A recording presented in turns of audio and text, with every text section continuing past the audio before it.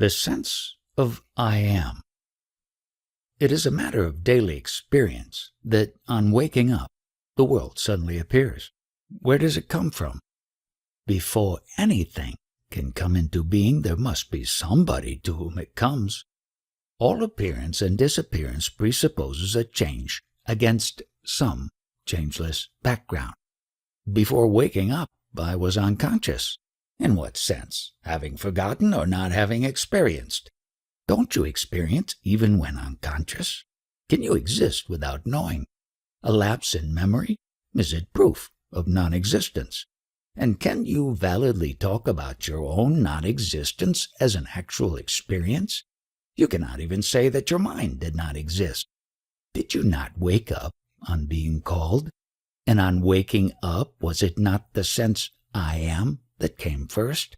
Some seed consciousness must be existing even during sleep or swoon. On waking up, the experience runs. I am the body in the world. It may appear to arise in succession, but in fact it is all simultaneous. A single idea of having a body in a world. Can there be the sense of I am without being somebody or other? I am always somebody with its memories and habits. I know no other I am. Maybe something prevents you from knowing. When you do not know something which others know, what do? I seek the source of their knowledge under their instruction. Is it not important to you to know whether or not you are a mere body or something else? Or maybe nothing at all? Don't you see that all your problems are your body's problems? Food, clothing, shelter, family, friends, name, fame, security, survival. All these lose their meaning the moment you realize that you may not be a mere body. What benefit is there in knowing that I am not the body? Even to say that you are not the body is not quite true. In fact, you are all the bodies, hearts and minds, and much more. Go deep into the sense of I am, and you will find. How do you find a thing you have mislaid or forgotten? You keep it in your mind until you recall it. The sense of being, of I am, is the first to emerge. Ask yourself whence it comes, or just watch it quietly. When the mind stays in the I am without moving, you enter a state which cannot be verbalized but can be experienced. All you need do is try and try again. After all, the sense I am is always with you, only you have attached all kinds of things to it, body, feelings, thoughts, ideas, possessions, etc. All these self-identifications are misleading. Because of them, you take yourself to be what you are not. Then what am I? It is enough to know what you are not.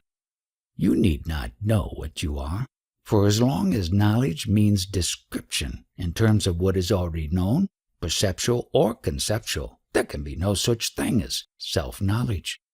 For what you are cannot be described, except as total negation. All you can say is, I am not this, I am not that. You cannot meaningfully say, this is what I am. It just makes no sense. What you can point out as this or that cannot be yourself. Surely you cannot be something else. You are nothing perceivable or imaginable. Yet without you, there can neither be perception nor imagination. You observe the heart feeling, the mind thinking, the body acting. The very act of perceiving shows that you are not what you perceive. Can there be perception, experience, without you? An experience must belong. Somebody must come and declare it as his own. Without an experiencer, the experience is not real. It is the experiencer that imparts reality to experience. An experience which you cannot have, of what value is it to you? The sense of being an experiencer, the sense of I am, is it not also an experience? Obviously, everything experienced is an experience, and in every experience there arises the experiencer of it. Memory creates the illusion of continuity. In reality, each experience has its own experiencer, and the sense of identity is due to the common factor at the root of all experiencer-experience relations. Identity and continuity are not the same, just as each flower has its own color, but all colors are caused by the same light. So do many experiences appear in the undivided, indivisible awareness, each separate in memory, identical in essence. This essence is the root, the foundation, the timeless and spaceless possibility of all experience. How do I get at it? You need not get at it, for you are it. It will get at you, if you give it the chance. Let go your attachment to the unreal, and the real will swiftly and smoothly step into its own. Stop imagining yourself being or doing this or that, and the realization that you are the source and heart of all will dawn upon you. With this will come great love, which is not choice or predilection, nor attachment, but a power which makes all things love-worthy and lovable. Obsession with the body. Maharaj, you are sitting in front of me and I am here at your feet. What is the basic difference between us? There is no basic difference. Still, there must be some real difference. I come to you, you do not come to me. Because you imagine differences, you go here and there in search of superior people. You too are a superior person. You claim to know the real, while I do not. Did I ever tell you that you do not know, and therefore you are inferior? Let those who invented such distinctions prove them. I do not claim to know what you do not. In fact, I know much less than you do. Your words are wise, your behavior noble, your grace all-powerful. I know nothing about it at all, and see no difference between you and me. My life is a succession of events just like yours, only I am detached, and see the passing show as a passing show, while you stick to things and move along with them. What made you so dispassionate? Nothing in particular. It so happened that I trusted my guru. He told me, I am nothing but myself, and I believed him. Trusting him, I behaved accordingly and ceased caring for what was not me, nor mine. Why were you lucky to trust your teacher fully, while our trust is nominal and verbal? Who can say? It happens so. Things happen without cause and reason, and after all, what does it matter who is who? Your high opinion of me is your opinion only. Any moment you may change it. Why attach importance to opinions, even your own? Still, you are different. Your mind seems to be always quiet and happy, and miracles happen round you. I know nothing about miracles, and I wonder whether nature admits exceptions to her laws. Unless we agree that everything is a miracle. As to my mind, there is no such thing. There is consciousness in which everything happens. It is quite obvious and within the experience of everybody. You just do not look carefully enough. Look well and see what I see. What do you see? I see what you too could see, here and now, but for the wrong focus of your attention. You give no attention to yourself. Your mind is all with things, people, and ideas, never with yourself. Bring yourself into focus. Become aware of your own existence. See how you function. Watch the motives and results of your actions. Study the prison you have built around yourself by inadvertence. By knowing what you are not, you come to know yourself. The way back to yourself is through refusal and rejection. One thing is certain, the real is not imaginary. It is not a product of the mind. Even the sense I am is not continuous, though it is a useful pointer. It shows where to seek, but not what to seek. Just have a good look at it. Once you are convinced that you cannot say truthfully about yourself anything except I am, and that nothing can be pointed at, can be yourself, the need for the I am is over. You are no longer intent on verbalizing what you are. All you need is to get rid of the tendency to define yourself. All definitions apply to your body only and to its obsessions. Once this expression with the body goes, you will revert to your natural state, spontaneously and effortlessly. The only difference between us is that I am aware of my natural state, while you are bemused. Just like gold made into ornaments has no advantage over gold dust, except when the mind makes it so. So are we one in being. We differ only in appearance. We discover it by being earnest, by searching, inquiring, questioning daily and hourly, by giving one's life to this discovery. Living the present. As I can see it, there is nothing wrong with my body nor with my real being. Both are not of my making and need not be improved upon. What has gone wrong is the inner body, call it mind, consciousness, antahkarana, whatever the name. What do you consider to be wrong with your mind? It is restless, greedy of the pleasant, and afraid of the unpleasant. What is wrong with it seeking the pleasant and shirking the unpleasant?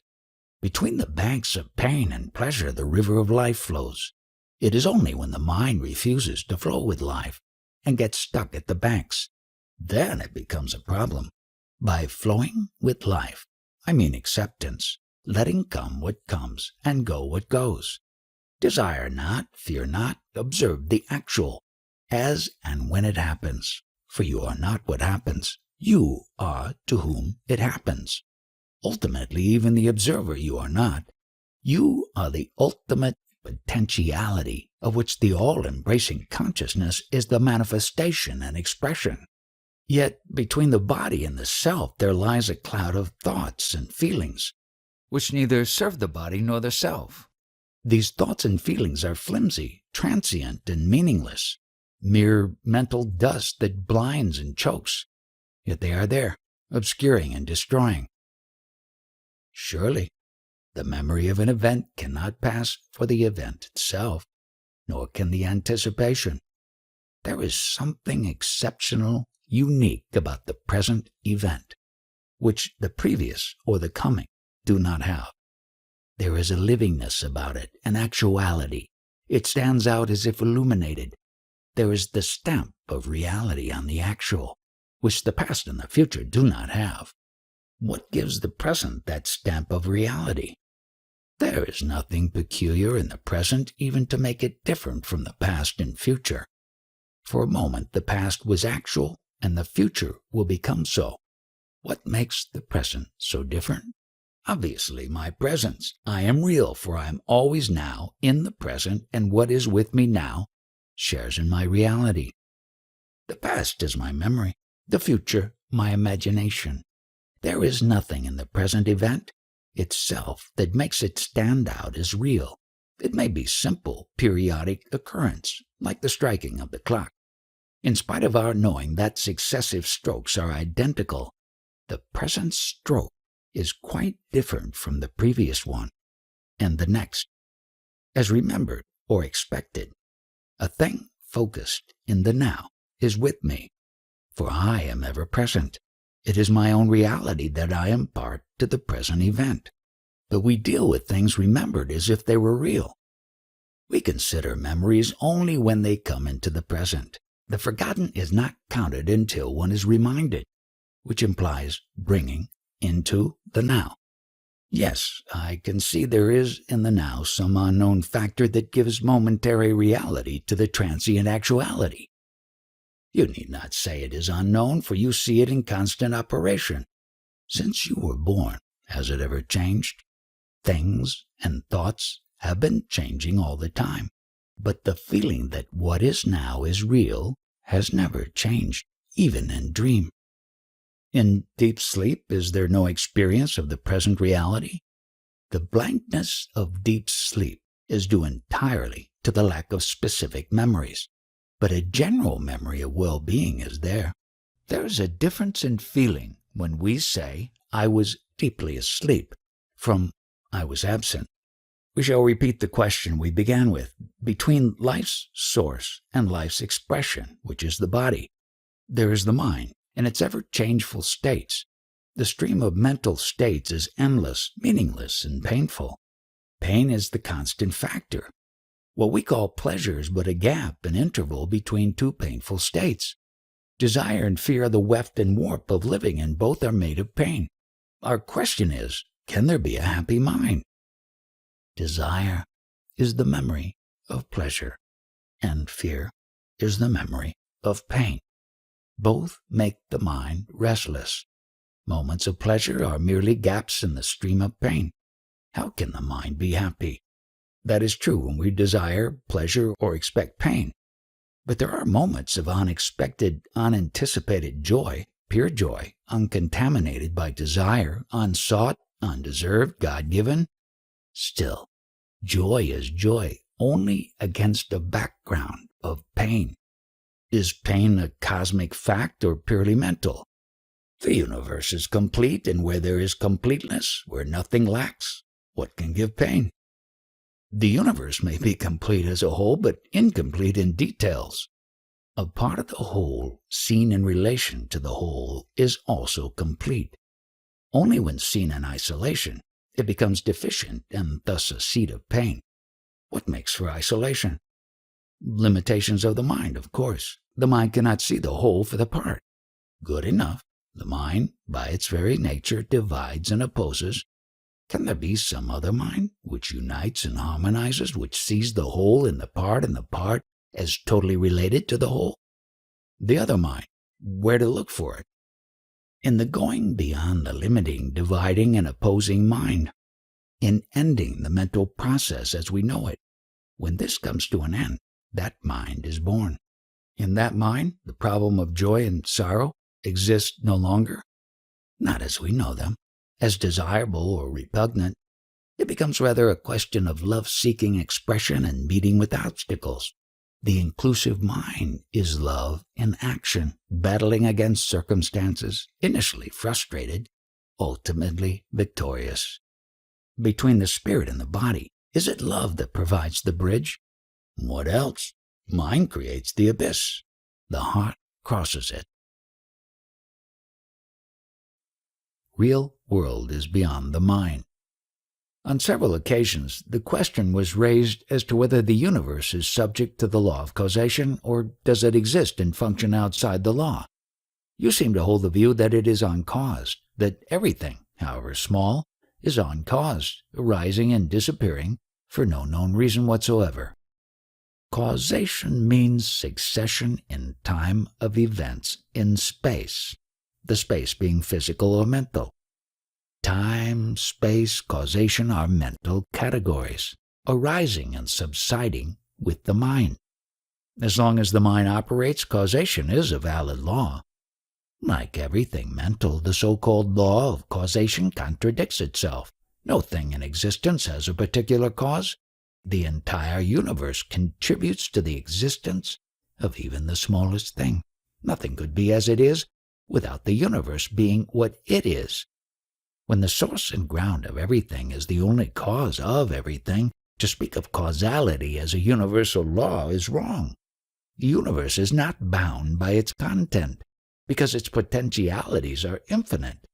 Besides, it is a manifestation or expression of a principle fundamentally and totally free. Yes, one can see that ultimately to speak of one thing being the only cause of another thing is altogether wrong. Yet in actual life we invariably initiate action with a view to a result. Yes, there is a lot of such activity going on because of ignorance. Would people know that nothing can happen unless the entire universe makes it happen? They would achieve much more with less expenditure of energy. If everything is an expression of the totality of causes, how can we talk of a purposeful action towards an achievement? The very urge to achieve is also an expression of the total universe. It merely shows that the energy potential has risen at a particular point. It is the illusion of time that makes you talk of causality. When the past and the future are seen in the timeless now as parts of a common pattern, the idea of cause-effect loses its validity, and creative freedom takes its place. Yet I cannot see how anything can come to be without a cause. When I say a thing is without a cause, I mean it can be without a particular cause. Your own mother was needed to give you birth, but you could not have been born without the sun and the earth. Even these could not have caused your birth without your own desire to be born. It is desire that gives birth, that gives name and form. The desirable is imagined and wanted and manifests itself as something tangible or conceivable. Thus is created the world in which we live, our personal world. The real world is beyond the mind's ken. We see it through the net of our desires, divided into pleasure and pain, right and wrong, inner and outer. To see the universe as it is, you must step beyond the net. It is not hard to do so, for the net is full of holes. What do you mean by holes and how to find them? Look at the net and its many contradictions. You do and undo at every step. You want peace, love, happiness, and work hard to create pain, hatred, and war. You want longevity and overeat. You want friendship and exploit. See, your net is made of such contradictions and remove them. Your very seeing them will make them go. Since my seeing the contradictions makes it go, is there no causal link between my seeing and its going? Causality, even as a concept, does not apply to chaos. To what extent is desire a causal factor? One of the many. For everything, there are innumerable causal factors. But the source of all that is the infinite possibility, the supreme reality which is in you and which throws its power and light and love on every experience. But this source is not a cause, and no cause is a source. Because of that, I say everything is uncaused. You may try to trace how a thing happens, but you cannot find out why a thing is as it is. A thing is as it is because the universe is as it is. What is born must die. Is the witness consciousness permanent or not? It is not permanent. The knower rises and sets with the known. That in which both the knower and the known arise and set is beyond time. The words permanent or eternal do not apply. In sleep there is neither the known nor the knower. What keeps the body sensitive and receptive? Surely you cannot say the knower was absent. The experience of things and thoughts was not there, that is all. But the absence of experience too is experience. It is like entering a dark room and saying, "I see nothing." A man blind from birth knows not what darkness means. Similarly, only the knower knows that he does not know. Sleep is merely a lapse in memory. Life goes on. And what is death? It is the change in the living process of a particular body. Integration ends and disintegration sets in. But what about the knower with the disappearance of the body? Does the knower disappear? Just as the knower of the body appears at birth, so he disappears at death. And nothing remains? Life remains. Consciousness needs a vehicle and an instrument for its manifestation. When life produces another body, another knower comes into being. Is there a causal link between the successive body knowers or body minds? Yes, there is something that may be called the memory body or causal body, a record of all that was thought, wanted, and done. It is like a cloud of images held together. What is the sense of a separate existence? It is a reflection in a separate body of the one reality. In this reflection, the unlimited and the limited are confused and taken to be the same. To undo this confusion is the purpose of yoga. Does not death undo this confusion? In death only the body dies. Life does not. Consciousness does not. Reality does not.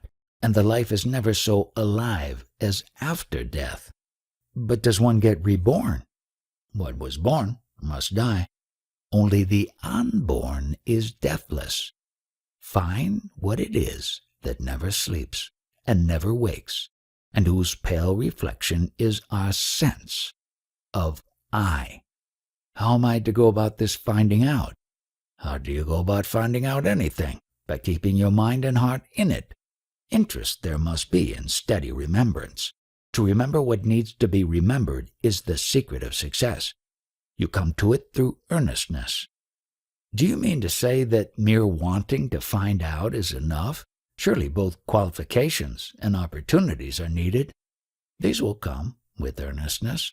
What is supremely important is to be free from contradictions. The goal and the way must not be on different levels. Life and light must not quarrel. Behavior must not betray belief. Call it honesty, integrity, wholeness. You must not go back, undo, uproot, abandon the conquered ground.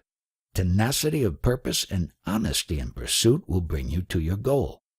Tenacity and honesty are endowments, surely. Not a trace of them I have. All will come as you go on. Take the first step first.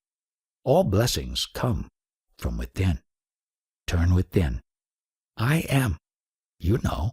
Be with it all the time you can spare, until you revert to it spontaneously.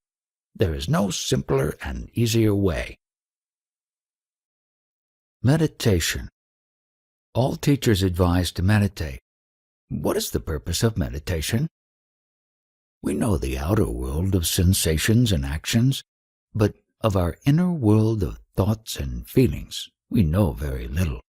The primary purpose of meditation is to become conscious of and familiar with our inner life. The ultimate purpose is to reach the source of life and consciousness. Incidentally, practice of meditation affects deeply our character. We are slaves to what we do not know. Of what we know, we are masters. Whatever vice or weakness in ourselves we discover and understand its causes and its workings, we overcome it by the very knowing. The unconscious dissolves when brought into the conscious. The dissolution of unconscious releases energy. The mind feels adequate and becomes quiet. What is the use of a quiet mind? When the mind is quiet, we come to know ourselves as the pure witness. We withdraw from the experience and its experiencer, and stand apart in pure awareness, which is between and beyond the two. The personality based on self-identification, on imagining oneself to be something. I am this, I am that, continues, but only as a part of the objective world. Its identification with the witness snaps. As I can make out, I live on many levels, and life on each level requires energy. The self by its very nature delights in everything, and its energies flow outwards. Is it not the purpose of meditation to dam up the energies on the higher levels, or to push them back up, so as to enable the higher levels to prosper also? It is not so much the matter of levels as of gunas, qualities. Meditation is a sattvic activity and aims at complete elimination of tamas, inertia, and rajas, motivity. Pure sattva, harmony, is perfect freedom from sloth and restlessness. How to strengthen and purify the sattva? The sattva is pure and strong always. It is like the sun. It may seem obscured by clouds and dust, but only from the point of view of the perceiver. Deal with the causes of obscuration, not with the sun. What is the use of sattva? What is the use of truth, goodness, harmony, beauty? They are their own goal. They manifest spontaneously and effortlessly when things are left to themselves, are not interfered with, not shunned or wanted, or conceptualized, but just experienced in full awareness. Such awareness itself is sattva. It does not make use of things and people. It fulfills them. Since I cannot improve sattva, am I to deal with tamas and rajas only? How can I deal with them? By watching their influence in you and on you. Be aware of them in operation. Watch their expressions in your thoughts, words, and deeds. and gradually their grip on you will lessen, and the clear light of sattva will emerge. It is neither difficult nor a protracted process. Earnestness is the only condition of success. The mind. There are very interesting books written by apparently very competent people in which the illusoriness of the world is denied, though not its transitoriness. According to them, there exists a hierarchy of beings, from the lowest to the highest. On each level, the complexity of the organism enables and reflects the depth, breadth, and intensity of consciousness without any visible or knowable culmination. One law supreme rules throughout. Evolution of forms for the growth and enrichment of consciousness and manifestation of its infinite potentialities. This may or may not be so. Even if it is only so from the mind's point of view. But in fact, the entire universe exists only in consciousness, while I have my stand in the Absolute. In pure being, consciousness arises. In consciousness, the world appears and disappears. All there is me. All there is mine. Before all beginnings, after all endings, I am. All has its being in me, in the I am, that shines in every living being. Even not being is unthinkable without me. Whatever happens, I must be there to witness it. Why do you deny being to the world? I do not negate the world. I see it as appearing in consciousness, which is the totality of the known in the immensity of the unknown. What begins and ends is mere appearance. The world can be said to appear, but not to be. The appearance may last very long on some scale of time, and very short on another, but ultimately it comes to the same. Whatever is time-bound is momentary and has no reality. Surely you see the actual world as it surrounds you. You seem to behave quite normally. That is how it appears to you. What, in your case, occupies the entire field of consciousness is a mere speck in mine. The world lasts but for a moment. It is your memory that makes you think that the world continues. Myself, I don't live by memory. I see the world as it is, a momentary appearance in consciousness. In your consciousness, all idea of me and mine, even of I am, is in consciousness. Is then your absolute being unconsciousness? The idea of unconsciousness exists in consciousness only. Then how do you know you are in the supreme state? Because I am in it. It is the only natural state. Can you describe it? Only by negation, as uncaused, independent, unrelated, undivided, uncomposed, unshakable, unquestionable, unreachable by effort. Every positive definition is from memory, and therefore inapplicable. And yet my state is supremely actual, therefore possible, realizable, attainable. Are you not immersed timelessly in an abstraction? Abstraction is mental and verbal and disappears in sleep or swoon. It reappears in time. I am in my own state, swarupa, timelessly in the now. Past and future are in mind only. I am now.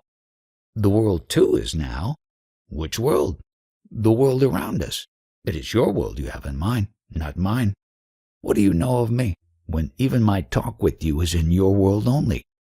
You have no reason to believe that my world is identical with yours.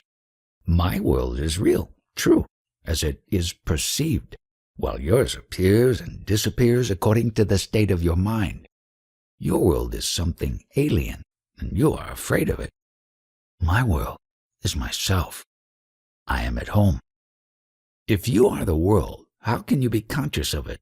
Is not the subject of consciousness different from its object? Consciousness and the world appear and disappear together. Hence they are two aspects of the same state. In sleep, am I not, and the world continues? How do you know? On waking up, I come to know. My memory tells me. Memory is in the mind. The mind continues in sleep. It is partly in abeyance, but its world picture is not affected. As long as the mind is there, your body and your world are there. Your world is mind-made, subjective, and closed within the mind, fragmentary, temporary, personal, hanging on the thread of memory. So is yours. Oh, no. I live in a world of realities while yours is of imagination. Your world is personal, private, unshareable, intimately your own. Nobody can enter it, see as you see, hear as you hear, feel your emotions, and think your thoughts. In your world, you are truly alone, enclosed in your ever-changing dream, which you take for life. My world is an open world, common to all, accessible to all. In my world there is community, insight, love, real quality. The individual is the total, the totality in the individual. All are one, and the one is all. Is your world full of things and people as is mine? No, it is full of myself. But do you see and hear as we do? Yes, I appear to hear and see and talk and act, but to me it just happens, as to you digestion or perspiration happens. The body-mind machine looks after it, but leaves me out of it. Just as you do not need to worry about growing hair, so I need not worry about words and actions. They just happen and leave me unconcerned. For in my world nothing ever goes wrong. The self stands beyond mind. As a child, fairly often I experienced states of complete happiness, verging on ecstasy. Later they ceased, but since I came to India they reappeared, particularly after I met you. Yet these states, however wonderful, are not lasting. They come and go, and there is no knowing when they will come back. How can anything be steady in a mind which itself is not steady? How can I make my mind steady? How can an unsteady mind make itself steady? Of course it cannot. It is the nature of mind to roam about. All you can do is to shift the focus of consciousness beyond the mind. How is it done? Refuse all thoughts except one. The thought, I am. The mind will rebel in the beginning, but with patience and perseverance it will yield and keep quiet.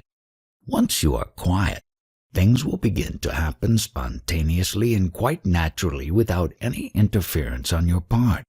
Can I avoid this protracted battle with my mind? Yes, you can. Just live your life as it comes, but alertly, watchfully, allowing everything to happen as it happens, doing the natural things the natural way, suffering, rejoicing, as life brings. This also is a way. Well, then I can as well marry, have children, run a business, be happy. Sure, you may or may not be happy. Take it in your stride. Yet I want happiness. True happiness cannot be found in things that change and pass away. Pleasure and pain alternate inexorably. Happiness comes from the self and can be found in the self only. Find your real self, Swarupa, and all else will come with it. If my real self is peace and love, why is it so restless? It is not your real being that is restless, but its reflection in the mind appears restless because the mind is restless. It is just like the reflection of the moon in the water, stirred by the wind. The wind of desire stirs the mind, and the me, which is but a reflection of the self in the mind, appears changeful. But these ideas of movement, of restlessness, of pleasure and pain are all in the mind. The self stands beyond the mind, aware but unconcerned. How to reach it? You are the self, here and now. Leave the mind alone. Stand aware and unconcerned, and you will realize that to stand alert but detached, watching events come and go, is an aspect of your real nature. What are the other aspects? The aspects are infinite in number. Realize one, and you will realize all. Tell me something that would help me. You know best what you need. I am restless. How can I gain peace? For what do you need peace? To be happy. Are you not happy now? No, I am not. What makes you unhappy? I have what I don't want, and want what I don't have. Why don't you invert it? Want what you have, and care not for what you don't have. I want what is pleasant, and don't want what is painful. How do you know what is pleasant and what is not? From past experience, of course. Guided by memory, you have been pursuing the pleasant and shunning the unpleasant. Have you succeeded? No, I have not. The pleasantness does not last. Pain sets in again. Which pain? The desire for pleasure, the fear of pain, both are states of distress. Is there a state of unalloyed pleasure? Every pleasure, physical or mental, needs an instrument. Both the physical and mental instruments are material. They get tired and worn out. The pleasure they yield is necessarily limited in intensity and duration. Pain is the background of all your pleasures. You want them because you suffer. On the other hand, the very search for pleasure is the cause of pain. It is a vicious circle. I can see the mechanism of my confusion, but I do not see my way out of it. The very examination of the mechanism shows the way. After all, your confusion is only in your mind, which never rebelled so far against confusion and never got to grips with it.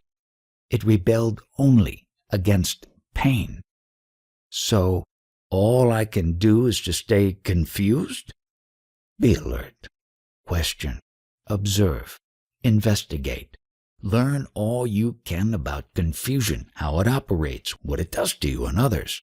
By being clear about confusion, you become clear of confusion.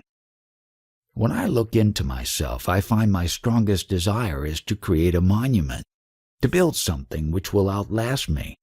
Even when I think of a home, wife, and child, it is because of a lasting, solid testimony to myself. Right? Build yourself a monument. How do you propose to do it? It matters little what I build as long as it is permanent. Surely you can see for yourself that nothing is permanent. All wears out, breaks down, dissolves. The very ground on which you build gives way. What can you build that will outlast all? Intellectually, verbally, I am aware that all is transient.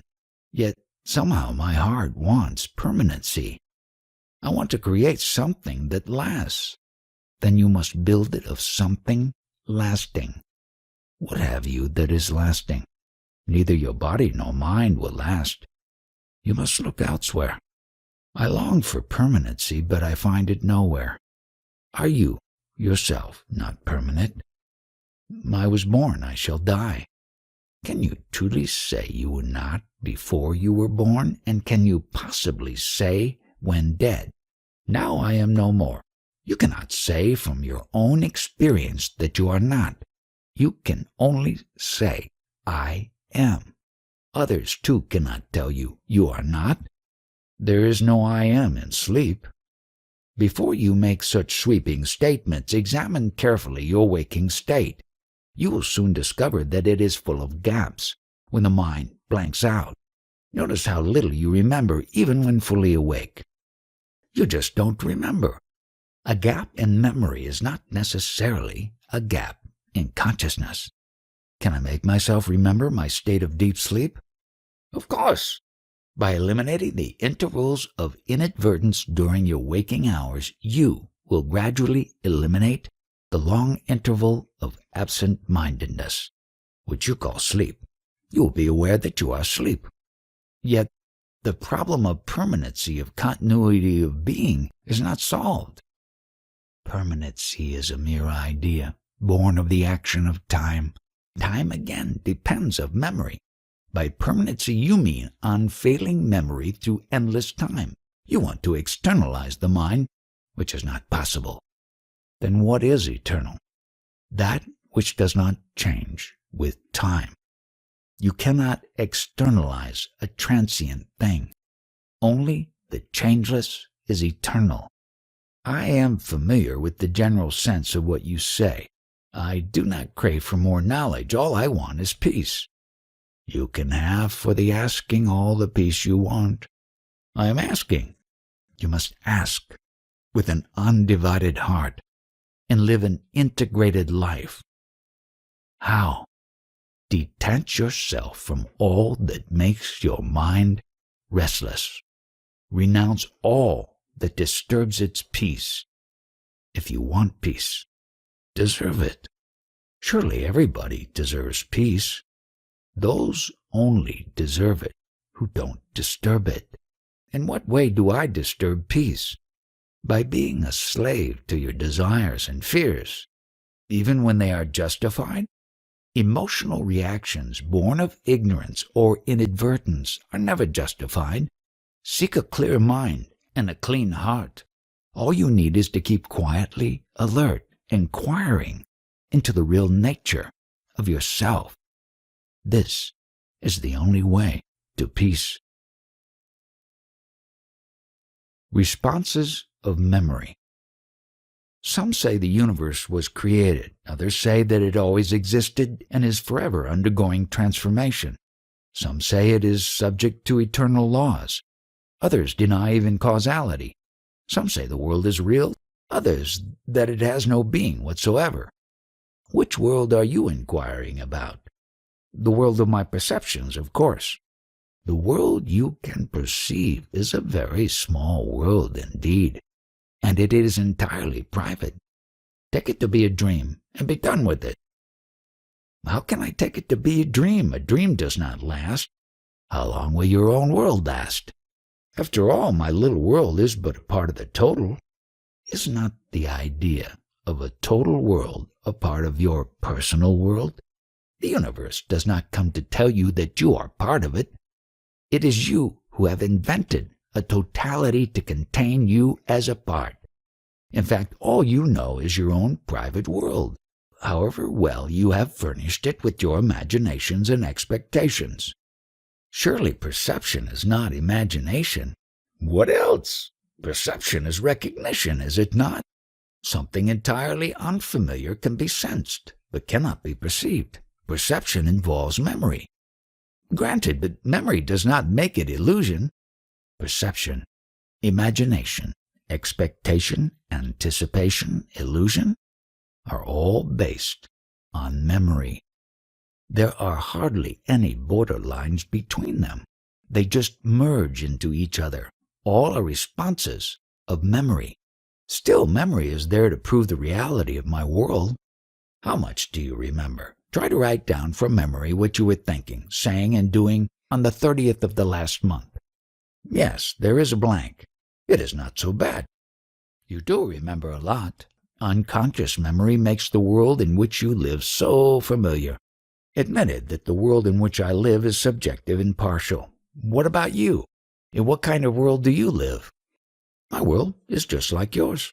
I see, I hear, I feel, I think, I speak and act in a world I perceive, just like you.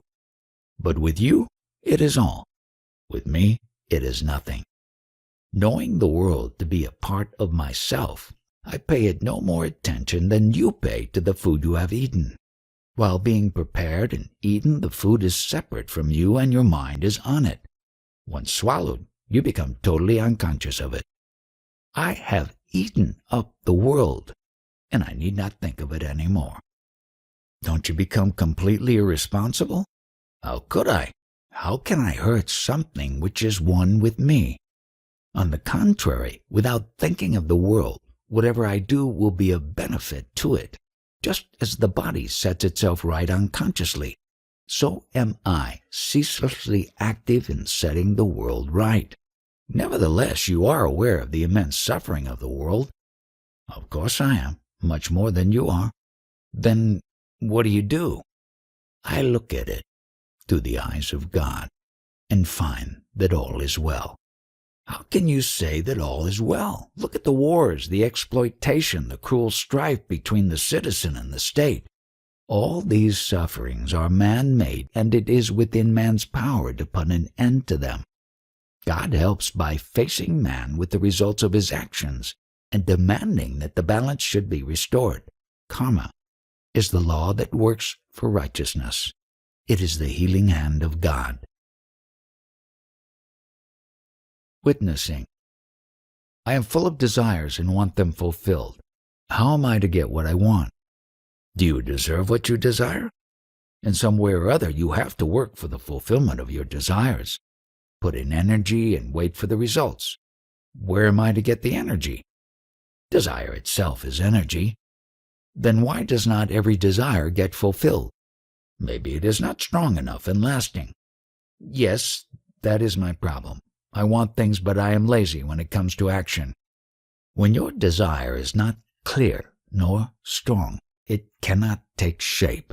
Besides, if your desires are personal, for your own enjoyment, the energy you give them is necessarily limited.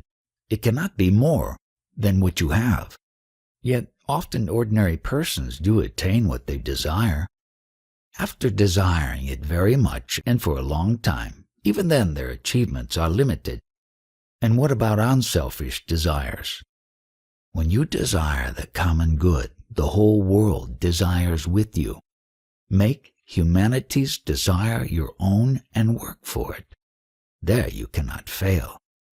Humanity is God's work, not mine. I am concerned with myself. Have I not the right to see my legitimate desires fulfilled? They will hurt no one.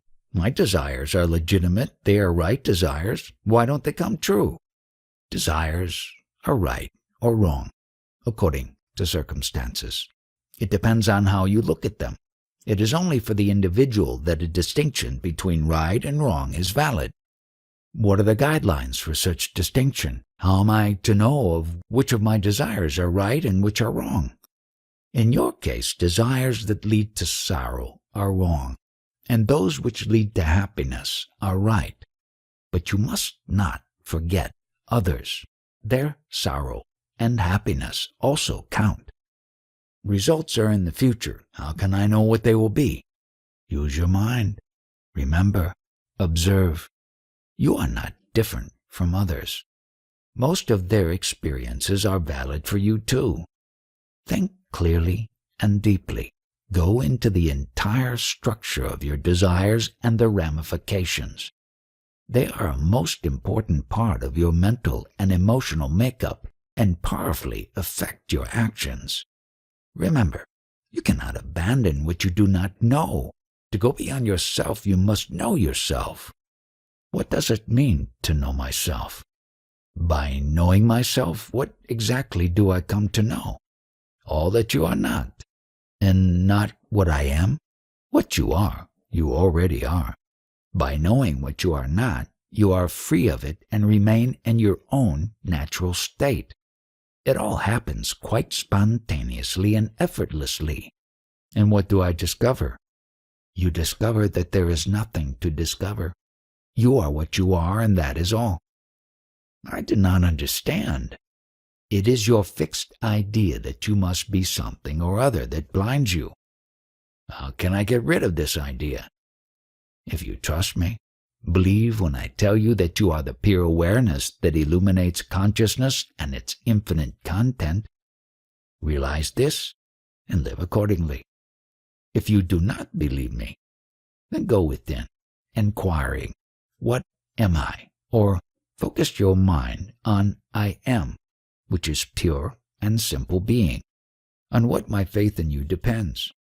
On your insight into other people's hearts. If you cannot look into my heart, look into your own. I can do neither. Purify yourself by a well-ordered and useful life. Watch over your thoughts, feelings, words, and actions. This will clear your vision. Must I not renounce everything first and live a homeless life? You cannot renounce. You may leave your home and give trouble to your family, but attachments are in the mind and will not leave you until you know your mind in and out. First thing first, know yourself. All else will come with it. But you already told me that I am the supreme reality. Is it not self-knowledge? Of course you are the supreme reality, but what of it? Every grain of sand is God. To know it is important, but that is only the beginning. Well, you told me that I am supreme reality. I believe you. What next is there for me to do? I told you already. Discover all you are not. Body, feelings, thoughts, ideas. Time, space, being and not being, this or that. Nothing concrete or abstract you can point out to is you. A mere verbal statement will not do. You may repeat a formula endlessly without any result whatsoever. You must watch yourself continuously, particularly your mind, moment by moment, missing nothing. This witnessing is essential for the separation of the self from the not-self. The witnessing, is it not my real nature? For witnessing, there must be something else to witness. We are still in duality. What about witnessing the witness, awareness of awareness? Putting words together will not take you far. Go within and discover what you are not. Nothing else matters. Awareness and consciousness. What do you do when asleep? I am aware of being asleep. Is not sleep a state of unconsciousness? Yes, I am aware of being unconscious. And when awake or dreaming, I am aware of being awake or dreaming. I did not catch you. What exactly do you mean? Let me make my terms clear. By being asleep, I mean unconscious. By being awake, I mean conscious.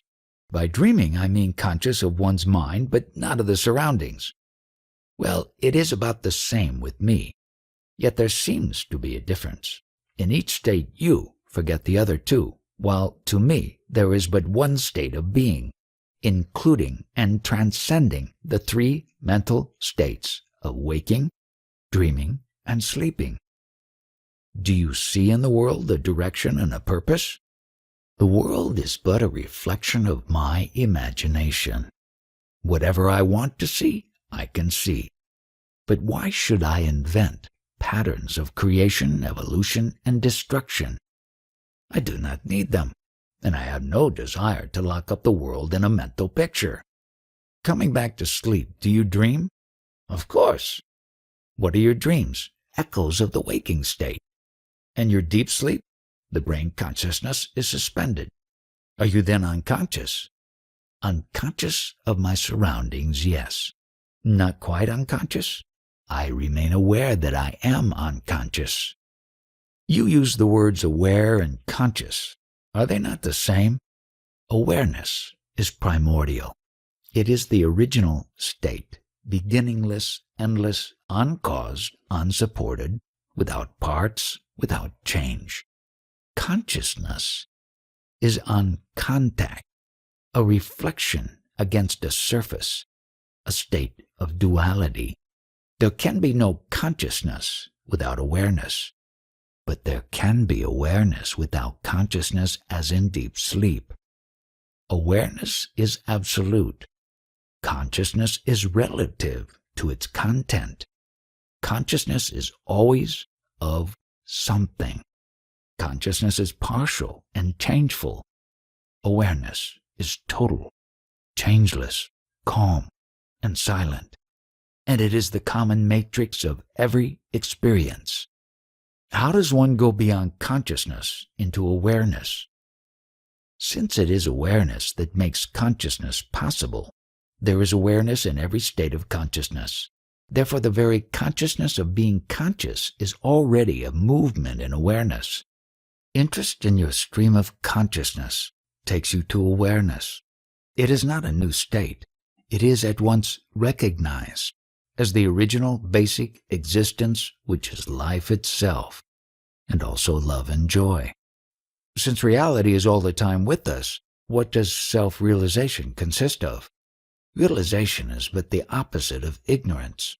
To take the world as real and one's self as unreal is ignorance, the cause of sorrow. To know the self as the only reality and all else is temporal and transient is freedom, peace, and joy. It is all very simple. Instead of seeing these things as imagined, learn to see them as they are. It is like cleansing a mirror. The same mirror that shows you the world as it is will also show you your own face. The thought I am is the polishing cloth. Use it. The person is not reality. Kindly tell us how you realized. I met my guru when I was 34 and realized by 37. What happened? What was the change? Pleasure and pain lost their sway over me. I was free from desire and fear and found myself full, needing nothing. I saw that in the ocean of pure awareness, on the surface of the universal consciousness, the numberless waves of the phenomenal worlds arise and subside, beginninglessly and endlessly. As consciousness, they are all me. As events, they are all mine. There is a mysterious power that looks after them. That power is awareness, self, life, God, whatever name you give it. It is the foundation, the ultimate support of all that is. Just like gold is the basis for all gold jewelry, and it is so intimately ours. Abstract the name and shape from the jewelry and the gold becomes obvious. Be free of name and form and of the desires and fears they create. Then what remains? Nothingness. Yes, the void remains. But the void is full to the brim. It is the eternal potential as consciousness is the eternal actual. By potential you mean the future. Past, present, future, they are all there, and infinitely more. But since the void is void, it is of little use to us. How can you say so? Without breach in continuity, how can there be rebirth? Can there be renewal without death? Even the darkness of sleep is refreshing and rejuvenating. Without death, we would have been bogged up forever in eternal senility. Is there no such thing as immortality? When life and death are seen as essential to each other, as two aspects of one being, that is immortality. To see the end in the beginning and the beginning in the end is the intimation of eternity. Definitely, immortality is not continuity. Only the process of change continues. Nothing lasts. Awareness lasts? Awareness is not time. Time exists in consciousness only. Beyond consciousness, where are time and space? Within the field of your consciousness, there is your body also. Of course, but the idea my body as different from other bodies is not there. To me it is a body, not my body, a mind, not my mind. The mind looks after the body all right. I need not interfere. What needs to be done is being done in the normal and natural way. You may not be quite conscious of your physiological functions, but when it comes to thoughts and feelings, desires and fears, you become acutely self-conscious. To me, these two are largely unconscious. I find myself talking to people or doing things quite correctly and appropriately without being very much conscious of them. It looks as if I live my physical waking life automatically, reacting spontaneously and accurately. Does this spontaneous response come as a result of realization or by training? Both. Devotion to your goal makes you live a clean and orderly life, given to search for truth and to helping people. And realization makes noble virtue easy and spontaneous. By removing for good the obstacles in the shape of desires and fears and wrong ideas. Don't you have desires and fears anymore? My destiny was to be born a simple man, a commoner, a humble tradesman with little of formal education. My life was the common kind, with common desires and fears. When through my faith in my teacher and obedience to his words, I realized my true being, I left behind my human nature to look after itself until its destiny is exhausted.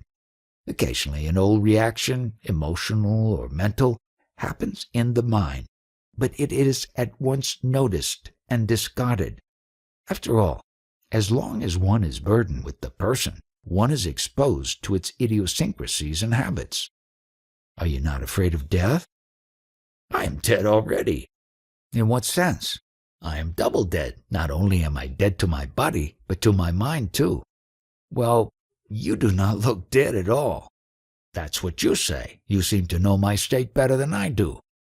Sorry, but I do not understand. You say you are bodiless, mindless. Well, I see you very much alive and articulate.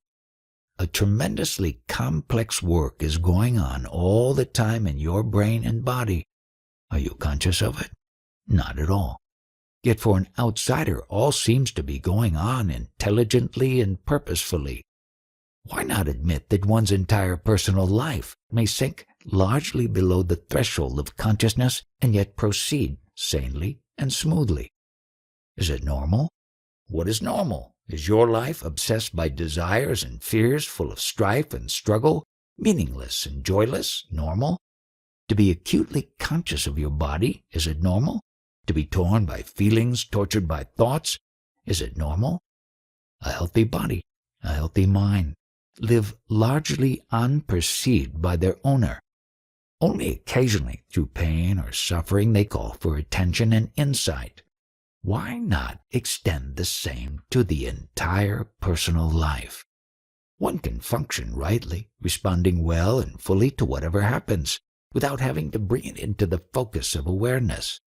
When self-control becomes second nature, awareness shifts its focus to deeper levels of existence and action. Do you become a robot?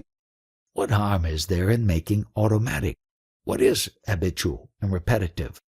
It is automatic anyhow, but when it is chaotic, it causes pain and suffering and calls for attention. The entire purpose of a clean, well-ordered life is to liberate man from the thraldom of chaos and the burden of sorrow. You seem to be in favor of a computerized life. What is wrong with a life which is free from problems? Personality is merely a reflection of the real. Why should not the reflection be true to the original as a matter of course, automatically? Need the person have any designs of his own? The life of which it is an expression will guide it. Once you realize that the person is merely a shadow of the reality, but not reality itself, you cease to fret and worry. You agree to be guided from within, and life becomes a journey into the unknown. The Supreme, the mind, and the body. From what you told us, it appears that you are not quite conscious of your surroundings. To us you seem extremely alert and active. We cannot possibly believe that you are in a kind of hypnotic state, which leaves no memory behind. On the contrary, your memory seems excellent. How are we to understand your statement that the world and all it includes does not exist as far as you are concerned? It is a matter of focus. Your mind is focused in the world. Mine is focused in reality. It is like the moon in daylight. When the sun shines, the moon is hardly visible. Or watch how you take your food. As long as it is in your mouth, you are conscious of it. Once swallowed, it does not concern you any longer. It would be troublesome to have it constantly in mind until it is eliminated. The mind should be normally in abeyance. Incessant activity is a morbid state. The universe works by itself. That I know. What else do I need to know? So a jnani knows what he is doing only when he turns his mind to it. Otherwise he just acts without being concerned? The average man is not conscious of his body as such. He is conscious of his sensations, feelings, and thoughts. Even these, once detachment sets in, move away from the center of consciousness and happen spontaneously and effortlessly. What then is in the center of consciousness? That which cannot be given name and form, for it is without quality and beyond consciousness. You may say it is a point in consciousness, which is beyond consciousness, like a hole in the paper is both in the paper and yet not of the paper. so is the supreme state in the very center of consciousness, yet beyond consciousness. It is as if an opening in the mind, through which the mind is flooded with light. The opening is not even the light. It is just an opening. An opening is just void, absence. Quite so. From the mind's point of view, it is but an opening for the light of awareness to enter the mental space. By itself, the light can only be compared to a solid, dense, rock-like, homogeneous, and changeless mass of pure awareness, free from the mental patterns of name and shape. Is there any connection between the mental space and the supreme abode? The supreme gives existence to the mind. The mind gives existence to the body. And what lies beyond? Take an example. A venerable yogi, a master in the art of longevity, himself over 1,000 years old, comes to teach me his art. I fully respect and sincerely admire his achievements. Yet all I can tell him is, of what use is longevity to me? I am beyond time. However long a life may be, it is but a moment and a dream. In the same way, I am beyond all attributes. They appear and disappear in my light, but cannot describe me. The universe is all names and forms, based on qualities and their differences, while I am beyond. The world is there because I am, but I am not the world. But you are living in the world. That's what you say. I know there is a world which includes this body and this mind, but I do not consider them to be more mine than other minds and bodies. They are there in time and space, but I am timeless and spaceless. But since all exists by your light, are you not the creator of the world? I am neither the potentiality nor the actualization of things. In my light they come and go, as the specks of dust dancing in the sunbeam. The light illumes the specks, but does not depend on them, nor can it be said to create them. It cannot even be said to know them. I am asking you a question, and you are answering. Are you conscious of the question and the answer? In reality, I am neither hearing nor answering. In the world of events, the question happens, and the answer happens. Nothing happens to me. Everything just happens. And you are the witness. What does witness mean? Mere knowledge. It rained, and now the rain is over. I did not get wet. I know it rained, but I am not affected. I just witnessed the rain. The fully realized man, spontaneously abiding in the supreme state, appears to eat, drink, and so on. Is he aware of it or not? That in which consciousness happens, the universal consciousness or mind, we call the ether of consciousness. All the objects of consciousness form the universe. What is beyond both, supporting both, is the supreme state, a state of utter stillness and silence. Whoever goes there disappears. It is unreachable by words or mind. You may call it God, or Parabrahman, or Supreme Reality, but these are names given by the mind. It is the nameless, contentless, effortless, and spontaneous state, beyond being and not being. But does one remain conscious? As the universe is of the body of the mind, so is consciousness the body of the Supreme. It is not conscious, but it gives rise to consciousness. In my daily action, much goes by habit, automatically. I am aware of the general purpose, but not of each movement in detail. As my consciousness broadens and deepens, detail tends to recede, leaving me free for the general trends. Does not the same happen to the jnani, but more so? On the level of consciousness, yes. In the supreme state, no. This state is entirely one and indivisible, a single, solid block of reality. The only way of knowing is to be it. The mind cannot reach it. To perceive it, it does not need senses. To know it does not need the mind.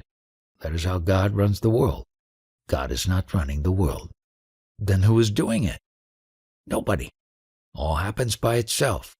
You are asking the question, and you are supplying the answer. and you know the answer when you ask the question. All is a play and consciousness. All divisions are illusory. You can know the false only. The true, you must yourself be. There is the witness consciousness, and there is the witnessing consciousness. Is the second the supreme? There are the two, the person and the witness, the observer. When you see them as one and go beyond, you are in the supreme state. It is not perceivable, because it is what makes perception possible. It is beyond being and not being. It is neither the mirror nor the image in the mirror. It is what is, the timeless reality, unbelievably hard and solid. The Jnani, is he the witness or the supreme? He is the supreme, of course, but he can also be viewed as the universal witness. But he remains a person? When you believe yourself to be a person, you see persons everywhere. In reality, there are no persons, only threads of memories and habits. At the moment of realization, the person ceases. Identity remains, but identity is not a person. It is inherent in the reality itself. The person has no being in itself. It is a reflection in the mind of the witness, the I am, which again is a mode of being. Is the Supreme conscious? Neither conscious nor unconscious. I am telling you from experience. Pragnanam Brahma. What is this prajna? It is the unself-conscious knowledge of life itself. Is it vitality, the energy of life, livingness? Energy comes first, for everything is a form of energy.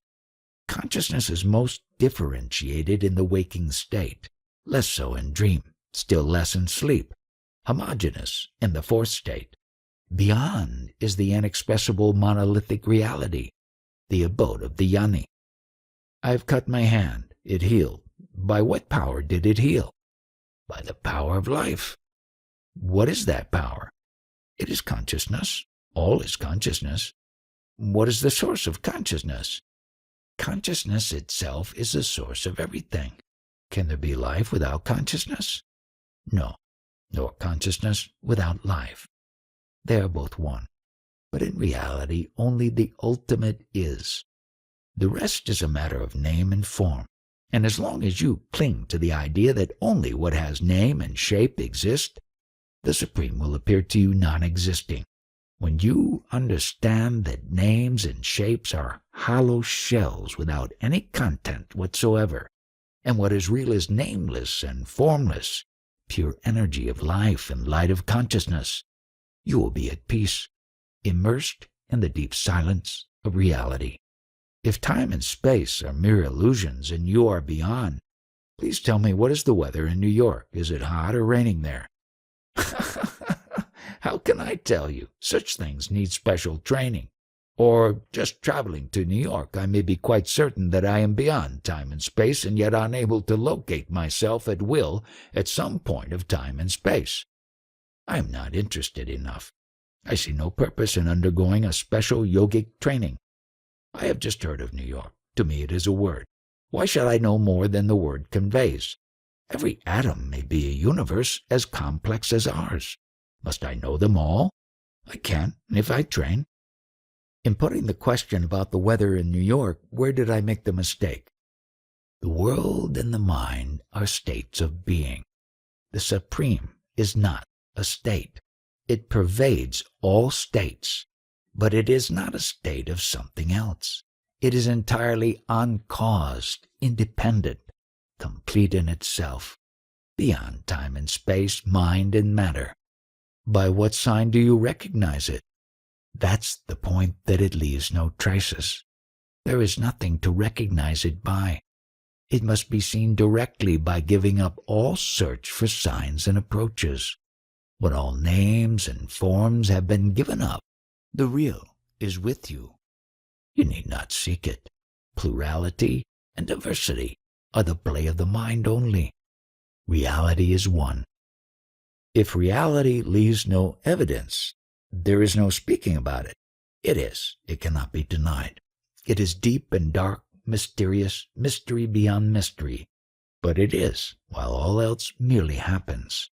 Is it the unknown? It is beyond both the known and the unknown, but I would rather call it the known than the unknown. For whenever something is known, it is the real that is known. Is silence an attribute of the real? This too is of the mind. All states and conditions are of the mind. What is the place of samadhi? Not making use of one's consciousness is samadhi. You must leave your mind alone. You want nothing, neither from your body nor from your mind. Appearances and reality. Repeatedly, you have been saying that events are causeless. A thing just happens, and no cause can be assigned to it. Surely everything has a cause, or several causes. How am I to understand the causelessness of things? From the highest point of view, the world has no cause. But what is your own experience? Everything is on cause. The world has no cause. I am not inquiring about the causes that led to the creation of the world. Who has seen the creation of the world? It may even be without beginning, always existing. But I am not talking about the world. I take the world to exist somehow. It contains so many things. Surely each must have a cause or several causes. Once you create for yourself a world in time and space, governed by causality, you are bound to search for and find causes for everything. You put the question and impose an answer. My question is very simple. I see all kinds of things, and I understand that each must have a cause, or a number of causes.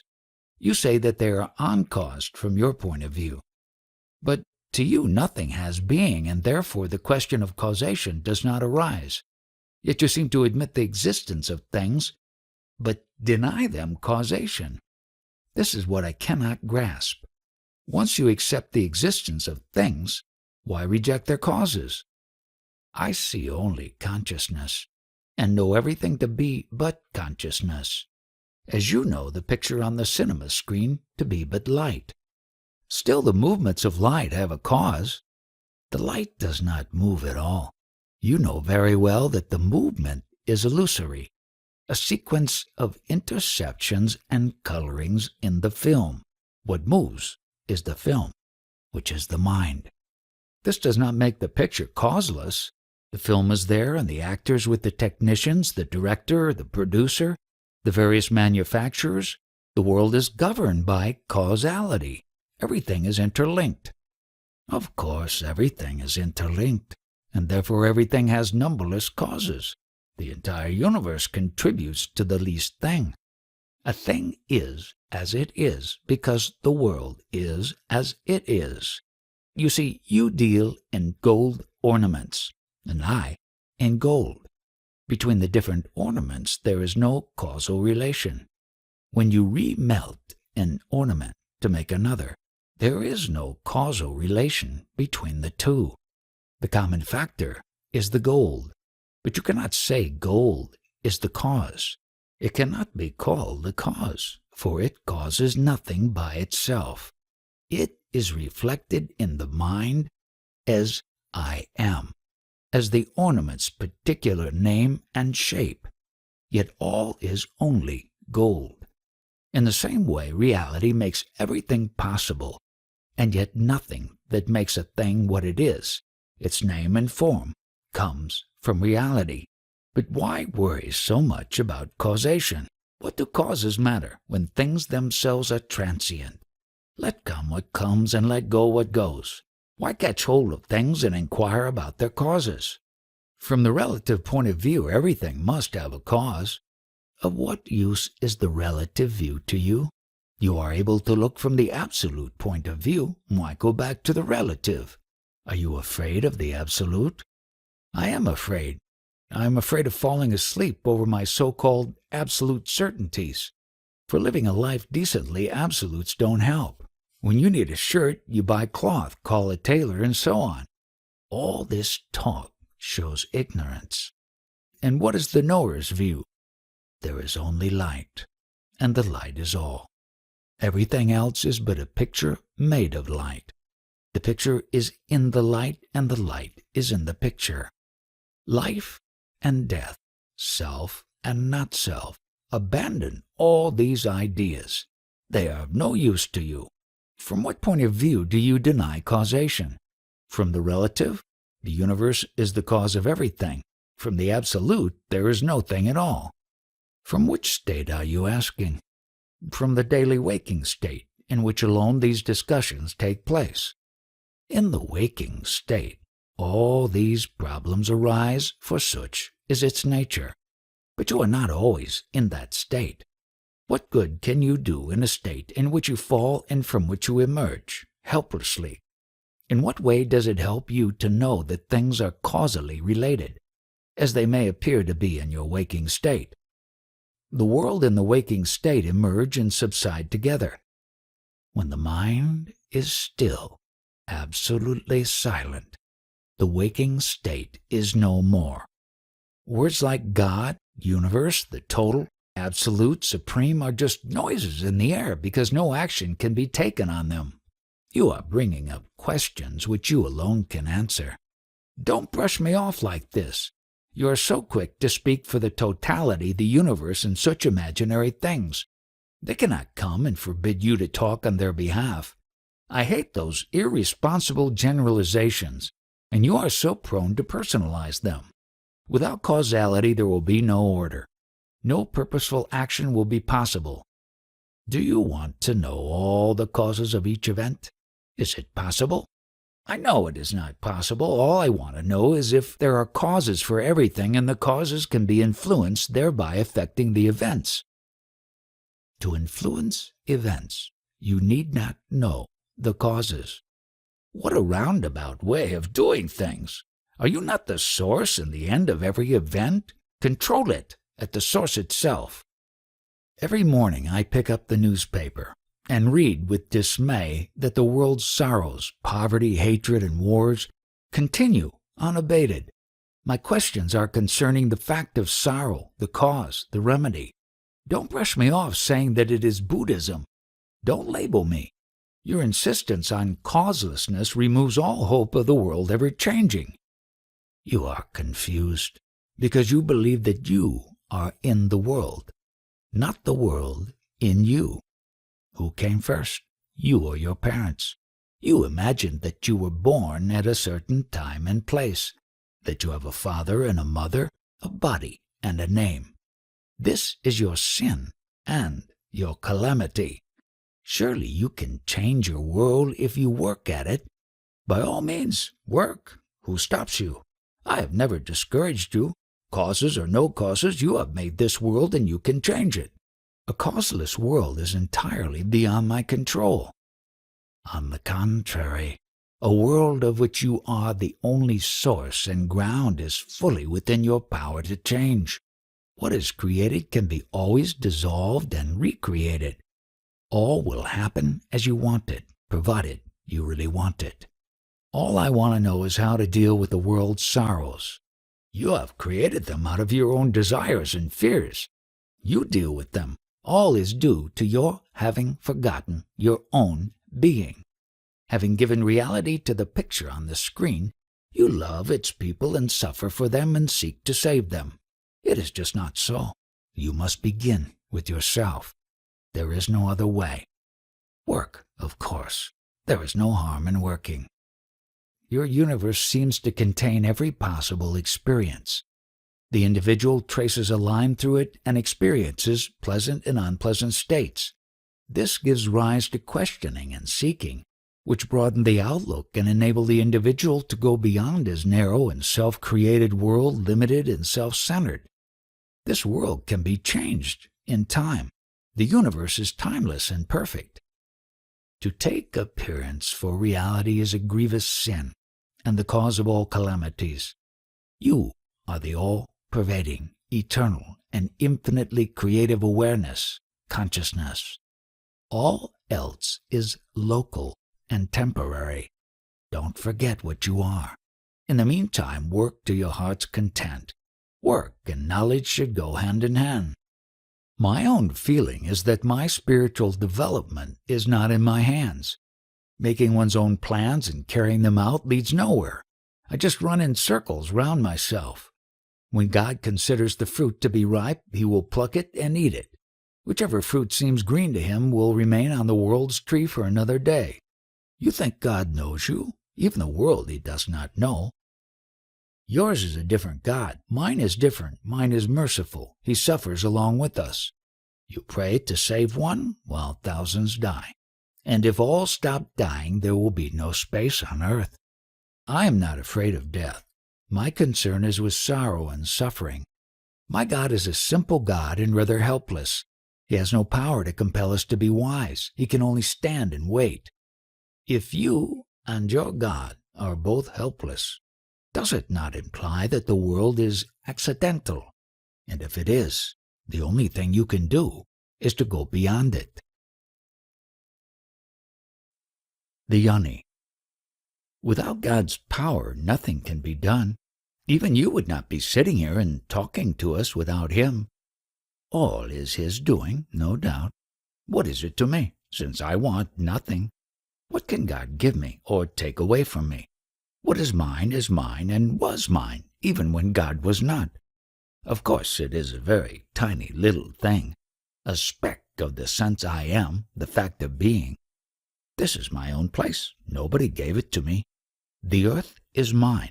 What grows on it is God's. Did God take the earth on rent from you? God is my devotee and did all this for me. Is there no God apart from you? How can there be? I am is the root. God is the tree. Who am I to worship and what for? Are you the devotee or the object of devotion? I am neither. I am devotion itself. There is not enough devotion in the world. You are always after the improvement of the world. Do you really believe that the world is waiting for you to be saved? I just do not know how much I can do for the world. All I can do is to try. Is there anything else you would like me to do? Without you, is there a world? You know all about the world. But about yourself, you know nothing. You yourself are the tools of your work. You have no other tools. Why don't you take care of the tools before you think of the work? I can wait while the world cannot. By not inquiring, you keep the world waiting. Waiting for what? For somebody who can save it.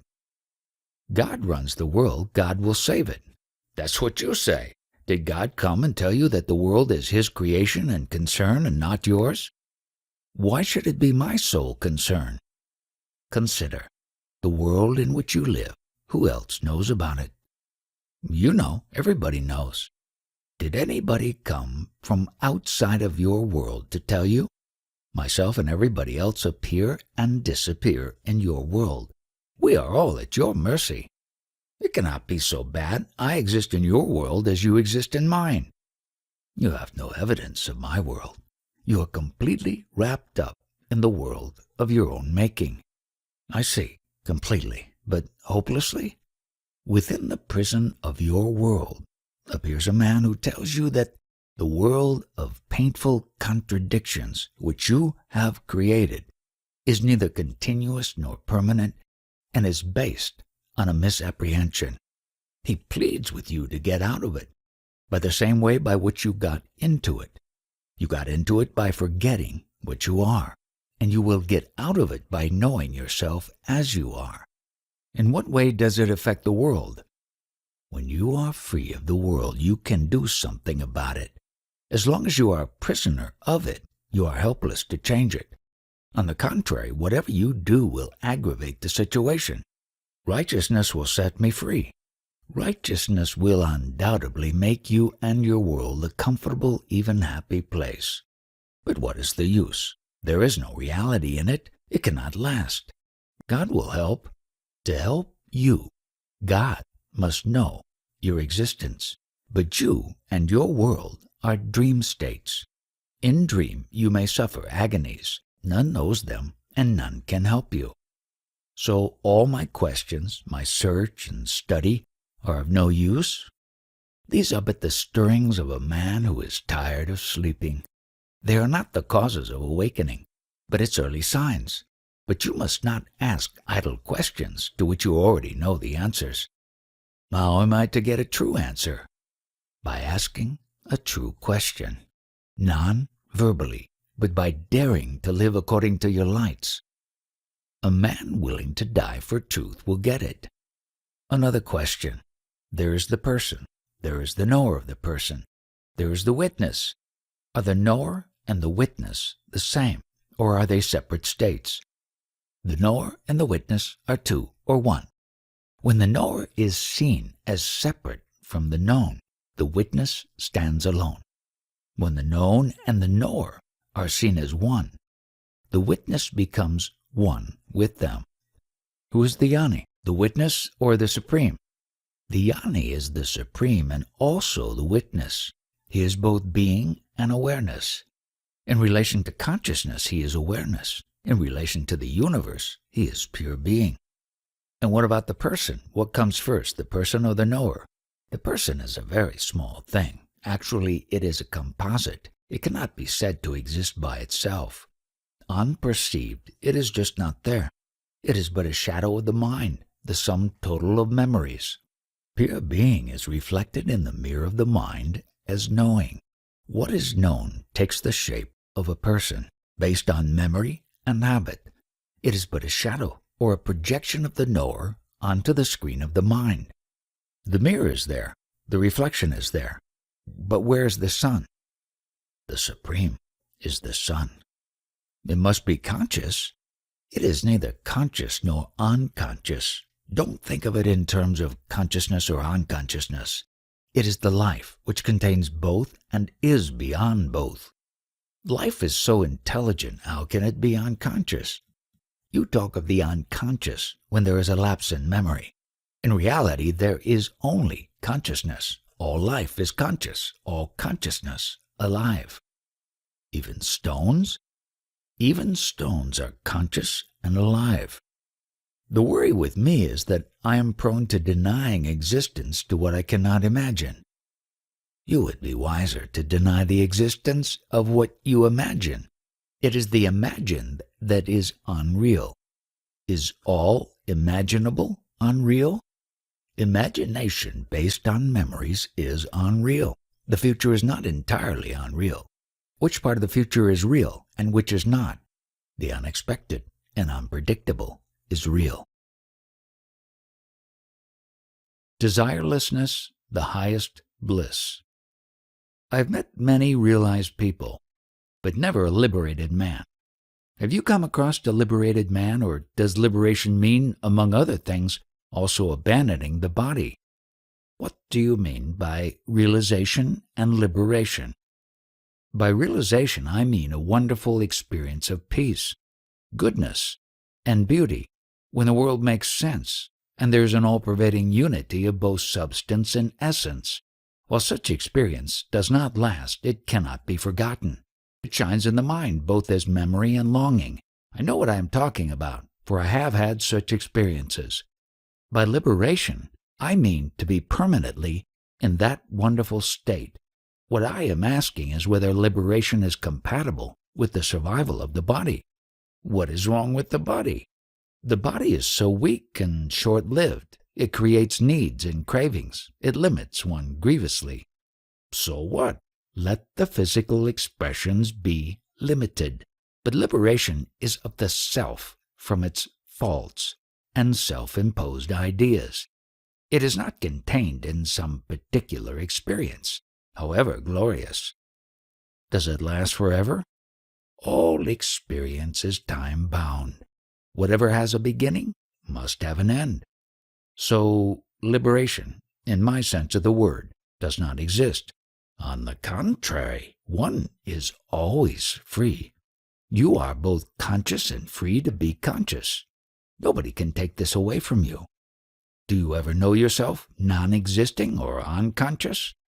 I may not remember, but that does not disprove my being occasionally unconscious. Why not turn away from the experience to the experiencer and realize the full import of the only true statement you can make? I am. How is it done? There is no how here. Just keep in mind the feeling I am. Merge in it till your mind and feeling become one. By repeated attempts, you will stumble on the right balance of attention and affection, and your mind will be firmly established in the thought-feeling I am.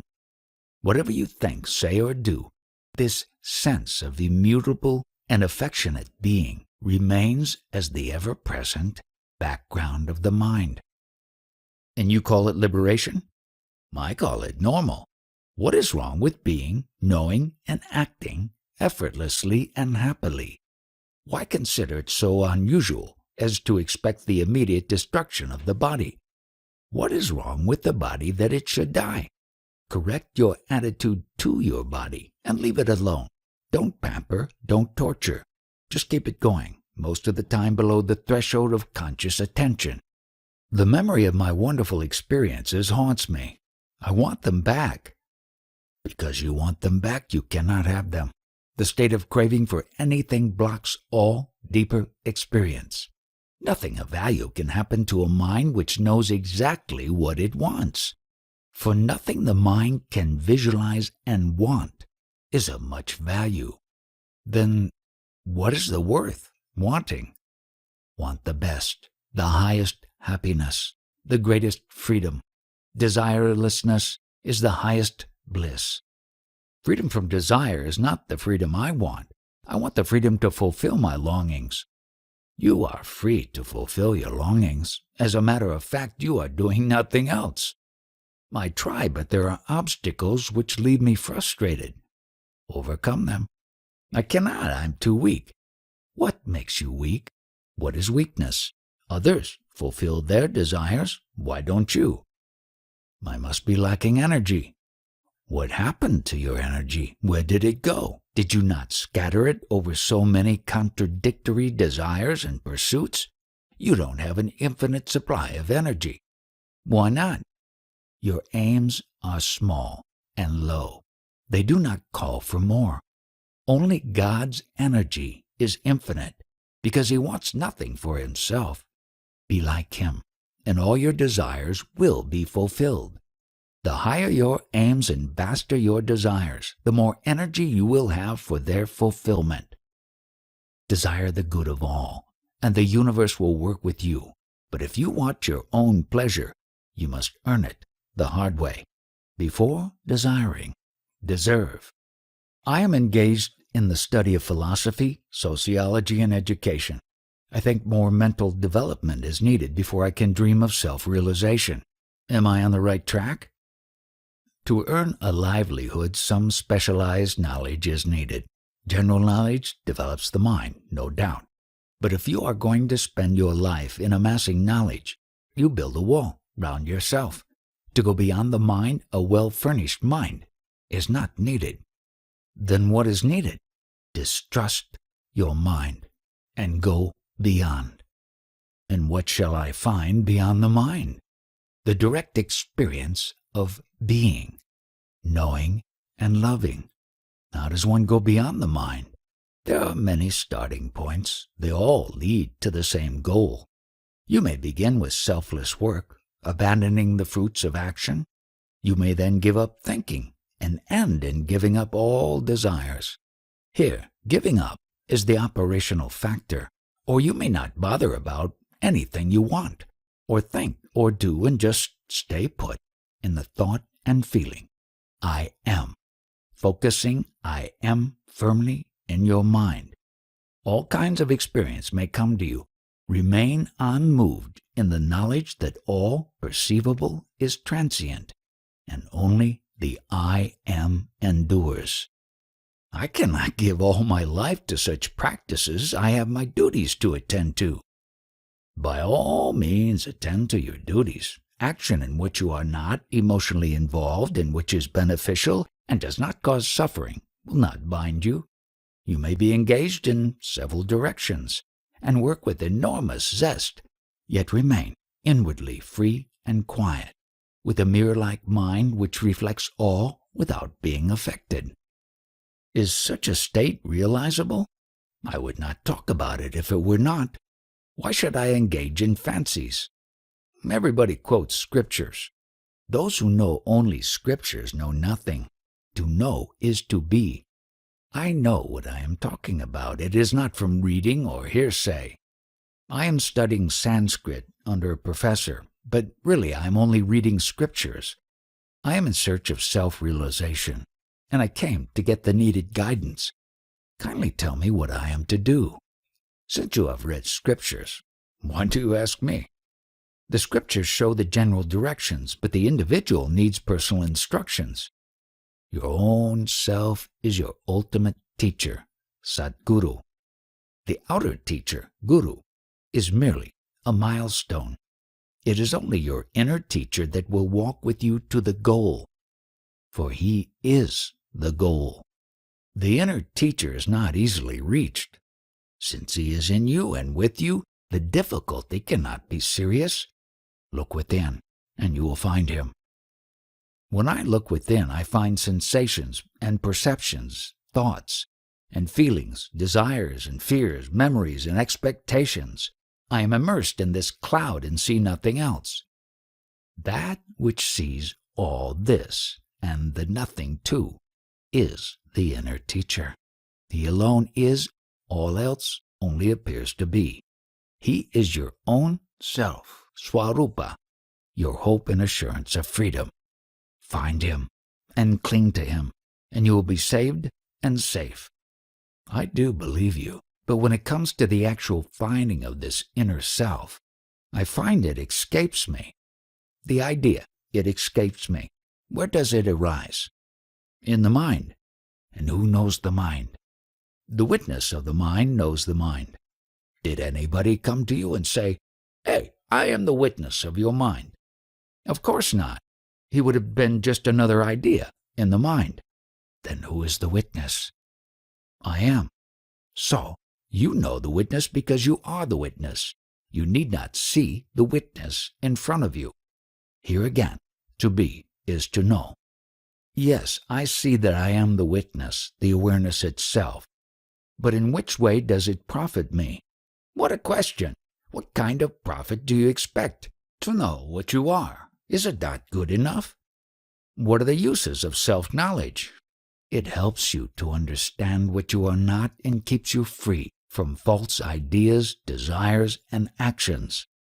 If I am the witness only, what do right and wrong matter? What helps you to know yourself is right? What prevents is wrong? To know one's real self is bliss. To forget is sorrow. Is the witness consciousness the real self?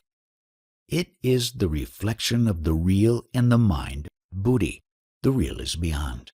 The witness is the door to which you pass beyond. What is the purpose of meditation? Seeing the faults as the faults is meditation. This must go on all the time. We are told to meditate regularly. Deliberate daily exercise in discrimination between the true and the false and renunciation of the false is meditation. There are many kinds of meditation to begin with, but they all merge finally into one. Please tell me which road to self-realization is the shortest. No way is short or long, but some people are more in earnest and some are less. I can tell you about myself. I was a simple man, but I trusted my guru. What he told me to do, I did. He told me to concentrate on I am. I did. He told me that I am beyond all perceivables and conceivables. I believed. I gave him my heart and soul, my entire attention and the whole of my spare time. I had to work to keep my family alive. As a result of faith and earnest application, I realized myself, Swarupa, within 3 years. You may choose any way that suits you. Your earnestness will determine the rate of progress. No hint for me? Establish yourself firmly in the awareness of I am. This is the beginning and also the end of all endeavor. The ever-present. The highest powers of the mind are understanding, intelligence, and insight. Man has 3 bodies, the physical, the mental, and the causal, prana, mana, karana. The physical reflects his being, the mental, his knowing, and causal, his joyous creation. Of course, these are all forms of consciousness, but they appear to be separate, with qualities of their own. Intelligence, buddhi, is the reflection in the mind of the power to know, chit. It is what makes the mind knowable. The brighter the intelligence, the wider, deeper, and truer the knowledge. To know things, to know people, and to know oneself are all functions of intelligence. The last is the most important and contains the former two. Misunderstanding oneself and the world leads to false ideas and desires, which again lead to bondage. Right understanding of oneself is necessary for freedom from the bondage of illusion. I understand all this in theory, but when it comes to practice, I find that I fail hopelessly in my responses to situations and people, and by my inappropriate reactions I merely add to my bondage. Life is too quick for my dull and slow mind. I do understand, but too late, when the old mistakes have been already repeated. What is the problem? I need a response to life, not only intelligent, but also very quick. It cannot be quick unless it is perfectly spontaneous. How can I achieve such spontaneity? The mirror can do nothing to attract the sun. It can only keep bright. As soon as the mind is ready, the sun shines in it. The light of the self or of the mind? Both. It is uncaused and unvarying by itself and colored by the mind, as it moves and changes. It is very much like a cinema. The light is not in the film, but the film colors the light and makes it appear to move by intercepting it. Are you now in a perfect state? Perfection is a state of mind when it is pure. I am beyond the mind, whatever its state, pure or impure. Awareness is my nature. Ultimately, I am beyond being and non-being. Will meditation help me to reach your state? Meditation will help you to find your bonds, loosen them, untie them, and cast your moorings. When you are no longer attached to anything, you have done your share. The rest will be done for you. By whom? By the same power that brought you so far, that prompted your heart to desire truth and your mind to seek it. It is the same power that keeps you alive. You may call it life or the supreme. The same power kills me in due course. Were you not present at your birth? Will you not be present at your death? Find him who is always present, and your problem of spontaneous and perfect response will be solved. Realization of the eternal and an effortless adequate response to ever-changing temporary event are two different and separate questions. You seem to roll them into one. What makes you do so? To realize the eternal is to become the eternal, the whole, the universe, with all it contains. Every event is the effect and the expression of the whole, and is in fundamental harmony with the whole. All response from the whole must be right, effortless, and instantaneous. It cannot be otherwise if it is right. Delayed response is wrong response. Thought, feeling, and action must be one and simultaneous with the situation that calls for them. How does it come? I told you already. Find him who was present at your birth and will witness your death. My father and mother? Yes, your father, mother, the source from which you came. To solve a problem, you must trace it to its source. Only in the dissolution of the problem and the universal solvents of inquiry and dispassion can its right solution be found. To know what you are, find what you are not. Your way of describing the universe as consisting of matter, mind, and spirit is one of the many. There are other patterns to which the universe is expected to conform, and one is at a loss to know which pattern is true and which is not. One ends in suspecting that all patterns are only verbal and that no pattern can contain reality. According to you, reality consists of three expanses: the expanse of matter-energy, Mahadakash, the expanse of consciousness, Chidakash, and of pure spirit, Paramakash. The first is something that has both movement and inertia, that we perceive. We also know that we perceive, we are conscious, and also aware of being conscious. Thus we have two, matter energy and consciousness. Matter seems to be in space, while energy is always in time, being connected with change and measured by the rate of change. Consciousness seems to be somehow here and now, in a single point of time and space. But you seem to suggest that consciousness too is universal, which makes it timeless, spaceless, and impersonal. I can somehow understand that there is no contradiction between the timeless and spaceless and the here and now. But impersonal consciousness, I cannot fathom. To me, consciousness is always focused, centered, individualized, a person. You seem to say there can be perceiving without a perceiver, knowing without a knower, loving without a lover, acting without an actor. I feel that the trinity of knowing, knower, and known can be seen in every movement of life. Consciousness implies a conscious being, an object of consciousness and the fact of being conscious. That which is conscious I call a person. A person lives in the world, is a part of it, affects it, and is affected by it. Why don't you inquire how real are the world and the person? Oh no, I need not inquire. Enough if the person is not less real than the world in which the person exists. Then what is the question? Are persons real and universals conceptual? Or are universals real and persons imaginary? Neither are real. Surely I am real enough to merit your reply, and I am a person, not when asleep. Submergence is not absence, even though asleep I am. To be a person you must be self-conscious. Are you so always? Not when I sleep, of course, nor when I am in a swoon or drugged. During your waking hours, are you continually self-conscious? No, sometimes I am absent-minded or just absorbed. Are you a person during the gaps in self-consciousness? Of course I am the same person throughout. I remember myself as I was yesterday and yesteryear. Definitely, I am the same person. So, to be a person, you need memory. Of course, and without memory, what are you? Incomplete memory entails incomplete personality. Without memory, I cannot exist as a person. Surely you can exist without memory.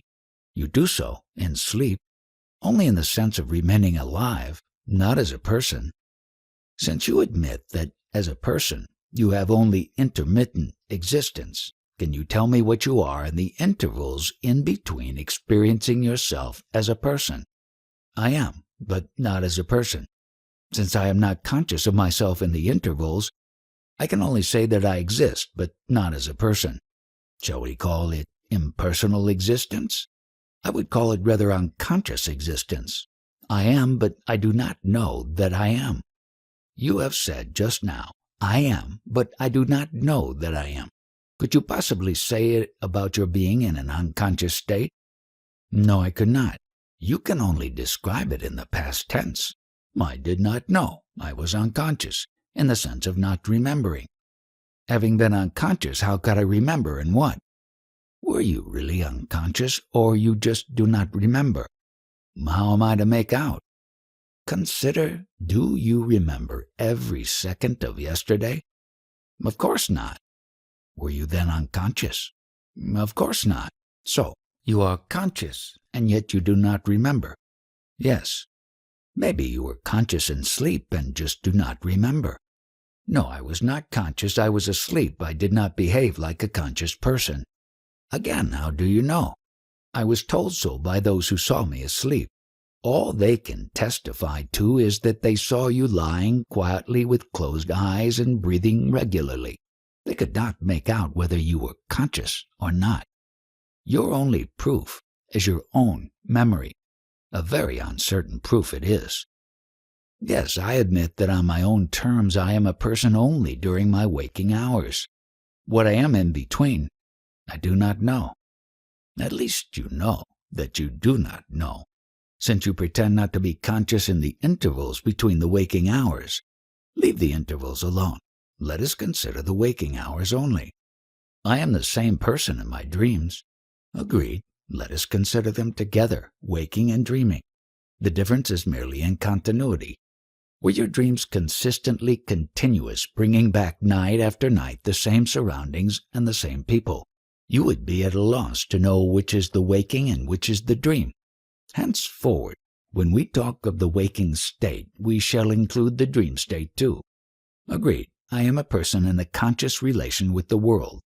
Are the world and the conscious relation with it essential to your being a person? Even immersed in a cave, I remain a person. It implies a body and a cave, and a world in which they can exist. Yes, I can see.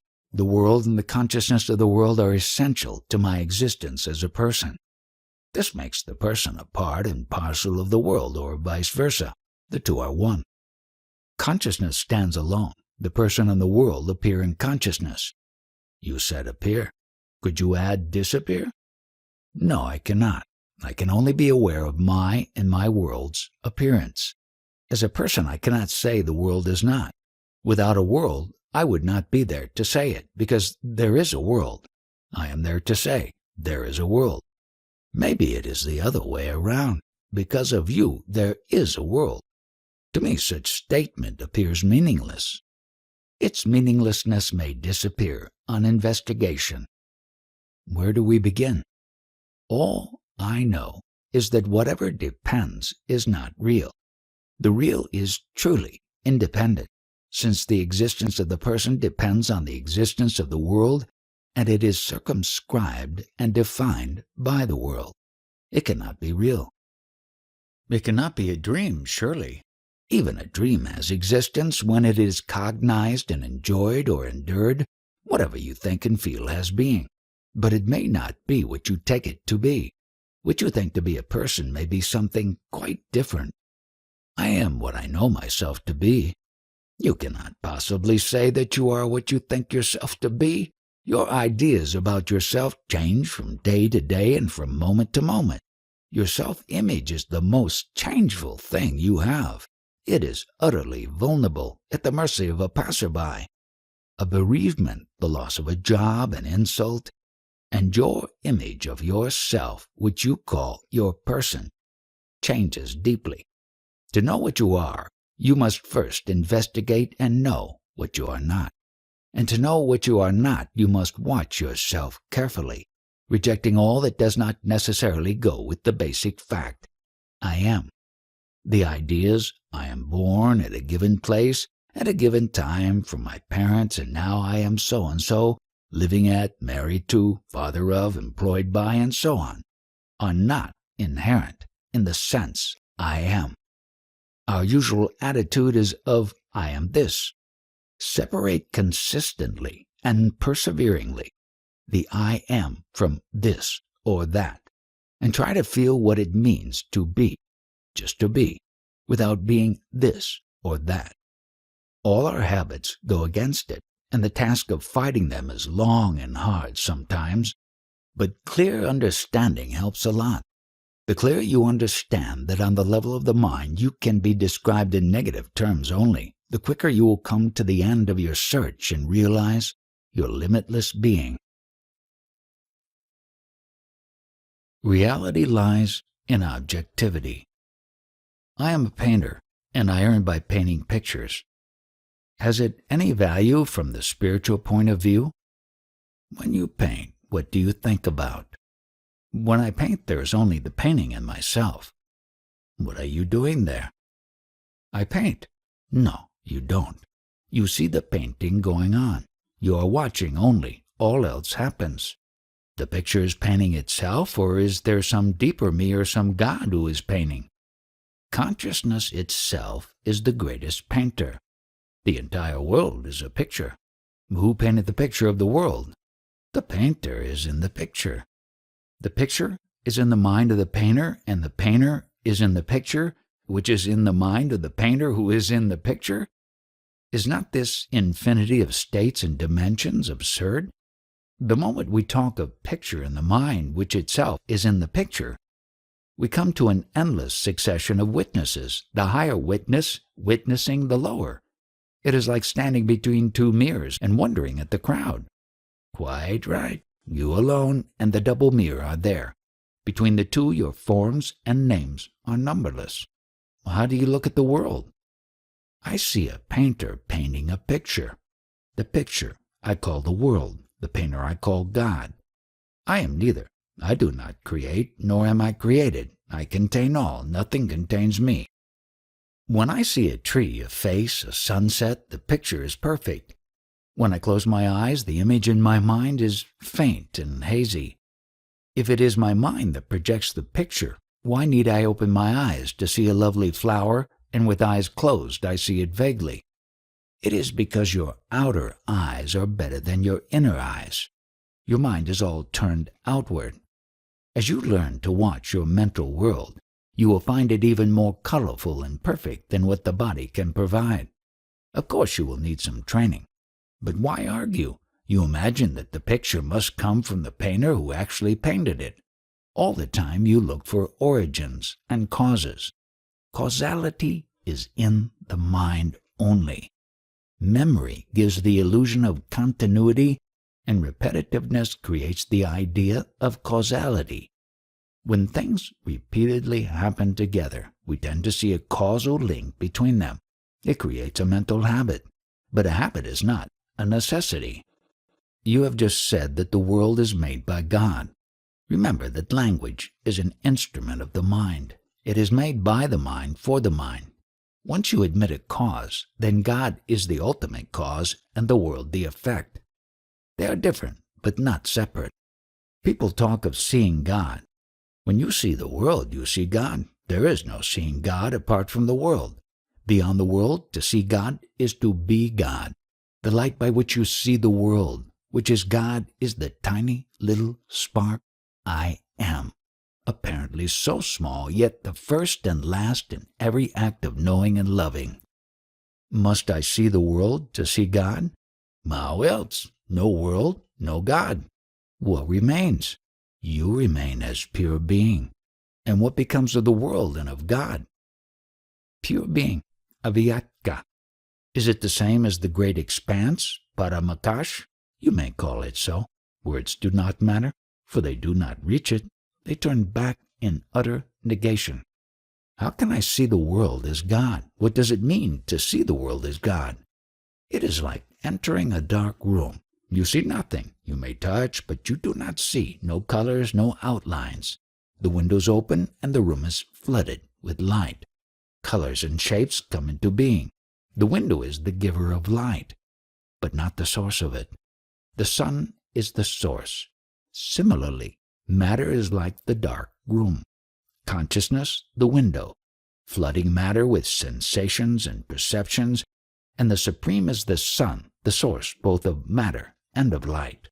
The window may be closed or open. The sun shines all the time. It makes all the difference to the room, but none to the sun. Yet all this is secondary to the tiny little thing which is the I am.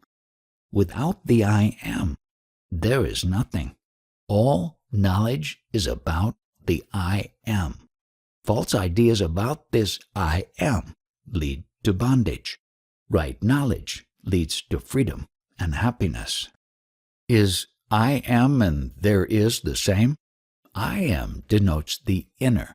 There is the outer. Both are based on the sense of being. Is it the same as the experience of existence? To exist means to be something, a thing, a feeling, a thought, an idea. All existence is particular. Only being is universal, in the sense that every being is compatible with every other being. Existences clash, being never. Existence means becoming, change, birth and birth again, while in being there is silent peace. If I create the world, why have I made it bad? Everyone lives in his own world. Not all worlds are equally good or bad. What determines the difference? The mind that projects the world colors it its own way. When you meet a man, he is a stranger. When you marry him, he becomes your own self. When you quarrel, he becomes your enemy. It is your mind's attitude that determines what he is to you. I can see that my world is subjective. Does it make it also illusory?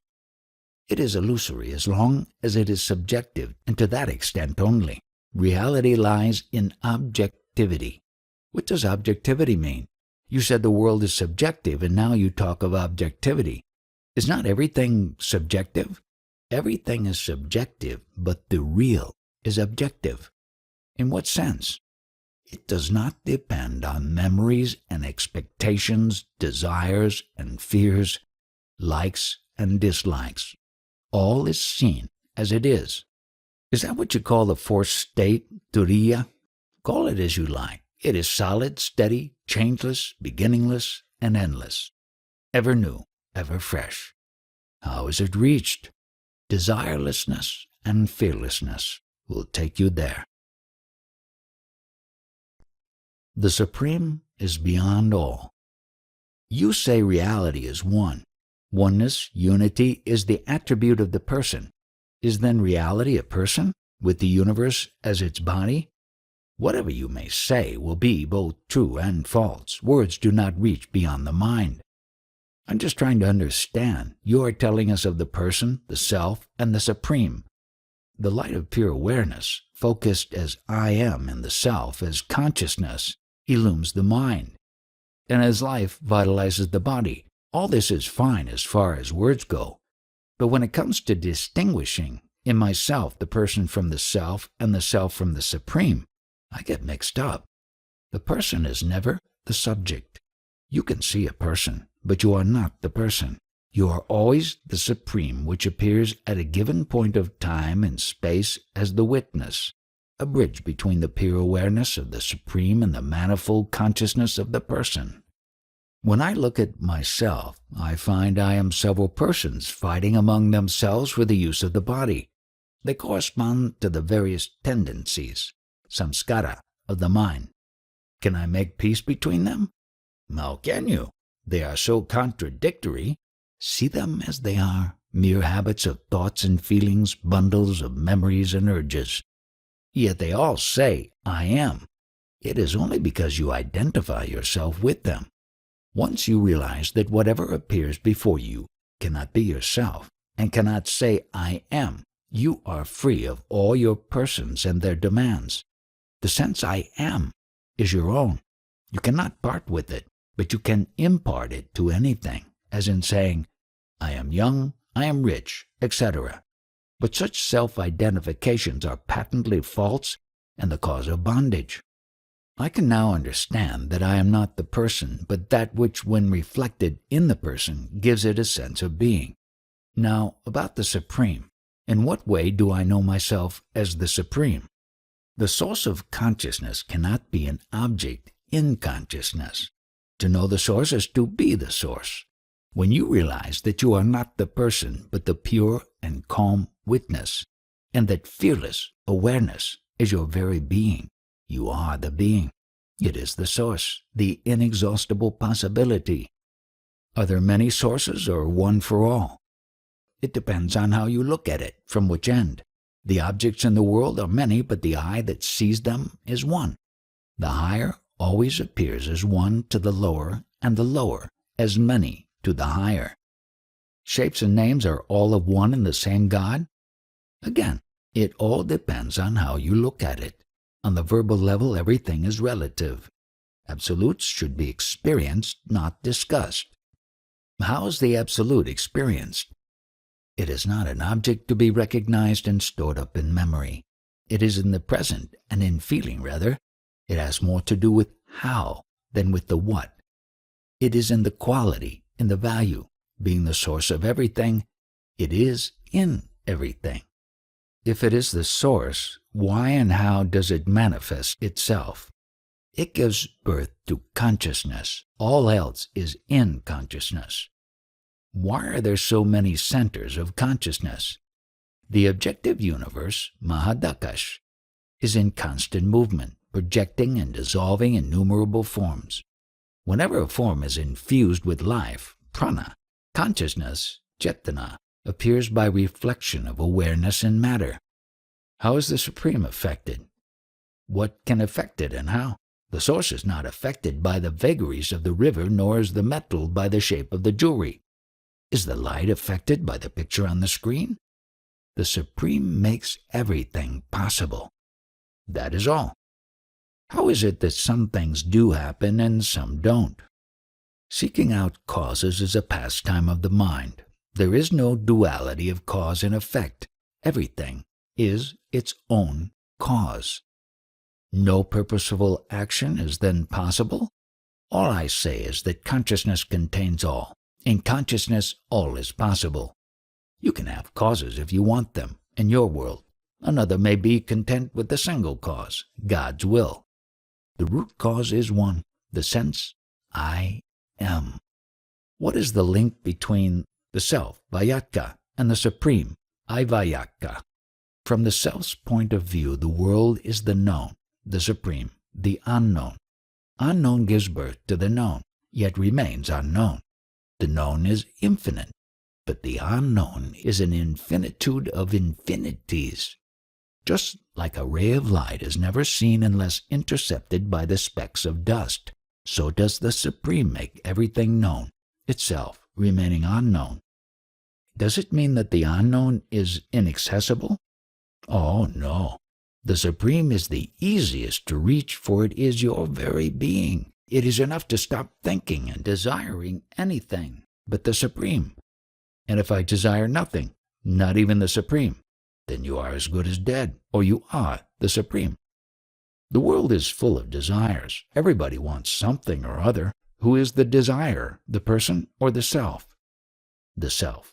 All desires, holy and unholy, come from the self. They all hang on the sense I am. I can understand holy desires, satyakama, emanating from the self. It may be the expression of the bliss aspect of Satchitananda, beingness, awareness, happiness of the self. But why unholy desires? All desires aim at happiness. Their shaping quality depend on the psyche, antakarana. Where inertia, tamas, predominates, we find perversions. With energy, rajas, passions arise. With lucidity, sattva, the motive behind the desire is goodwill, compassion, the urge to make happy rather than be happy. But the Supreme is beyond all, yet because of its infinite permeability, all cogent desires can be fulfilled. Which desires are cogent? Desires that destroy their subjects or objects, or do not subside on satisfaction, are self-contradictory and cannot be fulfilled. Only desires motivated by love, goodwill, and compassion are beneficial to both the subject and object and can be fully satisfied. All desires are painful, the holy as well as the unholy. They are not the same, and pain is not the same. Passion is painful, compassion never. The entire universe strives to fulfill a desire born of compassion. Does the Supreme know itself? Is the impersonal conscious? The source of all has all. Whatever flows from it must be there already in seed form, and as a seed is the last of innumerable seeds, and contains the experience and the promise of numberless forests. So does the unknown contain all that was or could have been, and all that shall or would be. The entire field of becoming is open and accessible. Past and future coexist in the eternal now. Are you living in the Supreme Unknown? Where else? What makes you say so? No desire ever arises in my mind. Are you then non-conscious? Of course not. I am fully conscious, but since no desire or fear enters my mind, there is perfect silence. Who knows the silence? Silence knows itself. It is the silence of the silent mind, when passions and desires are silenced. Do you experience desires occasionally? Desires are just waves in the mind. You know a wave when you see one. A desire is just a thing among many. I feel no urge to satisfy it, no action needs to be taken. Freedom from desire means this: the compulsion to satisfy is absent. Why do desires arise at all? Because you imagine that you were born. and that you will die if you do not take care of your body. Desire for embodied existence is the root cause of trouble. Yet so many jivas get into bodies. Surely it cannot be some error of judgment. There must be a purpose. What could it be? To know itself, the self must be faced with its opposite, the not-self. Desire leads to experience. Experience leads to discrimination, detachment, self-knowledge, liberation. And what is liberation, after all? To know that you are beyond birth and death. By forgetting who you are and imagining yourself a mortal creature, you created so much trouble for yourself that you have to wake up, like from a bad dream. Inquiry also wakes you up. You need not wait for suffering. Inquiry into happiness is better, for the mind is in harmony and peace. Who exactly is the ultimate experiencer, the self or the unknown? The self, of course. Then why introduce the notion of the supreme unknown? To explain the self. But is there anything beyond the self? Outside the self there is nothing. All is one and all is contained in I am. In the waking and dream states, it is the person. In deep sleep and turiya, it is the self. Beyond the alert intentness of turiya lies the great silent peace of the Supreme. But in fact, all is one in essence and related in appearance. In ignorance, the seer becomes the seen, and in wisdom, he is the seeing.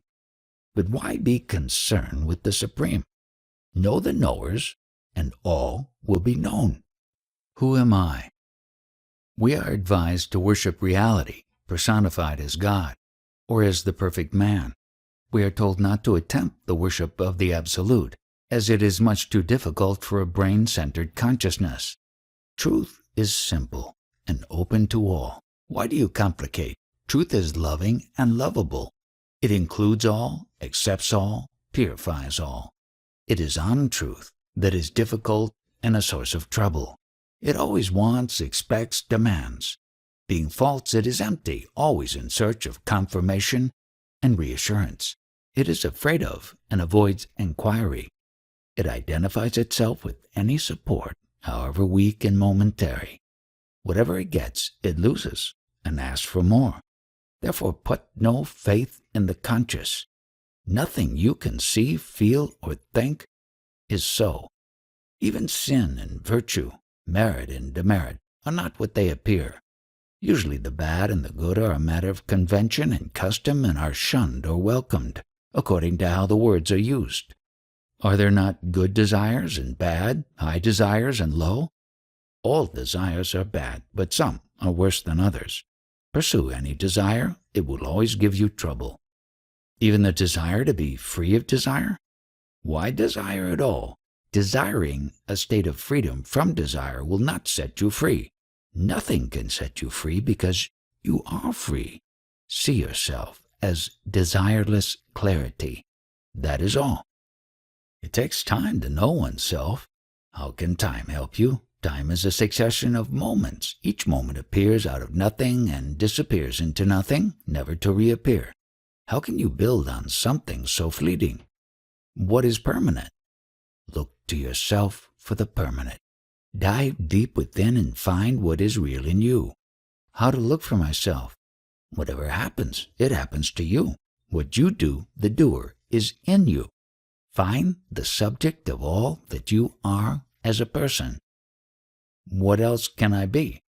Find out. Even if I tell you that you are the witness, the silent watcher, it will mean nothing to you unless you find the way to your own being. My question is how to find the way to one's own being. Give up all questions except one. Who am I? After all, the only fact you are sure of is that you are. The I am is certain. The I am this is not. Struggle to find out what you are in reality. I am doing nothing else for the last 60 years. What is wrong with striving? Why look for results? Striving itself is your real nature. Striving is painful. You make it so by seeking results. Strive without seeking, struggle without greed. Why has God made me as I am? Which God are you talking about? What is God? Is he not the very light by which you ask the question? I am itself is God. The seeking itself is God. In seeking you discover that you are neither body nor mind, and the love of self in you is for the self in all. The two are one. The consciousness in you and the consciousness in me, apparently two, really one, seek unity, and that is love. How am I to find that love? What do you love now? The I am?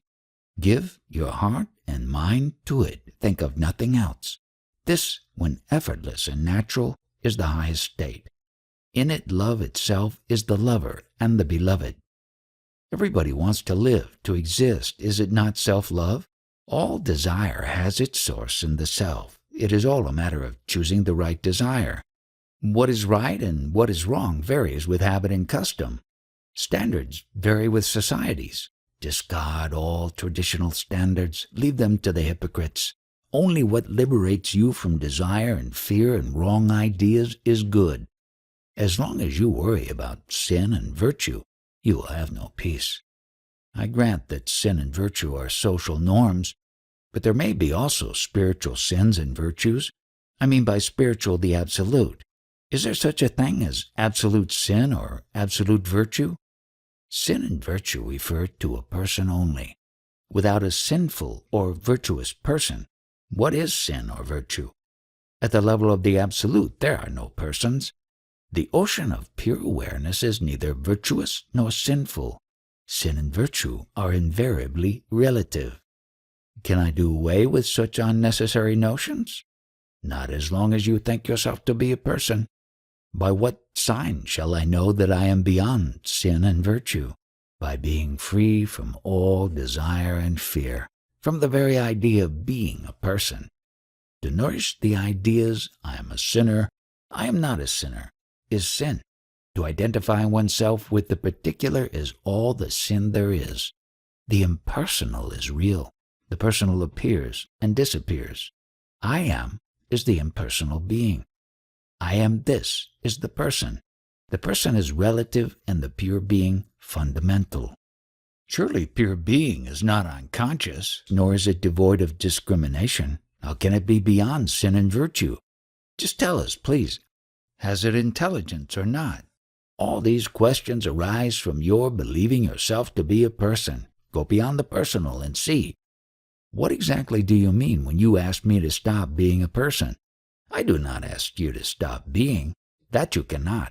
I ask you only to stop imagining that you were born, have parents, are a body, will die, and so on. Just try. Make a beginning. It is not as hard as you think. To think oneself as the personal is the sin of the impersonal. Again, the personal point of view. Why do you insist on polluting the impersonal with your ideas of sin and virtue? It just does not apply. The impersonal cannot be described in terms of good and bad. It is being, wisdom, love, all absolute. Where is the scope for sin here? And virtue is only the opposite of sin. We talk of divine virtue. True virtue is divine nature, swarupa. What you are really is your virtue. But the opposite of sin, which you call virtue, is only obedience born out of fear. Then why all the effort at being good? It keeps you on the move. You go on till you find God. Then God takes you into himself and makes you as he is. The same action is considered natural at one point and a sin at another. What makes it sinful? Whatever you do against your better knowledge is sin. Knowledge depends on memory. Remembering yourself is virtue. Forgetting yourself is sin. It all boils down to the mental or psychological link between the spirit and matter. We may call the link psyche. When the psyche is raw, undeveloped, quite primitive, it is subject to gross illusions. As it grows in breadth and sensitivity, it becomes a perfect link between pure matter and pure spirit, and gives meaning to matter and expression to spirit. There is the material world and the spiritual. Between lies the universal mind, which is also universal heart. It is wise love that makes the two one. Some people are stupid, some are intelligent. The difference is in their psyche. The ripe ones had more experience behind them, just like a child grows by eating and drinking, sleeping and playing. So is man's psyche shaped by all he thinks and feels and does until it is perfect enough to serve as a bridge between the spirit and the body? As a bridge permits the traffic between the banks, so does the psyche bring together the source and its expression. Call it love. The bridge is love. Ultimately, all is experience. Whatever we think, feel, do is experience. Behind it is the experiencer. So all we know consists of these two, the experiencer and the experience. But the two are really one. The experiencer alone is the experience. Still, the experiencer takes the experience to be outside. In the same way, the spirit and the body are one. They only appear as two. To the spirit there is no second. To whom does the second appear?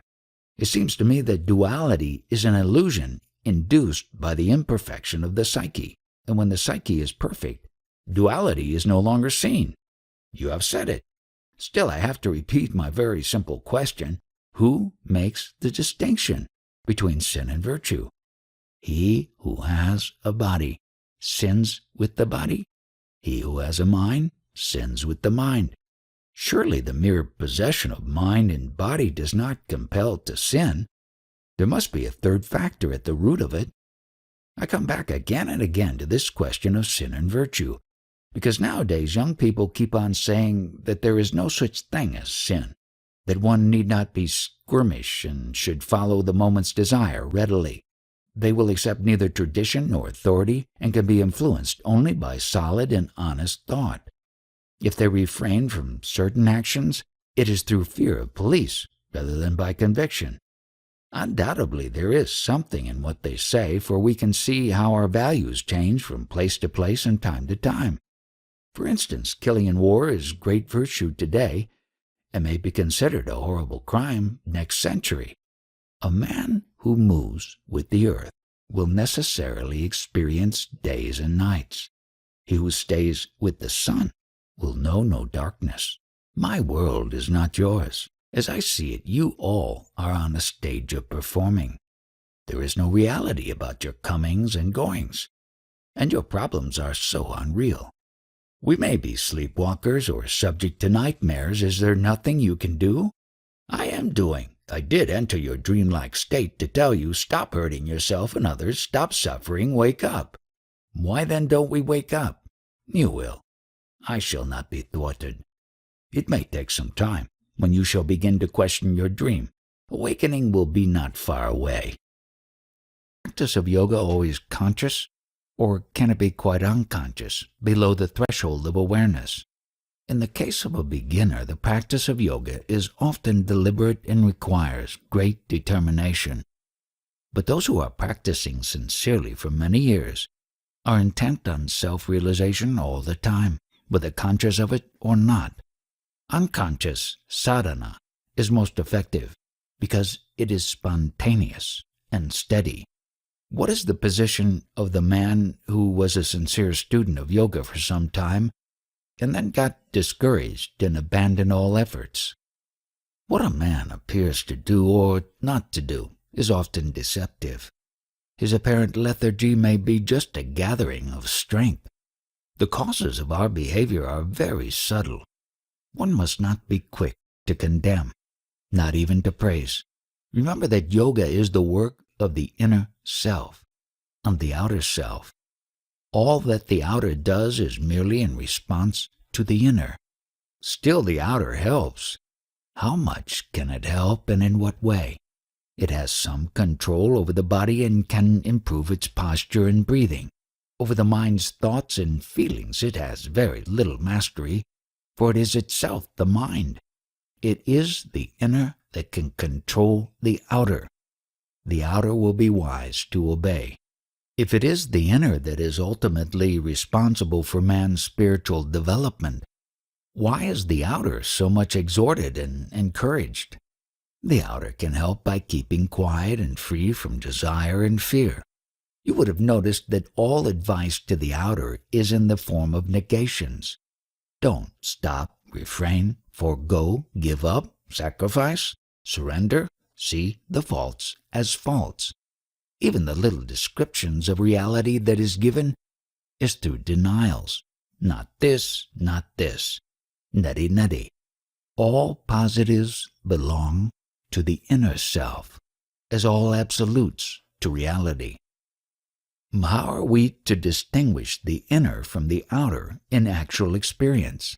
The inner is the source of inspiration. The outer is moved by memory. The source is untraceable, while all memory begins somewhere. Thus the outer is always determined, while the inner cannot be held in words.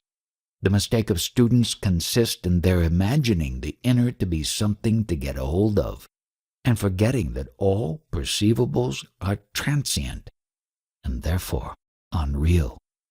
Only that which makes perception possible, call it life or Brahman, or what you like, is real. Must life have a body for its self-expression? The body seeks to live.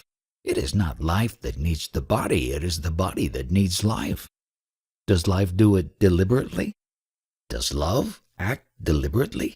Yes and no. Life is love, and love is life. What keeps the body together but love? What is desire but love of the self? What is fear but the urge to protect? And what is knowledge but the love of truth? The means and forms may be wrong, but the motive behind is always love. Love of the me and the mine. The me and the mine may be small, or may explode and embrace the universe, but love remains. The repetition of the name of God is very common in India. Is there any virtue in it? When you know the name of a thing or a person, you can find it easily. By calling God by His name, you make Him come to you. In what shape does He come? According to your expectations. If you happen to be unlucky and some saintly soul gives you a mantra for good luck, and you repeat it with faith and devotion, your bad luck is bound to turn. Steady faith is stronger than destiny. Destiny is the result of causes, mostly accidental, and is therefore loosely woven. Confidence and good hope will overcome it easily. When a mantra is chanted, what exactly happens? The sound of mantra creates the shape which will embody the self. The self can embody any shape and operate through it. After all, the self is expressing itself in action, and a mantra is primarily energy in action. It acts on you. It acts on your surroundings. The mantra is traditional. Must it be so? Since time immemorial, a link was created between certain words and corresponding energies, and reinforced by numberless repetitions. It is just like a road to walk on. It is an easy way, only faith is needed. You trust the road to take you to your destination. In Europe, there is no tradition of a mantra, except in some contemplative orders. Of what use is it to a modern young Westerner? None, unless he is very much attracted. For him the right procedure is to adhere to the thought that he is the ground of all knowledge, the immutable and perennial awareness of all that happens to the senses and the mind. If he keeps it in mind all the time, aware and alert, he is bound to break the bonds of non-awareness and emerge into pure life, light and love. The idea, I am, the witness only, will purify the body and the mind and open the eye of wisdom. The man goes beyond illusion, and his heart is free of all desires. Just like ice turns to water and water to vapor, and vapor dissolves in air and disappears in space, so does the body dissolve into pure awareness, and then into pure being, which is beyond all existence and non-existence. The realized man eats, drinks, and sleeps. What makes him do so? The same power that moves the universe moves him too. Are all moved by the same power? What is the difference? This only. The realized man knows what others merely hear, but don't experience. Intellectually they seem convinced, but in action they betray their bondage. while the realized man is always right. Everybody says, I am. The realized man, too, says, I am. Where is the difference? The difference is in the meaning attached to the words, I am. With the realized man, the experience, I am the world is mine, is supremely valid. He thinks, feels, and acts integrally and in unity with all that lives. He may not know the theory and practice of self-realization and be born and bred free of religious and metaphysical notions, but there will not be the least flaw in his understanding and compassion. I may come across a beggar, naked and hungry, and ask him, Who are you? He may answer, I am the Supreme Self. Well, I say, suffice you are the Supreme, change your present state. What will he do? He will ask you, which state? What is there that needs changing? What is wrong with me? Why should he answer so? Because he is no longer bound by appearances. He does not identify himself with the name and the shape. He uses memory, but memory cannot use him. Is not all knowledge based on memory? Lower knowledge, yes. Higher knowledge, knowledge of reality, is inherent in man's true nature. Can I say that I am not what I am conscious of, nor am I consciousness itself? As long as you are a seeker, better cling to the idea that you are pure consciousness, free from all content. To go beyond consciousness is the supreme state. The desire for realization, does it originate in consciousness or beyond? In consciousness, of course. All desire is born from memory and is within the realm of consciousness. What is beyond is clear of all striving. The very desire to go beyond consciousness is still in consciousness. Is there any trace or imprint of the beyond in consciousness? No, there cannot be. Then what is the link between the two? How can a passage be found between two states which have nothing in common? Is not pure awareness the link between the two? Even pure awareness is a form of consciousness. Then what is beyond? Emptiness? Emptiness again refers only to consciousness. Fullness and emptiness are relative terms. The real is really beyond. Beyond not in relation to consciousness, but beyond all relations of whatever kind. The difficulty comes with the word state. The real is not a state of something else. It is not a state of mind or consciousness or psyche, nor is it something that has a beginning and an end, being and not being. All opposites are contained in it, but it is not in the play of opposites. You must not take it to be the end of a transition. It is itself, after the consciousness as such is no more. Then words, I am man, or I am God, have no meaning. Only in silence and in darkness can it be heard and seen. Discrimination leads to detachment. You are all drenched, for it is raining hard. In my world, it is always fine weather. There is no night or day, no heat or cold. No worries beset me there, no regrets. My mind is free of thoughts, for there are no desires to slave for. Are there two worlds? Your world is transient, changeful. My world is perfect, changeless. You can tell me what you would like about your world. I shall listen, carefully, even with interest. Yet not for a moment shall I forget that your world is not, that you are dreaming. What distinguishes your world from my world? My world has no characteristics by which it can be identified. You can say nothing about it. I am my world. My world is myself. It is complete and perfect. Every impression is erased, every experience rejected. I need nothing, not even myself, for I myself I cannot lose, not even God. All these ideas and distinctions exist in your world. In mine there is nothing of the kind. My world is single and very simple. Nothing happens there? Whatever happens in your world, only there it has validity and evokes response. In my world, nothing happens. The very fact of your experiencing your world implies duality inherent in all experience. Verbally, yes, but your words do not reach me. Mine is a non-verbal world. In your world, the unspoken has no existence. In mine, the words and their contents have no being. In your world, nothing stays.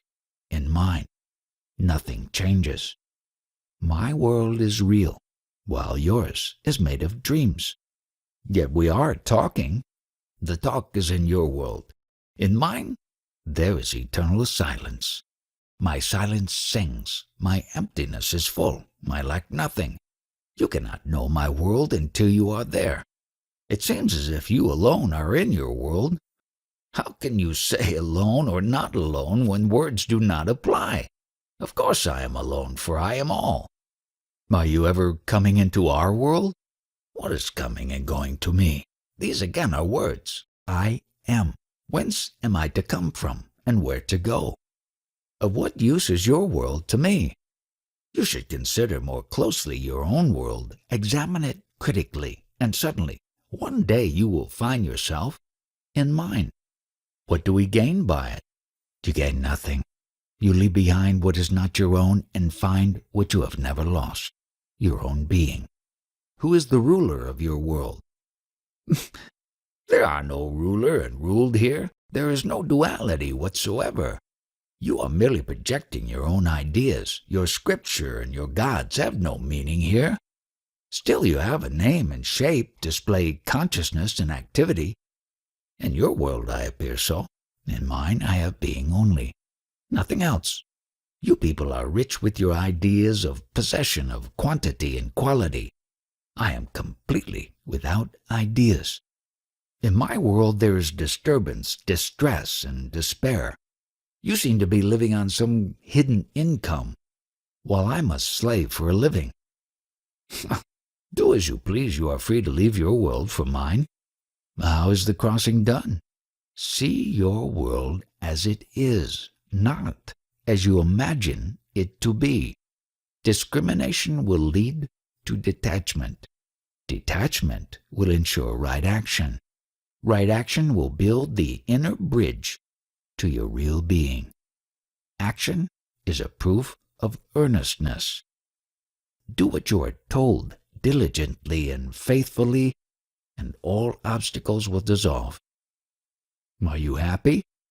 In your world I would be most miserable. To wake up, to eat, to talk, to sleep again. What a bother! So you do not want to live even? To live, to die. What meaningless words are these? When you see me alive, I am dead. When you think me dead, I am alive. How muddled up you are! How indifferent you are! All the sorrows of our world are as nothing to you. I am quite conscious of your troubles. Then what are you doing about them? There is nothing I need doing. They come and go. Do they go by the very act of your giving them attention? Yes.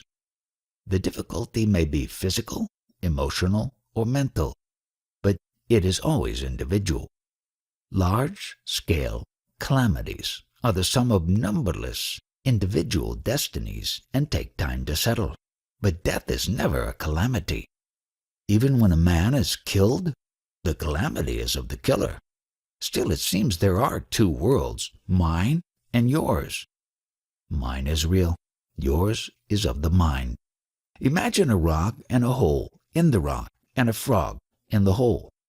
The frog may spend its life in perfect bliss, undistracted, undisturbed. Outside the rock, the world goes on. If the frog in the hole were told about the outside world, he would say, "There is no such thing. My world is of peace and bliss. Your world is a word structure only. It has no existence." It is the same with you. When you tell us that our world simply does not exist, there is no common ground for discussion. Or take another example. I go to a doctor and complain of stomach ache. He examines me and says, "You are all right." "But it pains," I say. "Your pain is mental," he asserts. I say it does not help me to know that my pain is mental. You are a doctor. Cure me of my pain. If you cannot cure me, you are not a doctor. Quite right. You have built the railroad, but for the lack of a bridge no train can pass. Build a bridge. There is no need of a bridge. There must be some link between your world and mine. There is no need of a link between a real world and an imaginary world, for there cannot be any. So what are we to do? Investigate your world. Apply your mind to it. Examine it critically. Scrutinize every idea about it. That will do. The world is too big for investigation. All I know is that I am, the world troubles me, and I trouble the world. My experience is that everything is bliss, but the desire for bliss creates pain. Thus, bliss becomes the seed of pain. The entire universe of pain is born of desire. Give up the desire for pleasure, and you will not even know what is pain. Why should pleasure be the seed of pain? Because for the sake of pleasure you are committing many sins, and the fruits of sins are suffering and death. You say the world is of no use to us, only a tribulation. I feel it cannot be so. God is not such a fool. The world seems to me a big enterprise for bringing the potential into actual, matter into life, the unconscious into full awareness. To realize the supreme, we need the experience of the opposites.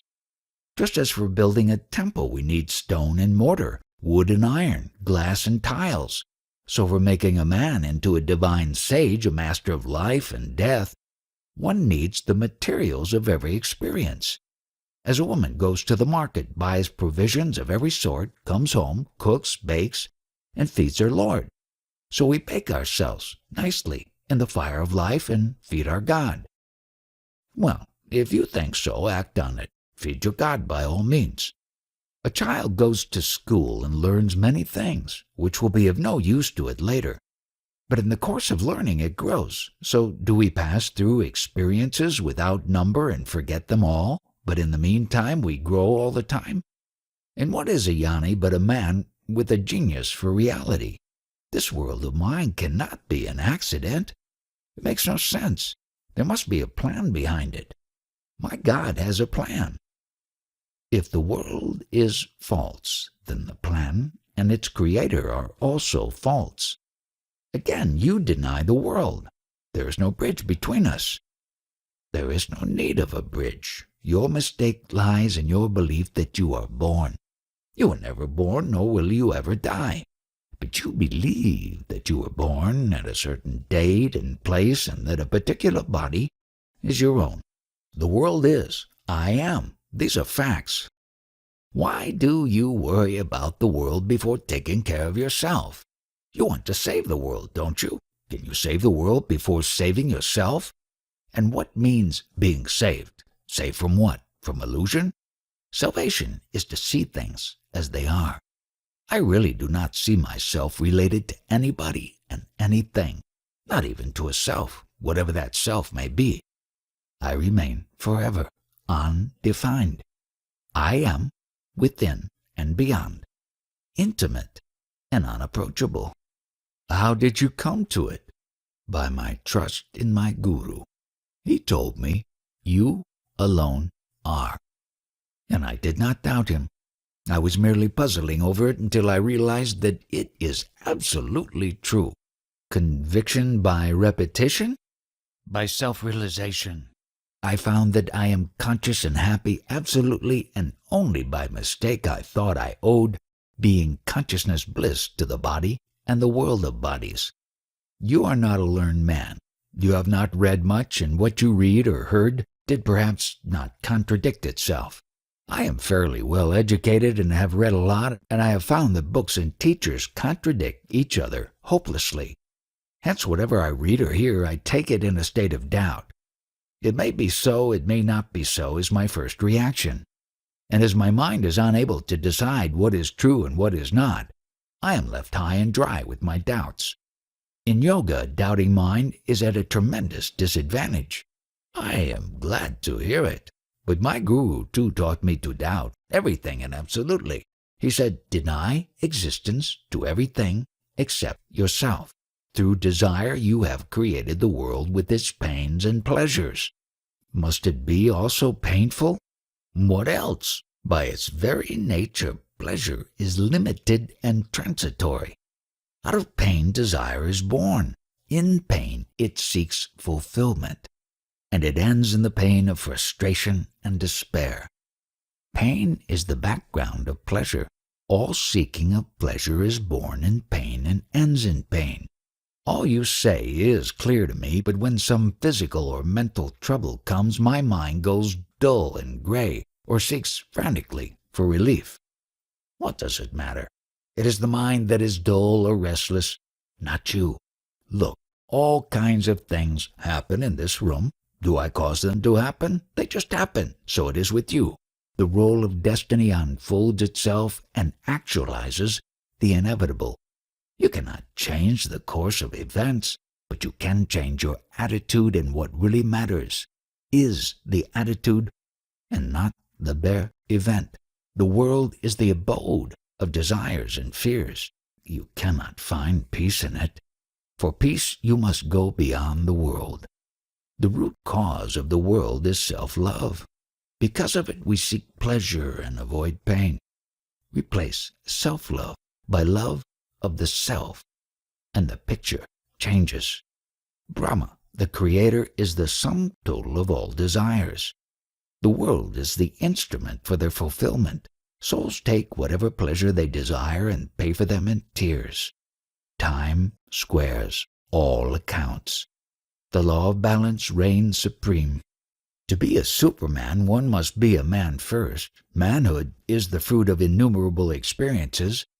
Desire drives to experience. Hence, at its own time and level, desire is right. All this is true in a way, but a day comes when you have amassed enough and must begin to build. Then sorting out and discarding are absolutely necessary. Everything must be scrutinized and the unnecessary ruthlessly destroyed. Believe me, there cannot be too much destruction, for in reality nothing is of value. Be passionately dispassionate. That is all. God is the all-doer, the Yoni, a non-doer. Some Mahatmas, enlightened beings, maintain that the world is neither an accident nor a play of God, but the result and expression of a mighty plan of work aiming at awakening and developing consciousness throughout the universe. From lifelessness to life, from unconsciousness to consciousness, from dullness to bright intelligence, from misapprehension to clarity. That is the direction in which the world moves ceaselessly and relentlessly. Of course, there are moments of rest and apparent darkness, when the universe seems to be dormant, but the rest comes to an end, and the work on consciousness is resumed. From our point of view, the world is a dale of tears, a place to escape from as soon as possible and by every possible means. To enlightened beings, the world is good, and it serves a good purpose.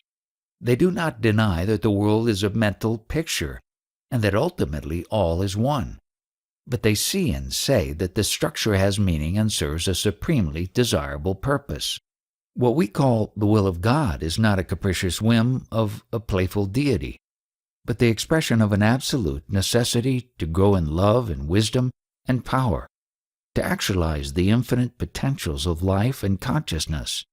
Just as a gardener grows flowers from a tiny seed to glorious perfection, so does God in His own garden grow, among other beings, men to supermen who know and love and work along with Him. When God takes rest, those whose growth was not completed becomes unconscious for a time, while the perfect ones, who have gone beyond all forms and contents of consciousness, remain aware of the universal silence.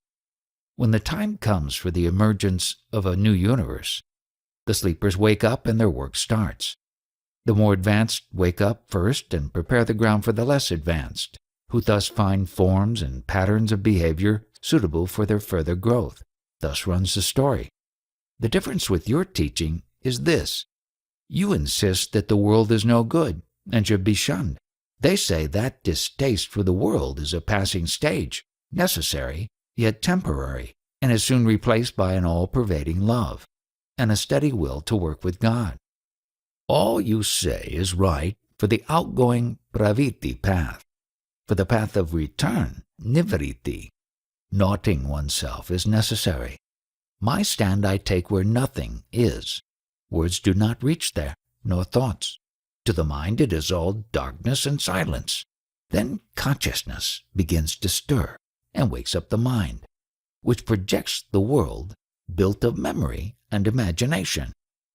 Once the world comes into being, all you say may be so. It is in the nature of the mind to imagine goals, to strive towards them, to seek out means and ways, to display visions, energy, and courage. These are divine attributes, and I do not deny them. But I take my stand where no difference exists, where things are not, nor the minds that create them. There I am at home. Whatever happens does not affect me. Things act on things, that is all, free from memory and expectation. I am fresh, innocent, and wholehearted. Mine is the great worker, and it needs rest. Needing nothing, I am unafraid. Whom to be afraid of? There is no separation. We are not separate selves. There is only one self, the supreme reality, in which the personal and the impersonal are one. All I want to be able to do is help the world. Who says you cannot help? You made up your mind about what help means and needs, and got yourself into a conflict between what you should and what you can, between necessity and ability. But why do we do so? Your mind projects a structure, and you identify with it. It is in the nature of desire to prompt the mind to create a world for its fulfillment. Even a small desire can start a long line of action. What about a strong desire? Desire can produce a universe. Its powers are miraculous. But as a small matchstick can set a huge forest fire, so does a desire light the fires of manifestation. The very purpose of creation is the fulfillment of desire. The desire may be noble or ignoble. Space, Akash, is neutral. One can fill it with what one likes. You must be very careful as to what you desire. And as to the people you want to help, they are in their respective worlds for the sake of their desires. There is no way of helping them except through their desires. You can only teach them to have right desires so that they may rise above them and be free from the urge to create and recreate worlds of desires, abodes of pain and pleasure. A day must come when the show is wound up. A man must die, a universe come to an end. Just as a sleeping man forgets all and wakes up for another day, or he dies and emerges into another life, so do the worlds of desire and fear dissolve and disappear. But the universal witness, the supreme self, never sleeps and never dies. Eternally the great heart beats, and at each beat a new universe comes into being. Is he conscious? He is beyond all that the mind conceives. He is beyond being and not being. He is the yes and no to everything, beyond and within, creating and destroying, unimaginably real. God and the Mahatma, are they one or two? They are one. There must be some difference. God is the all-doer. The Jnani is a non-doer. God himself does not say, I am doing all. To him things happen by their own nature.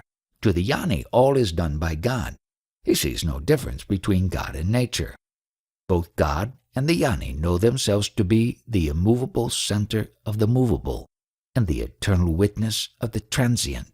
The center is a point of void, and the witness is a point of pure awareness.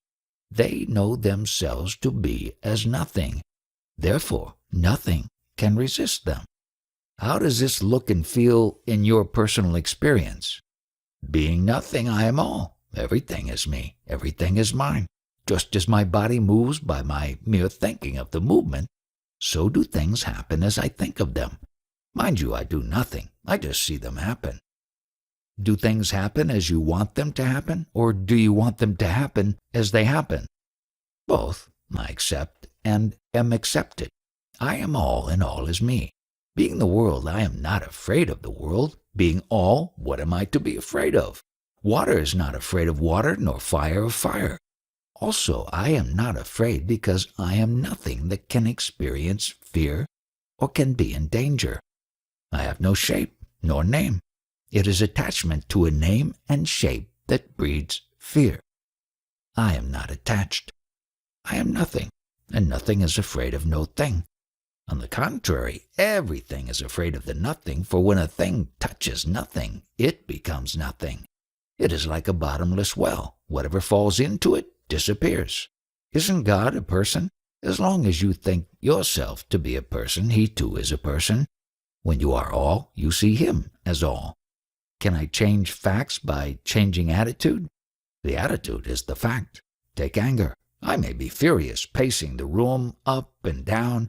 At the same time, I know what I am, a center of wisdom and love, an atom of pure existence. All subsides, and the mind merges into silence.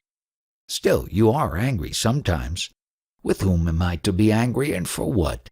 Anger came and dissolved on my remembering myself. It is all a play of gunas, qualities of cosmic matter. When I identify myself with them, I am their slave. When I stand apart, I am their master.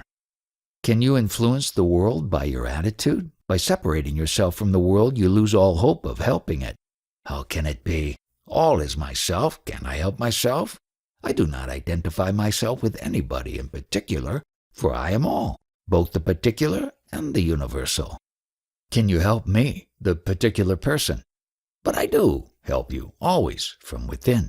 Myself and yourself are one. I know it, but you don't.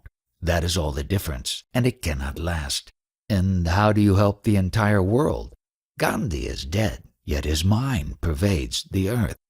The thought of a jnani pervades humanity and works ceaselessly for good. Being anonymous, coming from within, it is the more powerful and compelling. That is how the world improves. The inner aiding and blessing the outer. When a jnani dies, he is no more, in the same sense in which a river is no more when it merges in the sea. The name, the shape are no more, but the water remains and becomes one with the ocean. When a jnani joins the universal mind, all his goodness and wisdom become the heritage of humanity and uplift every human being. We are attached to our personality, our individuality, our being unlike others, we value very much. You seem to denounce both as useless. You're unmanifested. Of what use is it to us? Unmanifested, manifested, individuality, personality, nirguna, saguna, vidyatya, vatkati, all these are mere words, points of view, mental attitudes. There is no reality in them. The real is experienced in silence. You cling to personality, but you are conscious of being a person only when you are in trouble. When you are not in trouble, you do not think of yourself. You did not tell me the uses of the unmanifested. Surely you must sleep in order to wake up. You must die in order to live. You must melt down to shape anew. You must destroy to build, annihilate before creation. The Supreme is the universal solvent. It corrodes every container. It burns through every obstacle. Without the absolute denial of everything, the tyranny of things would be absolute. The Supreme is the great harmonizer, the guarantee of the ultimate and perfect balance of life in freedom. It dissolves you and thus reasserts your true being. It is all well on its own level, but how does it work in daily life? Daily life is a life of action. Whether you like it or not, you must function. Whatever you do for your own sake accumulates and becomes explosive. One day it goes off and plays havoc with you and your world. When you deceive yourself that you work for the good of all, it makes matters worse, for you should not be guided by your own ideas of what is good for others. A man who claims to know what is good for others is dangerous. How is one to work then? Neither for yourself nor for others, but for the work's own sake. A thing worth doing is its own purpose and meaning. Make nothing a means to something else. Bind not. God does not create one thing to serve another. Each is made for its own sake. Because it is made for itself, it does not interfere. You are using things and people for purposes alien to them, and you play havoc with the world and yourself. Our real being is all the time with us, you say. How is it that we do not notice it? Yes, you are always the Supreme. But your attention is fixed on things, physical or mental. When your attention is off a thing and not yet fixed on another, in the interval, you are pure being. When through the practice of discrimination and detachment, you lose sight of sensory and mental states, pure being emerges as the natural state. How does one bring to an end this sense of separateness?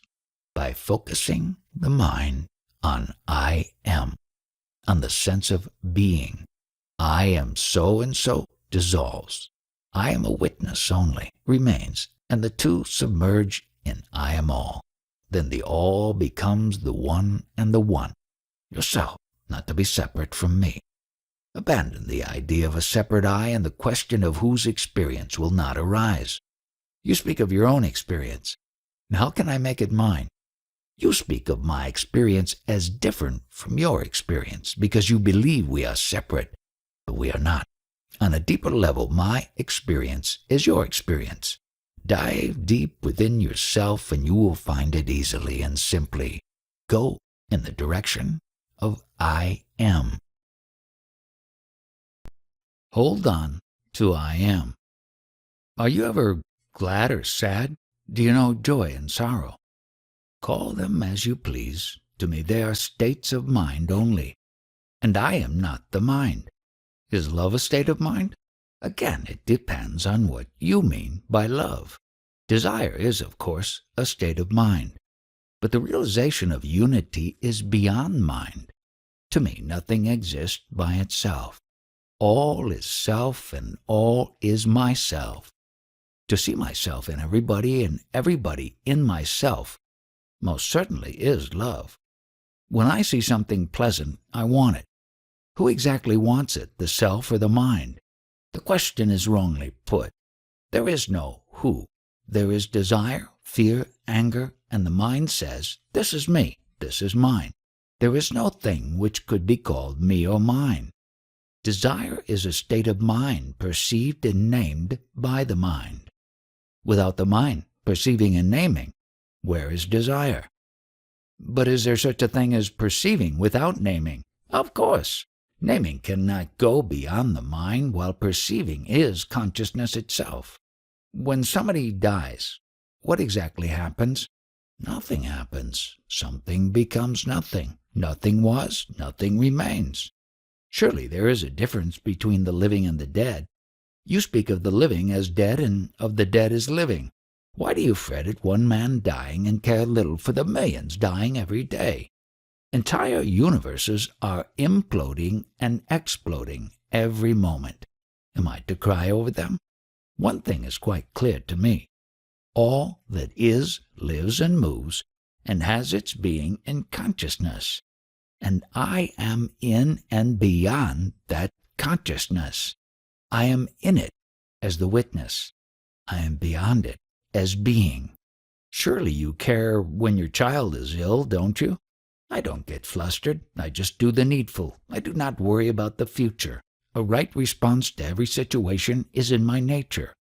I do not stop to think what to do. I act and move on. Results do not affect me. I do not even care whether they are good or bad. Whatever they are, they are. If they come back to me, I deal with them afresh. Or rather, I happen to deal with them afresh. There is no sense of purpose in my doing anything. Things happen as they happen. Not because I make them happen, but it is because I am that they happen. In reality, nothing ever happens. When the mind is restless, it makes Shiva dance. Like the restless waters of the lake make the moon dance. It is all appearance due to wrong ideas. Surely you are aware of many things and behave according to their nature. You treat a child as a child and an adult as an adult. Just as the taste of the salt pervades the great ocean and every single drop of seawater carries the same flavor, so every experience gives me the touch of reality, the ever-fresh realization of my own being.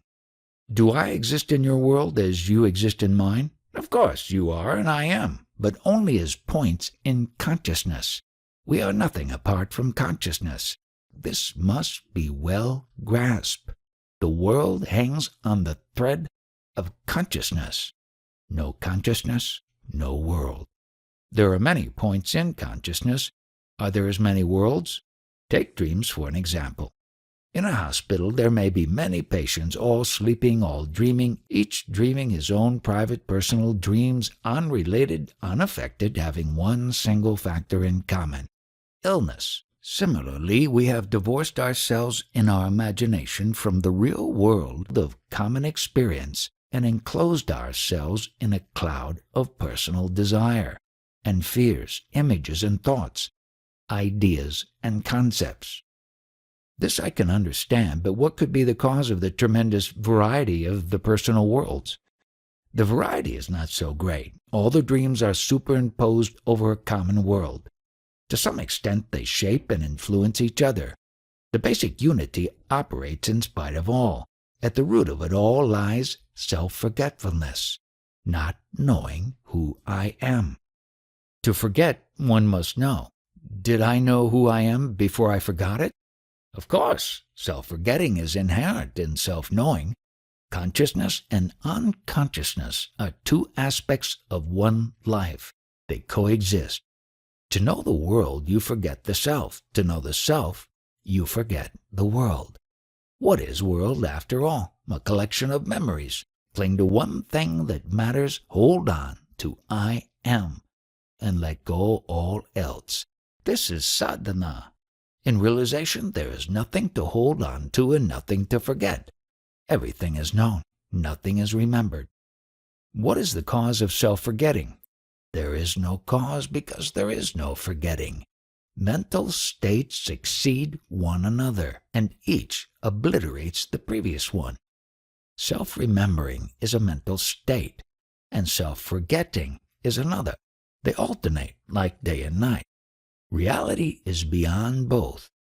Surely there must be a difference between forgetting and not knowing. Not knowing needs no cause. Forgetting presupposes previous knowledge, and also the tendency or ability to forget. I admit I cannot inquire into the reason for not knowing, but forgetting must have some ground. There is no such thing as not knowing. There is only forgetting. What is wrong with forgetting? It is as simple to forget as to remember. Is it not a calamity to forget oneself? As bad as to remember oneself continuously. There is a state beyond forgetting and not forgetting. The natural state. To remember, to forget, these are all states of mind, thought-bound, word-bound. Take, for example, the idea of being born. I am told I was born. I do not remember. I am told I shall die. I do not expect it. You tell me I have forgotten, or I lack imagination. But I just cannot remember what never happened, nor expect the patently impossible. Bodies are born and bodies die. But what is it to me? Bodies come and go in consciousness, and consciousness itself has its roots in me. I am life, and mine are mind and body. You say at the root of the world is self-forgetfulness. To forget I must remember. What did I forget to remember? I have not forgotten that I am. This I am, too, may be part of the illusion. How can it be? You cannot prove to me that I am not.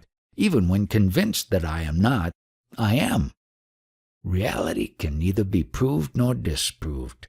Within the mind you cannot. Beyond the mind you need not. In the real, the question, what is real, does not arise. The manifested, saguna, and unmanifested, nirguna, are not different. In that case, all is real. I am all. As myself, all is real. Apart from me, nothing is real.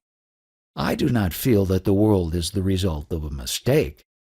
You may say so only after a full investigation, not before. Of course, when you discern and let go all that is unreal, what remains is real. Does anything remain? The real remains, but don't be misled by words. Since immemorial time, during innumerable births, I build and improve and beautify my world. It is neither perfect nor unreal. It is a process. You are mistaken. The world has no existence apart from you. At every moment it is but a reflection of yourself. You create it. You destroy it. And build it again improved. To improve it, you must disprove it. One must die to live. There is no rebirth except through death. Your universe may be perfect. My personal universe is improving. Your personal universe does not exist by itself. It is merely a limited and distorted view of the real. It is not the universe that needs improving, but your way of looking. How do you view it? It is a stage on which a world drama is being played. The quality of the performance is all that matters. Not what the actors say and do, but how they say and do it. I do not like this Lala play idea. I would rather compare the world to a workyard in which we are the builders. You take it too seriously. What is wrong with play? You have a purpose only as long as you are not complete. Till then, completeness, perfection, is the purpose. When you are complete in yourself, fully integrated, within and without, then you enjoy the universe. You do not labor at it. To the disintegrated you may seem working hard, but that is their illusion.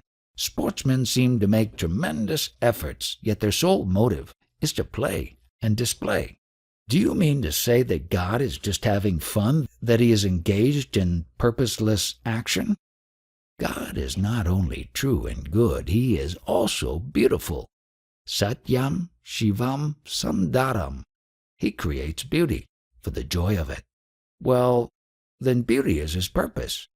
Why do you introduce purpose? Purpose implies movement, change, a sense of imperfection.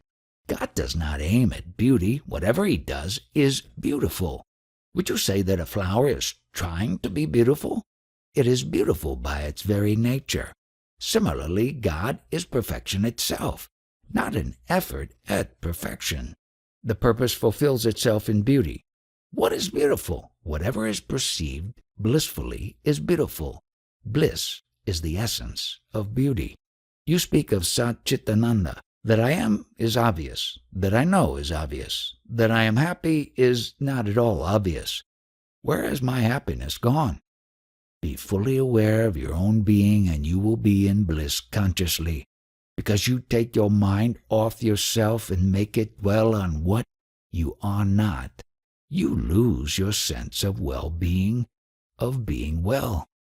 There are two paths before us, the path of effort, Yoga Marga, and the path of ease, Bhoga Marga. Both lead to the same goal, liberation. Why do you call Bhoga a path? How can ease bring you perfection? The perfect renouncer, yogi, will find reality. The perfect enjoyer, bhogi, also will come to it. How can it be? Aren't they contradictory? The extremes meet. To be a perfect bhogi is more difficult than to be a perfect yogi. I am a humble man and cannot venture judgments of value. But the yogi and the bhogi, after all, are concerned with the search for happiness. The yogi wants it permanent. The bhogi is satisfied with the intermittent. Often the bhogi strives harder than the yogi. What is your happiness worth when you have to strive and labor for it? True happiness is spontaneous and effortless. All beings seek happiness. The means only differ. Some seek it within and are therefore called yogis. Some seek it without and are condemned as bhogis. Yet they need each other. Pleasure and pain alternate. Happiness is unshakable.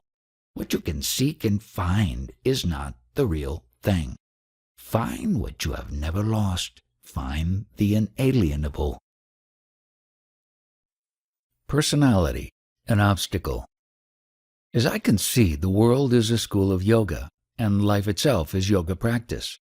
Everybody strives for perfection, and what is yoga but striving? There is nothing contemptible about the so-called common people and their common lives. They strive as hard and suffer as much as the yogi. only they are not conscious of their true purpose. In what way are your common people yogis? Their ultimate goal is the same. What the yogi secures by renunciation, tyaga, the common man realizes through experience, bhoga.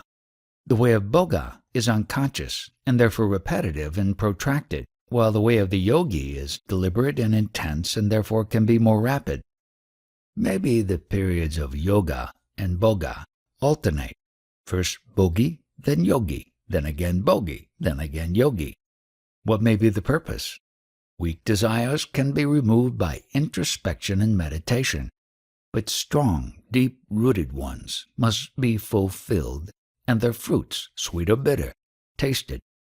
Then why should we pay tribute to yogis and speak slightly of bhogis? All are yogis in a way. On the human scale of values, deliberate effort is considered praiseworthy. In reality, both the yogi and bhogi follow their own nature, according to circumstances and opportunities. The yogi's life is governed by a single desire, to find truth. The bhogi serves many masters, but the bhogi becomes a yogi, and the yogi may get a rounding up and about of bhoga. The final result is the same. Buddha is reported to have said that it is tremendously important to have heard that there is enlightenment, a complete reversal and transformation in consciousness. The good news is compared to a spark and a shipload of cotton. Slowly but relentlessly, the whole of it will turn to ashes. Similarly, the good news of enlightenment will, sooner or later, bring about transformation. Yes, first hearing, shravana, then remembering, smarana, pondering, and so on. We are on familiar ground. The man who heard the news becomes a yogi, while the rest continue in their bhoga, pondering, manana. But you agree that living a life, just living the humdrum life of the world, being born to die and dying to be born, advances man by its sheer volume, just like the river finds its way to the sea by the sheer mass of the water it gathers. Before the world was, consciousness was. In consciousness it comes into being. In consciousness it lasts, and into pure consciousness it dissolves. As the root of everything is the feeling I am. The state of mind there is a world is secondary, for to be I do not need the world needs me. The desire to live is a tremendous thing. Still greater is the freedom from the urge to live. The freedom of the stone? Yes, the freedom of the stone, and much more besides. Freedom unlimited and conscious.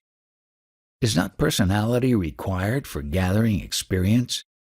As you are now, the personality is only an obstacle. Self-identification with the body may be good for an infant, but true growing up depends on getting the body out of the way. Normally, one should outgrow body-based desires early in life. Even the bhogi, who does not refuse enjoyments, need not hanker after the ones he has tasted. Habit, desire for repetition, frustrates both the yogi and the bhogi. Why do you keep on dismissing the person, vyakti, as of no importance? Personality is the primary fact of our existence. It occupies the entire stage. As long as you do not see that it is a mere habit built on memory, prompted by desire, you will think yourself to be a person, living, feeling, thinking, active, passive, pleased, or pained. Question yourself. Ask yourself, is it so? Who am I? What is behind and beyond all this? And soon you will see your mistake. And it is in the very nature of a mistake to cease to be when seen. The yoga of living of life itself we may call the natural yoga, Nisarga yoga. It reminds me of the primal yoga, Adi yoga, mentioned in Rig Veda, which was described as the marrying of life with mind. A life lived thoughtfully in full awareness is by itself Nisarga yoga.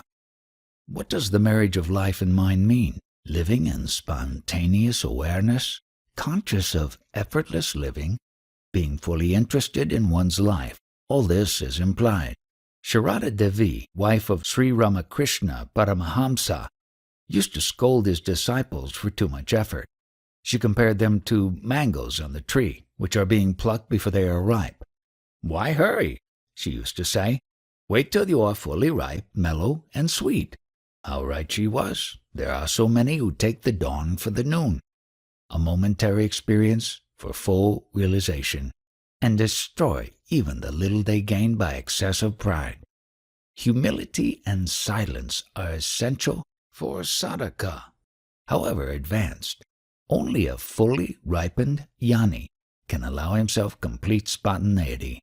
It seems there are schools of yoga where the student, after illumination, is obliged to keep silent for 7 or 12 or 15 or even 25 years. Even Bhagavan Sri Ramana Maharshi imposed on himself 20 years of silence before he began to teach. Yes, the inner fruit must ripen. Until then, the discipline, the living in awareness, must go on. Gradually, the practice becomes more and more subtle, until it becomes altogether formless. Krishnamurti, too, speaks of living in awareness. He always aims directly at the ultimate. Yes, ultimately all yogas end in your Adi Yoga, the marriage of consciousness, the bride, to life, the bridegroom. Consciousness and being, Sat Chit, meet in bliss, Ananda. For bliss to arise, there must be meeting, contact, the assertion of unity and duality. Buddha, too, has said that for the attainment of nirvana, one must go to living beings. Consciousness needs life to grow. The world itself is contact, the totality of all contacts actualized in consciousness. The spirit touches matter, and consciousness results. Such consciousness, when tainted with memory and expectation, becomes bondage. Pure experience does not bind. Experience caught between desire and fear is impure and creates karma. Can there be happiness in unity? Does not all happiness implies necessarily contact, hence duality? There is nothing wrong with duality as long as it does not create conflict. Multiplicity and variety without strife is joy. In pure consciousness, there is light. For warmth, contact is needed. Above the unity is the union of love. Love is the meaning and purpose of duality. I am an adopted child. My own father I do not know. My mother died when I was born. My foster father, to please my foster mother, who was childless, adopted me, almost by accident. He is a simple man, a truck owner and driver. My mother keeps the house. I'm 24 years now. For the last 2.5 years, I am traveling, restless, seeking. I want to live a good life, a holy life. What am I to do? Go home, take charge of your father's business, look after your parents in their old age, marry the girl who is wanting for you, be loyal, be simple, be humble. Hide your virtue, live silently. The 5 senses and the 3 qualities, gunas, are your 8 steps in yoga, and I am is the great reminder, Mahamantra. You can learn from them all you need to know. Be attentive, inquire ceaselessly, that is all. If just living one's life liberates, why are not all liberated? All are being liberated. It is not what you live, but how you live that matters. The idea of enlightenment is of utmost importance. Just to know that there is such possibility changes one's entire outlook. It acts like a burning match in a heap of sawdust. All the great teachers did nothing else. A spark of truth can burn a mountain of lies. The opposite is also true. The sun of truth remains hidden behind the cloud of self-identification with the body. This spreading the good news of enlightenment seems very important. The very hearing of it is a promise of enlightenment. The very meeting a guru is the assurance of liberation. Perfection is life-giving and creative. Does a realized man ever think, I am realized? Is he not astonished when people make much of him? Does he not take himself to be an ordinary human being? Neither ordinary nor extraordinary. Just being aware and affectionate, intensely. He looks at himself without indulging in self-definitions and self-identifications. He does not know himself as anything apart from the world. He is the world. He is completely rid of himself, like a man who is very rich but continually gives away his riches. He is not rich, for he has nothing. He is not poor, for he gives abundantly. He is just propertyless. Similarly, the realized man is egoless. He has lost the capacity of identifying himself with anything. He is without location, placeless, beyond space and time, beyond the world, beyond words and thoughts as he. Well, it is a deep mystery to me. I am a simple man. It is you who are deeply complex, mysterious, hard to understand. I am simplicity itself compared to you. I am what is, without any distinction whatsoever into inner and outer, mine and yours, good and bad. What the world is, I am. What I am, the world is. How does it happen that each man creates his own world? When a number of people are asleep, each dreams his own dream. Only on awakening the question of many different dreams arises and dissolves when they are all seen as dreams, as something imagined. Even dreams have a foundation. In memory, even then, what is remembered is but another dream. The memory of the false cannot but give rise to the false. There is nothing wrong with memory as such. What is false is its content. Remember facts, forget opinions. What is a fact? What is perceived in pure awareness, unaffected by desire. The beginningless begins forever. The other day, I was asking you about the two ways of growth, renunciation and enjoyment, yoga and boga. The difference is not so great as it looks. The yogi renounces to enjoy. The bogi enjoys to renounce. The yogi renounces first. So what? Leave the yogi to his yoga and the bogi to his boga. The way of the boga seems to me the better one. The yogi is like a green mango, separated from the tree prematurely and kept open in a basket of straw, airless and overheated. It does get ripe, but the true flavor and fragrance are lost. The mango left on the tree grows to full size, color, and sweetness, a joy in every way. Yet somehow yoga gets all the praises, and boga all the curses. As I see it, boga is the better of the two. What makes you say so?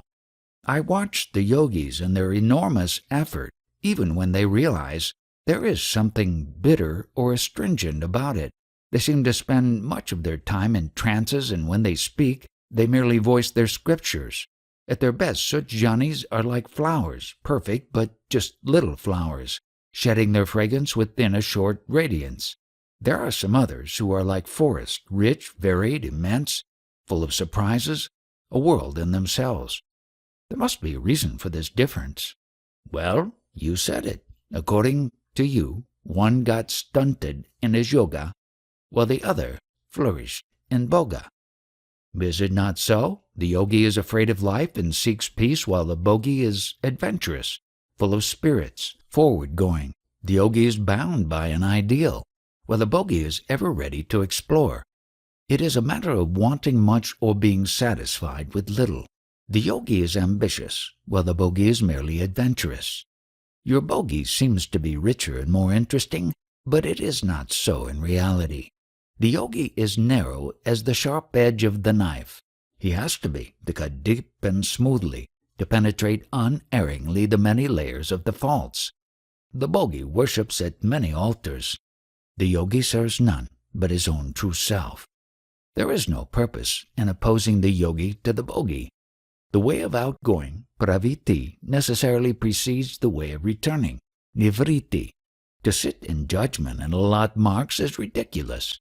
Everything contributes to the ultimate perfection. Some say there are three aspects of reality: truth, wisdom, bliss. He who seeks truth becomes a yogi. He who seeks wisdom becomes a jnani.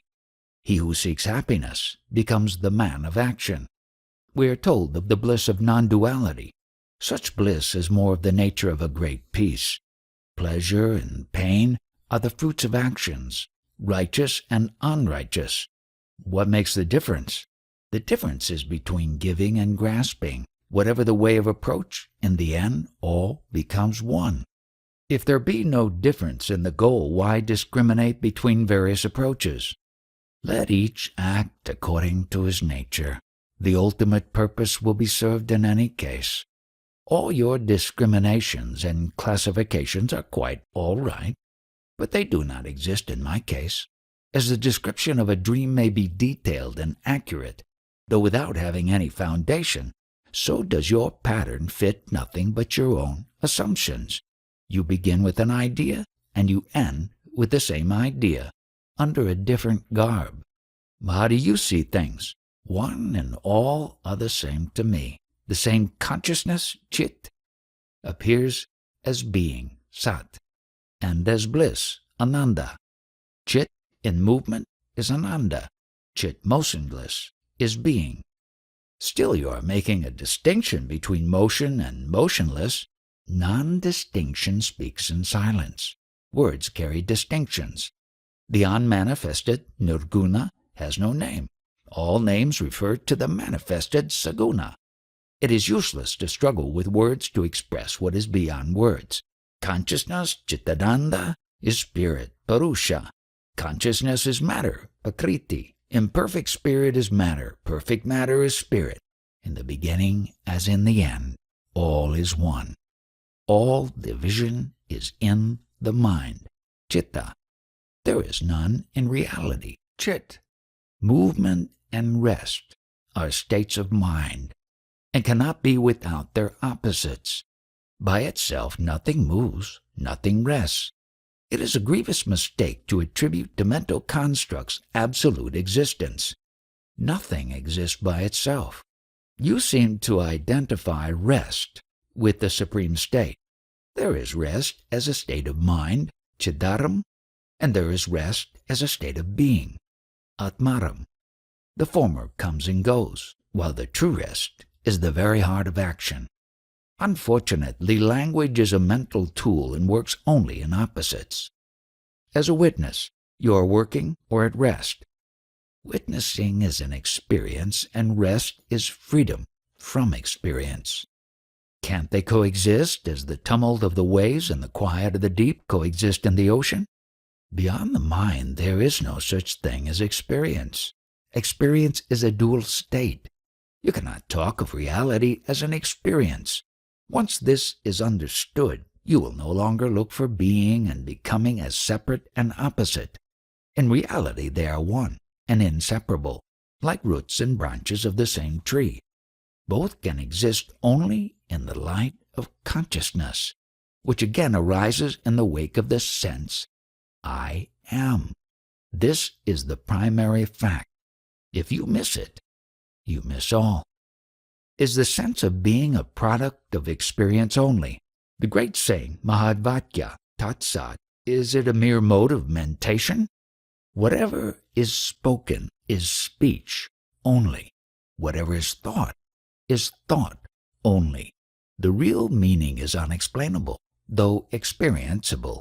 The Mahavakya is true, but your ideas are false. For all ideas, kalpana, are false. Is the conviction, I am that, false? Of course. Conviction is a mental state. In that, there is no I am.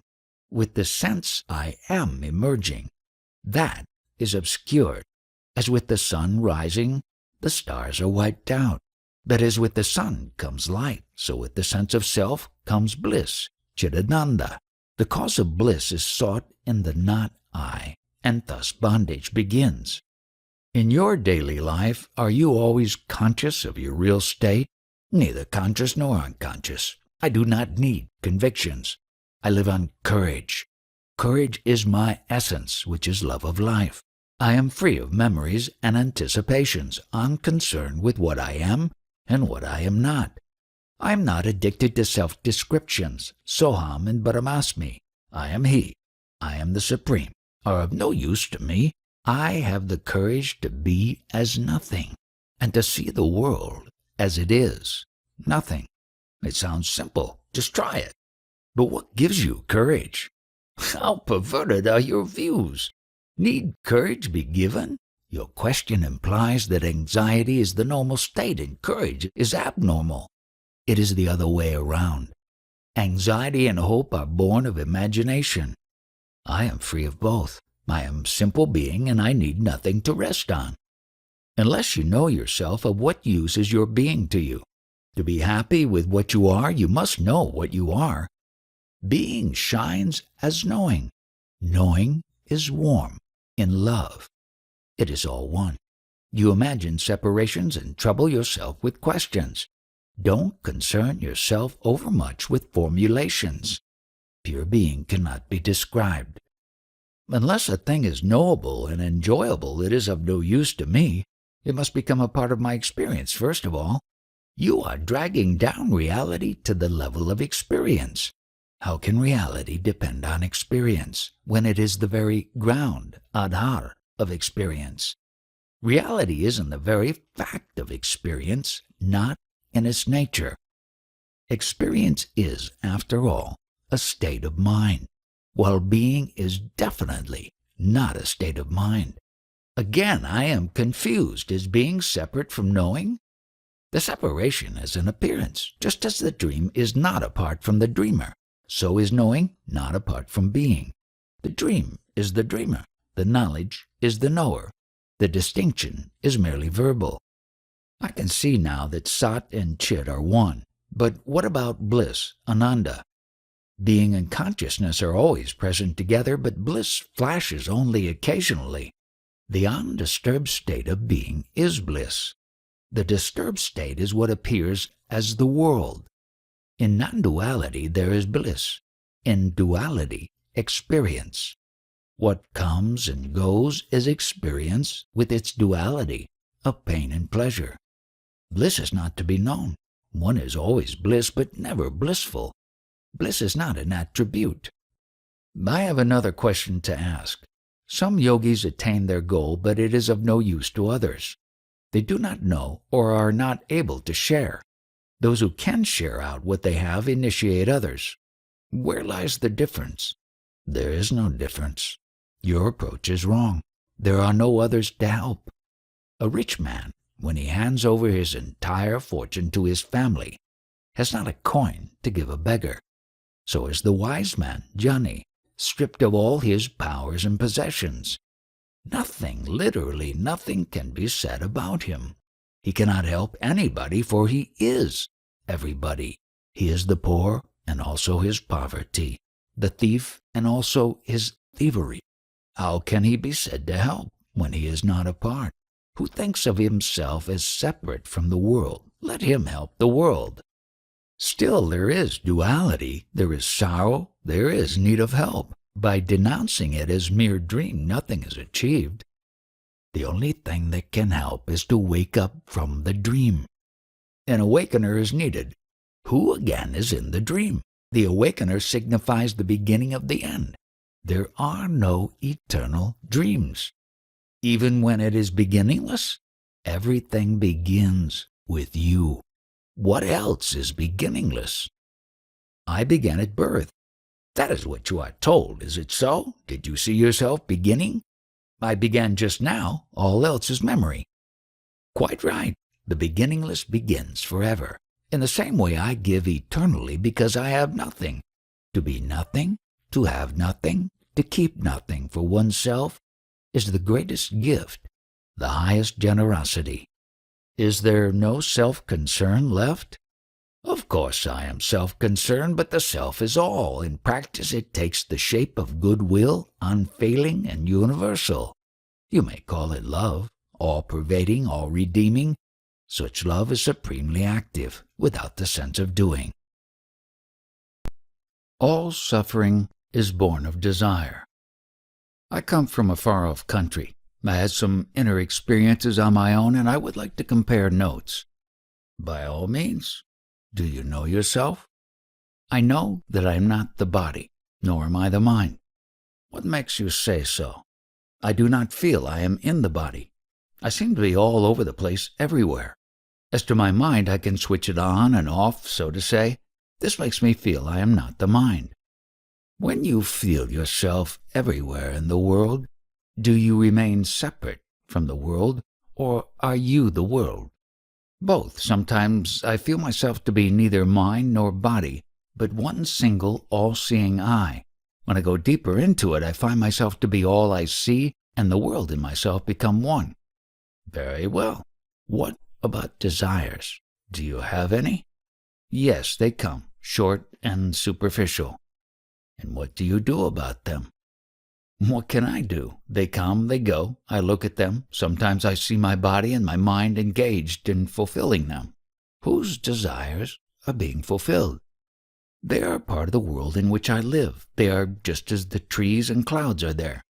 Are they not a sign of some imperfection? Why should they be? They are as they are, and I am as I am. How can the appearance and disappearance of desires affect me? Of course they affect the shape and content of the mind. Very well. What is your work? I am a probation officer. What does it mean? Juvenile offenders are let off on probation, and there are special officers to watch their behavior and help them get training and find work. Must you work? Who works? Work happens to take place. Do you need to work? I need it for the sake of money. I like it because it puts me in touch with living beings. What do you need them for? They need me, and it is their destinies that make me take up this work. It is one life, after all. How do you come to your present state? Sri Ramana Maharshi's teachings have put me on my way.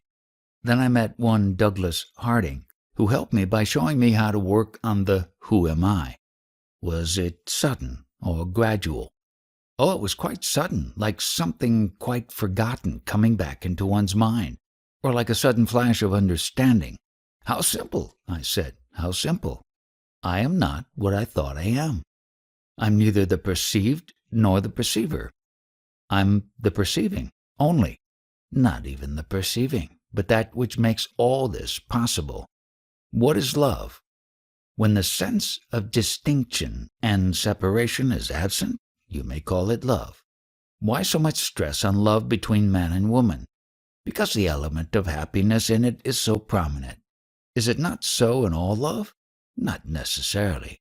Love may cause pain. You call it then compassion. What is happiness? Harmony between the inner and the outer is happiness. On the other hand, self-identification with the outer causes is suffering. How does self-identification happen? The self by its nature knows itself only. For lack of experience, whatever it perceives, it takes to be itself. Battered, it learns to look out, viveka, and to live alone, vairagya. When right behavior becomes normal, a powerful inner urge makes it seek its source. The candle of the body is lighted, and all becomes clear and bright. What is the real cause of suffering? Self-identification with the limited. Sensations as such, however strong, do not cause suffering.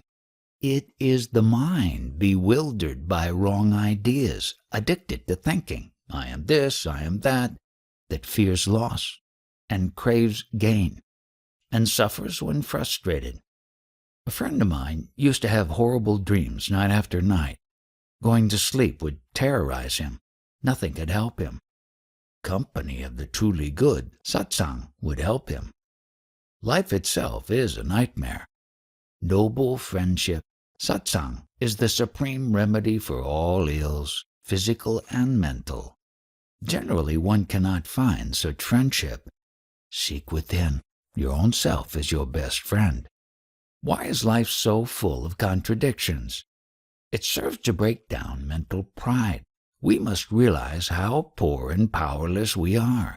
As long as we delude ourselves by what we imagine ourselves to be, to know, to have, to do, we are in a sad plight indeed. Only in complete self-negation there is a chance to discover our real being. Why so much stress on self-negation?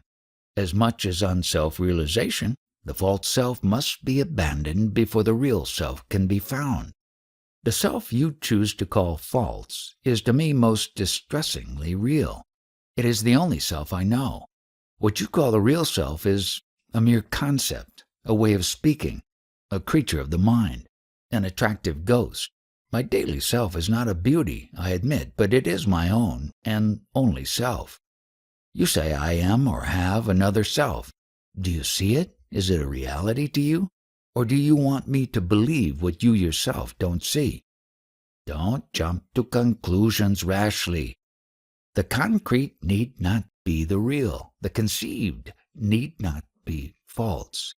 Perceptions based on sensations and shaped by memory imply a perceiver, whose nature you never cared to examine.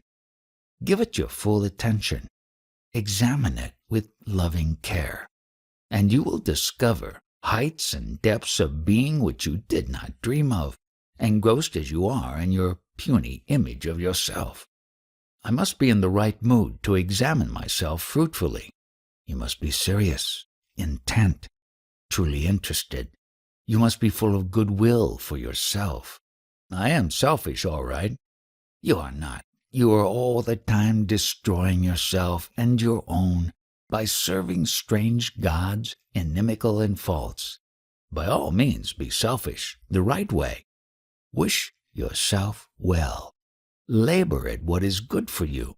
Destroy all that stands between you and happiness. Be all, love all, be happy, make happy. No happiness is greater. Why is there so much suffering in love? All suffering is born of desire. True love is never frustrated. How can the sense of unity be frustrated? What can be frustrated is the desire for expression. Such desires of the mind, as with all things mental, frustration is inevitable. What is the place of sex in love? Love is a state of being. Sex is energy. Love is wise. Sex is blind. Once the true nature of love and sex is understood, there will be no conflict or confusion. There is so much sex without love. Without love, all is evil. Life itself without love is evil. What can make me love? You are love itself when you are not afraid. Living is life's only purpose. What does it mean to fail in yoga? Who is the failure in yoga? Yoga prashta. It is only a question of incompletion. He who could not complete his yoga for some reason is called failed in yoga. Such failure is only temporary, for there can be no defeat in yoga. This battle is always won, for it is a battle between the true and the false. The false has no chance. Who fails, the person, Vyakti, or the self, Vyakta? The question is wrongly put. There is no question of failure, neither in the short run nor in the long run. It is like traveling a long and arduous road in an unknown country. Of all the innumerable steps, there is only the last which brings you to your destination. Yet you will not consider all previous steps as failures. Each brought you nearer to your goal, even when you had to turn back to bypass an obstacle. In reality, each step brings you to your goal, because to be always on the move, learning, discovering, unfolding, is your eternal destiny. Living is life's only purpose. The self does not identify itself with success or failure. The very idea of becoming this or that is unthinkable. The self understands that success and failure are relative and related, that they are the very warp and weft of life. Learn from both and go beyond. If you have not learnt, repeat. What am I to learn? To live without self-concern. For this you must know your own true being, Swarupa, as indomitable, fearless, even victorious. Once you know with absolute certainty that nothing can trouble you but your own imagination, you come to disregard your desires and fears, concepts and ideas, and live by truth alone. What may be the reason that some people succeed and others fail in yoga? Is it destiny or character or just accident?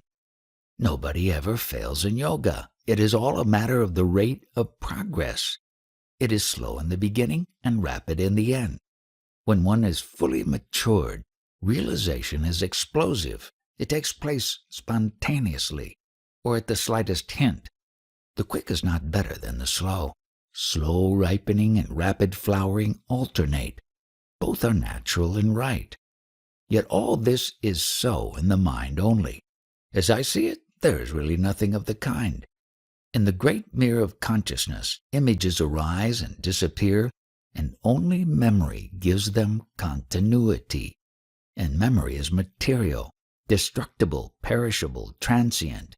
On such flimsy foundation, we build a sense of personal existence, vague, intermittent, dreamlike. This vague persuasion, I am so and so, obscures the changeless state of pure awareness, and makes us believe that we are born to suffer and to die. Just as a child cannot help growing, so does a man compelled by nature make progress. Why exert oneself? Where's the need of yoga? There is progress all the time. Everything contributes to progress. But this is the progress of ignorance. The circles of ignorance may be ever widening, yet it remains a bondage all the same. In due course, a guru appears to teach and inspire us to practice yoga, and a ripening takes place as a result of which the immemorial night of ignorance dissolves before the rising sun of wisdom. But in reality, nothing happens. The sun is always there. There is no night to it. The mind, blinded by the I am, the body idea, spins out endlessly its thread of illusion. If all is a part of a natural process, where's the need of effort? Even effort is a part of it. When ignorance becomes obstinate and hard and the character gets perverted, effort and the pain of it become inevitable. In complete obedience to nature, there is no effort. The seed of spiritual life grows in silence and in darkness until its appointed hour.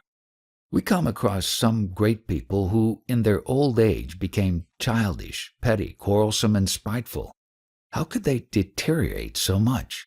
They were not perfect yogis, having their bodies under complete control, or they might not have cared to protect their bodies from the natural decay.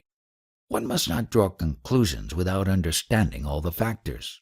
Above all, one must not make judgments of inferiority or superiority.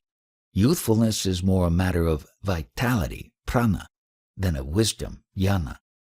One may get old, but why should one lose all alertness and discrimination? Consciousness and unconsciousness, while in the body, depend on the condition of the brain, but the self is beyond both, beyond the brain, beyond the mind. The fault of the instrument is no reflection on its user. I was told that a realized man will never do anything unseemly. He will always behave in an exemplary way. Who sets the example? Why should a liberated man necessarily follow conventions? The moment he becomes predictable, he cannot be free. His freedom lies in his being free to fulfill the need of the moment, to obey the necessity of the situation. Freedom to do what one likes is really bondage, while being free to do what one must, what is right, is real freedom. Still, there must be some way of making out who has realized and who has not. If one is indistinguishable from the other, of what use is he? He who knows himself has no doubts about it, nor does he care whether others recognize his state or not. Rare is the realized man who discloses his realization, and fortunate are those who have met him, for he does it for their abiding welfare. When one looks around, one is appalled by the volume of unnecessary suffering that goes on. People who should be helped are getting help. People who should be helped are not getting help. Imagine a big hospital ward full of incurables, tossing and moaning. Were you given the authority to kill them all and end their torture, would you not do so?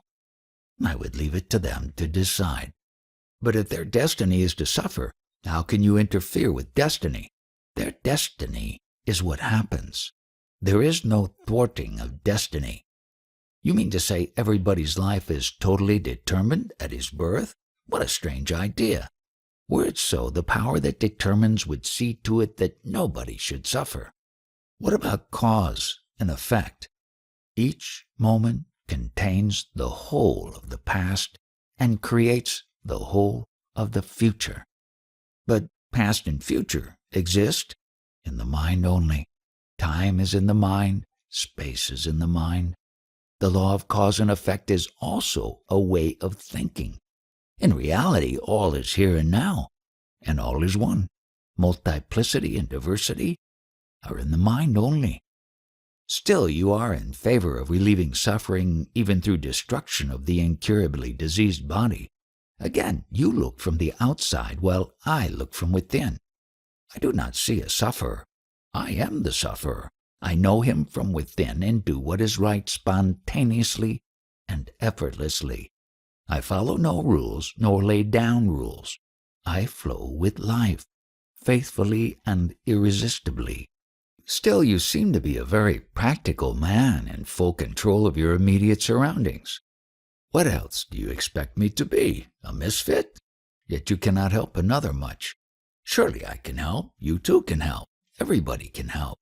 But the suffering is all the time recreated. Man alone can destroy in himself the roots of pain. Others can only help with the pain, but not with its cause, which is the abysmal stupidity of mankind. Will this stupidity ever come to an end? In man, of course, any moment. In humanity, as we know it, after many years. In creation, never. For creation itself is rooted in ignorance. Matter itself is ignorance. Not to know and not to know that one does not know is the cause of endless suffering. We are told of the great avatars, the saviors of the world. Did they save? They have come and gone, and the world plods on. Of course, they did a lot and opened new dimensions in the human mind, but to talk of saving the world is an exaggeration. Is there no salvation for the world? Which world do you want to save? The world of your own projection? Save it yourself. My world? Show me my world, and I shall deal with it. I am not aware of any world separate from myself, which I am free to save or not to save. What business have you with saving the world, when all the world needs is to be saved from you? Get out of the picture and see whether there is anything left to save. You seem to stress the point that without you, your world would not have existed, and therefore the only thing you can do for it is to wind up the show. This is not a way out. Even if the world were of my own creation, this knowledge does not save it. It only explains it. The question remains, why did I create such a wretched world? And what can I do to change it? You seem to say, forget it all and admire your own glory. Surely you don't mean it. The description of a disease and its causes does not cure it. What we need is the right medicine. The description and causation are the remedy for a disease caused by obtuseness and stupidity. Just like a deficiency disease is cured through the supply of the missing factor, so are the diseases of living cured by a good dose of intelligent detachment, viveka vairagya. You cannot save the world by preaching counsels of perfection. People are as they are. Must they suffer? As long as they are as they are, there is no escape from suffering. Remove the sense of separation, and there will be no conflict. A message in print may be paper and ink only. Is it the text that matters? By analyzing the world into elements and qualities, we miss the most important, its meaning. Your reduction of everything to dream disregards the difference between the dream of an insect and the dream of a poet. All is dream, granted, but not all are equal. The dreams are not equal, but the dreamer is one. I am the insect. I am the poet in the dream. But in reality I am neither. I am beyond all dreams. I am the light in which all dreams appear and disappear. I am both inside and outside the dream, just as a man having headache knows the ache and also knows that he is not the ache. So do I know the dream, myself dreaming and myself not dreaming, all at the same time. I am what I am before, during, and after the dream. But what I see and dream, I am not. It is all a matter of imagination. One imagines that one is dreaming, another imagines one is not dreaming. Are not both the same? The same and not the same. Not dreaming as an interval between two dreams is, of course, a part of dreaming. Not dreaming as a steady hold on and timeless abidance in reality has nothing to do with dreaming. In that sense, I never dream, nor ever shall. If both dream and escape from dream are imaginings, what is the way out? There is no need of a way out. Don't you see that a way out is also a part of the dream? All you have to do is to see the dream as dream. If I start the practice of dismissing everything as a dream, where will it lead me? Wherever it leads you, it will be a dream. The very idea of going beyond the dream is illusory. Why go anywhere? Just realize that you are dreaming a dream you call the world, and stop looking for ways out. The dream is not your problem. Your problem is that you like one part of the dream and not another. Love all or none of it, and stop complaining. When you have seen the dream as a dream, you have done all that needs to be done. Is dreaming caused by thinking? Everything is a play of ideas. In the state free from ideation, nirvilkalpa samadhi, nothing is perceived. The root idea is I am. It shatters the state of pure consciousness and is followed by the innumerable sensations and perceptions, feeling and ideas which in their totality constitute God and His world. The I am remains as the witness, but it is by the will of God that everything happens. Why not by my will?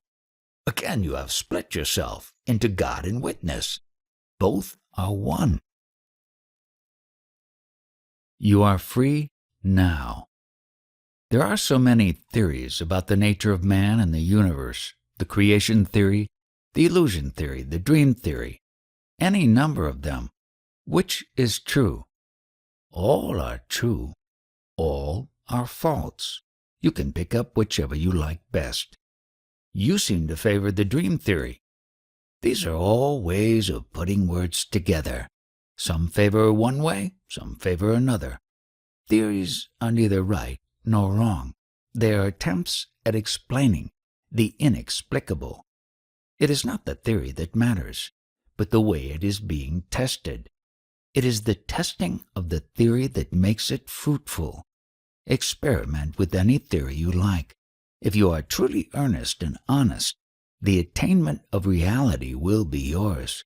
As a living being, you are caught in an untenable and painful situation, and you are seeking a way out. You are being offered several plans of your prison, none quite true, but they all are of some value, only if you are in dead earnest. It is the earnestness that liberates, and not the theory. Theory may be misleading, and earnestness blind. Your sincerity will guide you. Devotion to the goal of freedom and perfection will make you abandon all theories and systems and live by wisdom, intelligence, and active love. Theories may be good as starting points, but must be abandoned. The sooner, the better. There is a yogi who says that for realization the Eightfold Yoga is not necessary, that willpower alone will do. It is enough to concentrate on the goal with full confidence in the power of pure will to obtain effortlessly and quickly what others take decades to achieve. Concentration, full confidence, pure will. With such assets, no wonder one attains in no time. This yoga of will is all right for the mature seeker, who has shed all desires but one. After all, what is will but steadiness of heart and mind? Given such steadfastness, all can be achieved. I feel the yogi did not mean mere steadiness of purpose, resulting in ceaseless pursuit and application. He meant that with will fixed on the goal, no pursuit or application are needed. The mere fact of willing attracts its object. Whatever name you give it, will or steady purpose or one-pointedness of mind, you come back to the earnestness, sincerity, honesty. When you are in dead earnest, you bend every incident, every second of your life to your purpose. You do not waste time and energy on other things. You are totally dedicated, call it will or love or plain honesty.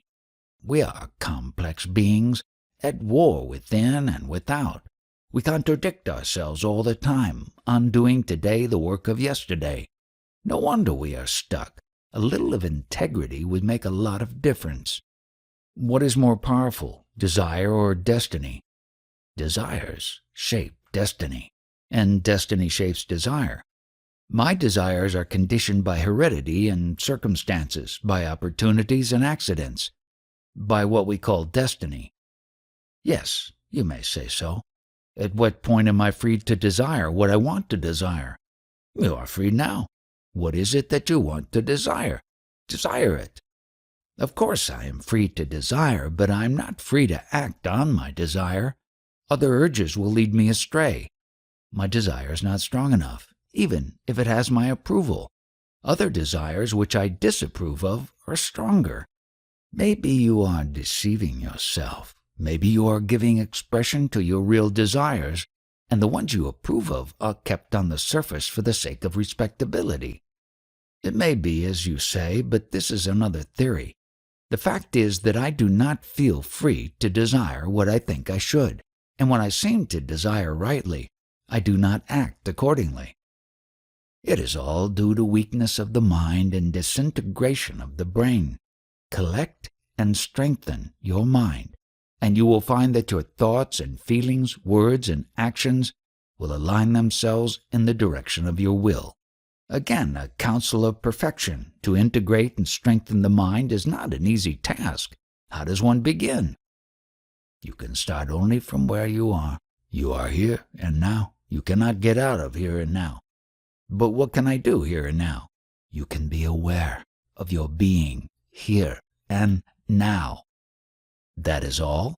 That is all. There is nothing more to it. All my waking and dreaming, I am conscious of myself. It does not help me much. You are aware of thinking, feeling, doing. You are not aware of your being. What is the new factor you want me to bring in? The attitude of peer witnessing, of watching the events without taking part in them. What will it do to me? Weakness of mind is due to lack of intelligence, of understanding, which again is the result of non-awareness. By striving for awareness, you bring your mind together and strengthen it. I may be fully aware of what is going on and yet quite unable to influence it in any way. You are mistaken. What is going on is a projection of your mind. A weak mind cannot control its own projections. Be aware, therefore, of your mind and its projections. You cannot control what you do not know. On the other hand, knowledge gives power. In practice, it is very simple. To control yourself, know yourself. Maybe I can come to control myself, but shall I be able to deal with the chaos in the world? There is no chaos in the world except the chaos which your mind creates. It is self-created, in the sense that at its very center is the false idea of oneself as a thing, different and separate from other things. In reality, you are not a thing, nor separate. You are the infinite potentiality, the inexhaustible possibility. Because you are, all can be. The universe is but a partial manifestation of your limitless capacity to become. I find that I am totally motivated by desire for pleasure and fear of pain.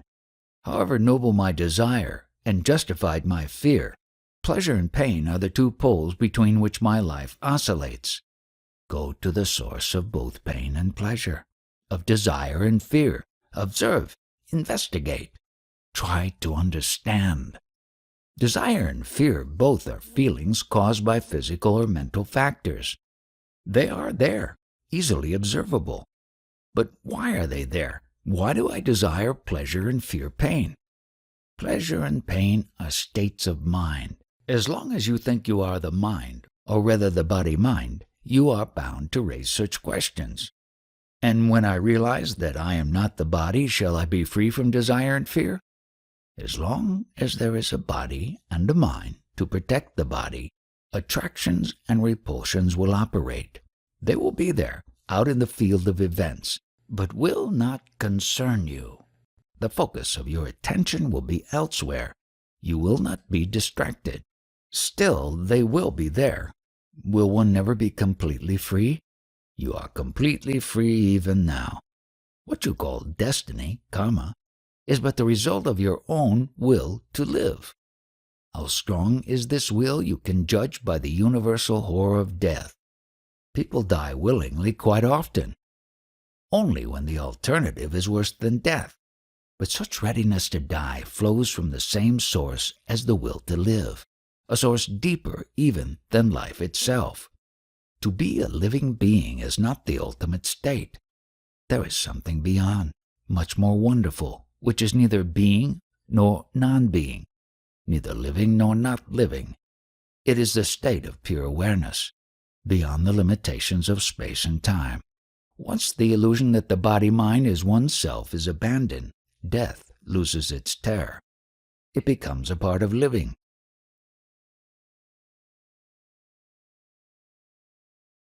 Do not undervalue attention. As I look at you, you seem to be a poor man with very limited means, facing all the problems of poverty and old age, like everybody else. Were I very rich, what difference would it make? I am what I am. What else can I be? I am neither rich nor poor. I am myself. Yet you are experiencing pleasure and pain. I am experiencing these in consciousness. But I am neither consciousness nor its content. You say that in our real being we are all equal. How is it that your experience is so different from ours? My actual experience is not different. It is my evaluation and attitude that differ. I see the same world as you do, but not the same way. There is nothing mysterious about it. Everybody sees the world through the idea he has of himself. As you think yourself to be, so you think the world to be. If you imagine yourself as separate from the world will appear as separate from you, and you will experience desire and fear. I do not see the world as separate from me, and so there is nothing for me to desire or fear. You are a point of light in the world. Not everybody is. There is absolutely no difference between me and others, except in my knowing myself as I am. I am all. I know it for certain, and you do not. So we differ all the same. No, we do not. The difference is only in the mind and temporary. I was like you. You will be like me. God made a most diversified world. The diversity is in you only. See yourself as you are, and you will see the world as it is, a single block of reality, indivisible, indescribable. Your own creative power projects upon it a picture, and all your questions refer to the picture. A Tibetan yogi wrote that God creates the world for a purpose and runs it according to a plan. The purpose is good and the plan is most wise. All this is temporary, while I am dealing with the eternal. Gods and their universes come and go, avatars follow each other in endless succession, and in the end we are back at the source. I talk only of the timeless source of all the gods with all their universes, past, present, and future. Do you know them all? Do you remember them? When a few boys stage a play for fun, what is there to see and to remember? Why is half humanity male and half female? For their happiness. The impersonal, avayakta, becomes the personal, vayakta, for the sake of happiness and relationship. By the grace of my guru, I can look with an equal eye on the impersonal as well as the personal. Both are one to me. In life, the personal merges in the impersonal. How does the personal emerge from the impersonal? The two are but aspects of one reality. It is not correct to talk of one preceding the other. All these ideas belong to the waking state. What brings in the waking state? At the root of all creation lies desire. Desire and imagination foster and reinforce each other. The fourth state, turiya, is a state of pure witnessing, detached awareness, passionlessness, and wordless. It is like space, unaffected by whatever it contains. Bodily and mental troubles do not reach it. They are outside, there, while the witness is always here. What is real, the subjective or the objective? I am inclined to believe the objective universe is the real one, and my subjective psyche is changeful and transient. You seem to claim reality for your inner subjective states and deny all reality to the concrete external world. Both the subjective and the objective are changeful and transient. There is nothing real about them. Find the permanent in the fleeting, the one constant factor in every experience. What is this constant factor? My giving it various names and pointing out in many ways will not help you much unless you have the capacity to see. A dim-sighted man will not see the parrot on the branch of a tree, however much you may prompt him to look. At best he will see your pointed finger. First, purify your vision. Learn to see instead of staring, and you will perceive the parrot. Also, you must be eager to see. You need both clarity and earnestness for self-knowledge. You need maturity of heart and mind, which comes through earnest application in daily life of whatever little you have understood. There is no such thing as compromise in yoga. If you want to sin, sin wholeheartedly and openly. Sins, too, have their lessons to teach the earnest sinner, as virtues the earnest saint. It is the mixing up the two that is so disastrous. Nothing can block you so effectively as compromise, for it shows lack of earnestness, without which nothing can be done. I approve of austerity, but in practice I am all for luxury. The habit of chasing pleasure and shunning pain is so ingrained in me that all my good intentions, quite alive on the level of theory, find no roots in my day-to-day life. To tell me that I am not honest does not help me, for I just do not know how to make myself honest. You are neither honest nor dishonest. Giving names to mental states is good only for expressing your approval or disapproval. The problem is not yours. It is your mind's only. Begin by disassociating yourself from your mind. Resolutely remind yourself that you are not the mind, and that its problems are not yours. I may go on telling myself I am not the mind, I am not concerned with its problems, but the mind remains and its problems remain just as they were. Now, please, do not tell me that it is because I am not earnest enough, and I should be more earnest. I know it, and admit it, and only ask you, how is it done? At least you are asking. Good enough for a start. Go on pondering, wondering, being anxious to find a way. Be conscious of yourself. Watch your mind. Give it your full attention. Don't look for quick results. There may be none within your noticing. Unknown to you, your psyche will undergo a change. There will be more clarity in your thinking, charity in your feeling, purity in your behavior. You need not aim at these. You will witness the change all the same. For what you are now is the result of inattention, and what you become will be the fruit of attention. Why should mere attention make all the difference? So far your life was dark and restless, tamas and rajas. Attention, alertness, awareness, clarity, liveliness, vitality are all manifestations of integrity, oneness with your true nature, sattva. It is in the nature of sattva to reconcile and neutralize tamas and rajas and rebuild the personality in accordance with the true nature of the self. Sattva is the faithful servant of the self, ever attentive and obedient, and I shall come to it through mere attention. Do not undervalue attention. It means interest and also love. To know, to do, to discover, or to create, you must give your heart to it, which means attention. All the blessings flow from it. You advise us to concentrate on I am. Is this too a form of attention?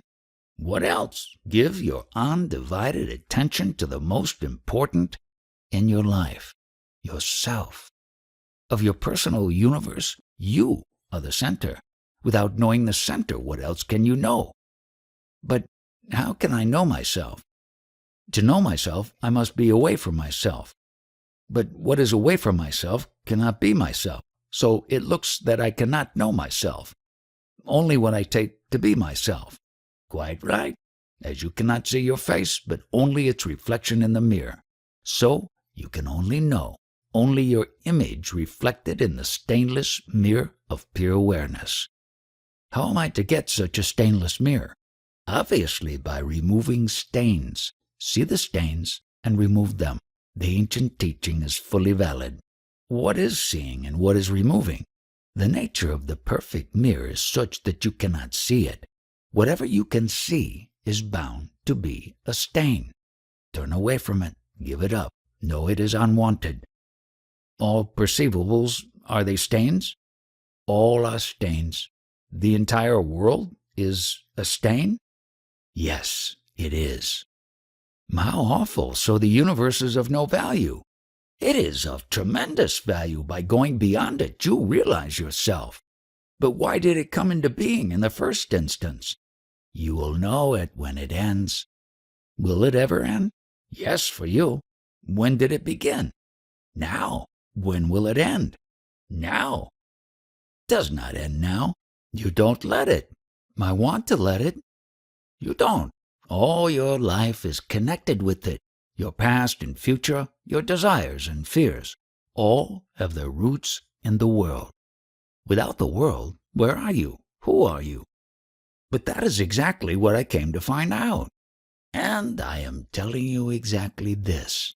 Find a foothold beyond, and all will be clear and easy.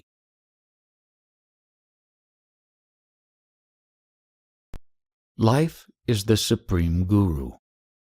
We two came from far-off countries. One of us is British, the other American. The world in which we were born is falling apart, and being young we are concerned. The old people hope they will die their own death, but the young have no such hope.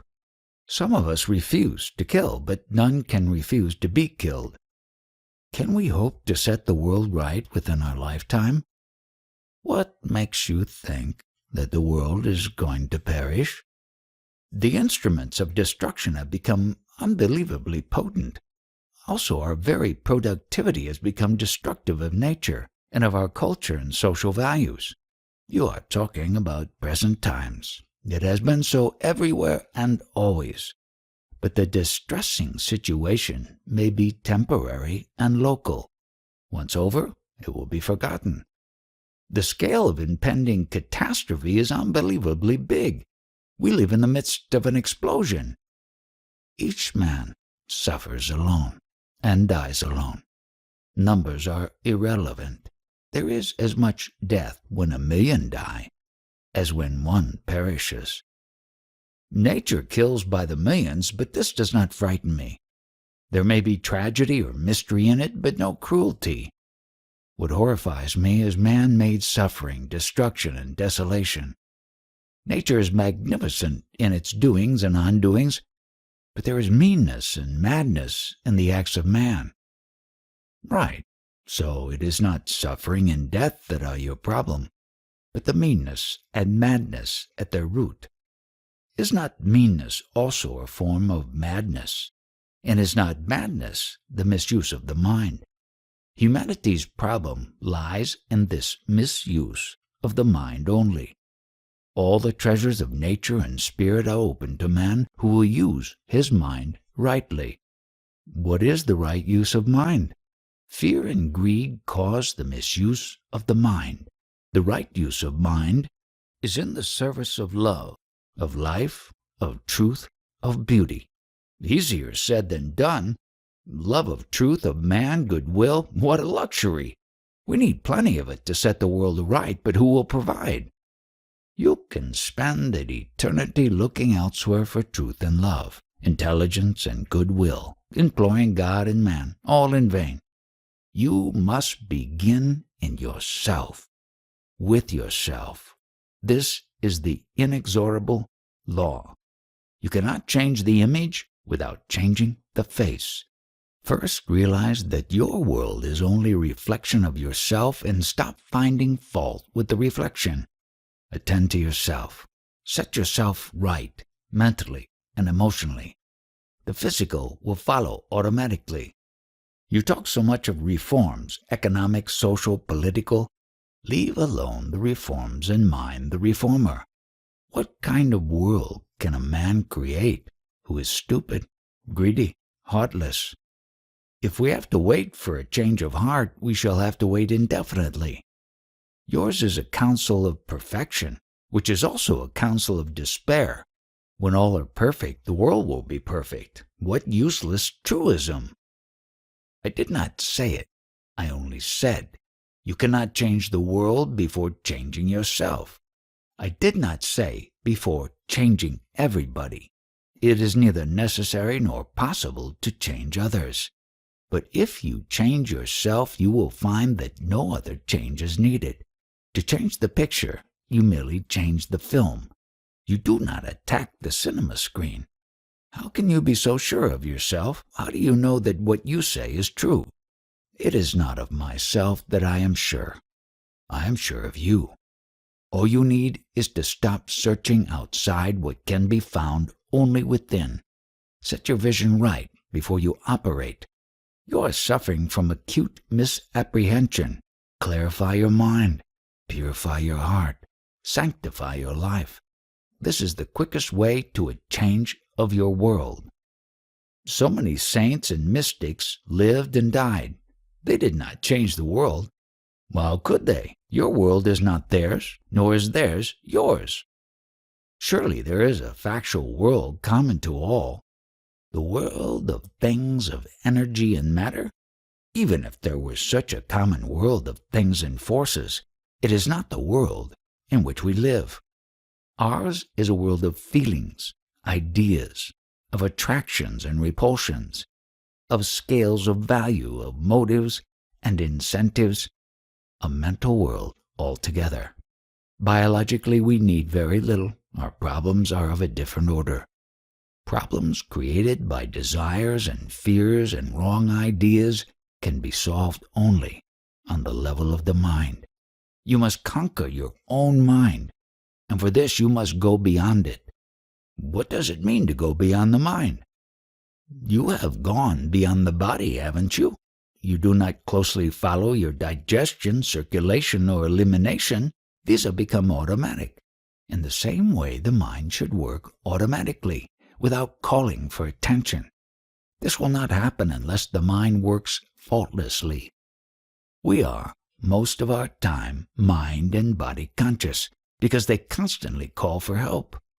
Pain and suffering are only the body and the mind screaming for attention. To go beyond the body, you must be healthy. To go beyond the mind, you must have your mind in perfect order. You cannot leave a mess behind and go beyond. The mess will bog you up. Pick up your rubbish seems to be the universal law, and a just law, too. Am I permitted to ask, how did you go beyond the mind? By the grace of my Guru. What shape did his grace take? He told me what is true. What did he tell you? He told me, I am the supreme reality. What did you do about it? I trusted him and remembered it. Is that all? Yes, I remembered him. I remembered what he said. You mean to say that this was enough? What more needs to be done? It was quite a lot to remember the Guru and his words. My advice to you is even less difficult than this. Just remember yourself. I am is enough to heal your mind and take you beyond. Just have some trust. I don't mislead you. Why should I? Do I want anything from you? I wish you well. Such is my nature. Why should I mislead you? Common sense, too, will tell you that to fulfill a desire, you must keep your mind on it. If you want to know your true nature, you must have yourself in mind all the time, until the secret of your being stands revealed. Why should self-remembrance bring one to self-realization? Because they are but two aspects of the same state. Self-remembrance is in the mind. Self-realization is beyond the mind. The image in the mirror is of the face beyond the mirror. Fair enough, but what is the purpose? To help others. One must be beyond the need of help. All I want is to be happy. Be happy to make happy. Let others take care of themselves. Sir, you are not separate. The happiness you cannot share is spurious. Only the shareable is truly desirable. Right, but do I need a guru? What you tell me is simple and convincing. I shall remember it. This does not make you my guru. It is not the worship of a person that is crucial, but the steadiness and depth of your devotion to the task. Life itself is the supreme guru. Be attentive to its lessons and obedient to its commands. When you personalize their source, you have an outer guru. When you take them from life directly, the guru is within. Remember, wonder, ponder, live with it, love it, grow into it, grow with it, make it your own. The word of your guru, outer or inner. Put in all, and you will get all. I was doing it. All my time I was giving to my guru and to what he told me. I am a writer by profession. Can you give me some advice for me, specifically? Writing is both a talent and a skill.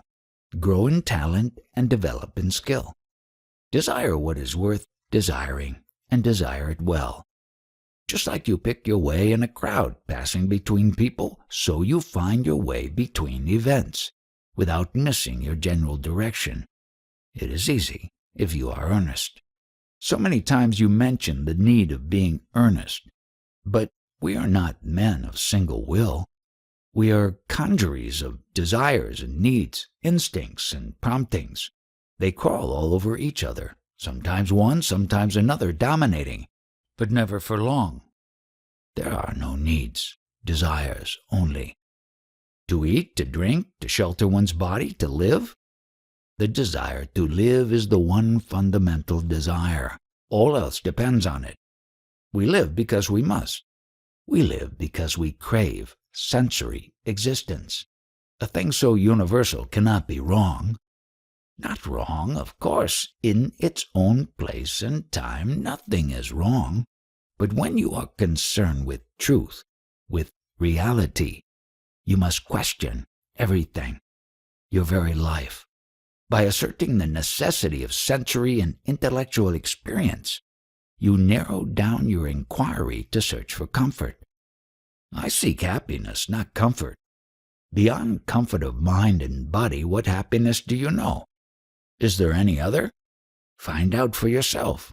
Question every urge. Hold no desire legitimate.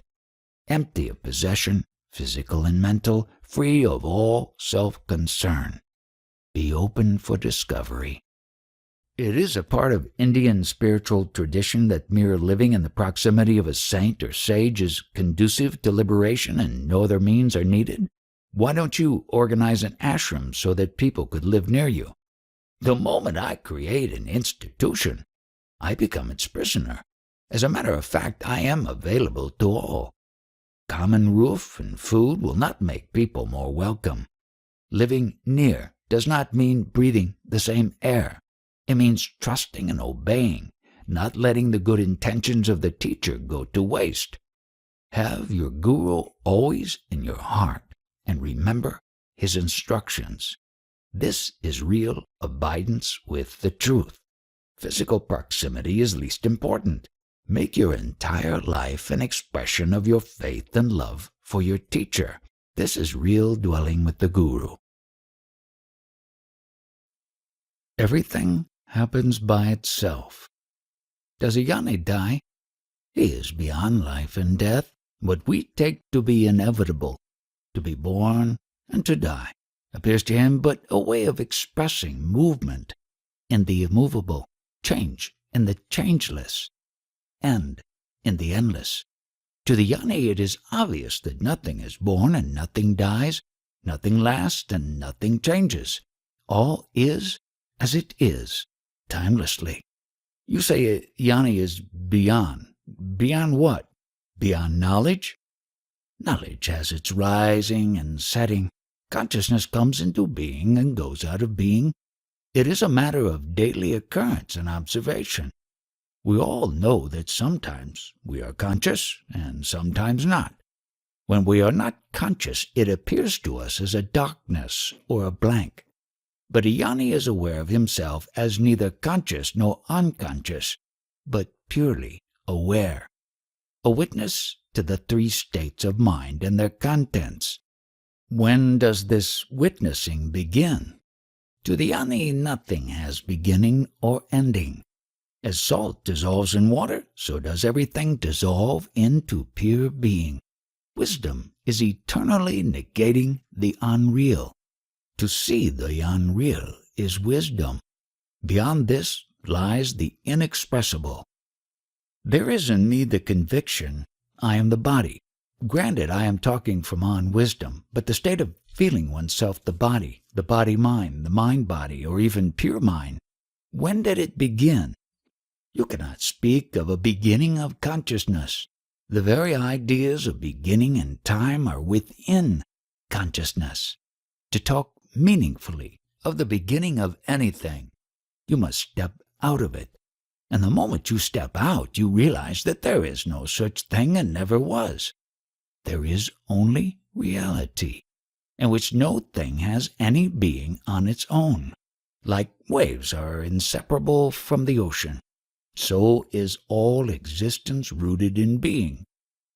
The fact is that here and now I am asking you, when did the feeling I am the body arise? At my birth or this morning? Now. But I remember having it yesterday too. The memory of yesterday is now only. But surely I exist in time. I have a past and a future. That is how you imagine it. Now. There must have been a beginning. Now. And what about ending? What has no beginning cannot end. But I am conscious of my question. A false question cannot be answered. It can only be seen as false. To me it is real. When did it appear real to you? Now? Yes, it is quite real to me now. What is real about your question? It is a state of mind. No state of mind can be more real than the mind itself. Is the mind real? It is but a collection of states, each of them transitory. How can a succession of transitory states be considered real? Like beads on a string, events follow events forever. They are all strung on the basic idea, I am the body. But even this is a mental state and does not last. It comes and goes like all other states. The illusion of being the body-mind is there only because it is not investigated. Non-investigation is the thread on which all the states of mind are strung. It is like darkness in a closed room. It is there, apparently. But when the room is open, where does it go? It goes nowhere, because it was not there.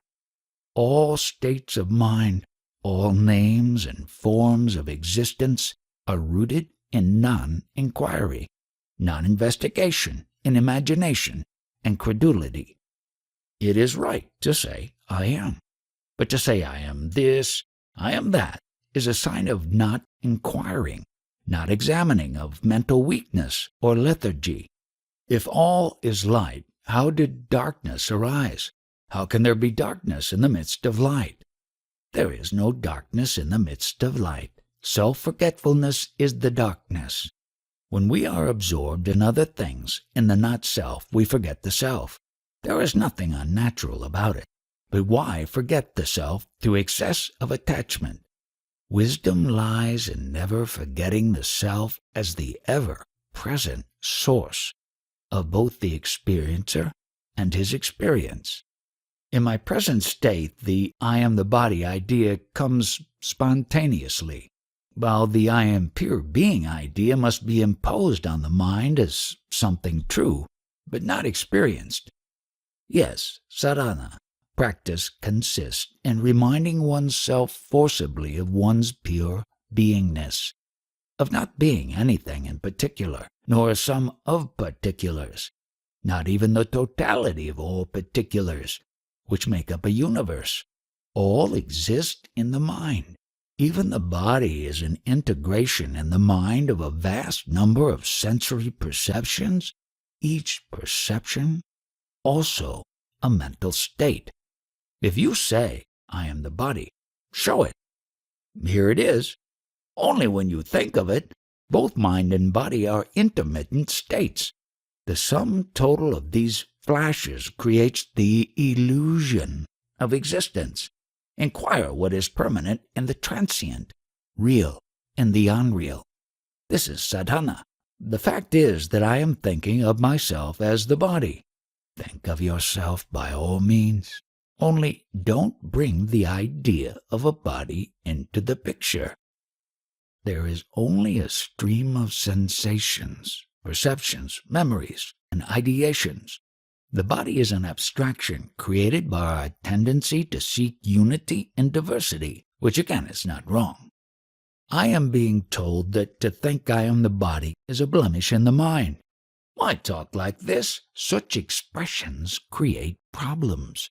The self is the source of all, end of all, the final destination. Nothing is external. When the body idea becomes obsessive, is it not altogether wrong? There is nothing wrong in the idea of a body, nor even the idea I am the body. But limiting oneself to one body only is a mistake. In reality, all existence, every form is my own, within my consciousness. I cannot tell what I am because words can describe only what I am not. I am, and because I am, all is. But I am beyond consciousness, and therefore in consciousness I cannot say what I am. Yet I am. The question, who am I, has no answer. No experience can answer it, for the self is beyond experience. Still the question, who am I, must be of some use. It has no answer in consciousness, and therefore helps to go beyond consciousness. Here I am, in the present moment. What is real in it, and what is not? Now please don't tell me that my question is wrong. Questioning my questions leads me nowhere. Your question is not wrong. It is unnecessary. You said, here and now I am. Stop there. This is real. Don't turn a fact into a question. There lies your mistake. You are neither knowing nor not knowing, neither mind nor matter. Don't attempt to describe yourself in terms of mind and matter. Just now a boy came to you with a problem. You told him a few words and he went away. Did you help him? Of course. How can you be so sure? To help is my nature. How did you come to know it? No need to know it. It operates by itself. Still you have made a statement. On what is it based? On what people tell me. But it is you who ask for proofs. I do not need them. Setting things right lies in my very nature, which is Satyam, Shivam, Sundaram, the true, the good, the beautiful. When a man comes to you for advice and you give him advice, wherefrom does it come and by what power does it help? His own being affects his mind and induces a response. And what is your role? In me the man and his self come together. Why does not the self help the man without you? But I am the self. You imagine me as separate. Answer your question. There is no myself and his self. There is the self, the only self of all. Misled by the diversity of names and shapes, minds and bodies, you imagine multiple selves. We both are the self.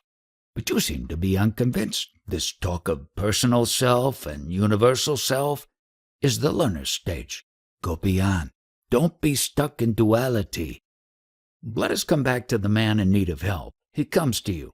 If he comes, he is sure to get help, because he was destined to get help. He came. There is nothing fanciful about it. I cannot help some and refuse others. All who come are helped, for such is the law. Only the shape helped takes varies according to the need. Why must he come here to get advice? Can he get it from within? He will not listen. His mind is turned outward. But in fact, all experiences is in the mind. And even his coming to me and getting help is all within himself.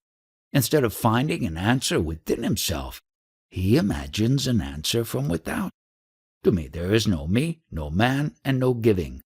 All this is merely a flicker in the mind. I am infinite peace and silence, in which nothing appears, for all that appears disappears. Nobody comes for help, nobody offers help, nobody gets help. It is all but a display in consciousness. Yet the power to help is there, and there is somebody or something that displays that power, call it God or self or the universal mind. The name does not matter, but the fact does. This is the stand the body-mind takes. The pure mind sees things as they are, bubbles in consciousness. These bubbles are appearing, disappearing, and reappearing without having real being. No particular cause can be ascribed to them, for each is caused by all and affects all. Each bubble is a body, and all these bodies are mine. Do you mean to say that you have the power to do everything rightly? There is no power as separate from me. It is inherent in my very nature. Call it creativity. Out of a lump of gold you can make many ornaments. Each will remain gold. Similarly, in whatever role I may appear, in whatever function I may perform, I remain what I am. The I am immovable, unshakable, independent. What you call the universe, nature, is my spontaneous creativity. Whatever happens, happens. But such is my nature that all ends in joy. I have a case of a boy gone blind because his stupid mother fed him methyl alcohol. I am requesting you to help him. You are full of compassion and obviously eager to help. By what power can you help him? His case is registered in consciousness. It is there. Indelibly, consciousness will operate. Does it make any difference that I ask you to help? Your asking is a part of the boy's blindness. Because he is blind, you ask. You have added nothing. But your help will be a new factor? No. All is contained in the boy's blindness. All is in it. The mother, the boy, you and me, and all else. It is one event. You mean to say that even our discussing the boy's case was predestined? How else? All things contain their future. The boy appears in consciousness. I am beyond. I do not issue orders to consciousness. I know that it is in the nature of awareness to set things right. Let consciousness look after its creations. The boy's sorrow, your pity, my listening, and consciousness acting, all this is one single fact. Don't split it into components and then ask questions. How strangely does your mind work? You are strange, not me. I am normal. I am sane. I see things as they are, and therefore I am not afraid of them. But you are afraid of reality. Why should I? It is ignorance of yourself that makes you afraid and also unaware that you are afraid. Don't try not to be afraid. Break down the wall of ignorance first.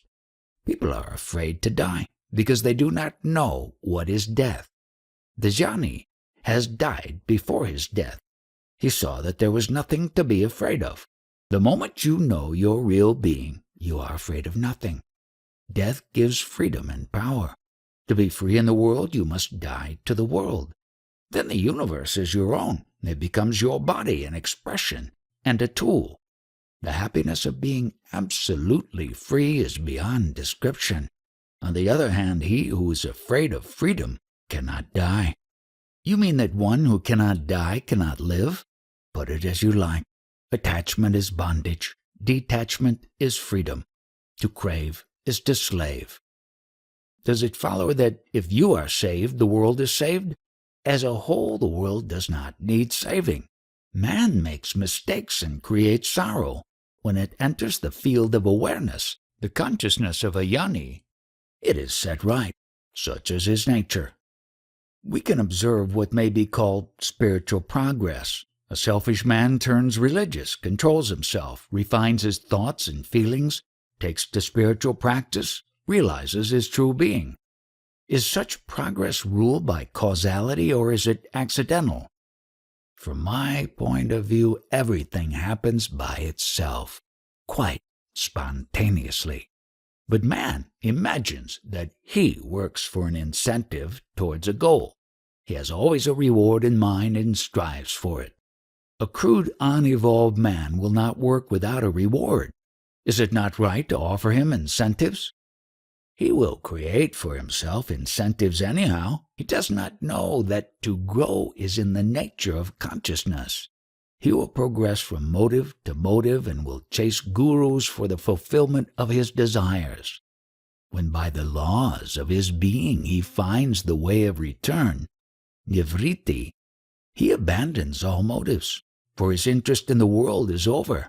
He wants nothing, neither from others nor from himself. He dies to all and becomes all. To want nothing and do nothing, that is true creation. To watch the universe emerging and subsiding in one's heart is a wonder. The great obstacle to inner effort is boredom. The disciple gets bored. Inertia and restlessness, tamas, rajas, work together and keep clarity and harmony, sattva, down. Tamas and rajas must be conquered before sattva can appear. It will all come in due course, quite spontaneously. Is there no need of effort then? When effort is needed, effort will appear. When effortless becomes essential, it will assert itself.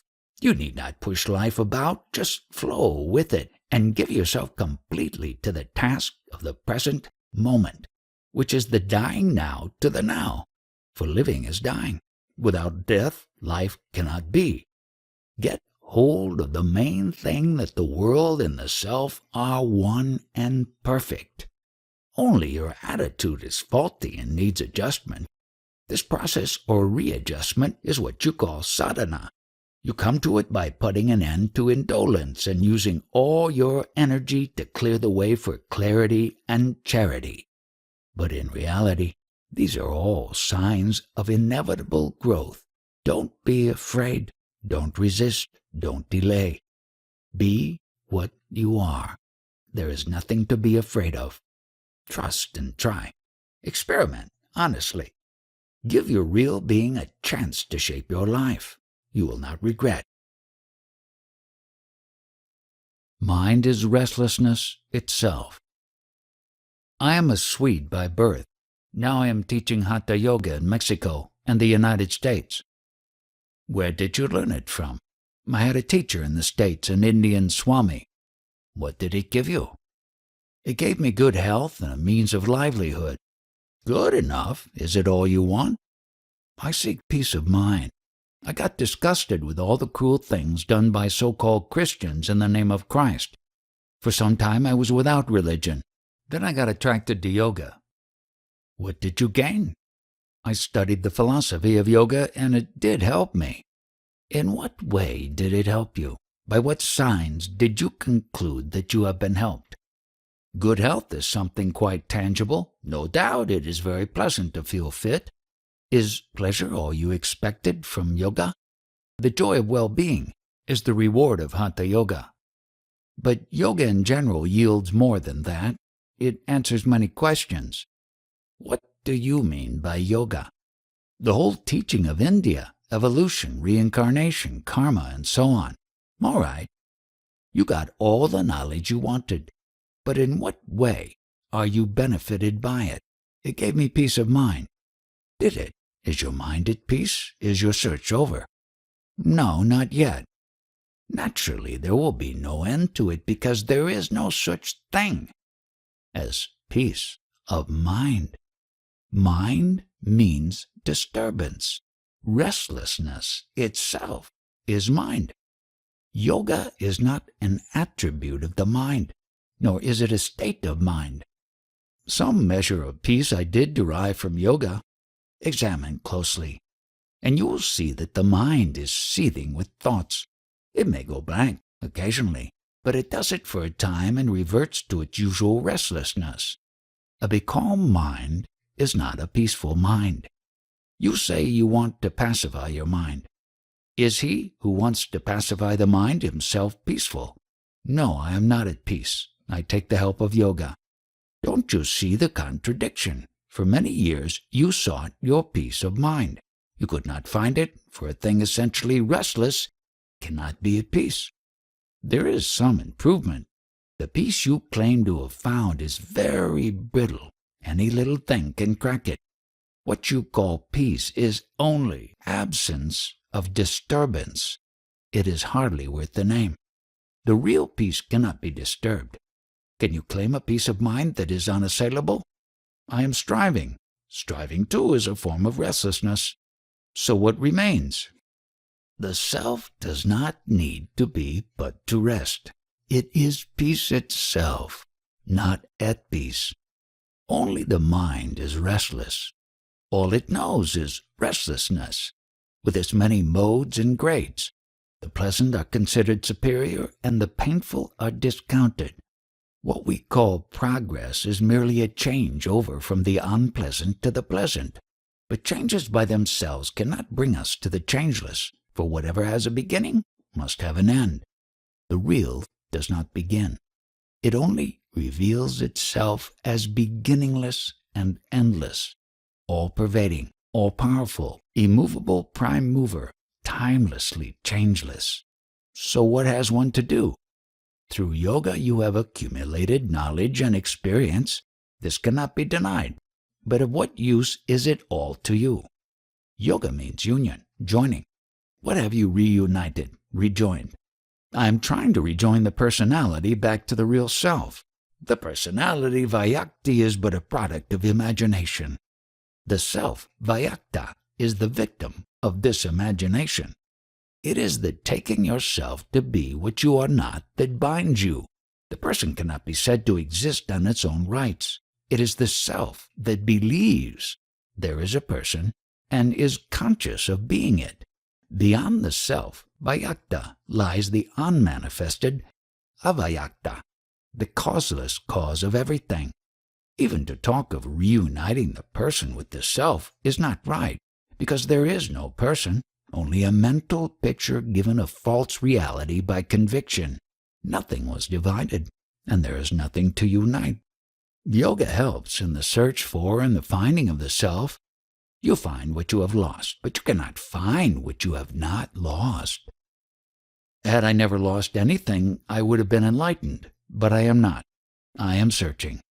Is not my very search a proof of having lost something? It only shows that you believe you have lost.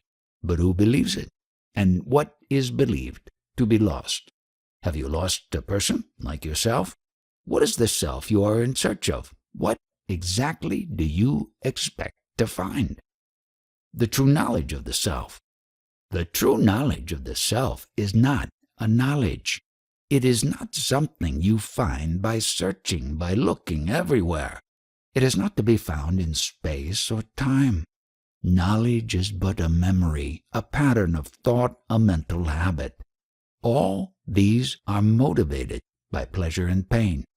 It is because you are goaded by pleasure and pain that you are in search of knowledge. Being oneself is completely beyond all motivation. You cannot be yourself for some reason. You are yourself, and no reason is needed. By doing yoga, I shall find peace. Can there be peace apart from yourself? Are you talking from your own experience or from books only? Your book knowledge is useful to begin with, but soon it must be given up for direct experience, which by its very nature is inexpressible. Words can be used for destruction also. Of words, images are built. By words, they are destroyed. You got yourself into your present state through verbal thinking. You must get out of it the same way. I did attain a degree of inner peace. Am I to destroy it? What has been attained may be lost again. Only when you realize the true peace, the peace you have never lost, That peace will remain with you, for it was never away. Instead of searching for what you do not have, find out what is it that you have never lost. That which is there before the beginning and after the ending of everything. That to which there is no birth, nor death. That immovable state, which is not affected by birth and death of a body or a mind. That state you must perceive. What are the means of such perception? In life, nothing can be had without overcoming obstacles. The obstacles to clear perception of one's true being are desire for pleasure and fear of pain. It is the pleasure-pain motivation that stands in the way. The very freedom from all motivation, the state in which no desire arises, is the natural state.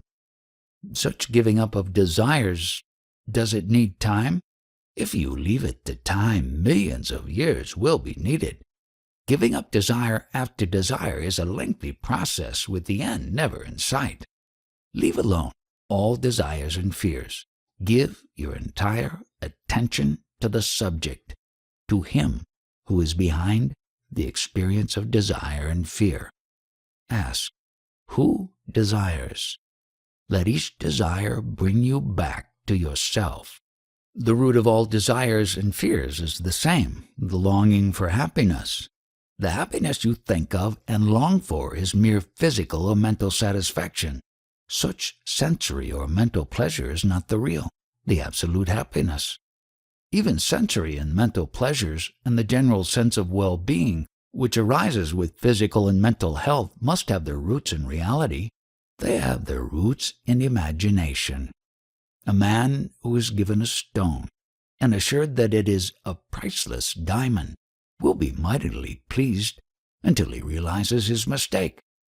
In the same way, pleasures lose their tang and pains their barb when the self is known.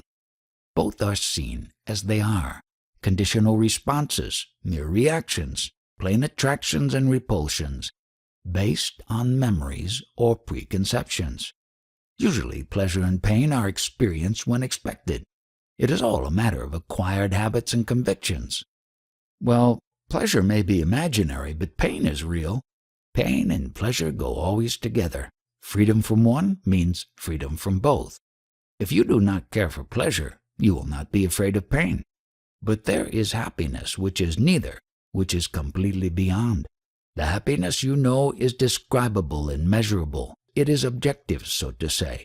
But the objective cannot be your own. It would be a grievous mistake to identify yourself with something external. This turning up of levels leads nowhere. Reality is beyond the subjective and objective, beyond all levels, beyond every distinction. Most definitely it is not their origin, source, or root. These come from ignorance of reality, not from reality itself, which is indescribable beyond being and not being. Many teachers have I followed and studied many doctrines, yet none gave me what I wanted.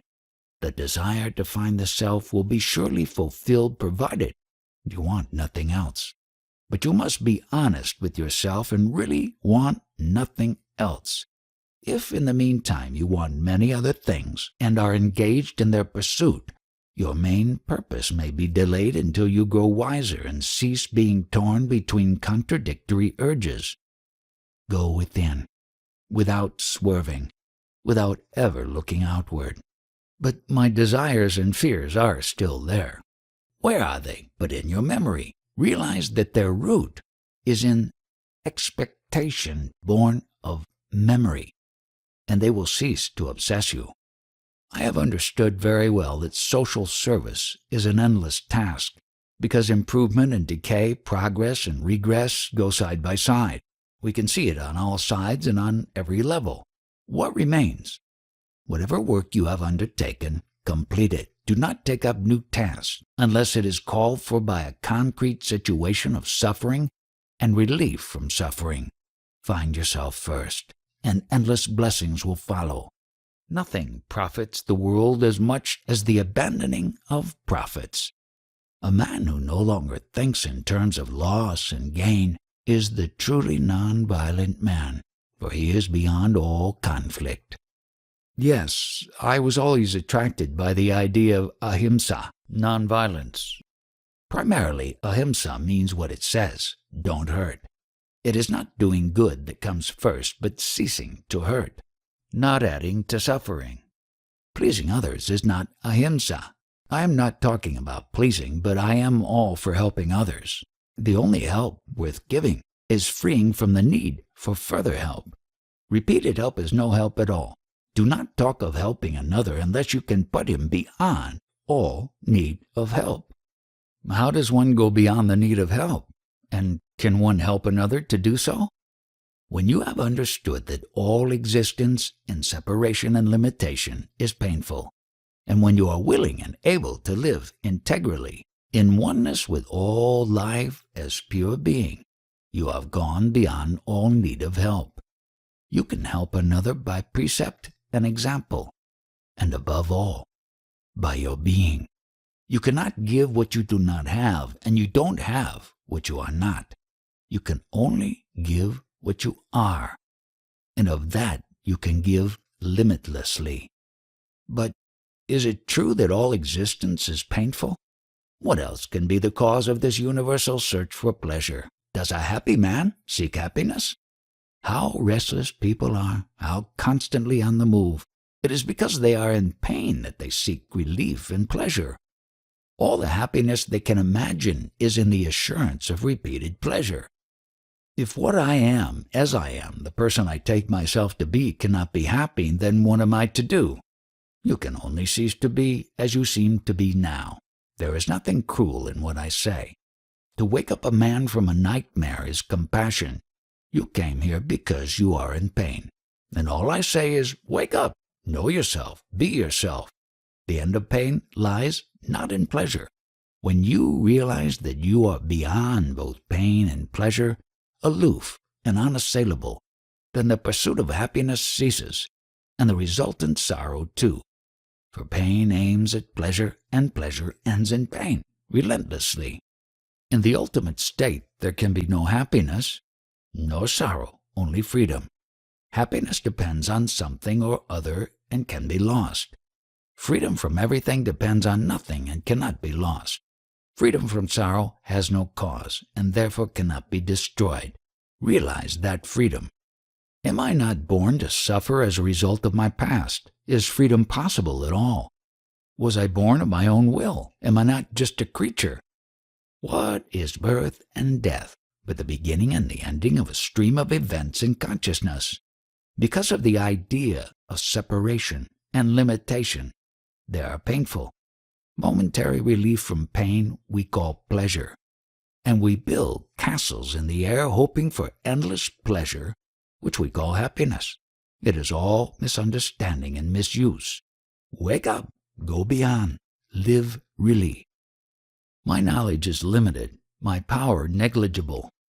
Being the source of both, the self is behind both knowledge and power. The observable is in the mind.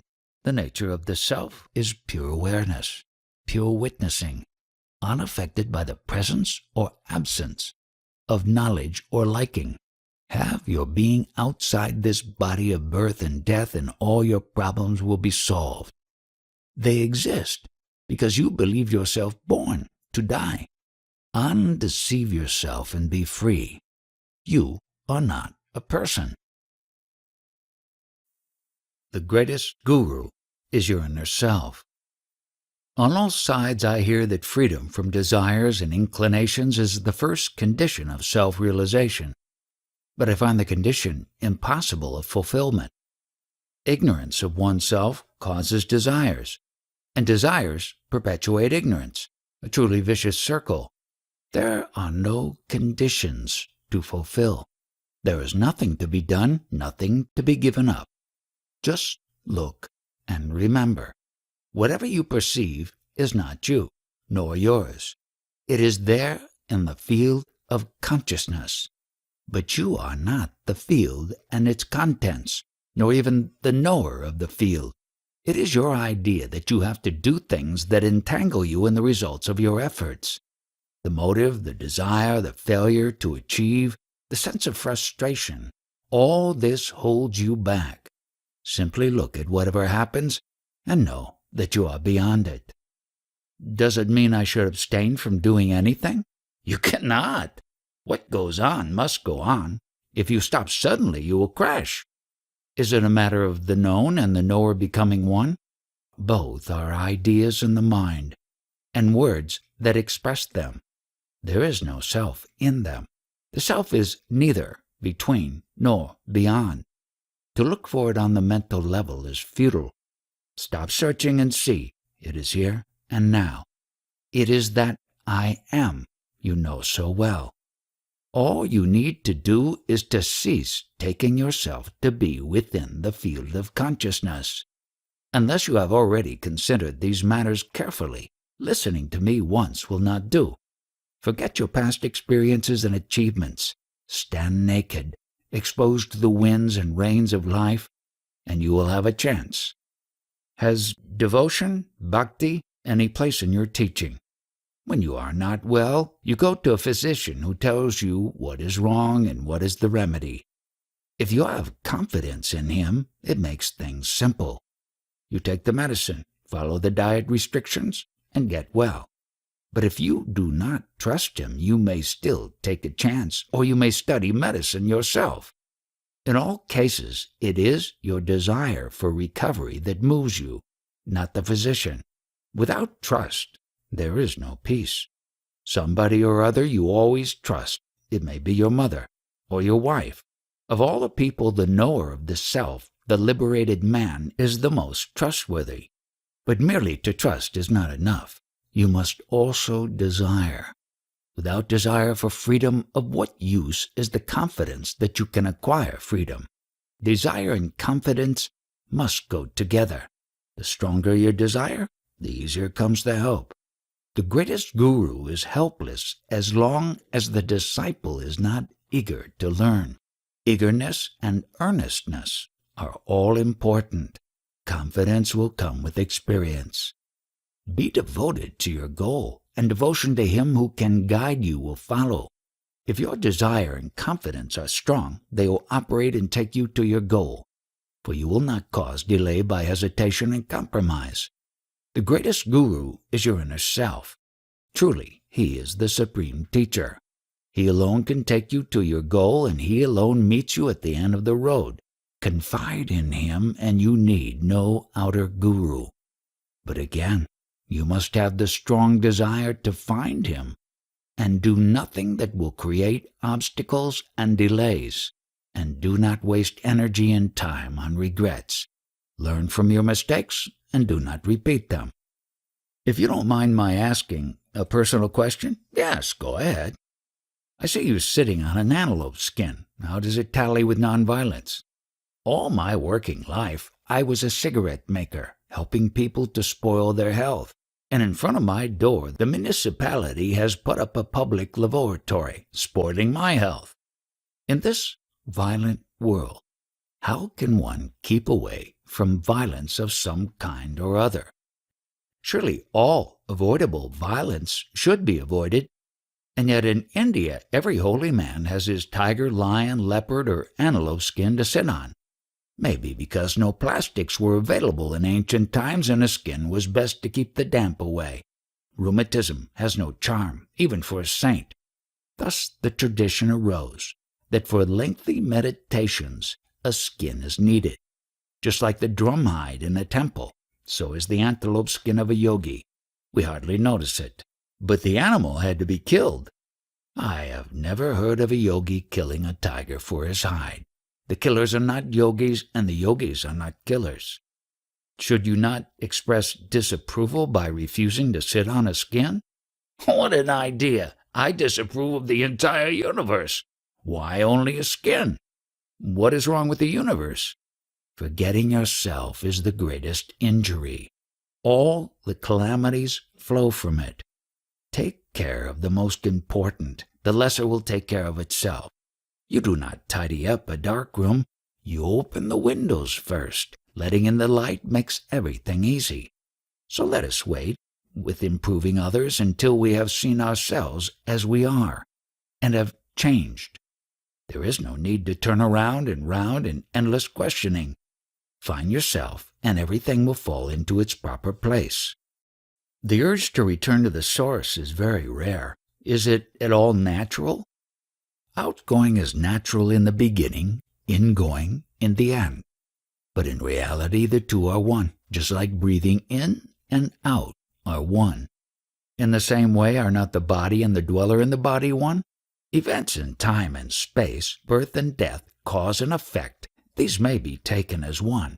But the body and the embodied are not of the same order of reality. The body exists in time and space, transient and limited, while the dweller is timeless and spaceless, eternal and all-pervading. To identify the two is a grievous mistake, and the cause of endless suffering. You can speak of the mind and body as one, but the body-mind is not the underlying reality. Whoever he may be, the dweller is in control of the body and therefore responsible for it. There is a universal power which is in control and is responsible. And so I can do as I like and put the blame on some universal power? How easy? Yes, very easy. Just realize the one mover behind all that moves and leave all to him. If you do not hesitate or cheat, this is the shortest way to reality. Stand without desire and fear, relinquishing all control and all responsibility. What madness! Yes, divine madness. What is wrong in letting go the illusion of personal control and personal responsibility? Both are in the mind only. Of course, as long as you imagine yourself to be in control, you should also imagine yourself to be responsible. One implies the other. How can the universal be responsible for the particular? All life on earth depends on the sun. Yet you cannot blame the sun for all that happens, though it is the ultimate cause. Light causes the color of the flower, but it neither controls nor is responsible for it directly. It makes it possible, that is all. What I do not like is all this taking refuge in some universal power. You cannot quarrel with facts. Whose facts, yours or mine? Yours. You cannot deny my facts, for you do not know them. Could you know them, you would not deny them. Here lies the trouble. You take your imagining for facts, and my facts for imagination. I know for certain that all is one. Differences do not separate. Either you are responsible for nothing or for everything. To imagine that you are in control and responsible for one body only is the aberration of the body-mind. Still, you are limited by a body only in matters pertaining to the body. This I do not mind. It is like enduring the seasons of the year. They come, they go. They hardly affect me. In the same way, body-minds come and go. Life is forever in search of new expressions. As long as you do not put all the burden of evil on God, I am satisfied. There may be a God for all I know, but to me he is a concept projected by the human mind. He may be a reality to you, but to me society is more real than God, for I am both its creature and its prisoner. Your values are wisdom and compassion. Society's are sagacious selfishness. I live in a world quite different from yours. None compels. None compels you, but I am compelled. My world is an evil world, full of tears, toil, and pain. To explain it away by the intellectualizing, by putting forth theories of evolution and karma, is merely adding insult to injury. The God of an evil world is a cruel God. You are the God of your world, and you are both stupid and cruel. Let God be a concept, your own creation. Find out who you are. How did you come to live, longing for truth, goodness, and beauty in a world full of evil? Of what use is your arguing for or against God, when you just do not know who is God and what you are talking about? The God born of fear and hope, shaped by desire and imagination, cannot be the power that is, the mind and the heart of the universe. I agree that the world I live in and the God I believe in are both creatures of imagination. But in what way are they created by desire? Why do I imagine a world so painful and a God so indifferent? What is wrong with me that I should torture myself so cruelly? The enlightened man comes and tells me it is but a dream to put an end to, but he is not himself a part of the dream. I find myself trapped and see no way out. You say you are free. Of what are you free? For heaven's sakes, don't feed me on words. Enlighten me. Help me to wake up, since it is you who sees me tossing in my sleep. When I say I am free, I merely state a fact. If you are an adult, you are free from infancy. I am free from all description and identification. Whatever you may hear, see, or think of, I am not that. I am free from being a precept or concept. Still, you have a body and you depend on it. Again, you assume that your point of view is the only correct one. I repeat, I was not, am not, and shall not be a body. To me, this is a fact. I, too, was under the illusion of having been born. But my guru made me see that birth and death are mere ideas. Birth is merely the idea, I have a body, and death, I have lost my body. Now, when I know I am not a body, the body may be there or may not. What difference does it make? The body-mind is like a room. It is there, but I need not live in it all the time. Yet there is a body, and you do take care of it. The power that created the body takes care of it. We are jumping from level to level all the time. There are two levels to consider: the physical, of facts, and mental, of ideas. I am beyond both. Neither your facts nor ideas are mine. What I see is beyond. Cross over to my side and see with me. What I want to say is very simple. As long as I believe I am the body, I must not say God will look after my body. God will not. He will let it starve, sicken, and die. What else do you expect from a mere body? Why are you so anxious about it? Because you think you are the body. You want it indestructible. You can extend its life considerably by appropriate practices. But for what ultimate good? It is better to live long and healthy. It gives us a chance to avoid the mistakes of childhood and youth, the frustrations of adulthood, the miseries and imbecility of old age. By all means, live long, but you are not the master. Can you decide the days of your birth and death? We are not speaking the same language. Yours is a make-believe talk. All hangs on suppositions and assumptions. You speak with assurance about things you are not sure of. Therefore, I am here. You are not here. I am here. Come in, but you don't.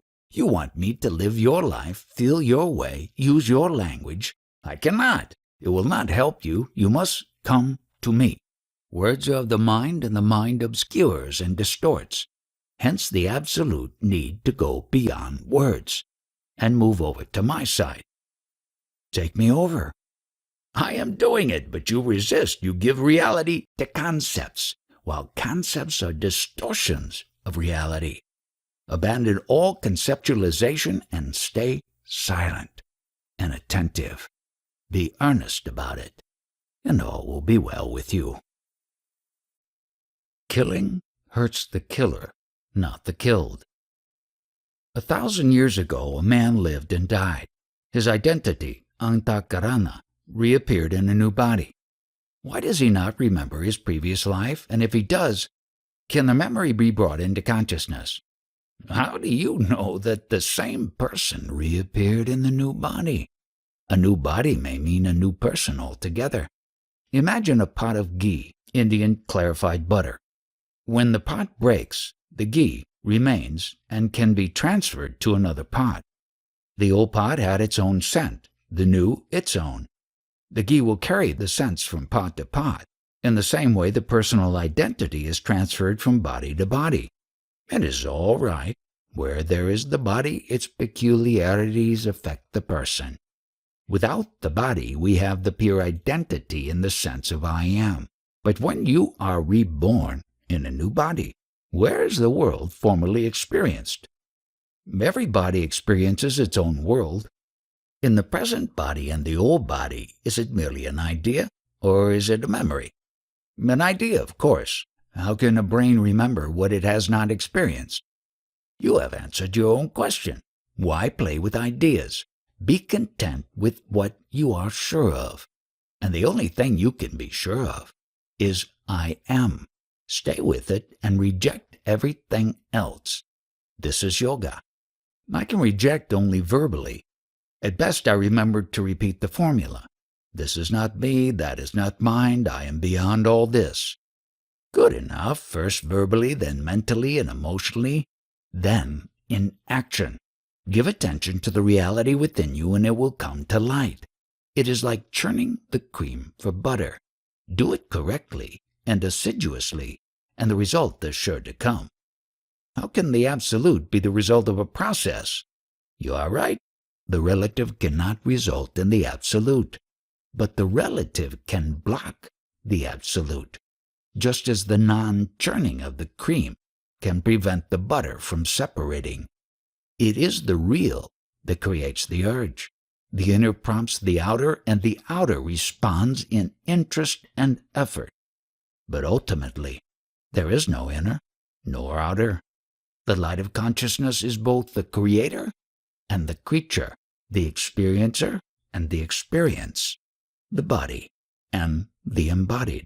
Take care of the power that projects all this and your problems will come to an end. Which is projecting the power? It is imagination prompted by desire. I know all this, but have no power over it. There is another illusion of yours, born from craving for results. What is wrong with purposeful action? It does not apply.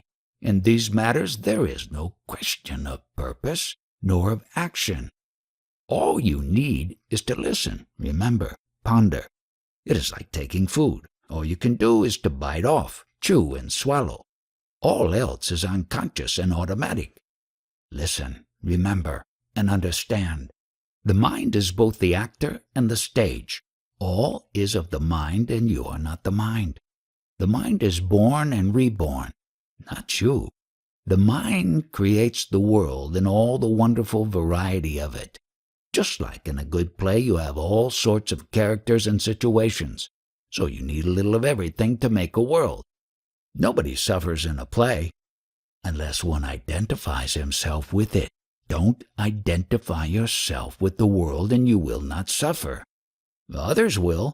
Then make your world perfect by all means. If you believe in God, work with Him. If you do not, become one. Either see the world as a play or work at it with all your might, or both. What about the identity of a dying man? What happens to it when he is dead? Do you agree that it continues in another body?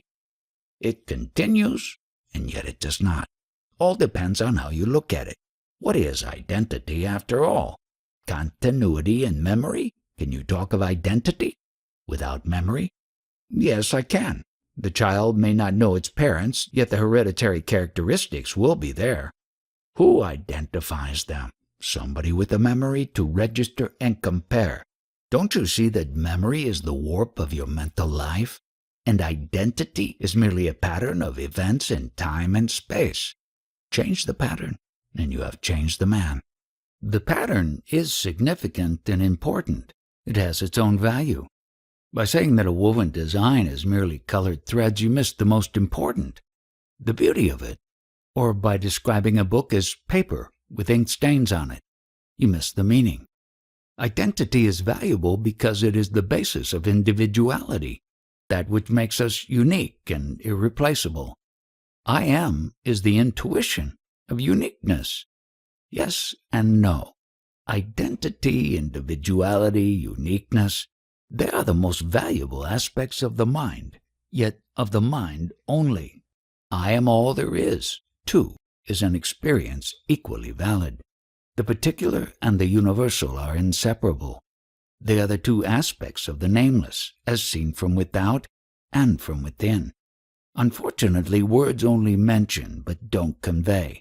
Try to go beyond the words. What dies with death? The idea, I am the body, dies. The witness does not. The Jains believe in a multiplicity of witnesses forever separate. That is their tradition based on the experience of some great people. The one witness reflects itself in the countless bodies as I am. As long as the bodies, however subtle, last, the I am appears as many. Beyond the body there is only the one. God? The Creator is a person whose body is the world. The Nameless One is beyond all gods. Sri Ramana Maharshi died.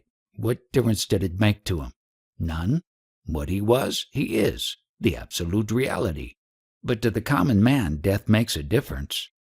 What he thinks himself to be before death, he continues to be after death. His self-image survives. The other day there was a talk about the use by the Jnani of animal skins for meditation, etc. I was not convinced. It is easy to justify everything by referring to custom and tradition. Customs may be cruel and tradition corrupt. They explain but do not justify. I never meant to say that lawlessness follows self-realization. A liberated man is extremely law-abiding, but his laws are the laws of his real self, not of his society. These he observes or breaks according to circumstances and necessity, but he will never be fanciful and disorderly. What I cannot accept is justification by custom and habit. The difficulty lies in our differing points of view.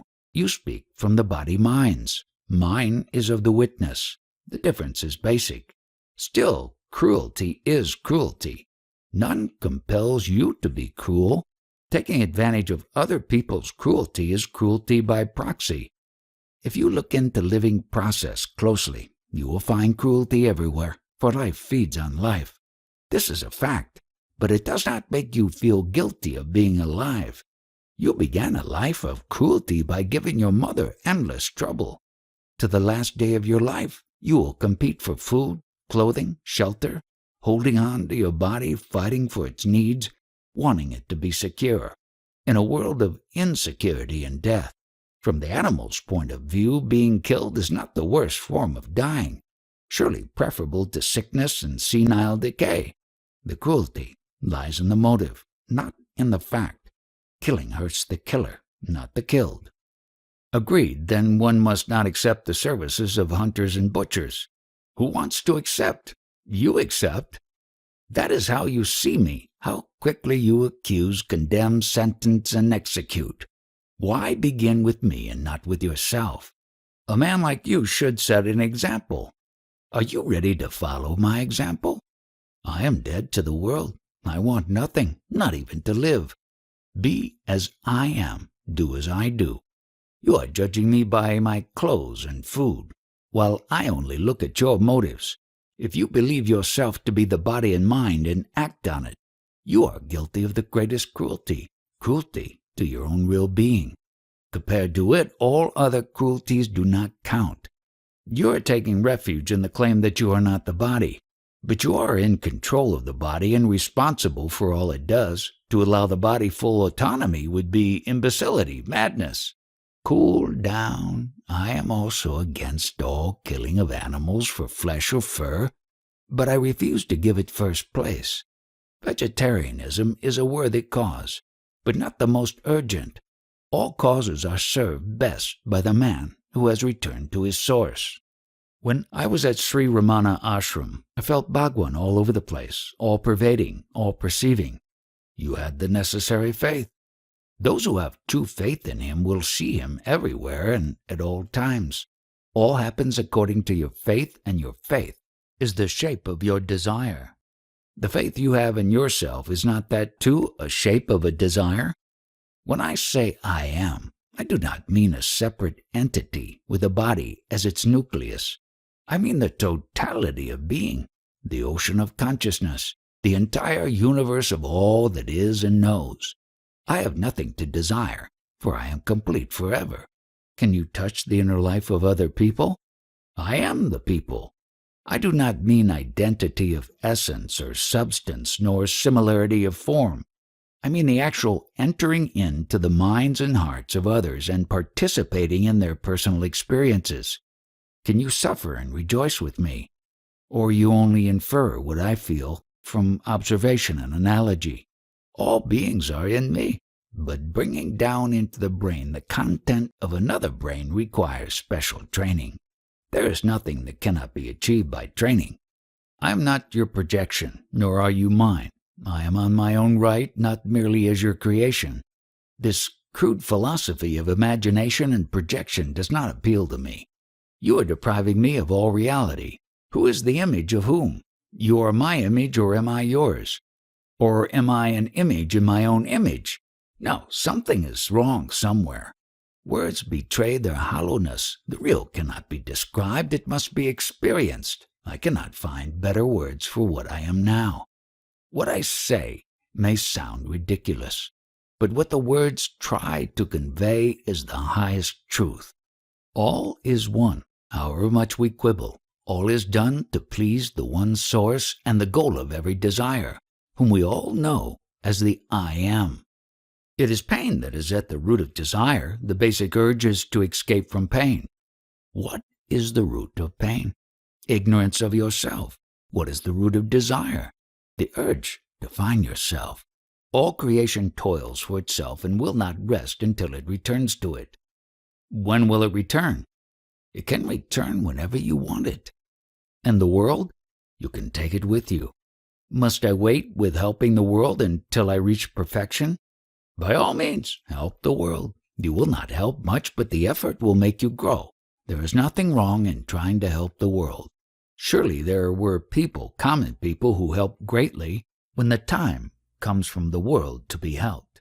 Some people are given the will, the wisdom, and the power to cause great changes. Beyond pain and pleasure, there is bliss. You must realize first of all that you are the proof of everything, including yourself. None can prove your existence because his existence must be confirmed by you first. Your being and knowing you owe nobody. Remember, you are entirely on your own. You do not come from somewhere. You do not go anywhere. You are timeless, being and awareness. There is a basic difference between us. You know the real, while I know only the workings of my mind. Therefore, what you say is one thing. What I hear is another. What you say is true. What I understand is false. Though the words are the same, there is a gap between us. How to close the gap? Give up the idea of being what you think yourself to be, and there will be no gap.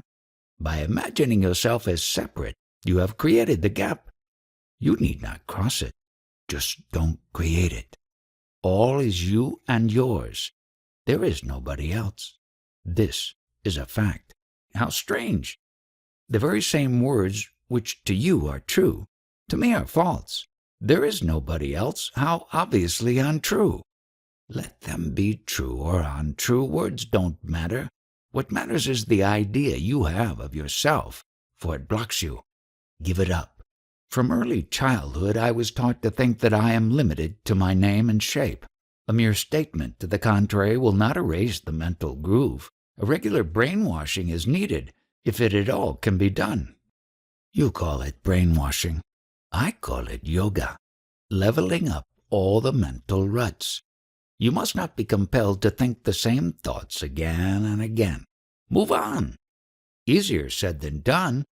Don't be childish. Easier to change than to suffer. Grow out of your childishness, that is all. Such things are not done. They happen. Everything happens all the time, but you must be ready for it. Readiness is ripeness. You do not see the real because your mind is not ready for it. If reality is my real nature, how can I ever be unready? Unready means afraid. You are afraid of what you are. Your destination is the whole, but you are afraid that you will lose your identity. This is childishness, clinging to the toys, to your desires and fears, opinions and ideas. Give it all up and be ready for the real to assert itself. This self-assertion is best expressed in words, I am. Nothing else has being. Of this you are absolutely certain. I am, of course, but I know also, and I know that I am so-and-so, the owner of the body, in manifold relations with other owners. It is all memory carried over into the now. I can be certain only of what is now. Past and future, memory and imagination, these are mental states, but they are all I know, and they are now. You are telling me to abandon them? How does one abandon the now? You are moving into the future all the time, whether you like it or not. I am moving from now into now. I do not move at all. Everything else moves, not me. Granted, but your mind does move. In the now, you are both the movable and the immovable. So far, you took yourself to be the movable and overlooked the immovable. Turn your mind inside out. Overlook the movable, and you will find yourself to be the ever-present, changeless reality, inexpressible, but solid like a rock. If it is now, why am I not aware of it? Because you hold on to the idea that you are not aware of it. Let go the idea. It does not make me aware. Wait. You want to be on both sides of the wall at the same time. You can, but you must remove the wall, or realize that the wall and both sides of it are only one single space, to which no idea, like here or there, applies. Similes prove nothing. My only complaint is this: why do I not see what you see? Why your words do not sound true in my mind? Let me know this much. All else can wait. You are wise and I am stupid. You see, I don't. Where and how shall I find my wisdom? If you know yourself to be stupid, you are not stupid at all. Just as knowing myself sick does not make me well, so knowing myself foolish cannot make me wise. To know that you are ill, must you not be well initially? Oh no, I know by comparison. If I am blind from birth and you tell me that you know things without touching them, while I must touch to know, I am aware that I am blind without knowing what does it mean to see. Similarly, I know that I am lacking something when you assert things which I cannot grasp. You are telling me such wonderful things about myself.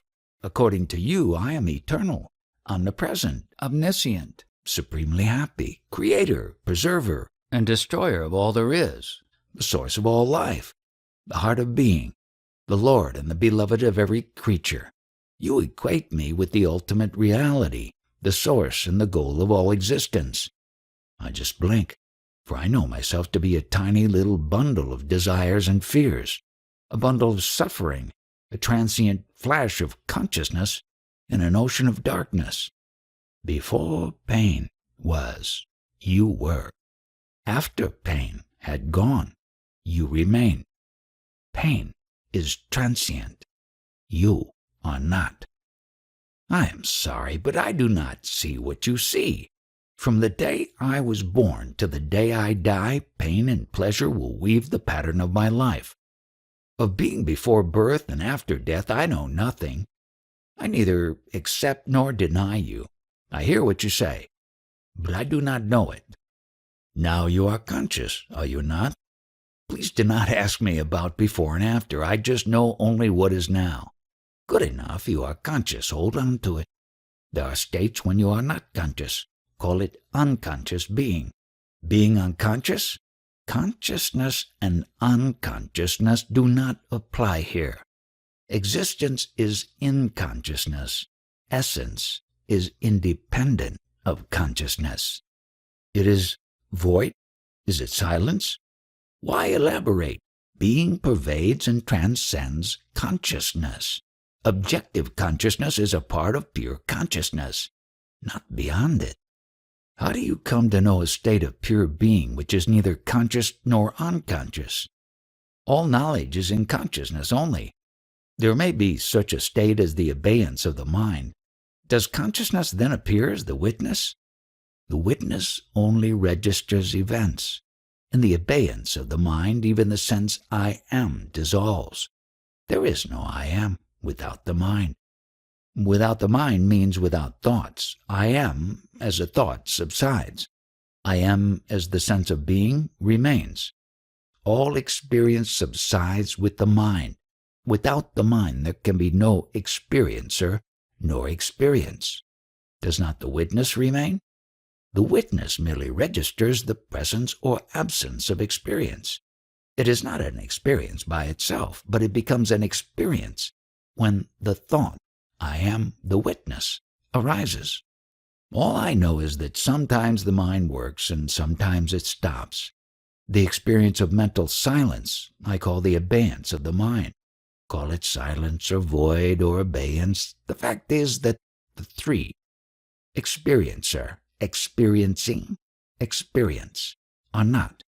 In witnessing, in awareness, self-consciousness, the sense of being this or that, is not. Unidentified being remains. As a state of unconsciousness, with reference to anything, it is the opposite. It is also between and beyond all opposites. It is neither consciousness nor unconsciousness, nor midway nor beyond the two. It is by itself, not with reference to anything which may be called experience or its absence. How strange! You speak of it as if it were an experience. When I think of it, it becomes an experience. Like the invisible light intercepted by a flower becoming color? Yes, you may say so. It is in the color, but not the color. The same old fourfold negation of Nagarjuna, neither this, nor that, nor both, nor either. My mind reels. Your difficulty stems from the idea that reality is a state of consciousness, one among many. You tend to say, this is real, that is not real, and this is partly real, partly unreal, as if reality were an attribute or quality to have in varying measures. Let me put it differently. After all, consciousness becomes a problem only when it is painful. An ever blissful state does not give rise to questions. We find all consciousness to be a mixture of the pleasant and the painful. Why? All consciousness is limited and therefore painful. At the root of consciousness lies desire, the urge to experience. Do you mean to say that without desire there can be no consciousness? And what is the advantage of being unconscious?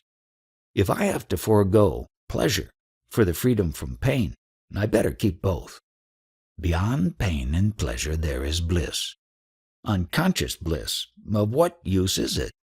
Neither conscious nor unconscious, real. What is your objection to consciousness? It is a burden. Body means burden, sensations, desires, thoughts. These are all burdens. All consciousness is of conflict. Reality is described as true being, pure consciousness, infinite bliss. What has pain to do with it? Pain and pleasure happen, but pain is the price of pleasure. Pleasure is the reward of pain. In life, you too often please by hurting and hurt by pleasing. To know that pain and pleasure are one is peace. All this is very interesting, no doubt, but my goal is more simple. I want more pleasure and less pain in life. What am I to do? As long as there is consciousness, there must be pleasure and pain. It is in the nature of the I am of consciousness to identify itself with opposites.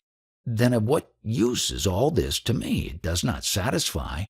Who are you? Who is unsatisfied? I am the pain pleasure man.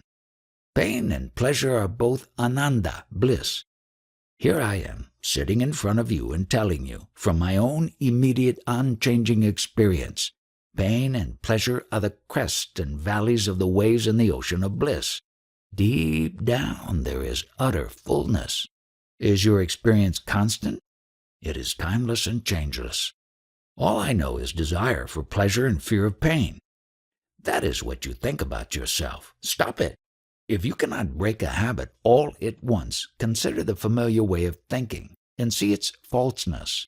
Questioning the habitual is the duty of the mind. What the mind created, the mind must destroy, or realize that there is no desire outside the mind and stay out. Honestly, I distrust this explaining everything as mind-made. The mind is only an instrument, and I is an instrument.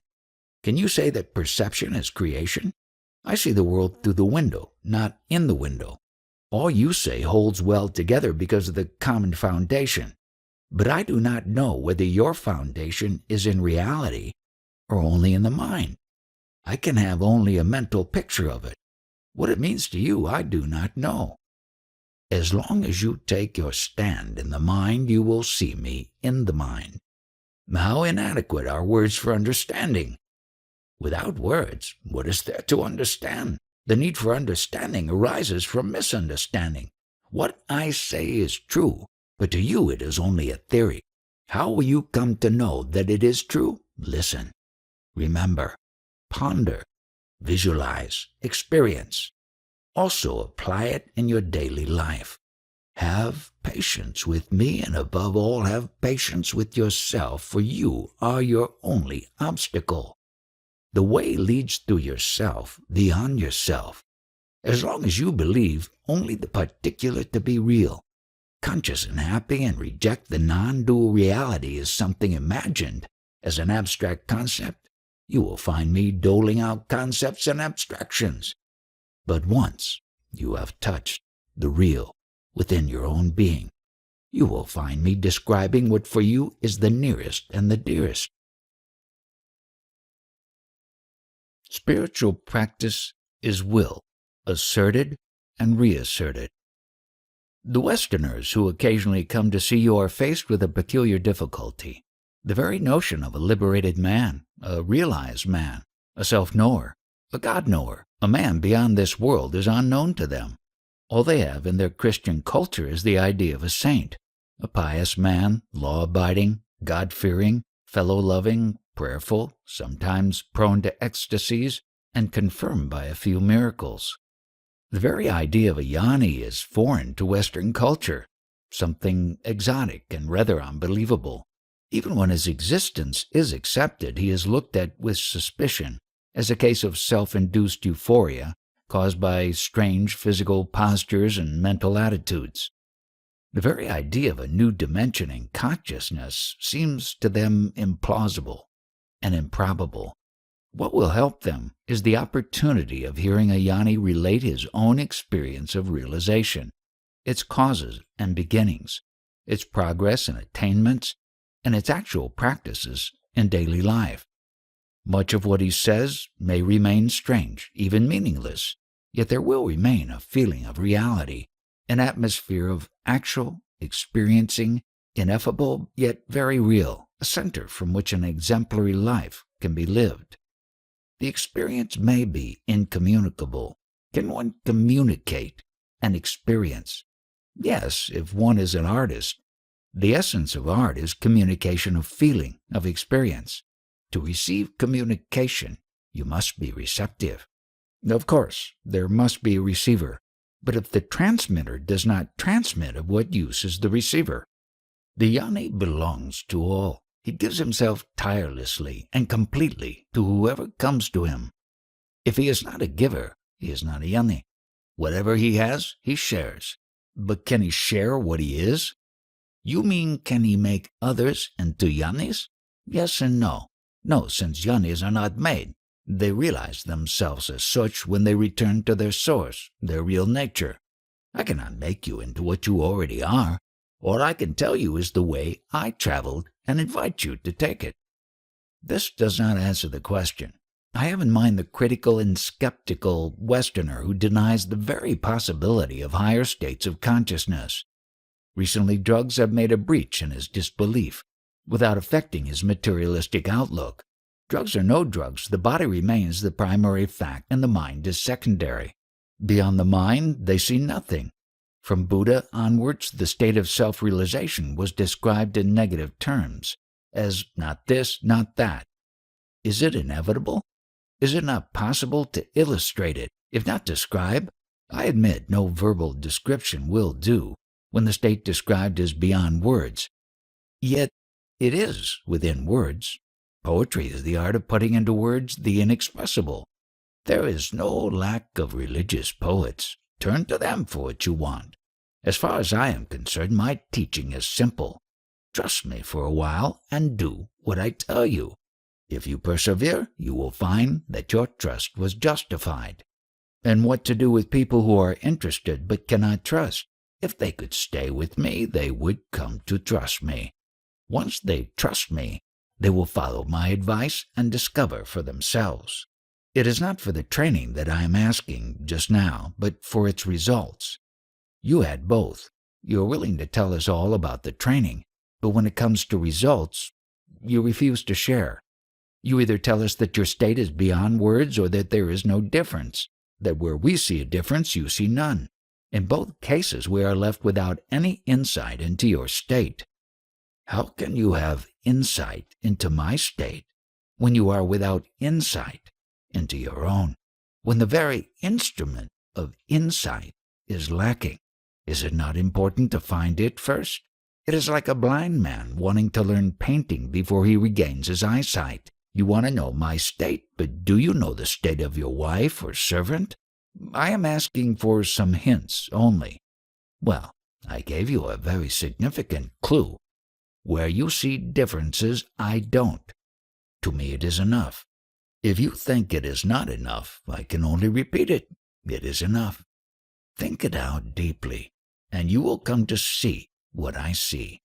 You seem to want instant insight, forgetting that the instant is always preceded by a long preparation. The fruits fall suddenly, but the ripening takes time. After all, when I talk of trusting me, it is only for a short time, just enough time to start you moving. The more earnest you are, the less belief you need, for soon you will find your faith in me justified. You want me to prove to you that I am trustworthy. How can I? And why should I? After all, what I am offering you is the operational approach, so current in Western science. When a scientist describes an experiment and its results, usually you accept his statements on trust and repeat his experiment as he describes it. Once you get the same or similar results, you need not trust him any more. You trust your own experience. Encouraged, you proceed and arrive in the end at substantially identical results. The Indian mind was made ready for metaphysical experiments by culture and nurture. To the Indian, words like direct perception of the supreme reality make sense and bring out responses from the very depths of his being. They mean little to the Westerner. Even when brought up in his own variety of Christianity, he does not think beyond conformity with God's commandments and Christ's injunctions. First-hand knowledge of reality is not only beyond ambition, but also beyond conceiving. Some Indians tell me, hopeless, the Westerner will not, for he cannot. Tell him nothing about self-realization. Let him live a useful life and earn a rebirth in India. Then only will he have a chance. Some say, reality is for all equally, but not all are equally endowed with the capacity to grasp it.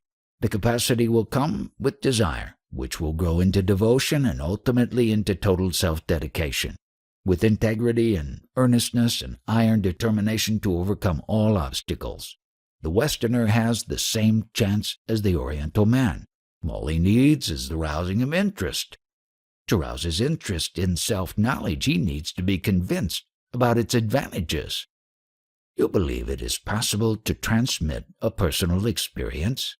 I do not know. You speak of unity, identity of the seer with the seen. When all is one, communication should be feasible. To have the direct experience of a country, you must go and live there. Don't ask for the impossible. A man's spiritual victory no doubt benefits mankind, but to benefit another individual, a close personal relation is required. Such relation is not accidental, and not everybody can claim it. On the other hand, the scientific approach is for all. Trust, test, taste. What more do you need? Why push the truth down unwilling throats? Cannot be done anyhow. Without a receiver, what can the giver do? The essence of art is to use the outer form to convey an inner experience. Of course, one must be sensitive to the inner before the outer can be meaningful. How does one grow in sensitivity? Whichever way you put it, it comes to the same. Givers are many. Where are the takers? Can you not share your own sensitivity? Yes, I can, but sharing is a two-way street. Two are needed in sharing. Who is willing to take what I am willing to give? You say we are one. Is this not enough? I am one with you. Are you one with me? If you are, you will not ask questions. If you are not, if you do not see what I see, what can I do beyond showing you the way to improve your vision? What you cannot give is not your own. I claim nothing as my own. When the eye is not, where is the mind? Two people look at a tree. One sees the fruit hidden among the leaves, and the other does not. Otherwise, there is no difference between the two.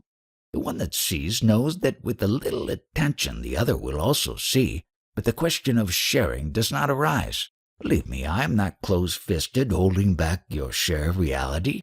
On the contrary, I am all yours. Eat me, drink me. But while you repeat verbally, give, give, give, you do nothing to take what is offered.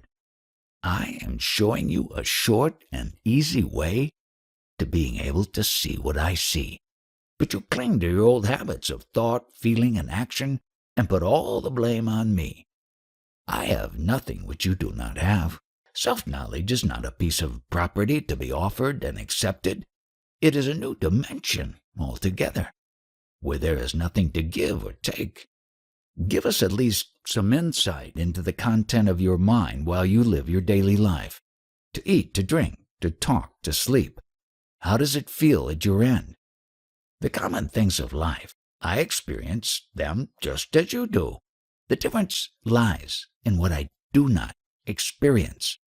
I do not experience fear or greed, hate or anger. I ask nothing, refuse nothing, keep nothing. In these matters I do not compromise. Maybe this is the outstanding difference between us. I will not compromise. I am true to myself, while you are afraid of reality. From the Westerner's point of view, there is something disturbing in your ways. To sit in a corner all by oneself and keep on repeating, I am God, God am I, appears to be plain madness. How to convince a Westerner that such practices lead to supreme sanity? The man who claims to be God and the man who doubts it both are deluded. They talk in their dream. If all is dreaming, what is waking? How to describe the waking state in dreamland language? Words do not describe. They are only symbols. Again, the same excuse that words cannot convey reality. If you want words, I shall give you some of the ancient words of power. Repeat any of them ceaselessly. They can work wonders. Are you serious? Would you tell a Westerner to repeat Om or Ram or Hare or Krishna ceaselessly, though he lacks completely the faith and conviction born of the right culture and religious background? Without confidence and fervor, repeating mechanically the same sounds, he will never achieve anything. Why not? It is the urge, the hidden motive that matters, not the shape it takes. Whatever he does, if he does it for the sake of finding his own real self, will surely bring him to himself. No need of faith in the efficacy of the means? No need of faith, which is but expectation of results. Here the action only counts. Whatever you do for the sake of truth will take you to the truth. Only be earnest and honest. The shape it takes hardly matters. Then where is the need of giving expression to one's longing? No need. Doing nothing is as good. Mere longing, undiluted by thought and action, pure, concentrated longing, will take you speedily to your goal. It is the true motive that matters, not the manner. Unbelievable! How can dull repetition and boredom verging on despair be effective? The very facts of repetition, of struggling on, and of endurance and perseverance, in spite of boredom and despair and complete lack of conviction, are really crucial. They are not important by themselves, but the sincerity behind them is all important. There must be a push from within and pull from without. My questions are typical of the West. Their people think in terms of cause and effect, means and goals. They do not see what causal connection can there be between a particular word and the absolute reality. None whatsoever, but there is a connection between the word and its meaning, between the action and its motive. Spiritual practice is will asserted and reasserted. Who has not the daring will not accept the real, even when offered. Unwillingness born out of fear is the only obstacle. What is there to be afraid of? The unknown, the not being, not knowing, not doing, the beyond. You mean to say that while you can share the manner of your achievement, you cannot share the fruits? Of course I can share the fruits, and I am doing so all the time. But mine is a silent language. Learn to listen and understand. I do not see how one can begin without conviction. Stay with me for some time, or give your mind to what I say and do, and conviction will dawn. Not everybody has the chance of meeting you. Meet your own self. Be with your own self. Listen to it. Obey it. Cherish it. Keep it in mind ceaselessly. You need no other guide. As long as your urge for truth affects your daily life, all is well with you. Live your life without hurting anybody. Harmlessness is a most powerful form of yoga, and it will take you speedily to your goal. That is what I call Nisarga Yoga, the natural yoga. It is the art of living in peace and harmony and friendliness and love. The fruit of it is happiness, uncaused and endless. Still, all this presupposes some faith. Turn within and you will come to trust yourself. In everything else, confidence comes with experience. When a man tells me that he knows something I do not know, I have the right to ask, what is it that you know that I do not know? And if he tells you that it cannot be conveyed in words, then I watch him closely and try to make out. And this is exactly what I want you to do. Be interested, give attention, until a current of mutual understanding is established. Then the sharing will be easy. As a matter of fact, all realization is only sharing. You enter a wider consciousness and share in it. Unwillingness to enter and to share is the only hindrance. I never talk of differences, for to me there are none. You do, so it is up to you to show them to me. By all means show me the differences, for this you will have to understand me, but then you will no longer talk of differences. Understand one thing well, and you have arrived. What prevents you from knowing is not the lack of opportunity, but the lack of ability to focus in your mind on what you want to understand. If you could but keep in mind what you do not know, it would reveal to you its secrets. But if you are shallow and impatient, not earnest enough to look and wait, you are like a child crying for the moon. By itself, nothing has existence. As I listen to you, I find that it is useless to ask you questions. What of the question? You invariably turn it upon itself and bring to me the basic fact that I am living an illusion of my own making, and that reality is inexpressible in words. Words merely add to the confusion, and the only wise course is the silent search within. After all, it is the mind that creates illusion, and it is the mind that gets free of it. Words may aggravate illusion. Words may also help dispel it. There is nothing wrong in repeating the same truth again and again until it becomes reality. Mother's work is not over with the birth of the child. She feeds it day after day, year after year, until it needs her no longer. People need hearing words until facts speak to them louder than words. So we are children to be fed on words? As long as you give importance to words, you are children. All right, then, be our mother. Where was the child before it was born? Was it not with the mother? Because it was already with the mother, it could be born. Surely the mother did not carry the child when she was a child herself. Potentially she was the mother. Go beyond the illusion of time. Your answer is always the same, a kind of clockwork which strikes the same hours again and again. It cannot be helped. Just like the one sun is reflected in a billion dewdrops, so is the timeless endlessly repeated. When I repeat, I am, I merely assert and reassert an ever-present fact. You get tired of my words because you do not see the living truth behind them. Contact it, and you will find the full meaning of words and of silence both. You say that the little girl is already the mother of her future child. Potentially, yes. Actually, no. The potential becomes actual by thinking. The body and its affairs exist in the mind, and the mind is consciousness in motion, and consciousness is the conditioned, saguna, aspect of the self. The unconditioned, nirguna, is another aspect, and beyond lies the abyss of the absolute, paramartha. Quite right, you have put it beautifully. But these are mere words to me. Hearing and repeating them is not enough. They must be experienced. Nothing stops you but preoccupation with the outer, which prevents you from focusing the inner. It cannot be helped. You cannot skip your sadhana. You have to turn away from the world and go within until the inner and the outer merge, and you can go beyond the conditioned, whether inner or outer. Surely the unconditioned is merely an idea in the conditioned mind. By itself it has no existence. By itself nothing has existence. Everything needs its own absence.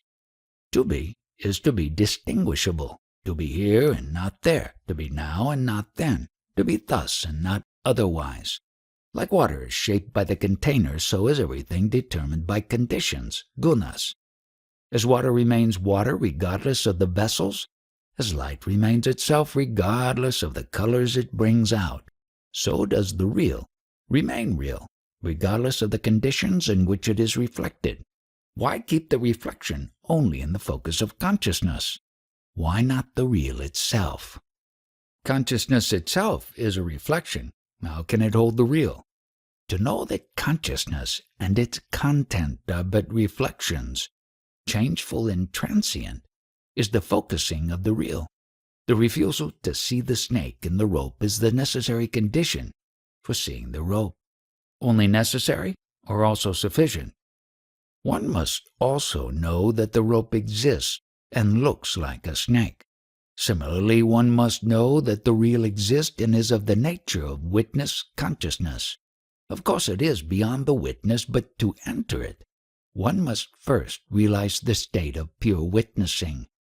The awareness of conditions brings one to the unconditioned. Can the unconditioned be experienced? To know the conditioned as conditioned is all that can be said about the unconditioned. Positive terms are mere hints and misleading. Can we talk of witnessing the real? How can we? We can talk only of the unreal, the illusory, the transient, the conditioned. To go beyond, we must pass through total negation of everything as having independent existence. All things depend. On what do they depend? On consciousness, and consciousness depends on the witness. And the witness depends on the real? The witness is the reflection of the real in all its purity.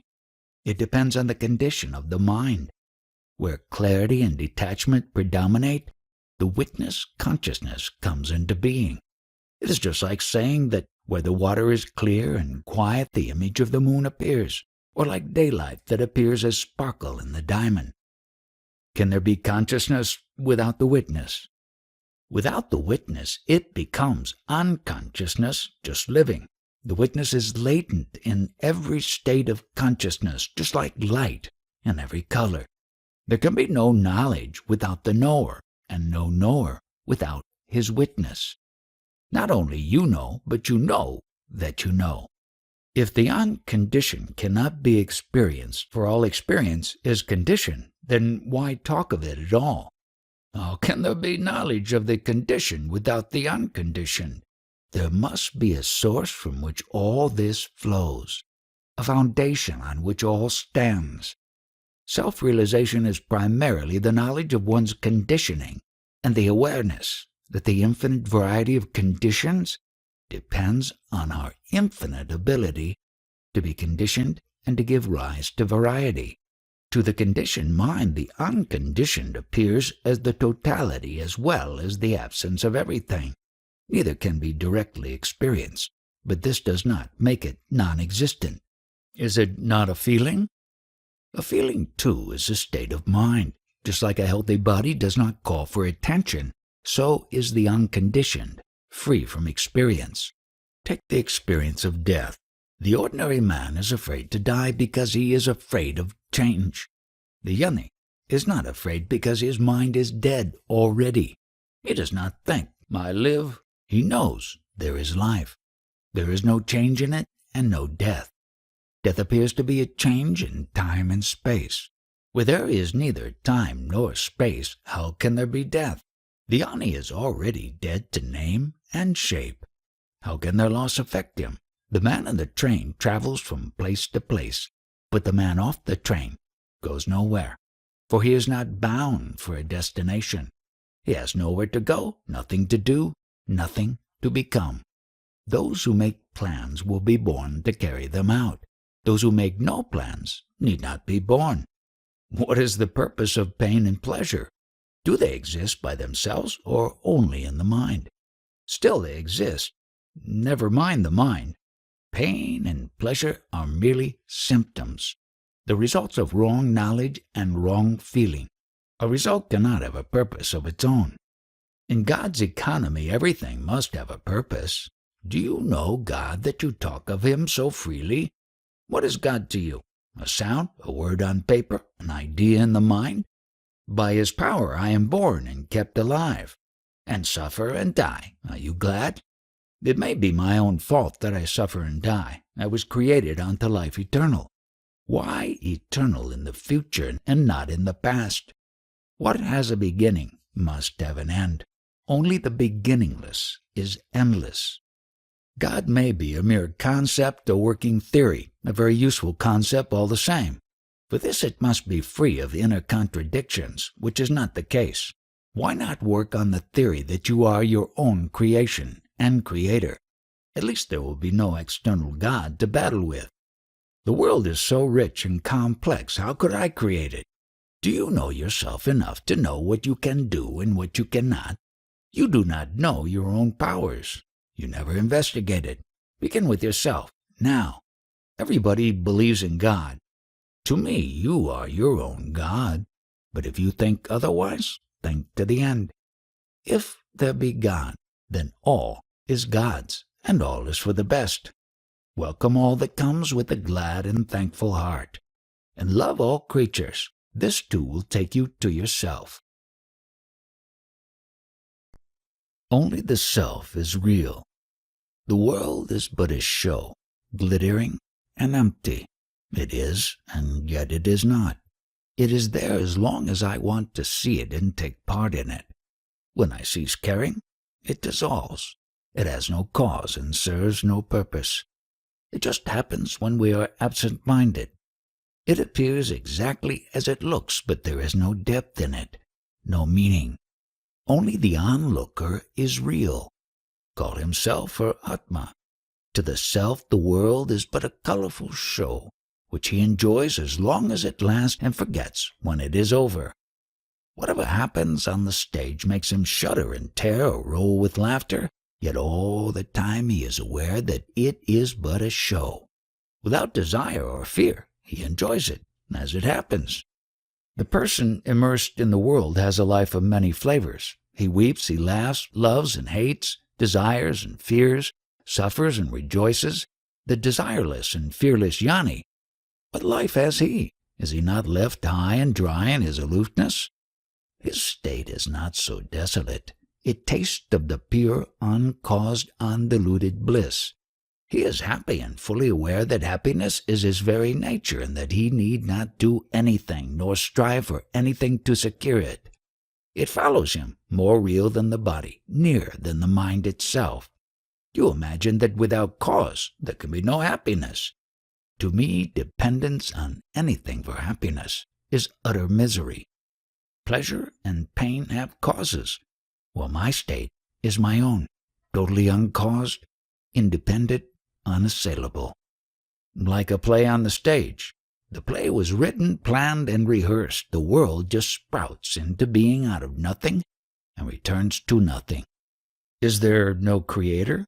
Was not the world in the mind of Brahma before it was created? As long as you are outside my state, you will have creators, preservers, and destroyers. But once with me, you will know the self only and see yourself in all. You function, nevertheless. When you are giddy, you see the world running circles round you. Obsessed with the idea of means and end, of work and purpose, you see me apparently functioning. In reality, I only look. Whatever is done on the stage. Joy and sorrow, life and death, they are real to the man in bondage. To me, they are all in the show, as unreal as the show itself. I may perceive the world just like you, but you believe to be in it, while I see it as an iridescent drop in the vast expanse of consciousness. We are all getting old. Old age is not pleasant. All aches and pains, weakness, and the approaching end. How does a Jnani feel as an old man? How does his inner self look at his own senility? As he gets older, he grows more and more happy and peaceful. After all, he is going home, like a traveler nearing his destination and collecting his luggage. He leaves the train without regret. Surely there is a contradiction. We are told the Jnani is beyond all change. His happiness neither grows nor wanes. How can he grow happier because older and in spite of physical weakness and so on? There is no contradiction. The reel of destiny is coming to its end. The mind is happy. The mist of the body existence is lifting. The burden of the body is growing less from day to day. Let us say that a Jnani is ill. He has caught some flu and every joint aches and burns. What is his state of mind? Every sensation is contemplated in perfect equanimity.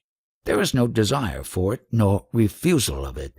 It is, and then he looks at it with a smile of affectionate detachment. He may be detached from his own suffering, but still it is there. It is there, but it does not matter. Whatever state I am in, I see it as a state of mind to be accepted as it is. Pain is pain. You experience it all the same. He who experiences the body experiences its pains and pleasures.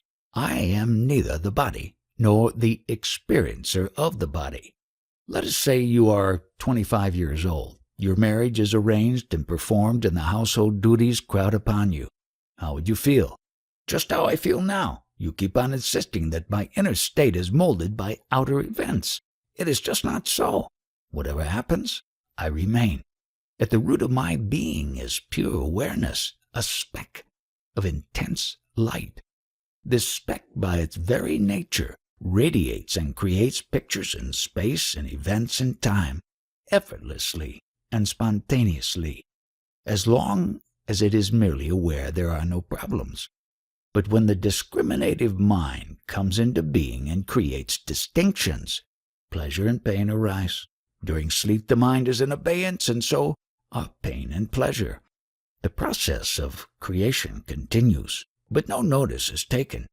The mind is a form of consciousness, and consciousness is an aspect of life. Life creates everything, but the Supreme is beyond all. The Supreme is the master, and consciousness his servant. The master is in consciousness, not beyond it. In terms of consciousness, the Supreme is both creation and dissolution, concretion and abstraction, the focal and the universal. It is also neither. Words do not reach there, nor mind. The Jnani seems to be a very lonely being, all by himself. He is alone, but he is all. He is not even a being. He is the beingness of all beings. Not even that. No words apply. He is what he is, the ground from which all grows. Are you not afraid to die? I shall tell you how my guru's guru died. After announcing that his end was nearing, he stopped eating, without changing the routine of his daily life. On the 11th day, at prayer time, he was singing and clapping vigorously, and suddenly died, just like that, between two movements, like a blown-out candle. Everybody dies as he lives. I am not afraid of death because I am not afraid of life. I live a happy life and shall die a happy death.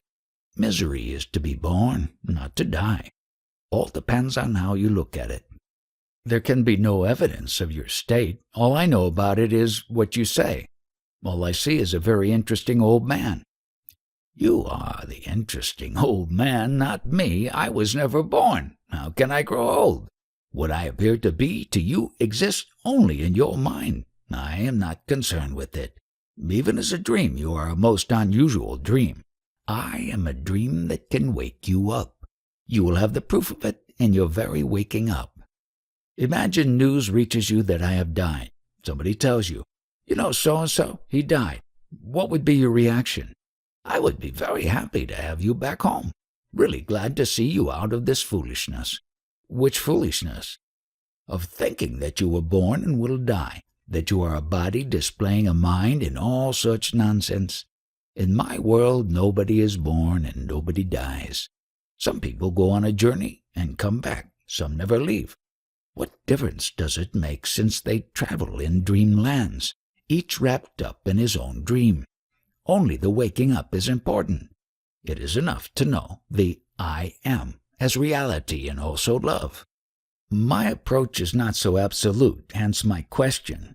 Throughout the West, people are in search of something real. They turn to science, which tells them a lot about matter, a little about the mind, and nothing about the nature and purpose of consciousness. To them, reality is objective, outside the observable and describable, directly or by inference. About the subjective aspect of reality, they know nothing. It is extremely important to let them know that there is reality, and it is to be found in the freedom of consciousness from matter and its limitations and distortions. Most of the people in the world just do not know that there is reality which can be found and experienced in consciousness. It seems very important that they should hear the good news from somebody who has actually experienced. Such witnesses have always existed, and their testimony is precious. Of course, the gospel of self-realization, once heard, will never be forgotten. Like a seed left in the ground, it will wait for the right season and sprout and grow into a mighty tree.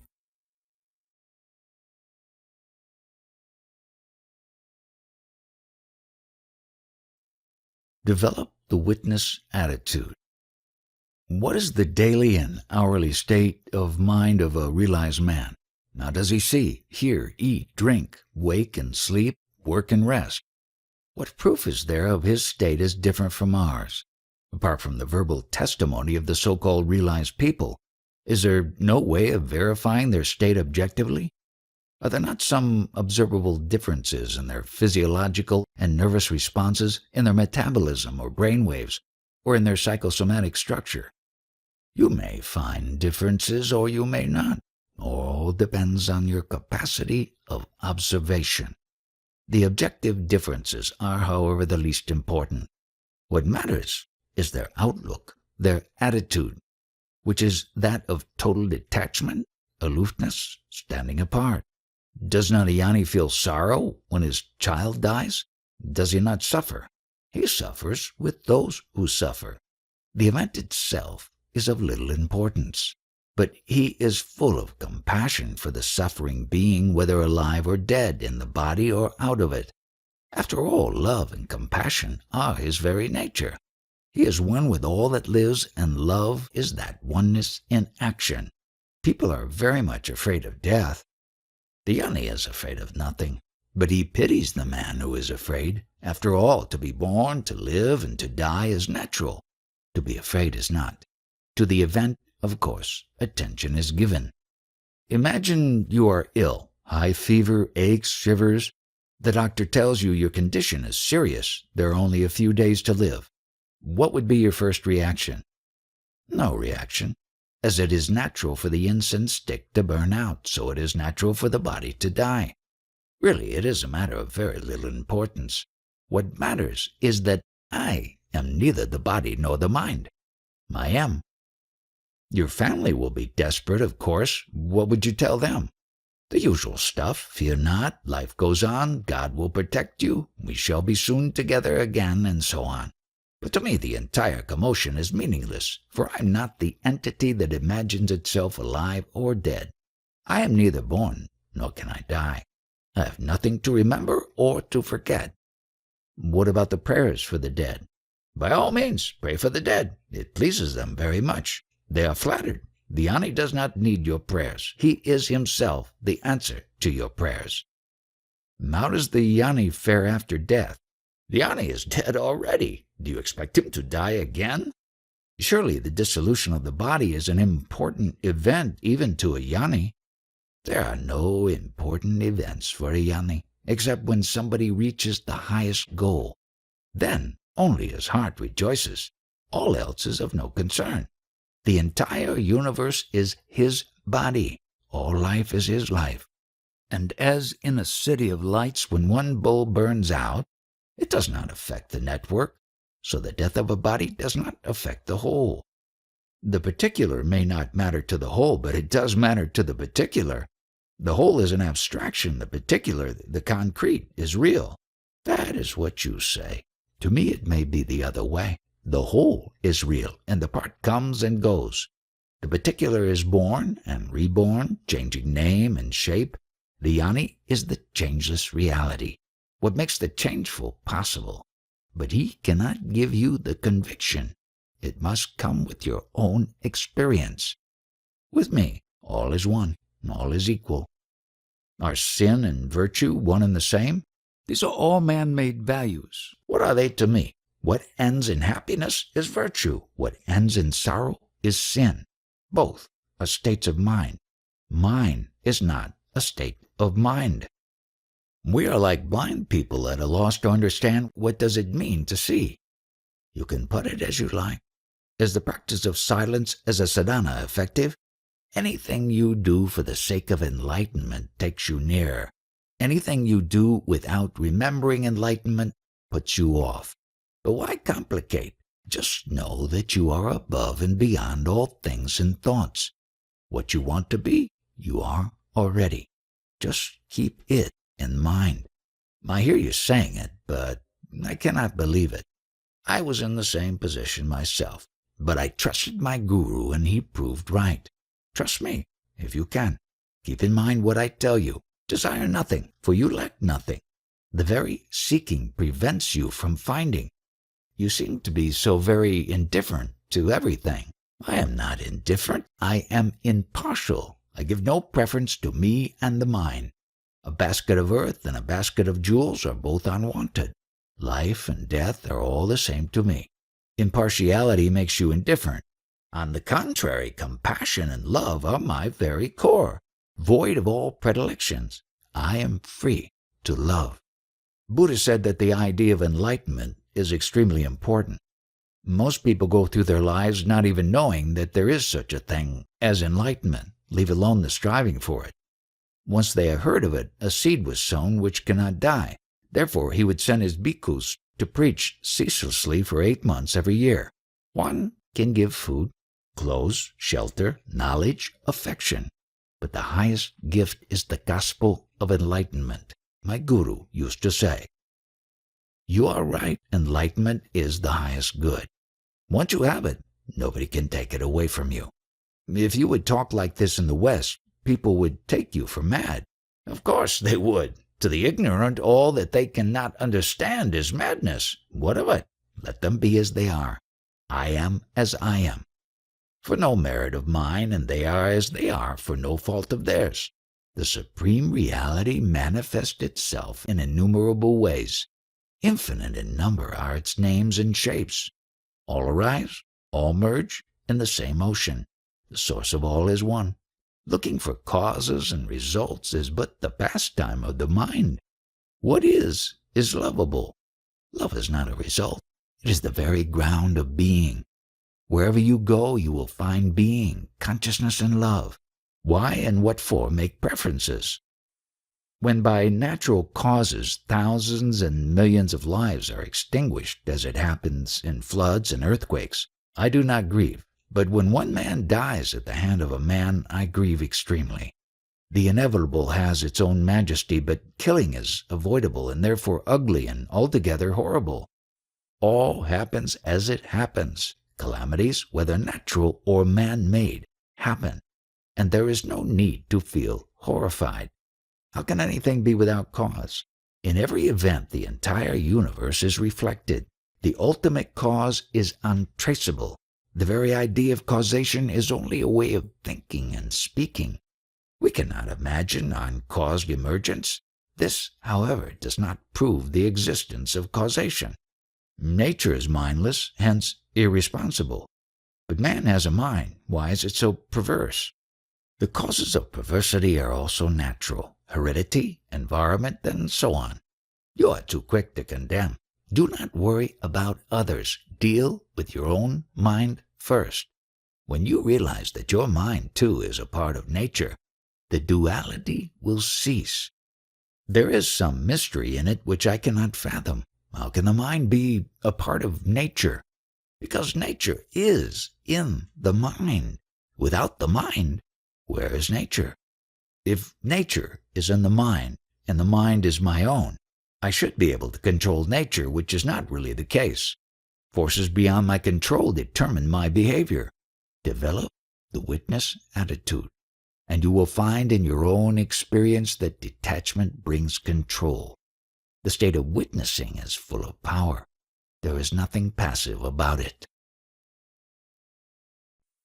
Reality cannot be expressed. I have noticed a new self emerging in me, independent of the old self.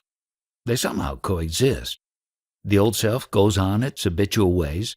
The new lets the old be, but does not identify itself with it. What is the main difference between the old self and the new?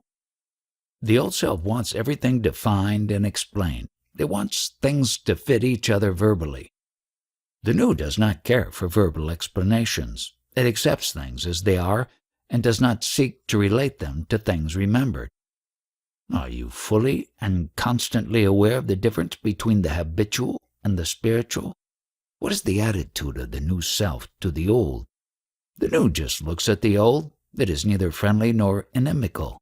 It just accepts the old self along with everything else.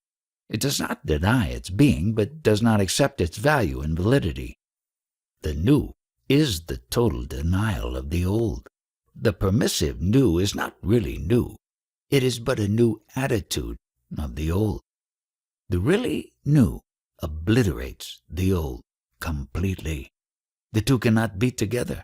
Is there a process of self-denudation, a constant refusal to accept the old ideas and values, or is there just a mutual tolerance? What is their relation? There is no particular relation. They coexist. When you talk of the old self and new, whom do you have in mind? As there is continuity in memory between the two, each remembering the other, how can you speak of two selves? One is a slave to habits, the other is not. One conceptualizes, the other is free from all ideas. Why two selves? Between the bound and the free there can be no relationship. The very fact of coexistence proves their basic unity. There is but one self. It is always now. What you call the other self, the old or new, is but a modality, another aspect of the one self. The self is single. You are that self, and you have ideas of what you have been or will be. But an idea is not the self. Just now, as you are sitting in front of me, which self are you, the old or the new? The two are in conflict. How can there be conflict between what is and what is not? Conflict is the characteristic of the old. When the new emerges, the old is no longer. You cannot speak of the new and the conflict in the same breath. Even the effort of striving for the new self is of the old. Wherever there is conflict, effort, struggle, striving, longing for a change, the new is not.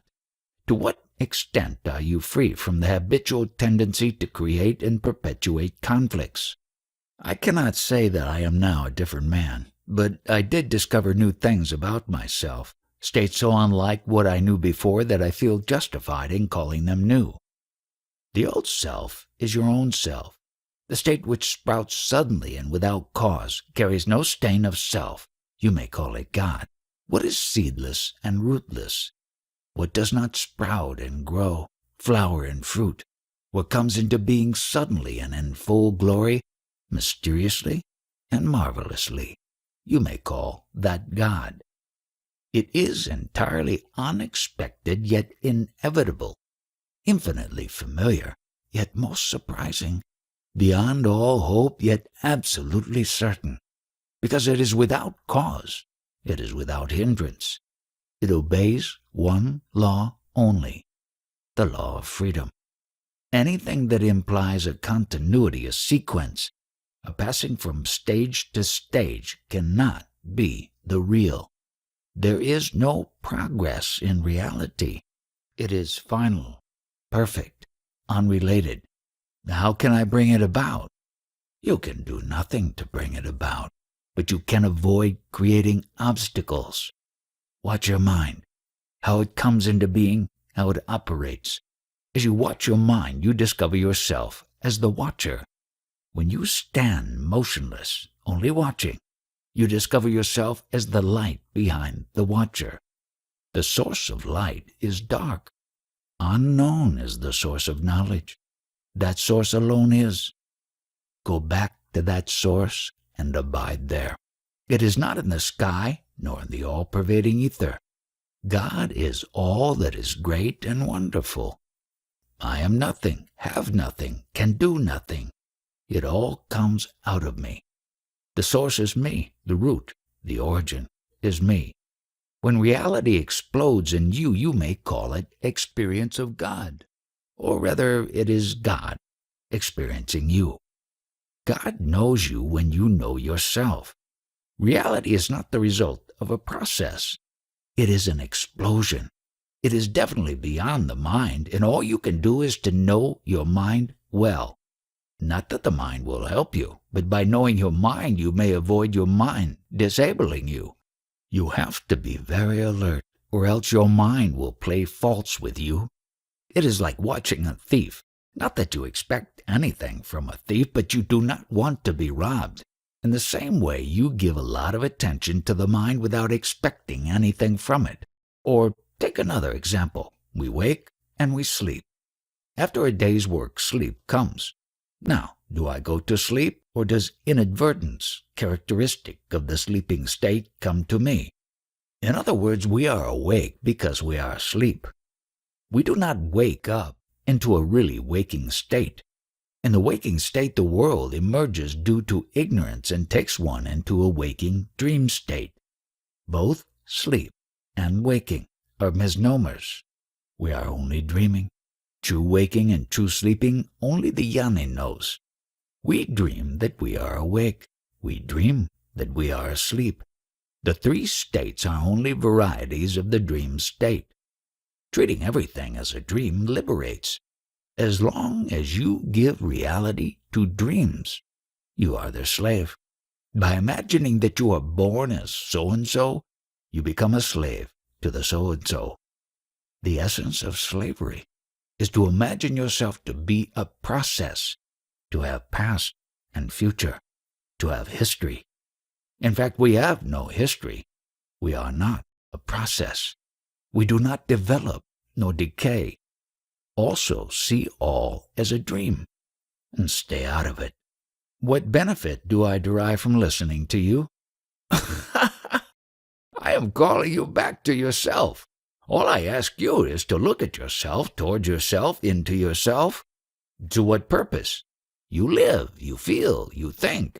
By giving attention to your living, feeling, and thinking, you free yourself from them and go beyond them. Your personality dissolves and only the witness remains. Then you go beyond the witness. Do not ask how it happens. Just search within yourself. What makes the difference between the person and the witness? Both are modes of consciousness. In one, you desire and fear. In the other, you are unaffected by pleasure and pain and are not ruffled by events. You let them come and go. Now, how does one get established in the higher state, the state of pure witnessing? Consciousness does not shine by itself. It shines by a light beyond it. Having seen the dreamlike quality of consciousness, look for the light in which it appears, which gives it being. There is the content of consciousness as well as the awareness of it. I know and I know that I know. Quite so. provided the second knowledge is unconditional and timeless. Forget the known, but remember that you are the knower. Don't be all the time immersed in your experiences. Remember that you are beyond the experience, ever unborn and deathless. In remembering it, the quality of pure knowledge will emerge, the light of unconditional awareness. At what point does one experience reality? Experience is of change. It comes and goes. Reality is not an event. It cannot be experienced. It is not perceivable in the same way as an event is perceivable. If you wait for an event to take place, for the coming of reality, you will wait forever. For reality neither comes nor goes. It is to be perceived, not expected. It is not to be prepared for and anticipated.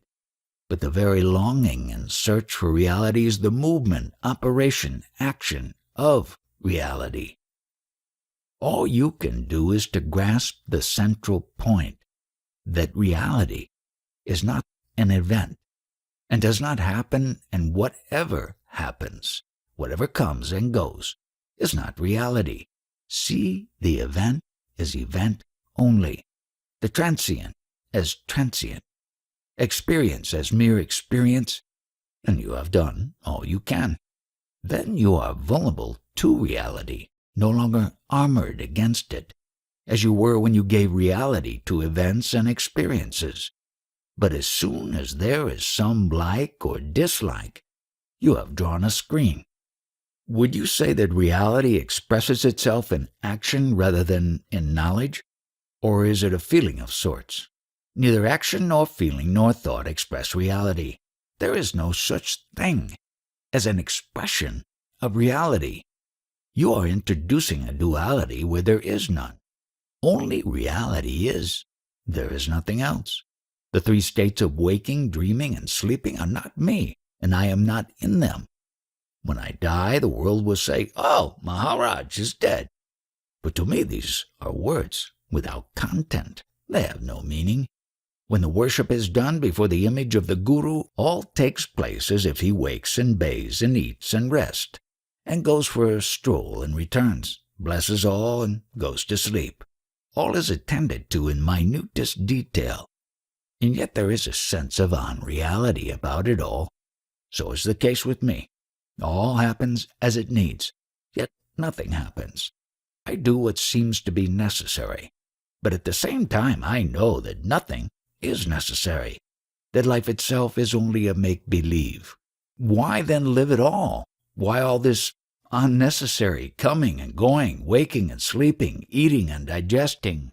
Nothing is done by me. Everything just happens. I do not expect, I do not plan.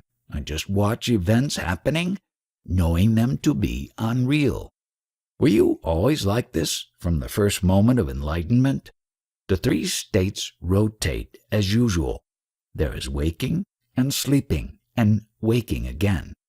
But they do not happen to me. They just happen. To me nothing ever happens. There is something changeless, motionless, immovable, rock-like, unassailable. A solid mass of pure being consciousness bliss. I am never out of it. Nothing can take me out of it. No torture, no calamity. Yet you are conscious. Yes and no. There is peace, deep, immense, unshakable. Events are registered in memory but are of no importance. I am hardly aware of them. If I understand you rightly, this state did not come by cultivation. There was no coming. It was so, always. There was discovery, and it was sudden. Just as at birth you discover the world suddenly as I discovered my real being. Was it clouded over and your sadhana dissolved the mist? When your true state became clear to you, did it remain clear, or did it get obscured again? Is your condition permanent or intermittent? Absolutely steady. Whatever I may do, it stays like a rock, motionless. Once you have awakened into reality, you stay in it. A child does not return to the womb. It is a simple state, smaller than the smallest, bigger than the biggest. It is self-evident and yet beyond description. Is there a way to it? Everything can become a way provided you are interested. Just puzzling over my words and trying to grasp their full meaning is a sadhana, quite sufficient for breaking down the wall. Nothing troubles me. I offer no resistance to trouble, therefore it does not stay with me. On your side there is so much trouble. On mine there is no trouble at all. Come to my side, you are trouble-prone. I am immune. Anything may happen. What is needed is sincere interest. Earnestness does it. Can I do it? Of course, you are quite capable of crossing over. Only be sincere. Ignorance can be recognized, but not jnana. From year to year, your teaching remains the same. There seems to be no progress in what you tell us. In a hospital, the sick are treated and get well. The treatment is routine, with hardly any change. But there is nothing monotonous about health. My teaching may be routine, but the fruit of it is new from man to man. What is realization? Who is a realized man? By what is the jnani recognized? There are no distinctive marks of jnana. Only ignorance can be recognized, not jnana. Nor does a jnani claim to be something special. All those who proclaim their own greatness and uniqueness are not jnanis. They are mistaking some unusual development for realization. The jnani shows no tendency to proclaim himself to be a jnani. He considers himself to be perfectly normal, true to his real nature. Proclaiming oneself to be an omniscient and omnipotent deity is a clear sign of ignorance. Can the jnani convey his experience to the ignorant? Can jnana be transmitted from one man to another? Yes, it can. The words of a jnani have the power of dispelling ignorance and darkness in the mind. It is not the words that matter, but the power behind them. What is that power?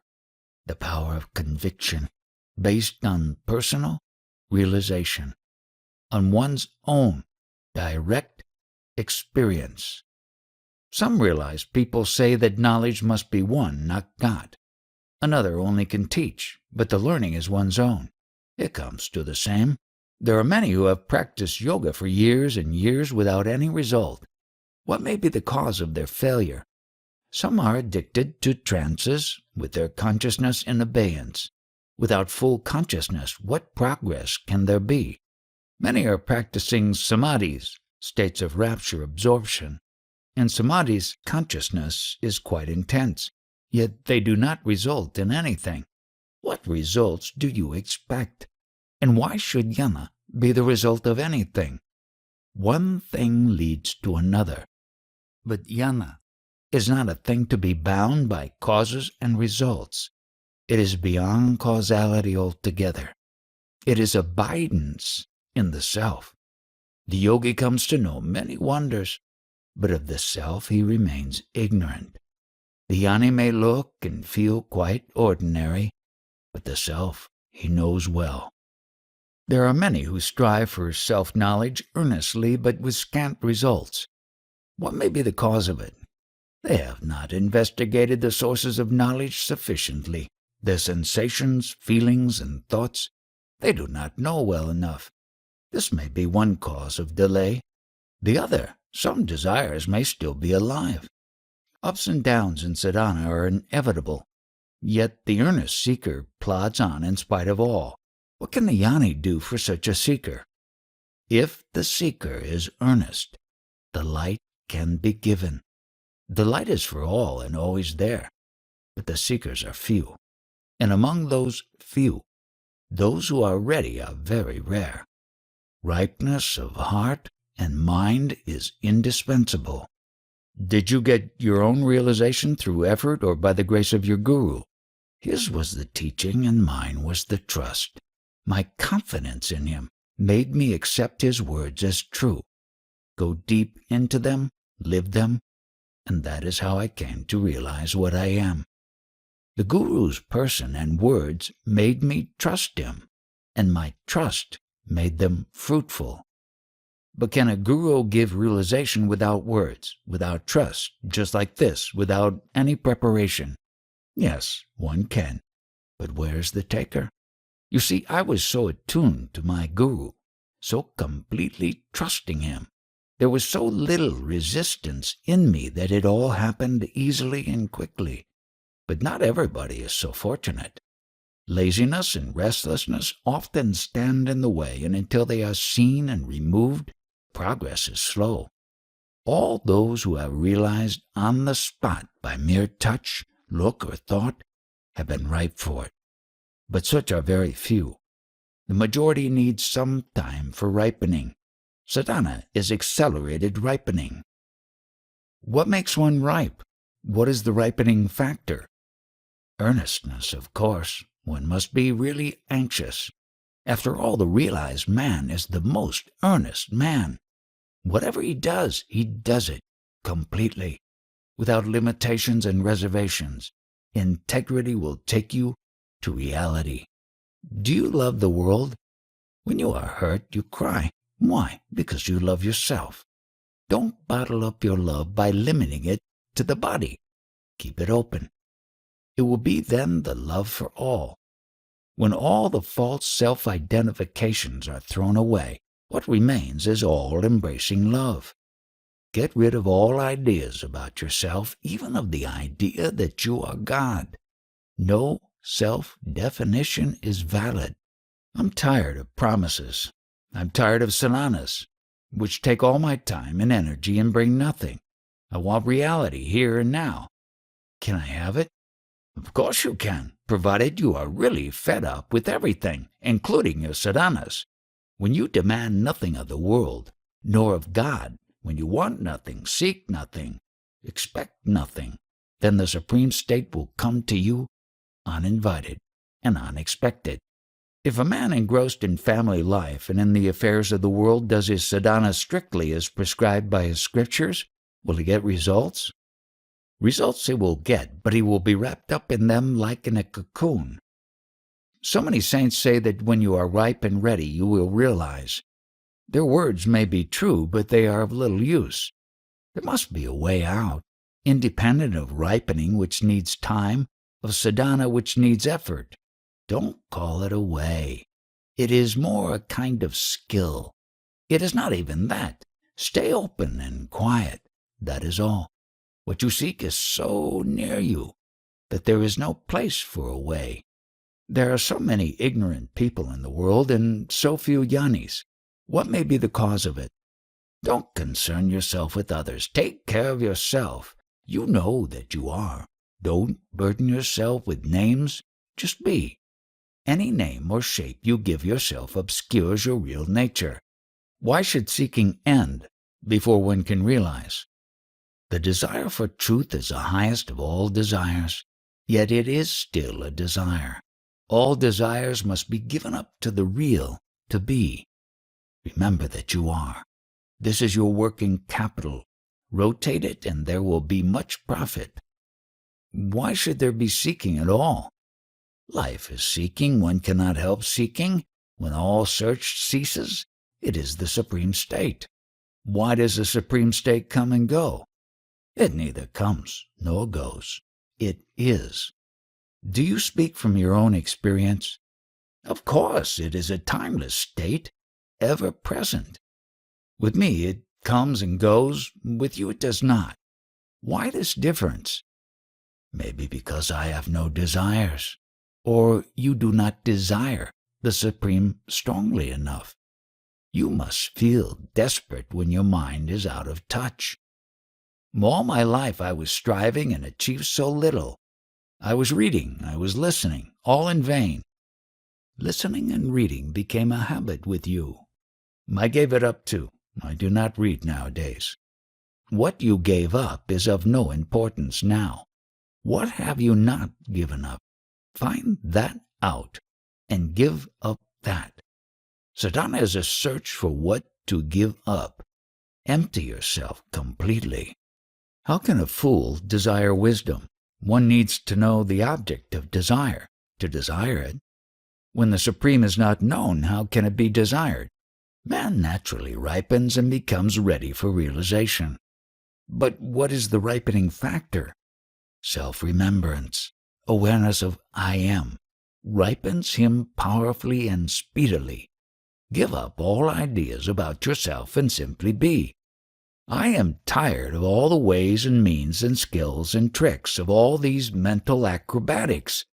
Is there a way to perceive reality directly and immediately? Stop making use of your mind and see what happens. Do this one thing thoroughly. That is all.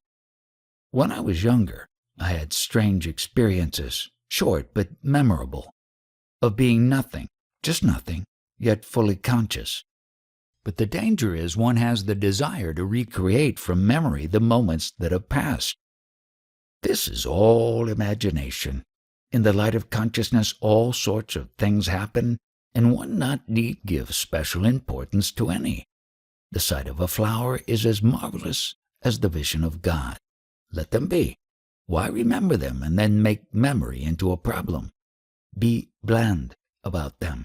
Do not divide them into high and low, inner and outer, lasting and transient. Go beyond. Go back to the source.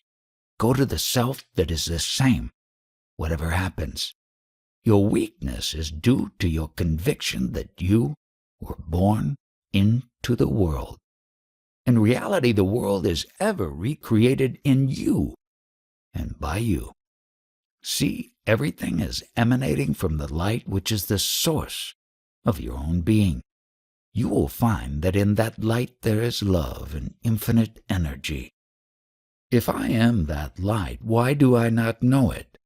To know, you need a knowing mind, a mind capable of knowing.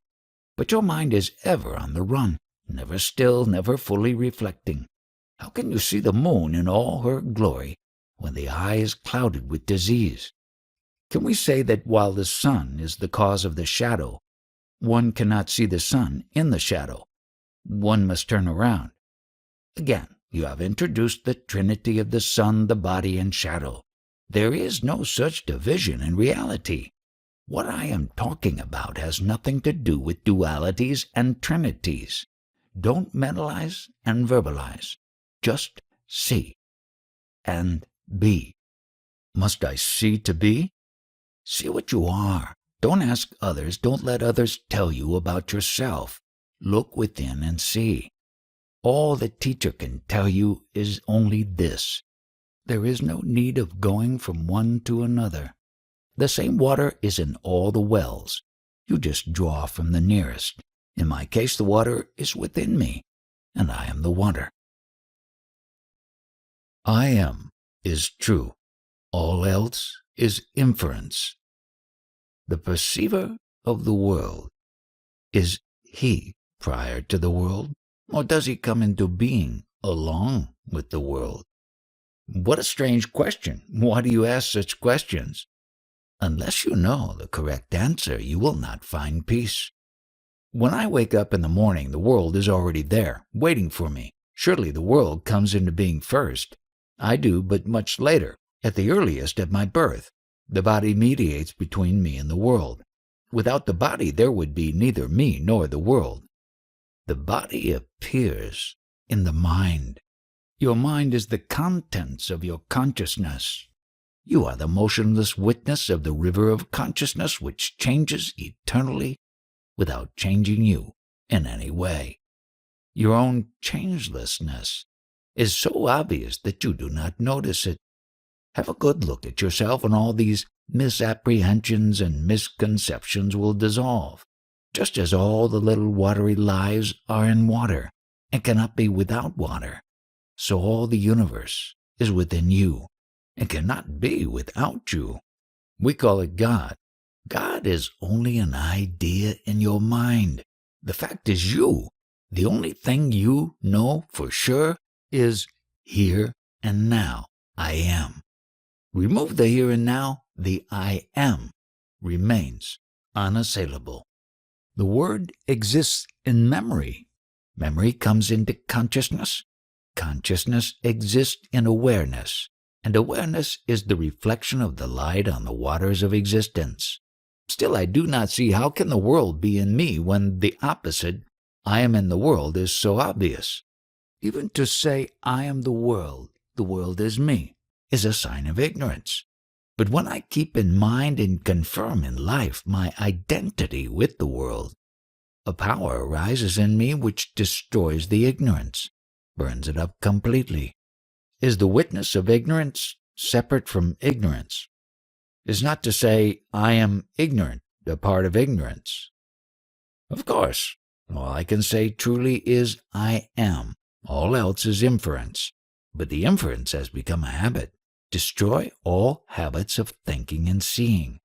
The sense of I am is the manifestation of a deeper cause, which you may call self, God, reality, or by any other name. The I am is in the world, but it is the key which can open the door out of the world. The moon dancing on the water is seen in the water, but it is caused by the moon in the sky, and not by the water. Still, the main point seems to escape me. I can admit that the world in which I live and move and have my being is of my own creation, a projection of myself, of my imagination, on the unknown world, the world as it is, the world of absolute matter, whatever this matter may be. The world of my own creation may be quite unlike the ultimate, the real world, just like the cinema screen is quite unlike the pictures projected onto it.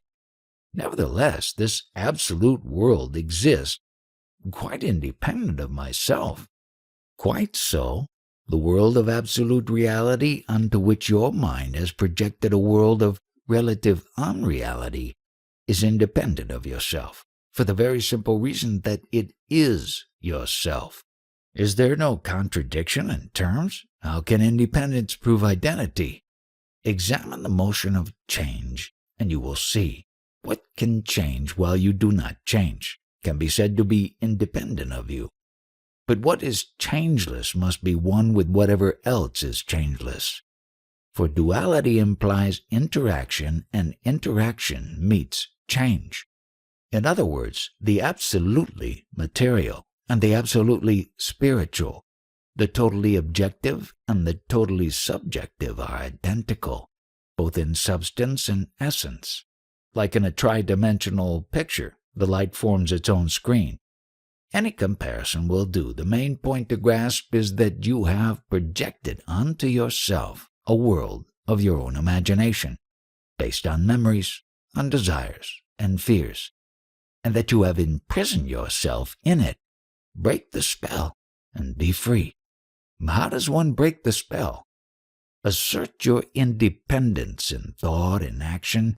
After all hangs on your faith in yourself, on the conviction that what you see and hear, think and feel is real. Why not question your faith? No doubt this world is painted by you on the screen of consciousness and is entirely your own private world. Only your sense I am, though in the world, is not of the world. By no effort of logic or imagination can you change the I am into I am not. In the very denial of your being you assert it. Once you realize that the world is your own projection, you are free of it.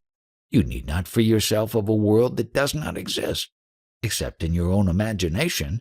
However, is the picture beautiful or ugly? You are painting it, and you are not bound by it. Realize that there is nobody to force it on you, that it is due to the habit of taking the imaginary to be real. See the imaginary as imaginary and be free of fear. Just as the colors in this carpet are brought out by light, but light is not the color, so is the world caused by you, but you are not the world. That which creates and sustains the world. You may call it God or Providence, but ultimately you are the proof that God exists, not the other way around. For before any question about God can be put, you must be there to put it. God is an experience in time, but the experiencer is timeless. Even the experiencer is secondary. Primary is the infinite expanse of consciousness, the eternal possibility, the immeasurable potential of all that was, is, and will be. When you look at anything, it is the ultimate you see, but you imagine that you see a cloud or a tree.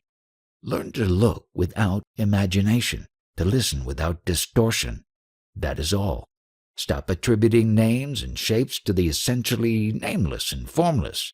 Realize that every mode of perception is subjective, and that which is seen or heard, touched or smelt, felt or thought, expected or imagined, is in the mind and not in reality, and you will experience peace and freedom from fear.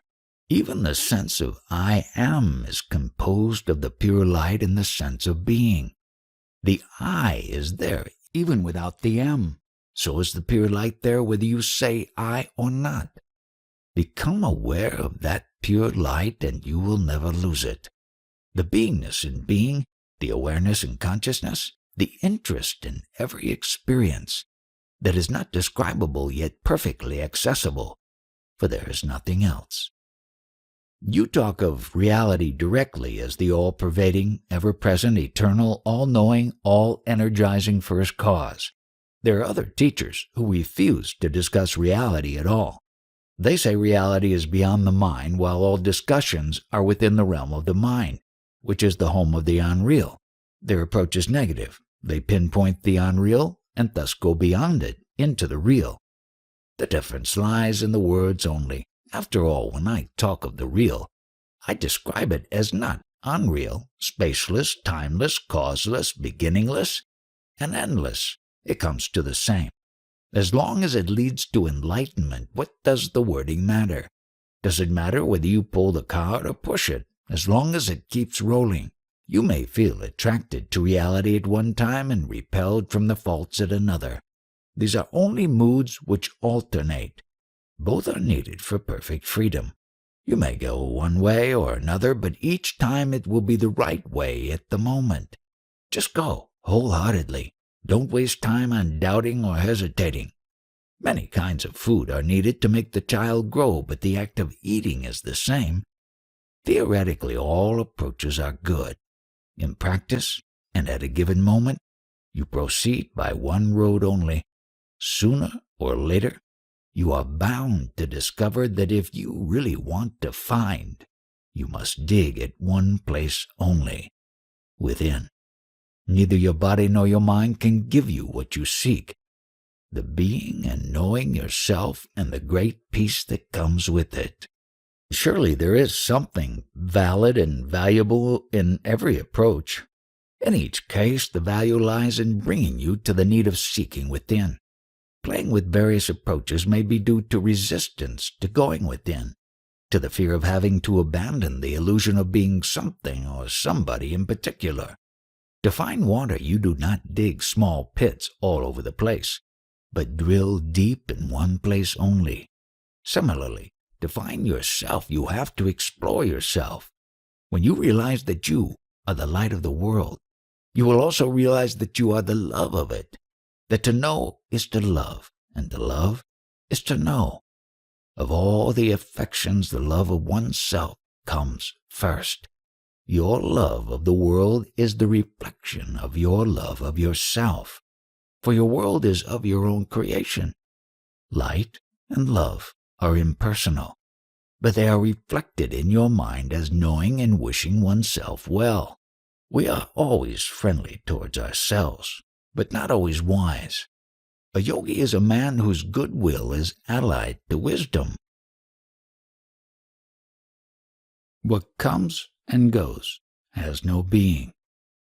I have come to be with you rather than to listen.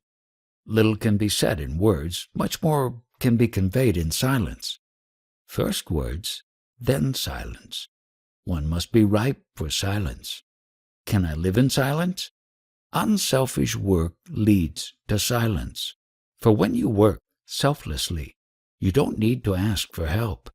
Indifferent to results, you are willing to work with the most inadequate means. You do not care to be much gifted and well-equipped, nor do you ask for recognition and assistance. You just do what needs to be done, leaving success and failure to the unknown. For everything is caused by innumerable factors, of which your personal endeavor is but one. Yet such is the magic of man's mind and heart that the most improbable happens when human will and love pull together. What is wrong with asking for help when work is worthy? Where is the need of asking? It merely shows weakness and anxiety. Work on, and the universe will work with you. After all, the very idea of doing the right thing comes to you from the unknown. Leave it to the unknown as far as the results go. Just go through the necessary movements. You are merely one of the links in the long chain of causation. Fundamentally, all happens in the mind only. When you work for something wholeheartedly and steadily, it happens, for it is the function of the mind to make things happen. In reality, nothing is lacking and nothing is needed. All work is on the surface only. In the depths, there is perfect peace. All your problems arise because you have defined and therefore limited yourself. When you do not think yourself to be this or that, all conflict ceases. Any attempt to do something about your problems is bound to fail, for what is caused by desire can be undone only in freedom from desire. You have enclosed yourself in time and space, squeezed yourself into the span of a lifetime and the volume of a body, and thus created the innumerable conflicts of life and death, pleasure and pain, hope and fear. You cannot be rid of problems without abandoning illusions. The person is naturally limited. There is no such thing as a person. There are only restrictions and limitations.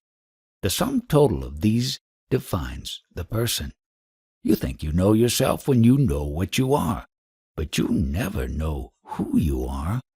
The person merely appears to be, like the space within the pot appears to have the shape and volume and smell of the pot.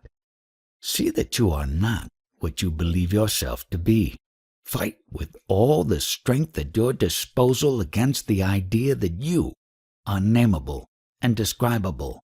You are not. Refuse to think of yourself in terms of this or that. There is no other way out of misery, which you have created for yourself through blind acceptance without investigation. Suffering is a call for inquiry. All pain needs investigation. Don't be too lazy to think.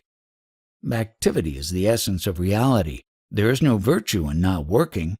Along with thinking, something must be done. To work in the world is hard. To refrain from all unnecessary work is even harder. For the person I am, all this seems impossible. What do you know about yourself? You can only be what you are in reality. You can only appear what you are not. You have never moved away from perfection. All idea of self-improvement is conventional and verbal. As the sun knows not darkness, so does the self know not the non-self. It is the mind by which knowing the other becomes the other. Yet the mind is nothing else but the self. It is the self that becomes the other, the not-self, and yet remains the self. All else is assumption. Just as a cloud obscures the sun without in any way affecting it, so does assumption obscure reality without destroying it. The very idea of destruction of reality is ridiculous. The destroyer is always more real than the destroyed. Reality is the ultimate destroyer. All separation, every kind of estrangement and alienation is false.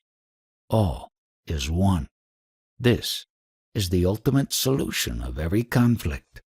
How is it that, in spite of so much instruction and assistance, we make no progress?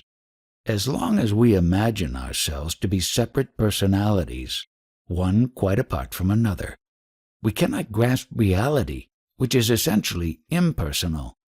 First, we must know ourselves as witnesses only, dimensionless and timeless centers of observation, and then realize that immense ocean of pure awareness, which is both mind and matter and beyond both.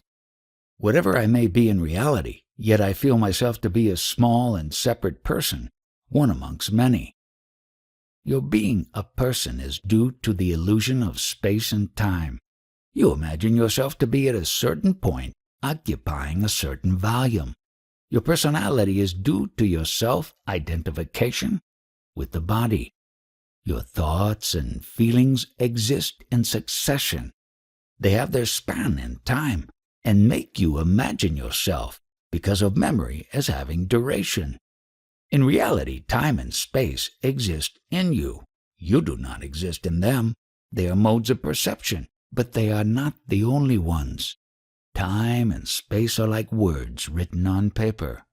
The paper is real, the words merely a convention. How old are you?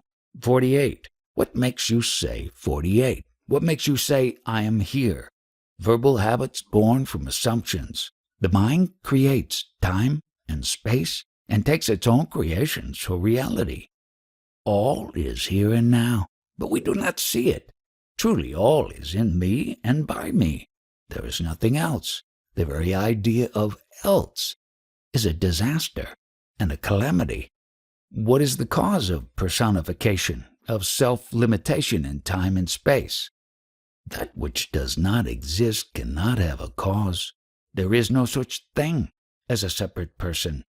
Even taking the empirical point of view, it is obvious that everything is the cause of everything, that everything is as it is, because the entire universe is as it is.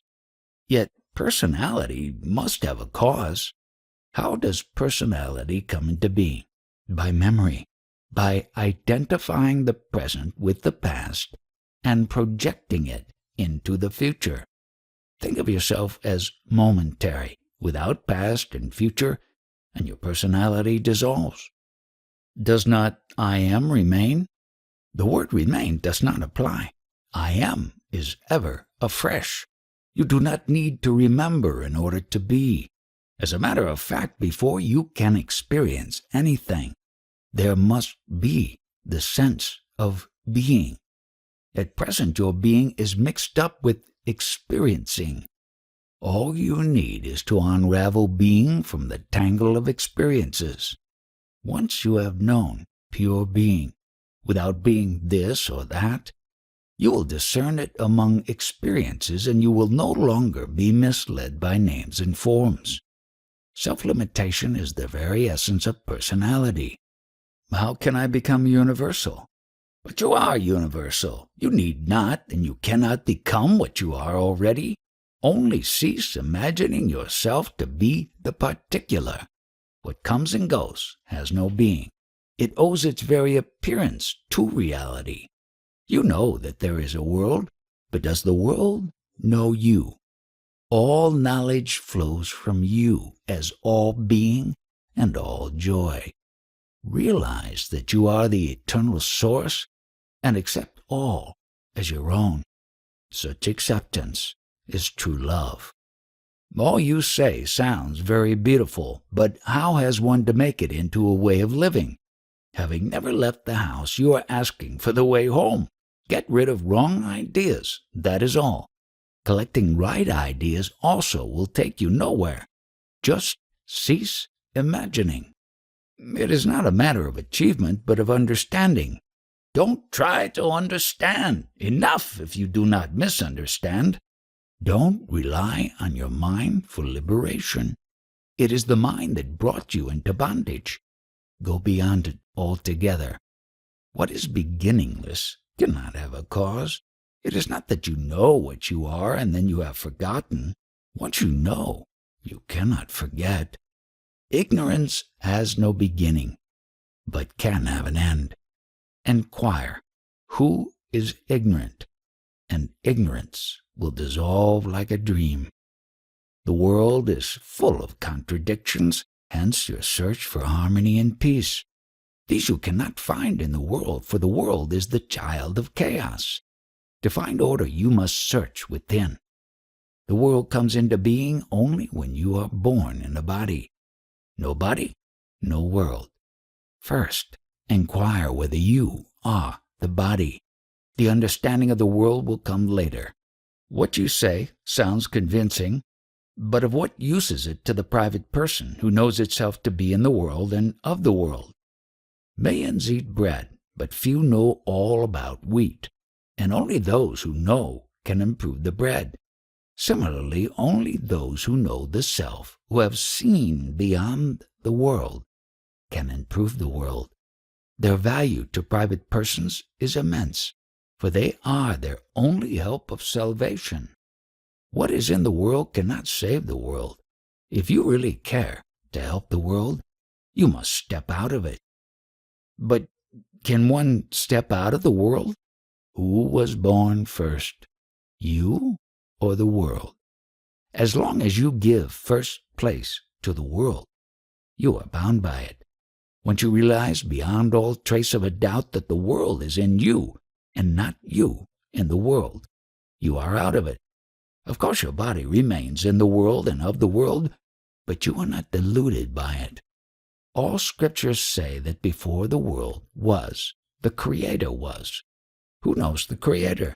He alone who was before the Creator, your own real being, the source of all the worlds with their creators. All you say is held together by your assumption that the world is your own projection. You admit that you mean your personal, subjective world, the world given you through your senses and your mind.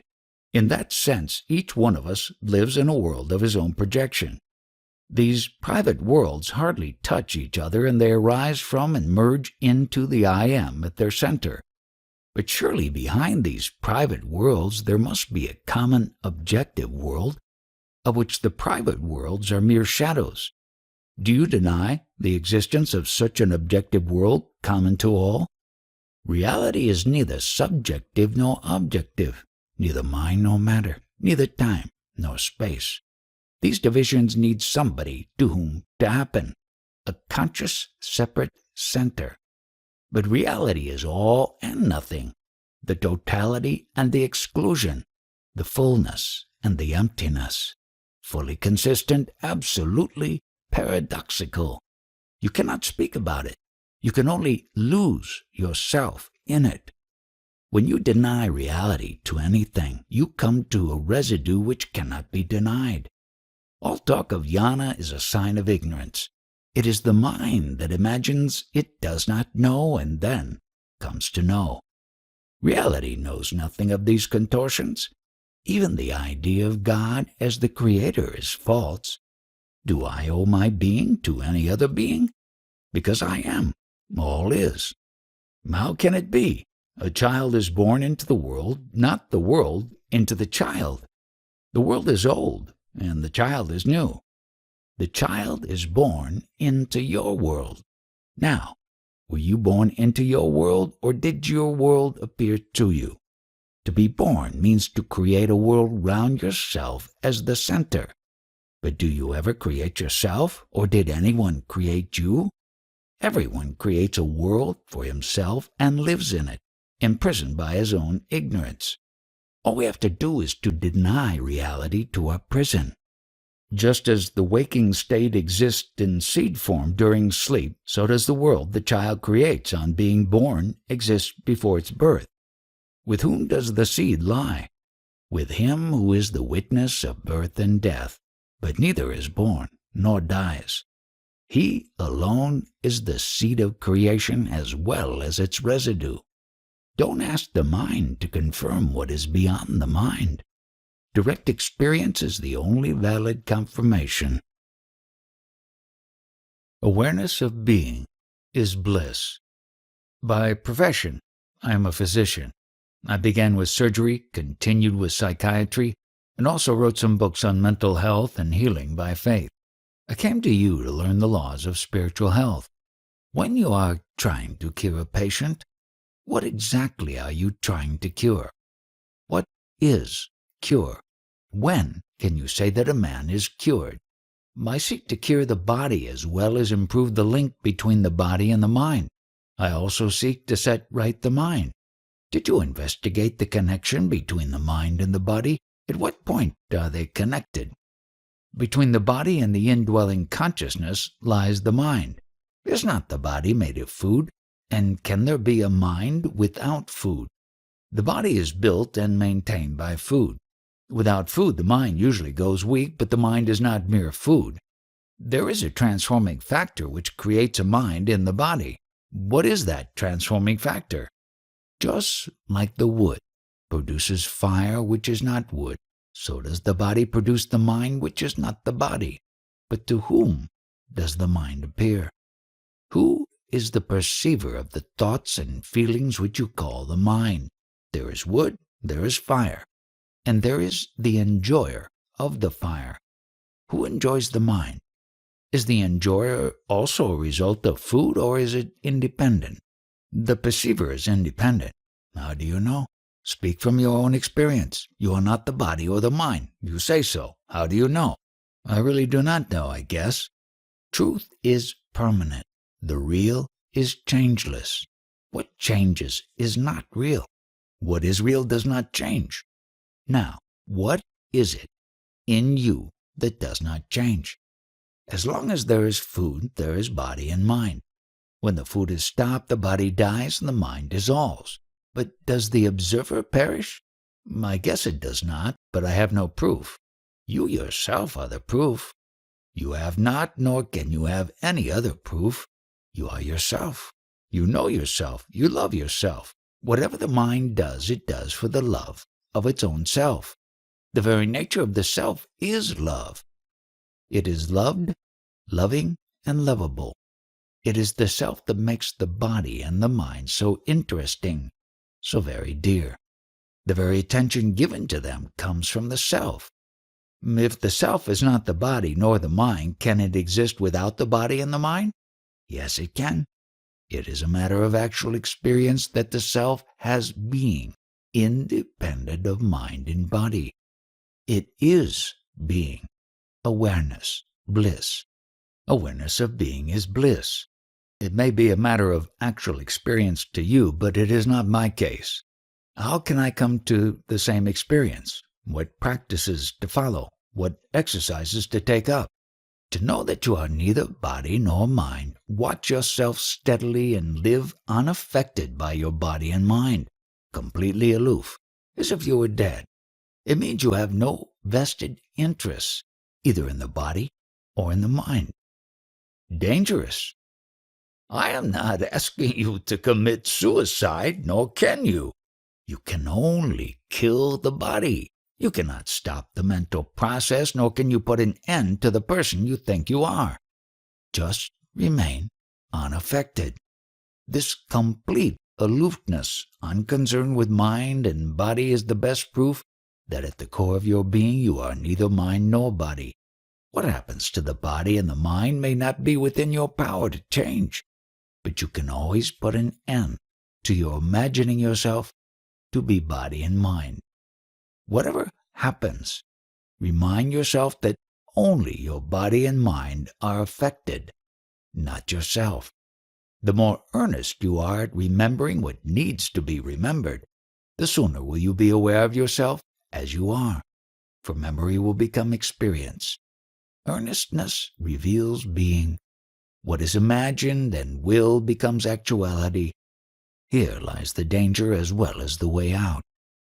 Tell me, what steps have you taken to separate your real self, that in you which is changeless, from your body and mind?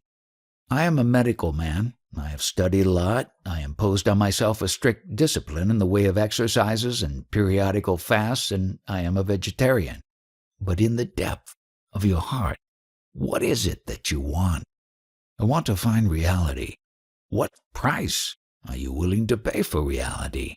Any price? While in theory I am ready to pay any price, in actual life again and again I am being prompted to behave in ways which come in between me and reality. Desire carries me away. Increase and widen your desires till nothing but reality can fulfill them. It is not desire that is wrong, but its narrowness and smallness.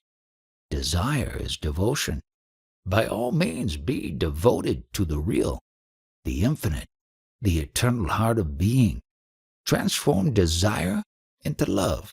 All you want is to be happy. All your desires, whatever they may be, are expressions of your longing for happiness. Basically, you wish yourself well. I know that I should not— Wait! Who told you that you should not? What is wrong with wanting to be happy? The self must go, I know. But the self is there. Your desires are there. Your longing to be happy is there. Why? Because you love yourself. By all means, love yourself wisely. What is wrong is to love yourself stupidly, so as to make yourself suffer. Love yourself wisely. Both indulgence and austerity have the same purpose in view, to make you happy. Indulgence is the stupid way. Austerity is the wise way. What is austerity? Once you have gone through an experience, not to go through it again is austerity. To eschew the unnecessary is austerity. Not to anticipate pleasure or pain is austerity. Having things under control at all times is austerity. Desire by itself is not wrong. It is life itself, the urge to grow in knowledge and experience. It is the choices you make that are wrong. To imagine that some little thing, food, sex, power, fame, will make you happy is to deceive yourself. Only something as vast and deep as your real self can make you truly and lastingly happy.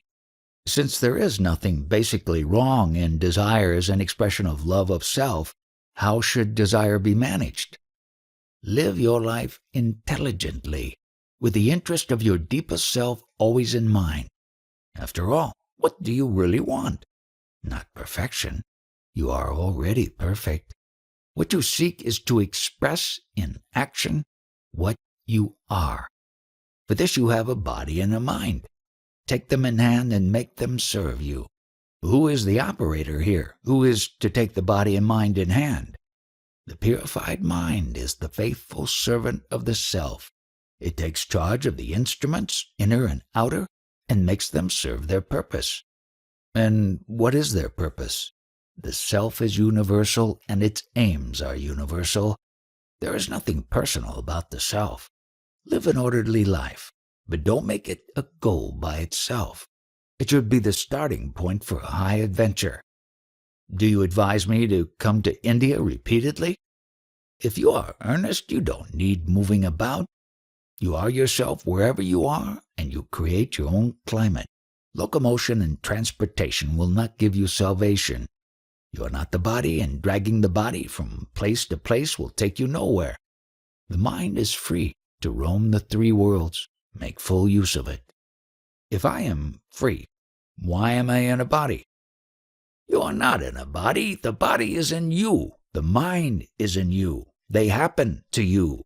They are there because you find them interesting. Your very nature has the infinite capacity to enjoy.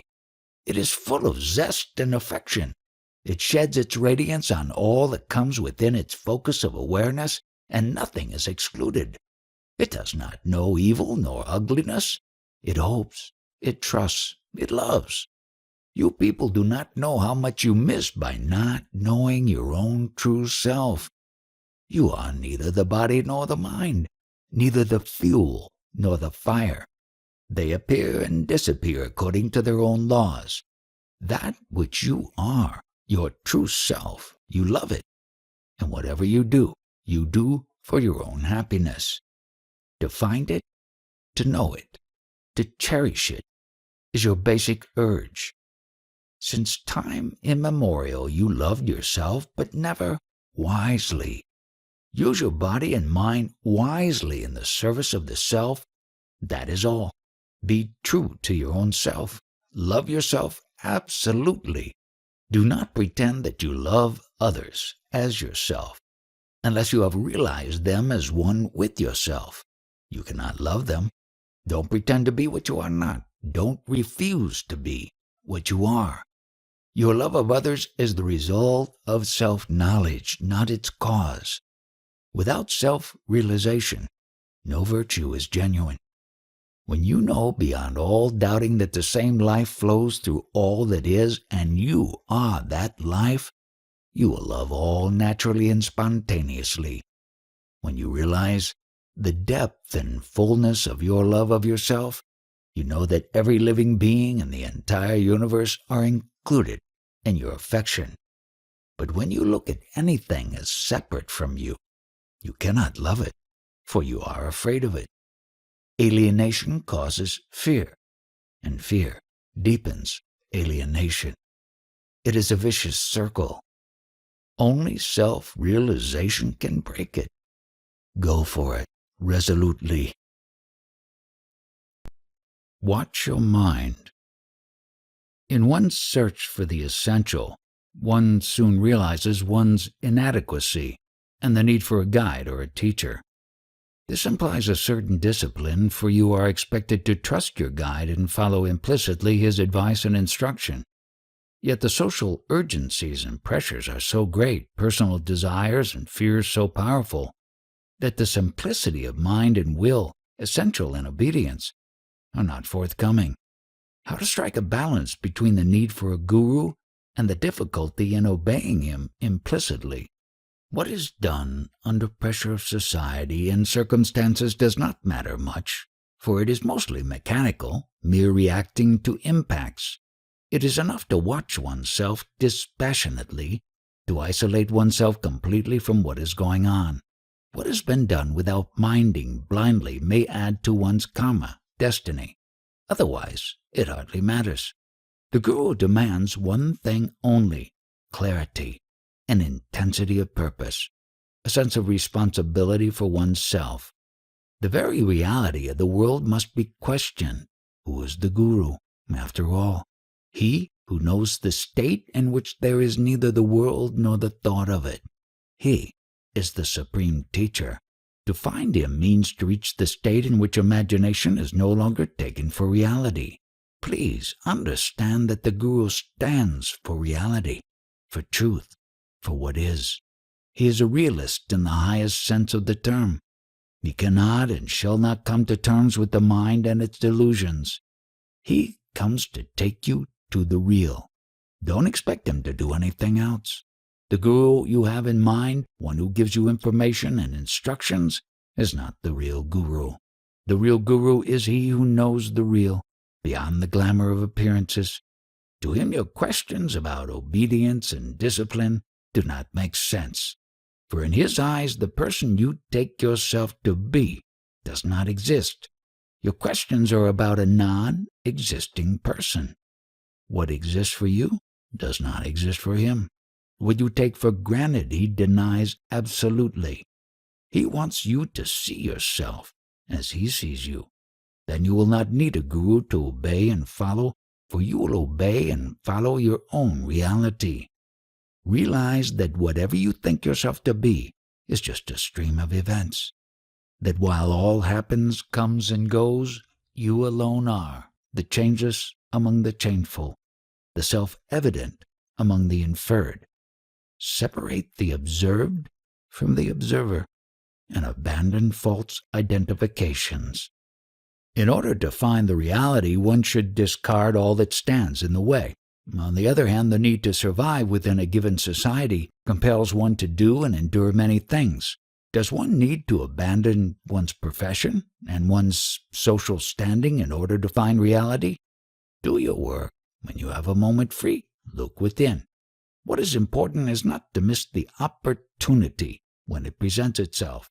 If you are earnest, you will use your leisure fully. That is enough. In my search for the essential and discarding the unessential, is there any scope for creative living? For instance, I love painting. Will it help me if I give my leisure hours to painting? Whatever you may have to do, watch your mind. Also, you must have moments of complete inner peace and quiet, when your mind is absolutely still. If you miss this, you miss the entire thing. If you do not, the silence of the mind will dissolve and absorb all else. Your difficulty lies in your wanting reality and being afraid of it at the same time. You are afraid of it because you do not know it. The familiar things are known. You feel secure with them. The unknown is uncertain and therefore dangerous. But to know reality is to be in harmony with it. And in harmony there is no place for fear. An infant knows its body, but not the body-based distinctions. It is just conscious and happy. After all, that was the purpose for which it was born. The pleasure to be is the simplest form of self-love, which later grows into love of the self. Be like an infant, with nothing standing between the body and the self. The constant noise of the psychic life is absent. In deep silence, the self contemplates the body. It is like the white paper on which nothing is written yet. Be like that infant. Instead of trying to be this or that, be happy to be. You will be a fully awakened witness of the field of consciousness. But there should be no feelings and ideas to stand between you and the field. To be content with mere being seems to be a most selfish way of passing time, a most worthy way of being selfish.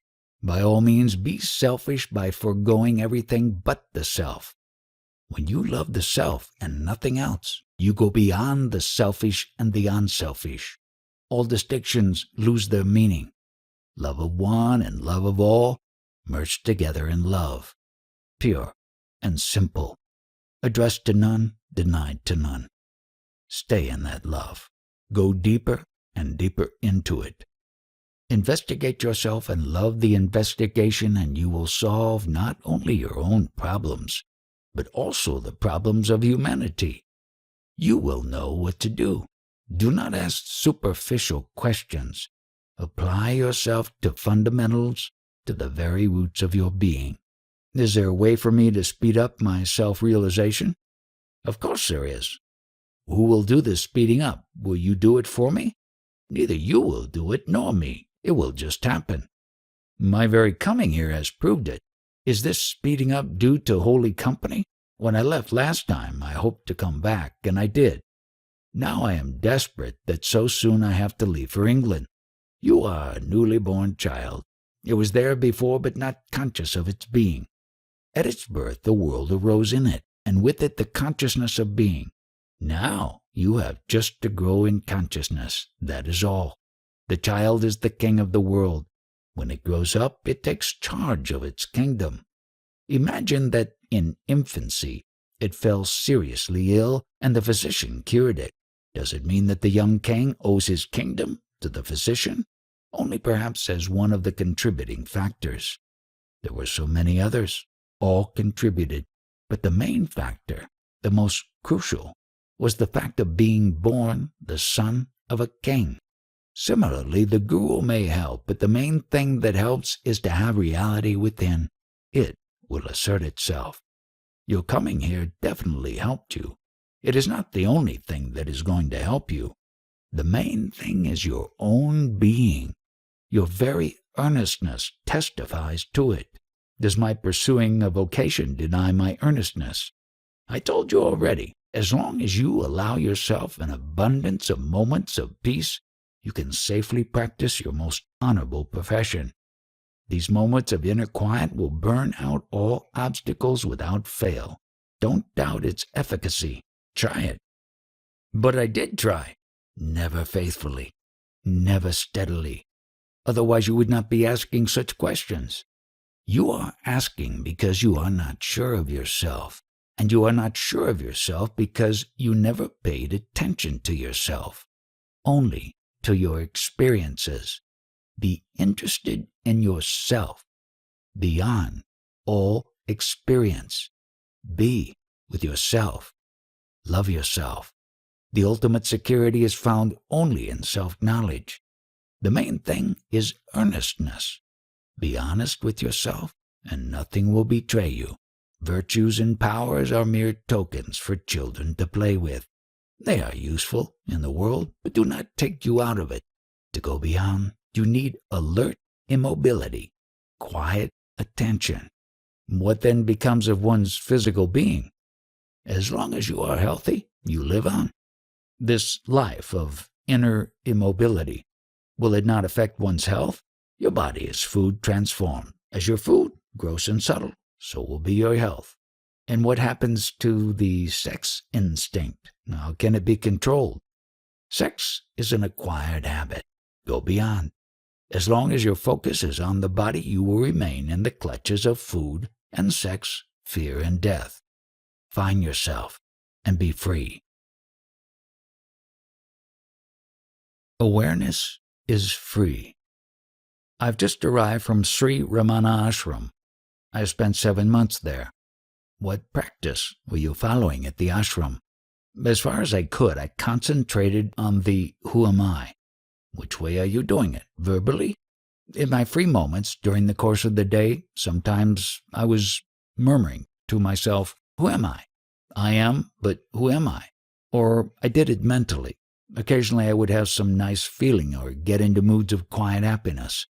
On the whole, I was trying to be quiet and receptive rather than laboring for experiences. What were you actually experiencing when you were in the right mood? A sense of inner stillness, peace and silence. Did you notice yourself becoming unconscious? Yes, occasionally and for a very short time. Otherwise, I was just quiet, inwardly and outwardly. What kind of quiet was it? Something akin to deep sleep, yet conscious all the same? A sort of wakeful sleep. Yes, alertly asleep. Yagrit sushupti. The main thing is to be free of negative emotions, desire, fear, etc., the 6 enemies of the mind. Once the mind is free of them, the rest will come easily. Just as cloth kept in soap water will become clean, so will the mind get purified in the stream of pure feeling. When you sit quiet and watch yourself, all kinds of things may come to the surface. Do nothing about them. Don't react to them. As they have come, so will they go by themselves. All that matters is mindfulness, total awareness of oneself, or rather, of one's mind. By oneself, do you mean the daily self? Yes, the person, which alone is objectively observable. The observer is beyond observation. What is observable is not the real self. I can always observe the observer in endless recession. You can observe the observation, but not the observer. You know you are the ultimate observer by direct insight, not by a logical process based on observation. You are what you are, but you know what you are not. The self is known as being. The not-self is known as transient. But in reality, all is in the mind. The observed, observation, and observer are mental constructs. The self alone is. Why does the mind create all these divisions? To divide and particularize is in the mind's very nature. There is no harm in dividing, but separation goes against fact. Things and people are different, but they are not separate.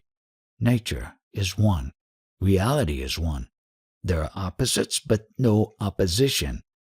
I find that by nature I am very active. Here I am advised to avoid activity.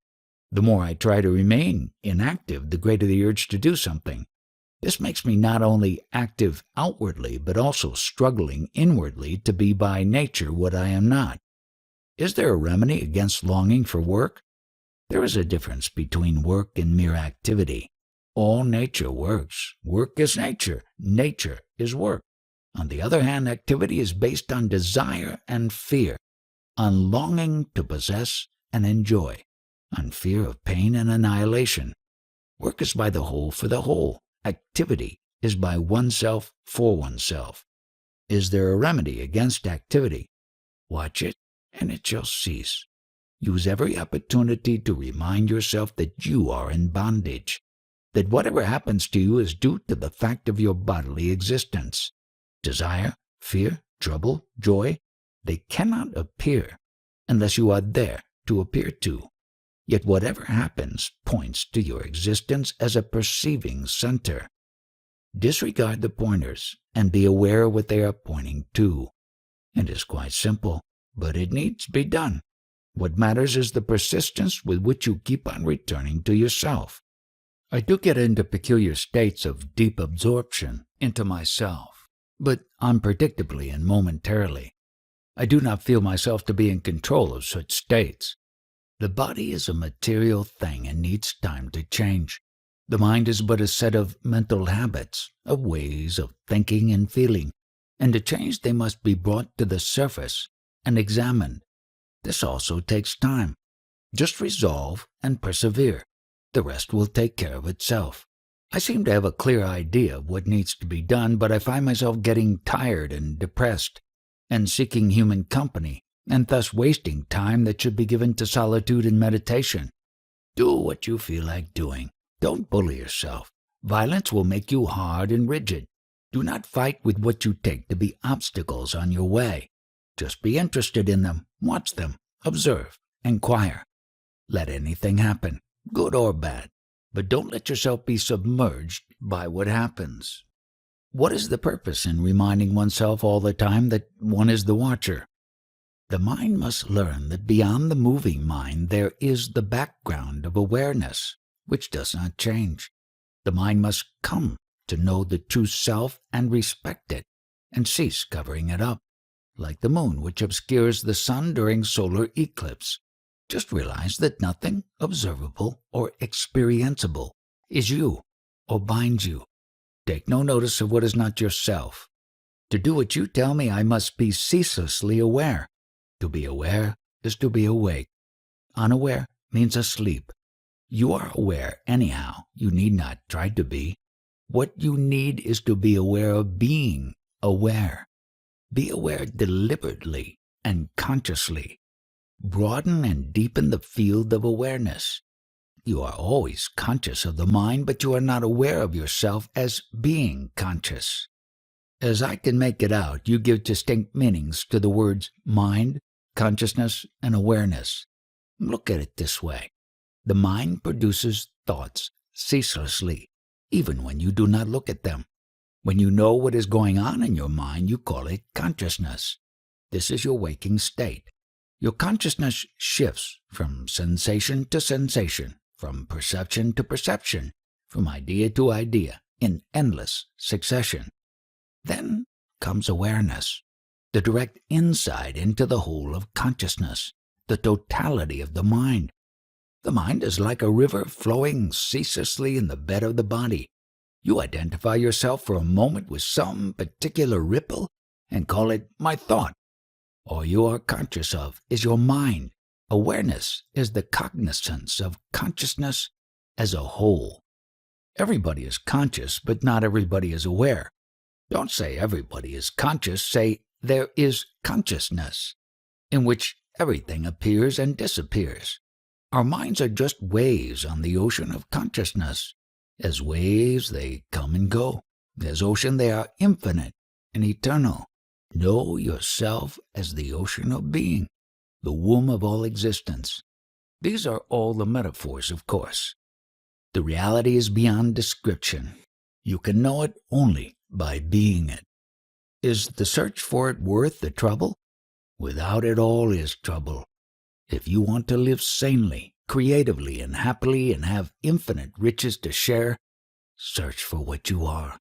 Where the mind is centered in the body and consciousness is centered in the mind, awareness is free. The body has its urges and mind its pains and pleasures. Awareness is unattached and unshaken. It is lucid, silent, peaceful, alert, and unafraid, without desire and fear. Meditate on it as your true being and try to be it in your daily life, and you shall realize it in its fullness. Mind is interested in what happens, while awareness is interested in the mind itself.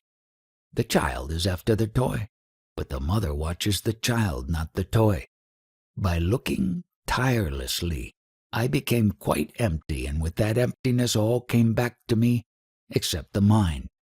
I find I have lost the mind irretrievably. As you talked to us just now, are you unconscious?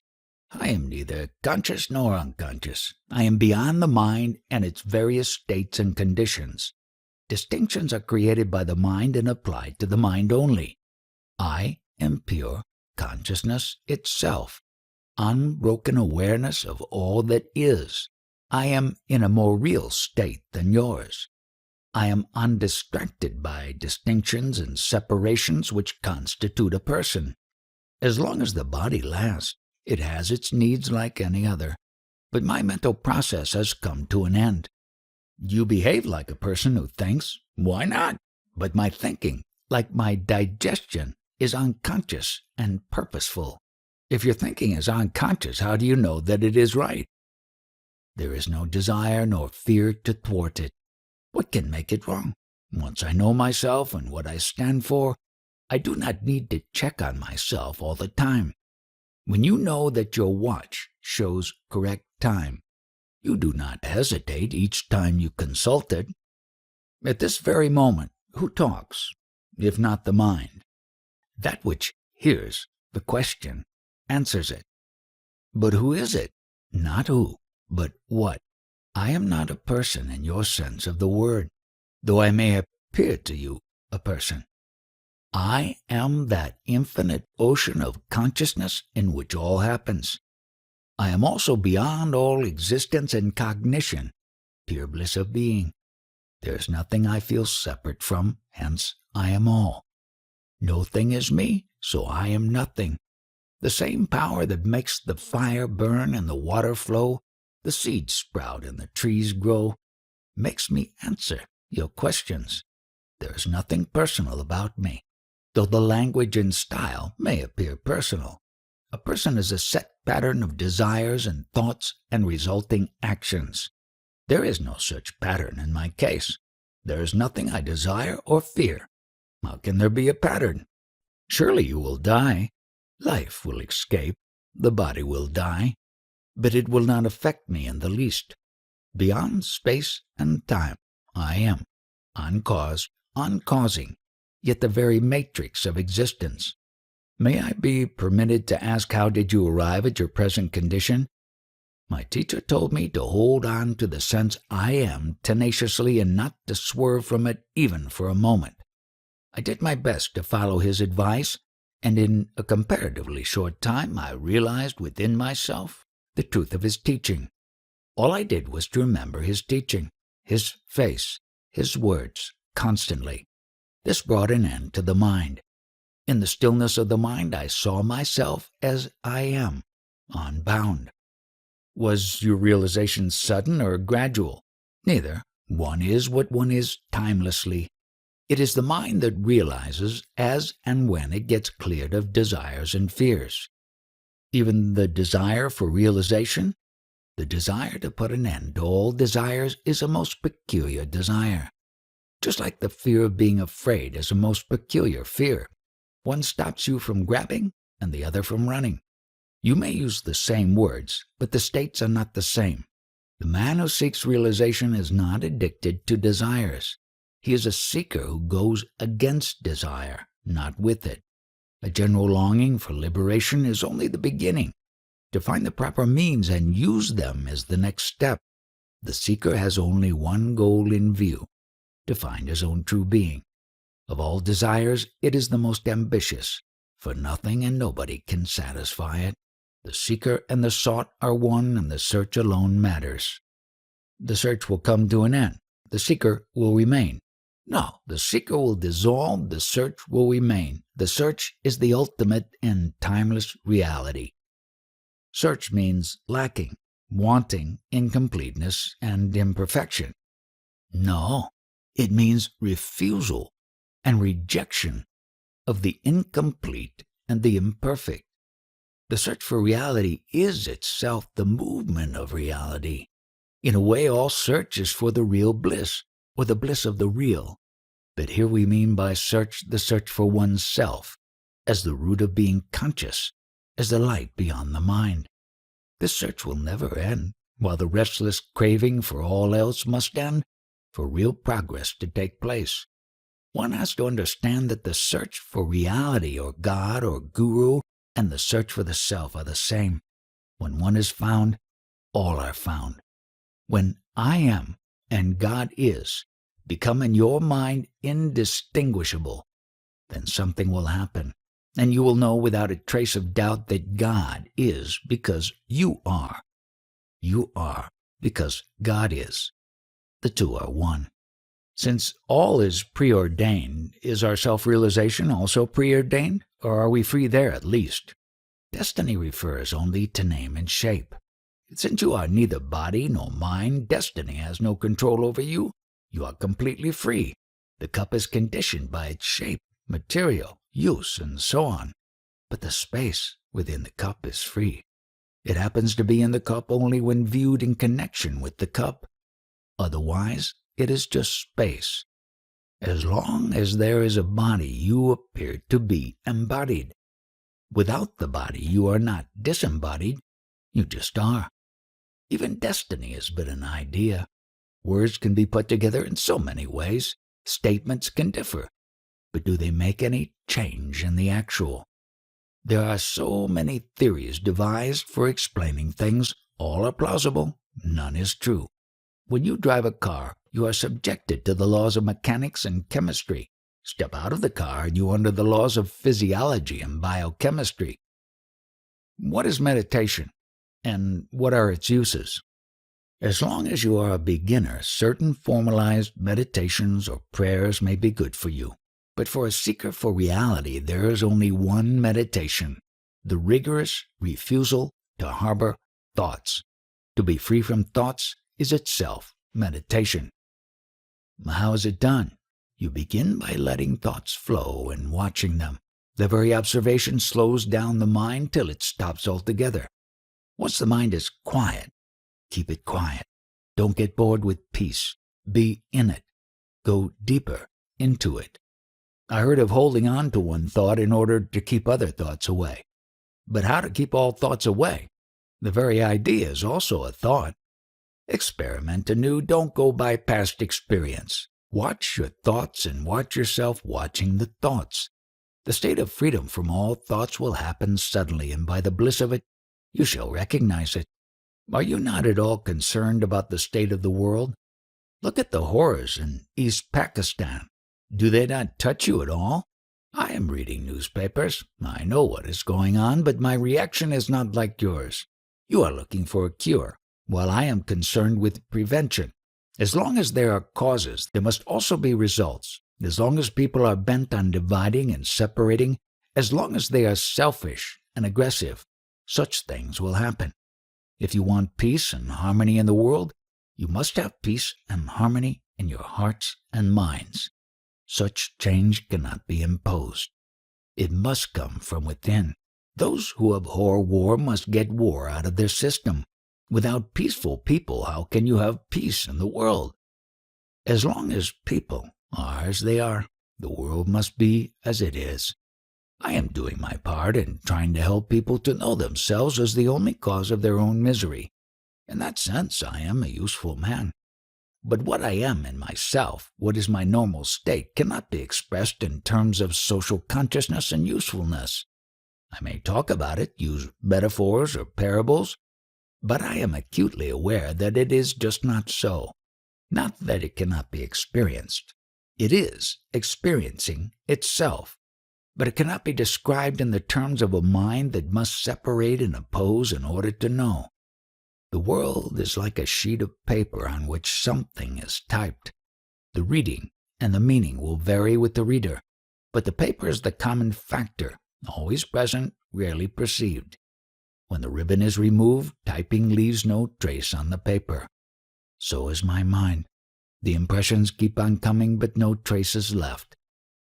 Why do you sit here talking to people? What is your real motive? No motive. You say I must have a motive. I am not sitting here nor talking. No need to search for motives. Don't confuse me with the body. I have no work to do, no duties to perform. That part of me which you may call God will look after the world. This world of yours, that so much needs looking after, lives and moves in your mind.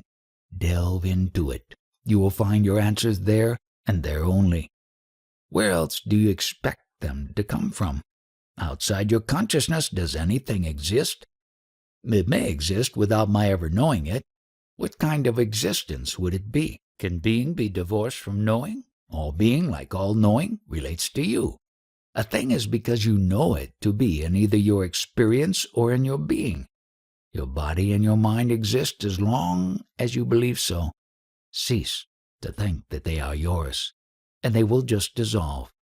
By all means, let your body and mind function, but do not let them limit you. If you notice imperfections, just keep on noticing. Your very giving attention to them will set your heart and mind and body right. Can I cure myself of a serious illness by merely taking cognizance of it? Take cognizance of the whole of it, not only of the outer symptoms. All illness begins in the mind.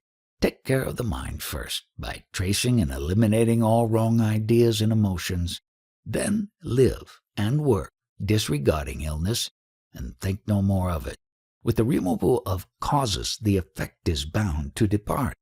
Man becomes what he believes himself to be. Abandon all ideas about yourself, and you will find yourself to be the pure witness, beyond all that can happen to the body or the mind. If I become anything I think myself to be, and I start thinking that I am the supreme reality, will not my supreme reality remain a mere idea?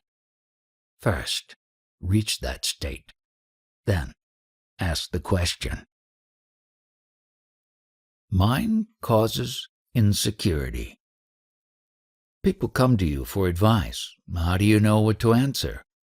As I hear the question, so do I hear the answer. And how do you know that your answer is right? Once I know the true source of the answers, I need not doubt them. From a pure source, only pure water will flow. I'm not concerned with people's desires and fears. I'm in tune with facts, not with opinions. Man takes his name and shape to be himself, while I take nothing to be myself. Were I to think myself to be a body known by its name, I would not have been able to answer your questions. Were I to take you to be a mere body, there would be no benefit to you from my answers. No true teacher indulges in opinions. He sees things as they are and shows them as they are. If you take people to be what they think themselves to be, you will only hurt them, as they hurt themselves so grievously all the time. But if you see them as they are in reality, it will do them enormous good. If they ask you what to do, what practices to adopt, which way of life to follow, answer, do nothing, just be. In being, all happens naturally. It seems to me that in your talks you use the words naturally and accidentally, indiscriminately. I feel there is a deep difference in the meaning of the two words. The natural is orderly, subject to law. One can trust nature. The accidental is chaotic, unexpected, unpredictable. One could plead that everything is natural, subject to nature's laws. To maintain that everything is accidental without any cause is surely an exaggeration. Would you like it better if I used the word spontaneous instead of accidental? You may use the words spontaneous or natural as opposed to accidental. In the accidental there is an element of disorder, of chaos. An accident is always a breach of rules, an exception, a surprise. Is not life a stream of surprises? There is a harmony in nature. Accidental is a disturbance. You speak as a person, limited in time and space, reduced to the contents of a body and a mind. What you like, you call natural, and what you dislike, you call accidental. I like the natural and the law-abiding, the expected, and I fear the law-breaking, the disorderly, the unexpected, the meaningless. The accidental is always monstrous. There may be so-called lucky accidents, but they only prove the rule that in an accident-prone universe, life would be impossible. I feel there is a misunderstanding. By accidental, I mean something to which no known law applies. When I say everything is accidental, uncaused, I only mean that the causes and the laws according to which they operate are beyond our knowing or even imagining. If you call what you take to be orderly, harmonious, predictable to be natural, then what obeys higher laws as moved by higher powers may be called spontaneous. Thus we shall have two natural orders, the personal and predictable, and the impersonal or superpersonal and unpredictable. Call it lower nature and higher nature and drop the word accidental. As you grow in knowledge and insight, the borderline between lower and higher nature keeps on receding, but the two remain until they are seen as one. For in fact everything is most wonderfully inexplicable. Science explains a lot. Science deals with names and shapes, quantities and qualities, patterns and laws. It is all right in its own place. But life is to be lived. There is no time for analysis. The response must be instantaneous, hence the importance of the spontaneous, the timeless. It is in the unknown that we live and move. The known is the past. I can take my stand on what I feel I am. I am an individual, a person among persons. Some people are integrated and harmonized, and some are not. Some live effortlessly, respond spontaneously to every situation correctly, doing full justice to the need of the moment, while others fumble, err, and generally make a nuisance of themselves. The harmonized people may be called natural, ruled by law, while the disintegrated are chaotic and subject to accidents. The very idea of chaos presupposes the sense of the orderly, the organic, the interrelated. Chaos and cosmos, are they not two aspects of the same state? But you seem to say that all is chaos, accidental, unpredictable. Yes, in the sense that not all the laws of being are known and not all events are predictable. The more you are able to understand, the more the universe becomes satisfactory, emotionally and mentally. Reality is good and beautiful. We create the chaos. If you mean to say that it is the free will of man that causes accidents, I would agree. But we have not yet discussed free will. Your order is what gives you pleasure, and disorder is what gives you pain. You may put it that way, but do not tell me that the two are one. Talk to me in my own language, the language of an individual in search of happiness. I do not want to be misled by non-dualistic talks. What makes you believe that you are a separate individual? I behave as an individual. I function on my own. I consider myself primarily and others only in relation to myself. In short, I am busy with myself. Well, go on being busy with yourself. On what business have you come here? On my old business of making myself safe and happy. I confess I have not been too successful. I am neither safe nor happy. Therefore you find me here. This place is new to me, but my reason for coming here is old, the search for happiness, happy safety. So far I did not find it. Can you help me? What was never lost can never be found. Your very search for safety and joy keeps you away from them. Stop searching. Cease losing. The disease is simple, and the remedy equally simple. It is your mind only that makes you insecure and unhappy. Anticipation makes you insecure, memory unhappy. Stop misusing your mind and all will be well with you. You need not set it right. It will set itself right. As soon as you give up all concern with the past and the future and live entirely in the now. But the now has no dimension. I shall become a nobody, a nothing. Exactly! As nothing and nobody, you are safe and happy. You can have the experience for the asking. Just try. But let us go back to what is accidental and what is spontaneous or natural. You said nature is orderly, while accident is a sign of chaos. I denied the difference, and said that we call an event accidental when its causes are untraceable. There is no place for chaos in nature. Only in the mind of man there is chaos. The mind does not grasp the whole. Its focus is very narrow. It sees fragments only and fails to perceive the picture. Just as a man who hears sounds but does not understand the language may accuse the speaker of meaningless jabbering and be altogether wrong. What to one is a chaotic stream of sounds is a beautiful poem to another. King Yanaka once dreamt that he was a beggar.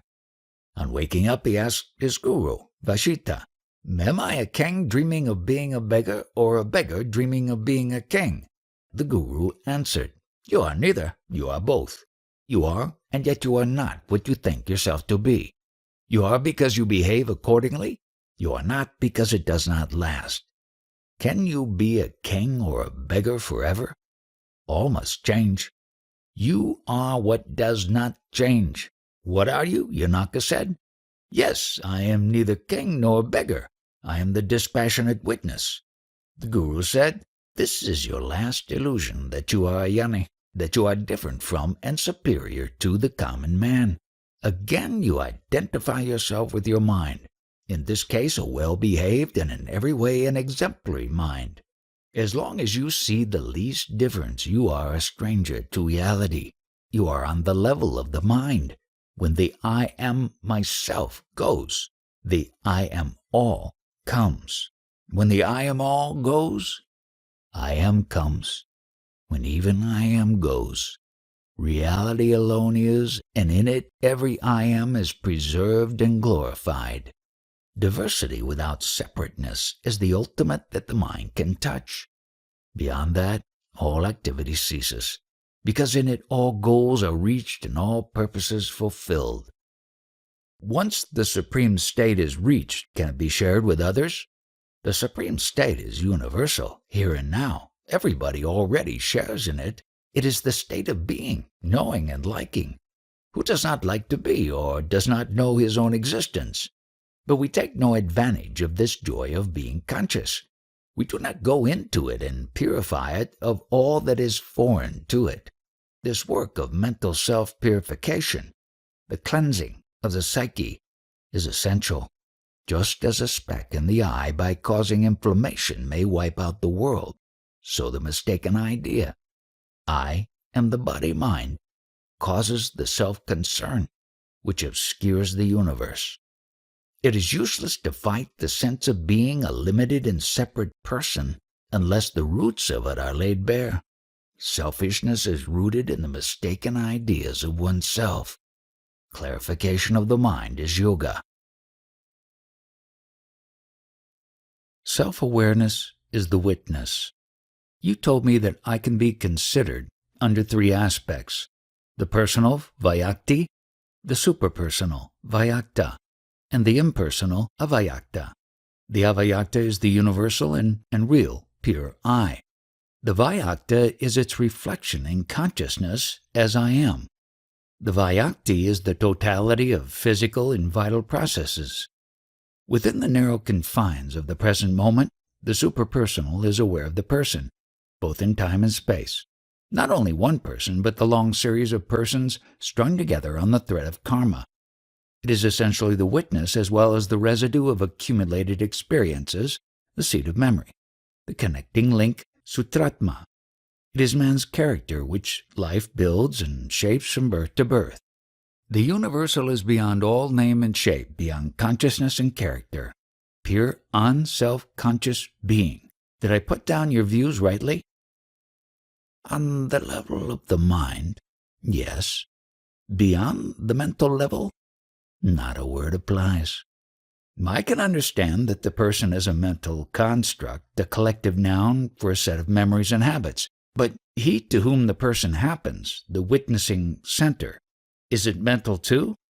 The personal needs a base, a body to identify oneself with, just as a color needs a surface to appear on. The seeing of the color is independent of the color. It is the same, whatever the color. One needs an eye to see the color. The colors are many, the eye is single.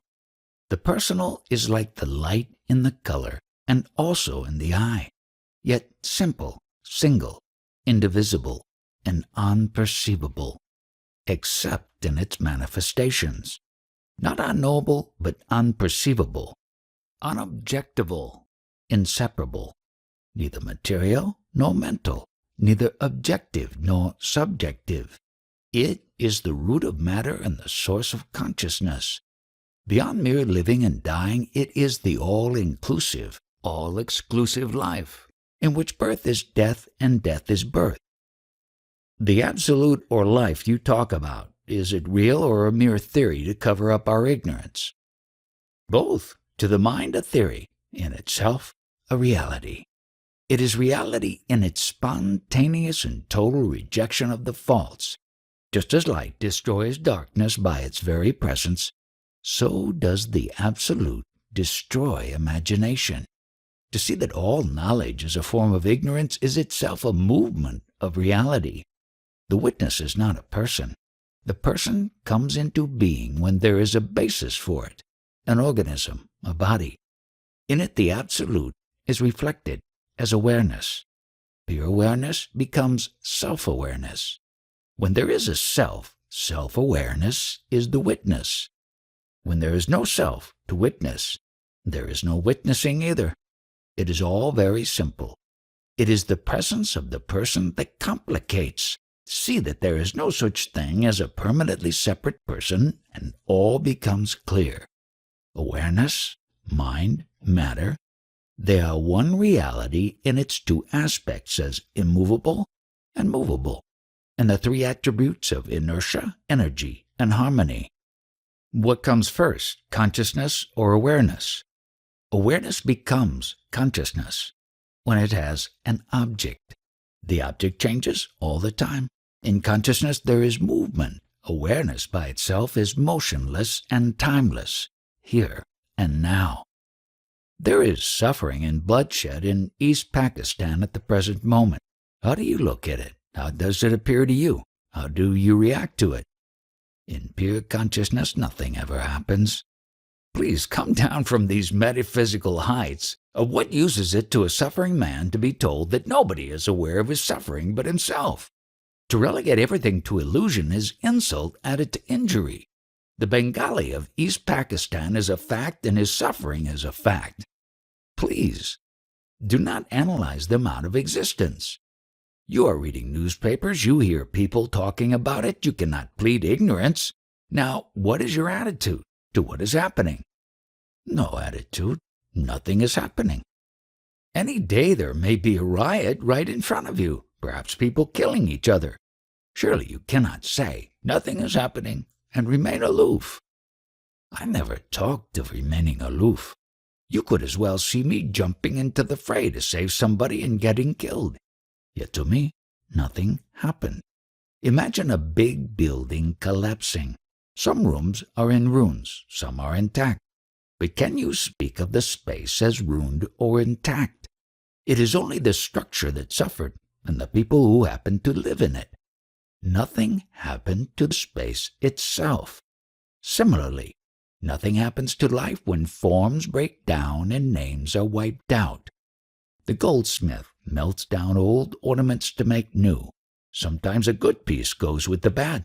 He takes it in his stride, for he knows that no gold is lost.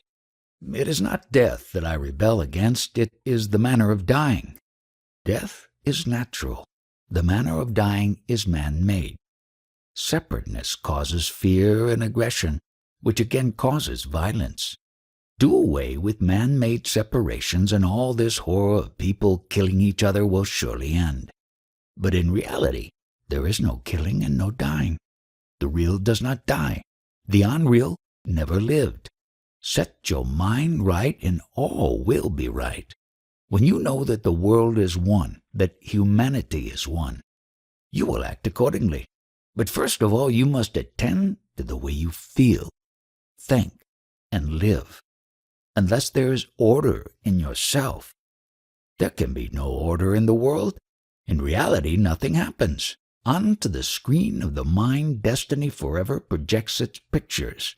Memories of former projections and thus illusion constantly renews itself. The pictures come and go. Light intercepted by ignorance. See the light and disregard the picture. What a callous way of looking at things. People are killing and getting killed, and here you talk of pictures. By all means, go and get yourself killed if that is what you think you should do, or even go and kill if you take it to be your duty. But that is not the way to end evil. Evil is the stench of a mind that is diseased. Heal your mind, and it will cease to project distorted, ugly pictures. What you say I can understand, but emotionally I cannot accept it. This merely idealistic view of life repels me deeply. I just cannot think myself to be permanently in a state of dream. How can anybody be permanently in a state caused by an impermanent body? The misunderstanding is based on your idea that you are the body. Examine the idea. See its inherent contradictions. Realize that your present existence is like a shower of sparks, each spark lasting a second, and the shower itself a minute or two. Surely a thing of which the beginning is the end can have no middle. Respect your terms. Reality cannot be momentary. It is timeless, but timelessness is not duration. I admit that the world in which I live is not the real world, but there is a real world of which I see a distorted picture. The distortion may be due to some blemish in my body or mind, but when you say there is no real world, only a dream world in my mind, I just cannot take it. I wish I could believe that all horrors of existence are due to my having a body. Suicide would be the way out. As long as you pay attention to ideas, your own or of others, you will be in trouble. But if you disregard all teachings, all books, anything put into words, and dive deeply within yourself and find yourself, this alone will solve all your problems and leave you in full mastery of every situation, because you will not be dominated by your ideas about the situation. Take an example. You are in the company of an attractive woman. You get ideas about her, and this creates a sexual situation. The problem is created, and you start looking for books on continence or enjoyment.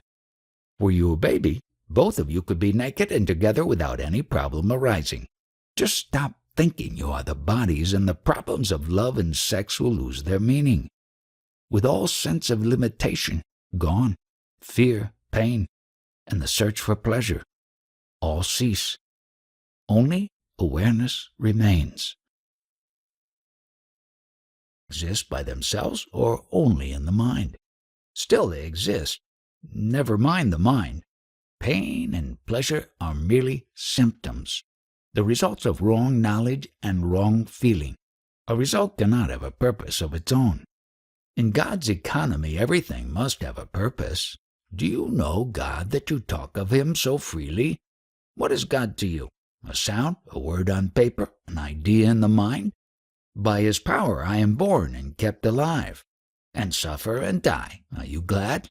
It may be my own fault that I suffer and die. I was created unto life eternal. Why eternal in the future and not in the past? What has a beginning must have an end. Only the beginningless is endless. God may be a mere concept, a working theory, a very useful concept all the same. For this it must be free of inner contradictions, which is not the case. Why not work on the theory that you are your own creation and creator? At least there will be no external God to battle with. The world is so rich and complex, how could I create it? Do you know yourself enough to know what you can do and what you cannot? You do not know your own powers. You never investigated. Begin with yourself, now. Everybody believes in God. To me, you are your own God. But if you think otherwise, think to the end. If there be God, then all is God's, and all is for the best. Welcome all that comes with a glad and thankful heart, and love all creatures. This too will take you to yourself. Only the self is real. The world is but a show, glittering and empty. It is, and yet it is not. It is there as long as I want to see it and take part in it. When I cease caring, it dissolves. It has no cause and serves no purpose. It just happens when we are absent-minded. It appears exactly as it looks, but there is no depth in it, no meaning. Only the onlooker is real. Call himself or Atma. To the self, the world is but a colorful show, which he enjoys as long as it lasts and forgets when it is over. Whatever happens on the stage makes him shudder and tear or roll with laughter, yet all the time he is aware that it is but a show. Without desire or fear, he enjoys it as it happens. The person immersed in the world has a life of many flavors. He weeps, he laughs, loves and hates, desires and fears, suffers and rejoices. the desireless and fearless jnani. What life has he? Is he not left high and dry in his aloofness? His state is not so desolate. It tastes of the pure, uncaused, undiluted bliss. He is happy and fully aware that happiness is his very nature and that he need not do anything nor strive for anything to secure it. It follows him, more real than the body, nearer than the mind itself. You imagine that without cause there can be no happiness. To me, dependence on anything for happiness is utter misery. Pleasure and pain have causes, while my state is my own, totally uncaused, independent, unassailable. Like a play on the stage. The play was written, planned, and rehearsed. The world just sprouts into being out of nothing and returns to nothing. Is there no creator? Was not the world in the mind of Brahma before it was created? As long as you are outside my state, you will have creators, preservers, and destroyers. But once with me, you will know the self only and see yourself in all. You function, nevertheless. When you are giddy, you see the world running circles round you. Obsessed with the idea of means and end, of work and purpose, you see me apparently functioning. In reality, I only look. Whatever is done on the stage. Joy and sorrow, life and death, they are real to the man in bondage. To me, they are all in the show, as unreal as the show itself. I may perceive the world just like you, but you believe to be in it, while I see it as an iridescent drop in the vast expanse of consciousness. We are all getting old. Old age is not pleasant. All aches and pains, weakness, and the approaching end. How does a jnani feel as an old man? How does his inner self look at his own senility? As he gets older, he grows more and more happy and peaceful. After all, he is going home, like a traveler nearing his destination and collecting his luggage. He leaves the train without regret. Surely there is a contradiction. We are told the jnani is beyond all change. His happiness neither grows nor wanes. How can he grow happier because older and in spite of physical weakness and so on? There is no contradiction. The reel of destiny is coming to its end. The mind is happy. The mist of the body existence is lifting. The burden of the body is growing less from day to day. Let us say that a jnani is ill. He has caught some flu and every joint aches and burns. What is his state of mind? Every sensation is contemplated in perfect equanimity. There is no desire for it, nor refusal of it. It is, and then he looks at it with a smile of affectionate detachment. He may be detached from his own suffering, but still it is there. It is there, but it does not matter. Whatever state I am in, I see it as a state of mind to be accepted as it is. Pain is pain. You experience it all the same. He who experiences the body experiences its pains and pleasures. I am neither the body nor the experiencer of the body. Let us say you are 25 years old. Your marriage is arranged and performed and the household duties crowd upon you. How would you feel? Just how I feel now. You keep on insisting that my inner state is molded by outer events. It is just not so. Whatever happens, I remain. At the root of my being is pure awareness, a speck of intense light. This speck, by its very nature, radiates and creates pictures in space and events in time, effortlessly and spontaneously. As long as it is merely aware, there are no problems. But when the discriminative mind comes into being and creates distinctions, pleasure and pain arise. During sleep the mind is in abeyance, and so are pain and pleasure. The process of creation continues, but no notice is taken. The mind is a form of consciousness, and consciousness is an aspect of life. Life creates everything, but the Supreme is beyond all. The Supreme is the master, and consciousness his servant. The master is in consciousness, not beyond it. In terms of consciousness, the Supreme is both creation and dissolution, concretion and abstraction, the focal and the universal. It is also neither. Words do not reach there, nor mind. The Jnani seems to be a very lonely being, all by himself. He is alone, but he is all. He is not even a being. He is the beingness of all beings. Not even that. No words apply. He is what he is, the ground from which all grows. Are you not afraid to die? I shall tell you how my guru's guru died. After announcing that his end was nearing, he stopped eating without changing the routine of his daily life. On the 11th day, at prayer time, he was singing and clapping vigorously and suddenly died, just like that, between two movements, like a blown-out candle. Everybody dies as he lives. I am not afraid of death because I am not afraid of life. I live a happy life and shall die a happy death. Misery is to be born, not to die. All depends on how you look at it. There can be no evidence of your state. All I know about it is what you say. All I see is a very interesting old man. You are the interesting old man, not me. I was never born. How can I grow old? What I appear to be to you exists only in your mind. I am not concerned with it. Even as a dream, you are a most unusual dream. I am a dream that can wake you up. You will have the proof of it in your very waking up. Imagine news reaches you that I have died. Somebody tells you, you know so-and-so, he died. What would be your reaction? I would be very happy to have you back home. Really glad to see you out of this foolishness. Which foolishness? Of thinking that you were born and will die, that you are a body displaying a mind and all such nonsense. In my world, nobody is born and nobody dies. Some people go on a journey and come back. Some never leave. What difference does it make since they travel in dreamlands, each wrapped up in his own dream? Only the waking up is important. It is enough to know the I am as reality and also love. My approach is not so absolute, hence my question. Throughout the West, people are in search of something real. They turn to science, which tells them a lot about matter, a little about the mind, and nothing about the nature and purpose of consciousness. To them, reality is objective, outside the observable and describable, directly or by inference. About the subjective aspect of reality, they know nothing.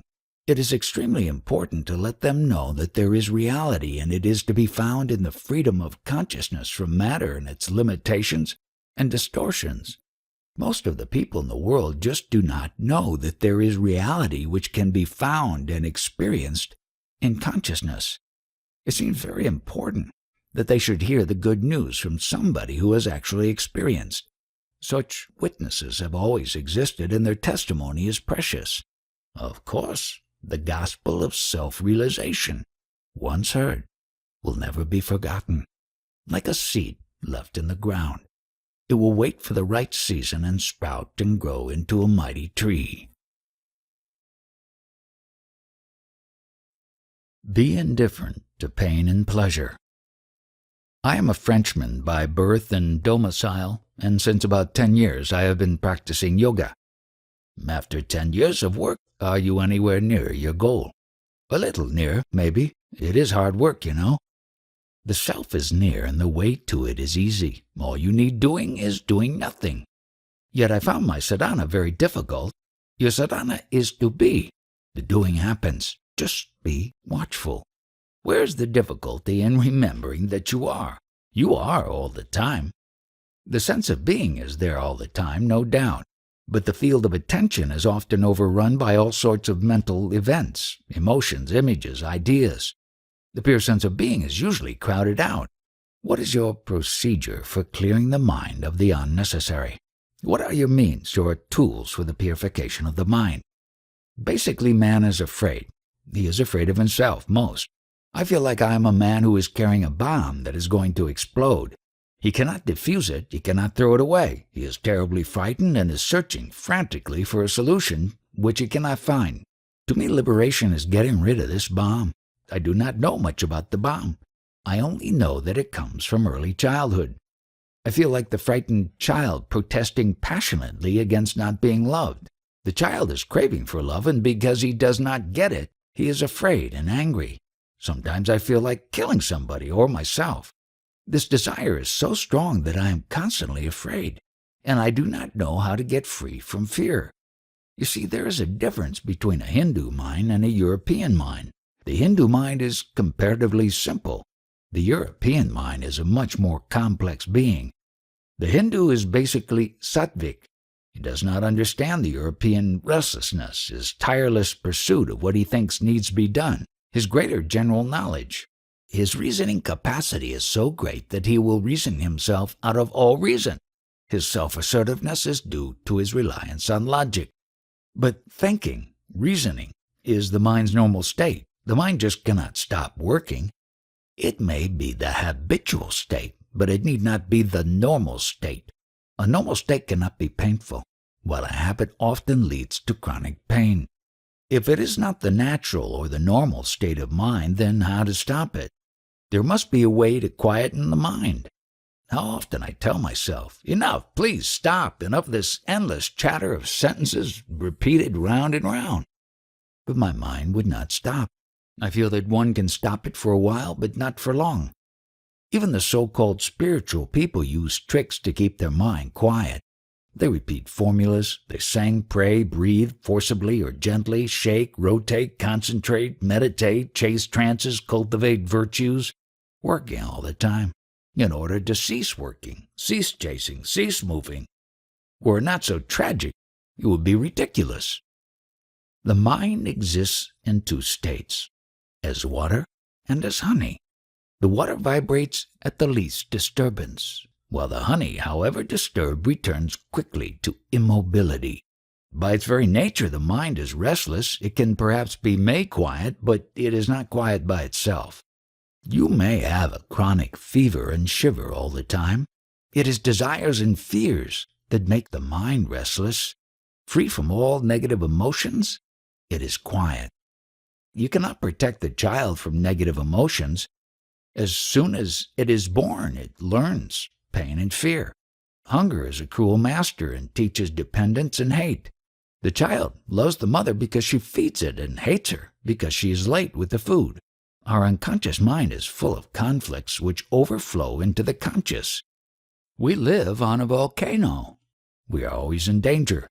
I agree that the company of people whose mind is peaceful has a very soothing effect, but as soon as I am away from them, the old trouble starts. That is why I come periodically to India, to seek the company of my guru.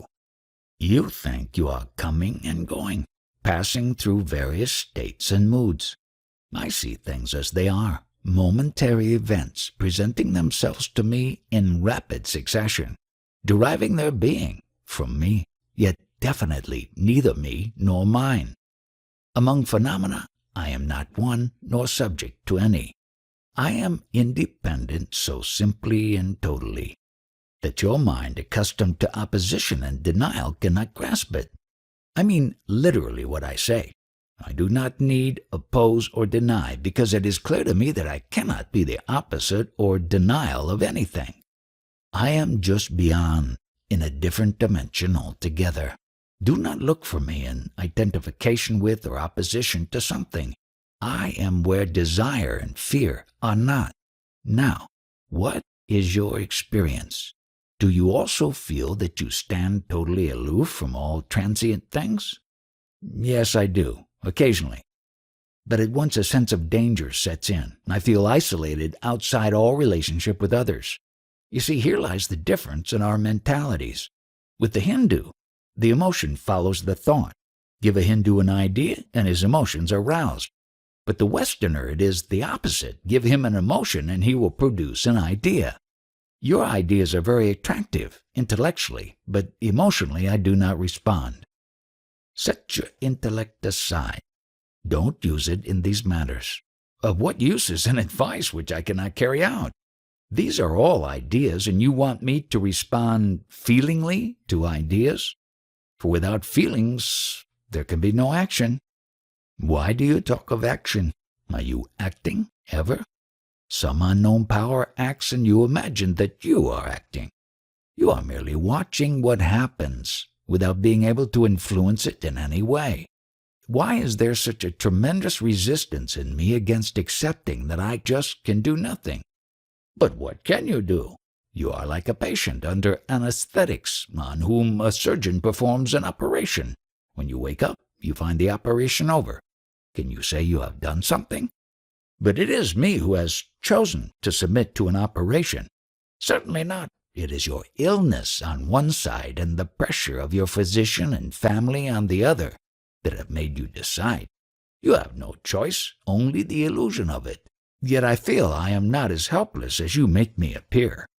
I feel I can do everything I can think of, only I do not know how. It is not the power I lack, but the knowledge.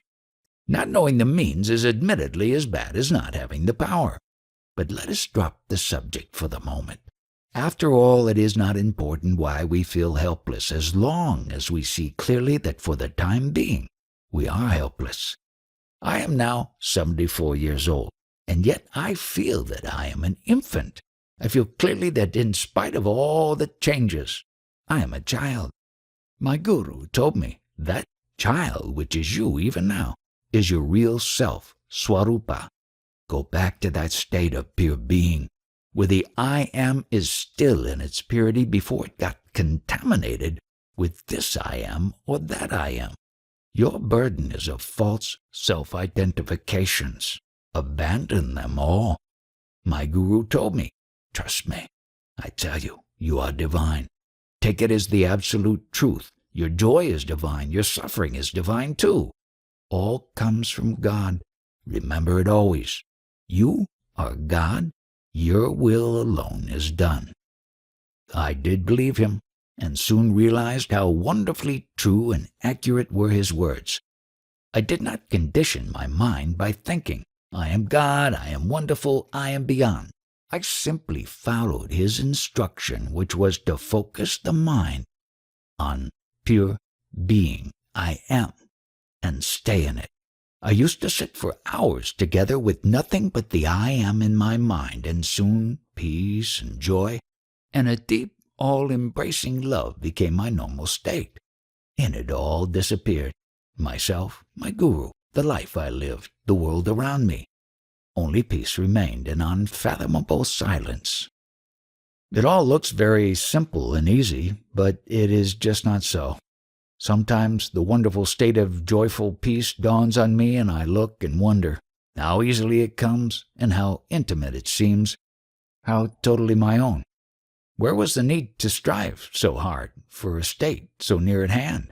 This time surely it has come to stay. Yet how soon it dissolves and leaves me wondering, was it a taste of reality or another aberration? If it was reality, why did it go? Maybe some unique experience is needed to fix me for good in the new state, and until the crucial experience comes, the game of hide and seek must continue. Your expectation of something unique and dramatic, of some wonderful explosion, is merely hindering and delaying your self-realization. You are not to expect an explosion, for the explosion has already happened. At the moment when you were born, when you realized yourself as being, knowing, feeling, there is only one mistake you are making. You take the inner for the outer, and the outer for the inner. What is in you, you take to be outside you, and what is outside, you take to be in you. The mind and feelings are external, but you take them to be intimate. You believe the world to be objective, while it is entirely a projection of your psyche. That is the basic confusion, and no new explosion will set it right. You have to think yourself out of it. There is no other way. How am I to think myself out when my thoughts come and go as they like? Their endless chatter distracts and exhausts me. Watch your thoughts as you watch the street traffic. People come and go. You register without response. It may not be easy in the beginning, but with some practice you will find that your mind can function on many levels at the same time, and you can be aware of them all. It is only when you have a vested interest in any particular level that your attention gets caught in it, and you black out on other levels. Even then, the work on the blacked-out levels goes on, outside the field of consciousness. Do not struggle with your memories and thoughts. Try only to include in your field of attention the other, more important question, like, who am I? How did I happen to be born? Whence this universe around me? What is real and what is momentary? No memory will persist if you lose interest in it. It is the emotional link that perpetuates the bondage. You are always seeking pleasure, avoiding pain, always after happiness and peace. Don't you see that it is your very search for happiness that makes you feel miserable?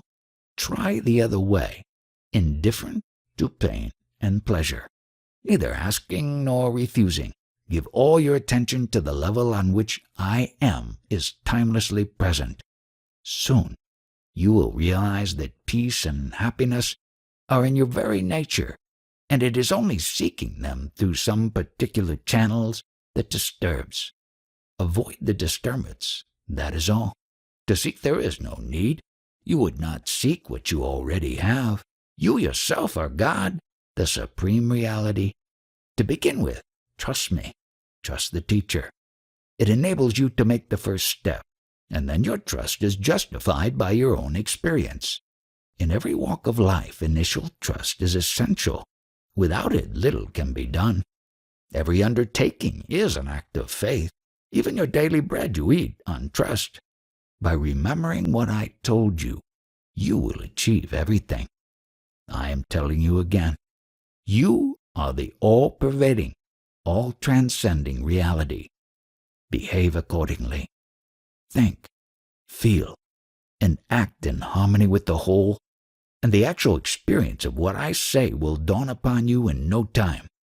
No effort is needed. Have faith and act on it. Please see that I want nothing from you. It is in your own interest that I speak, because above all you love yourself. You want yourself secure and happy. Don't be ashamed of it. Don't deny it. It is natural and good to love oneself. Only you should know what exactly you do love. It is not the body that you love. It is life, perceiving, feeling, thinking, doing, loving, striving, creating. It is that life you love, which is you, which is all. Realize it in its totality beyond all the visions and limitations, and all your desires will merge in it, for the greater contains the smaller. Therefore find yourself, for in finding that you find all. Everybody is glad to be, but few know the fullness of it. You come to know by dwelling in your mind on I am, my know, my love, with the will of reaching the deepest meaning of these words. Can I think I am God? Don't identify yourself with an idea. If you mean by God the unknown, then merely say, I do not know what I am. If you know God as you know yourself, you need not say it. Best is the simple feeling, I am. Dwell on it patiently. Here patience is wisdom. Don't think of failure. There can be no failure in this undertaking. My thoughts will not let me. Pay no attention. Don't fight them. Just do nothing about them. Let them be whatever they are. Your very fighting gives them life. Just disregard. Look through. Remember to remember what happens. Happens because I am. All reminds you that you are. Take full advantage of the fact that to experience, you must be. You need not stop thinking. Just cease being interested. It is disinterestedness that liberates. Don't hold on, that is all. The world is made of rings. The hooks are all yours. Make straight your hooks and nothing can hold you. Give up your addictions. There's nothing else to give up. Stop your routine of acquisitiveness, your habit of looking for results, and the freedom of the universe is yours. Be effortless.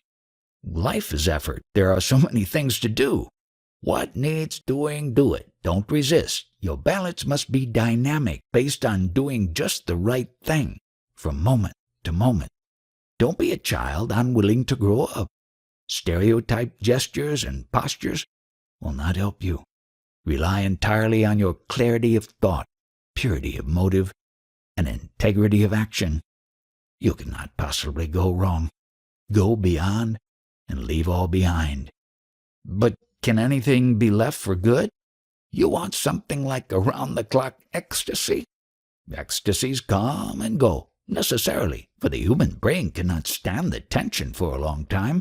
A prolonged ecstasy will burn out your brain, unless it is extremely pure and subtle. In nature, nothing is at standstill. Everything pulsates, appears, and disappears. Heart, breath, digestion, sleep and waking, birth and death, everything comes and goes in waves.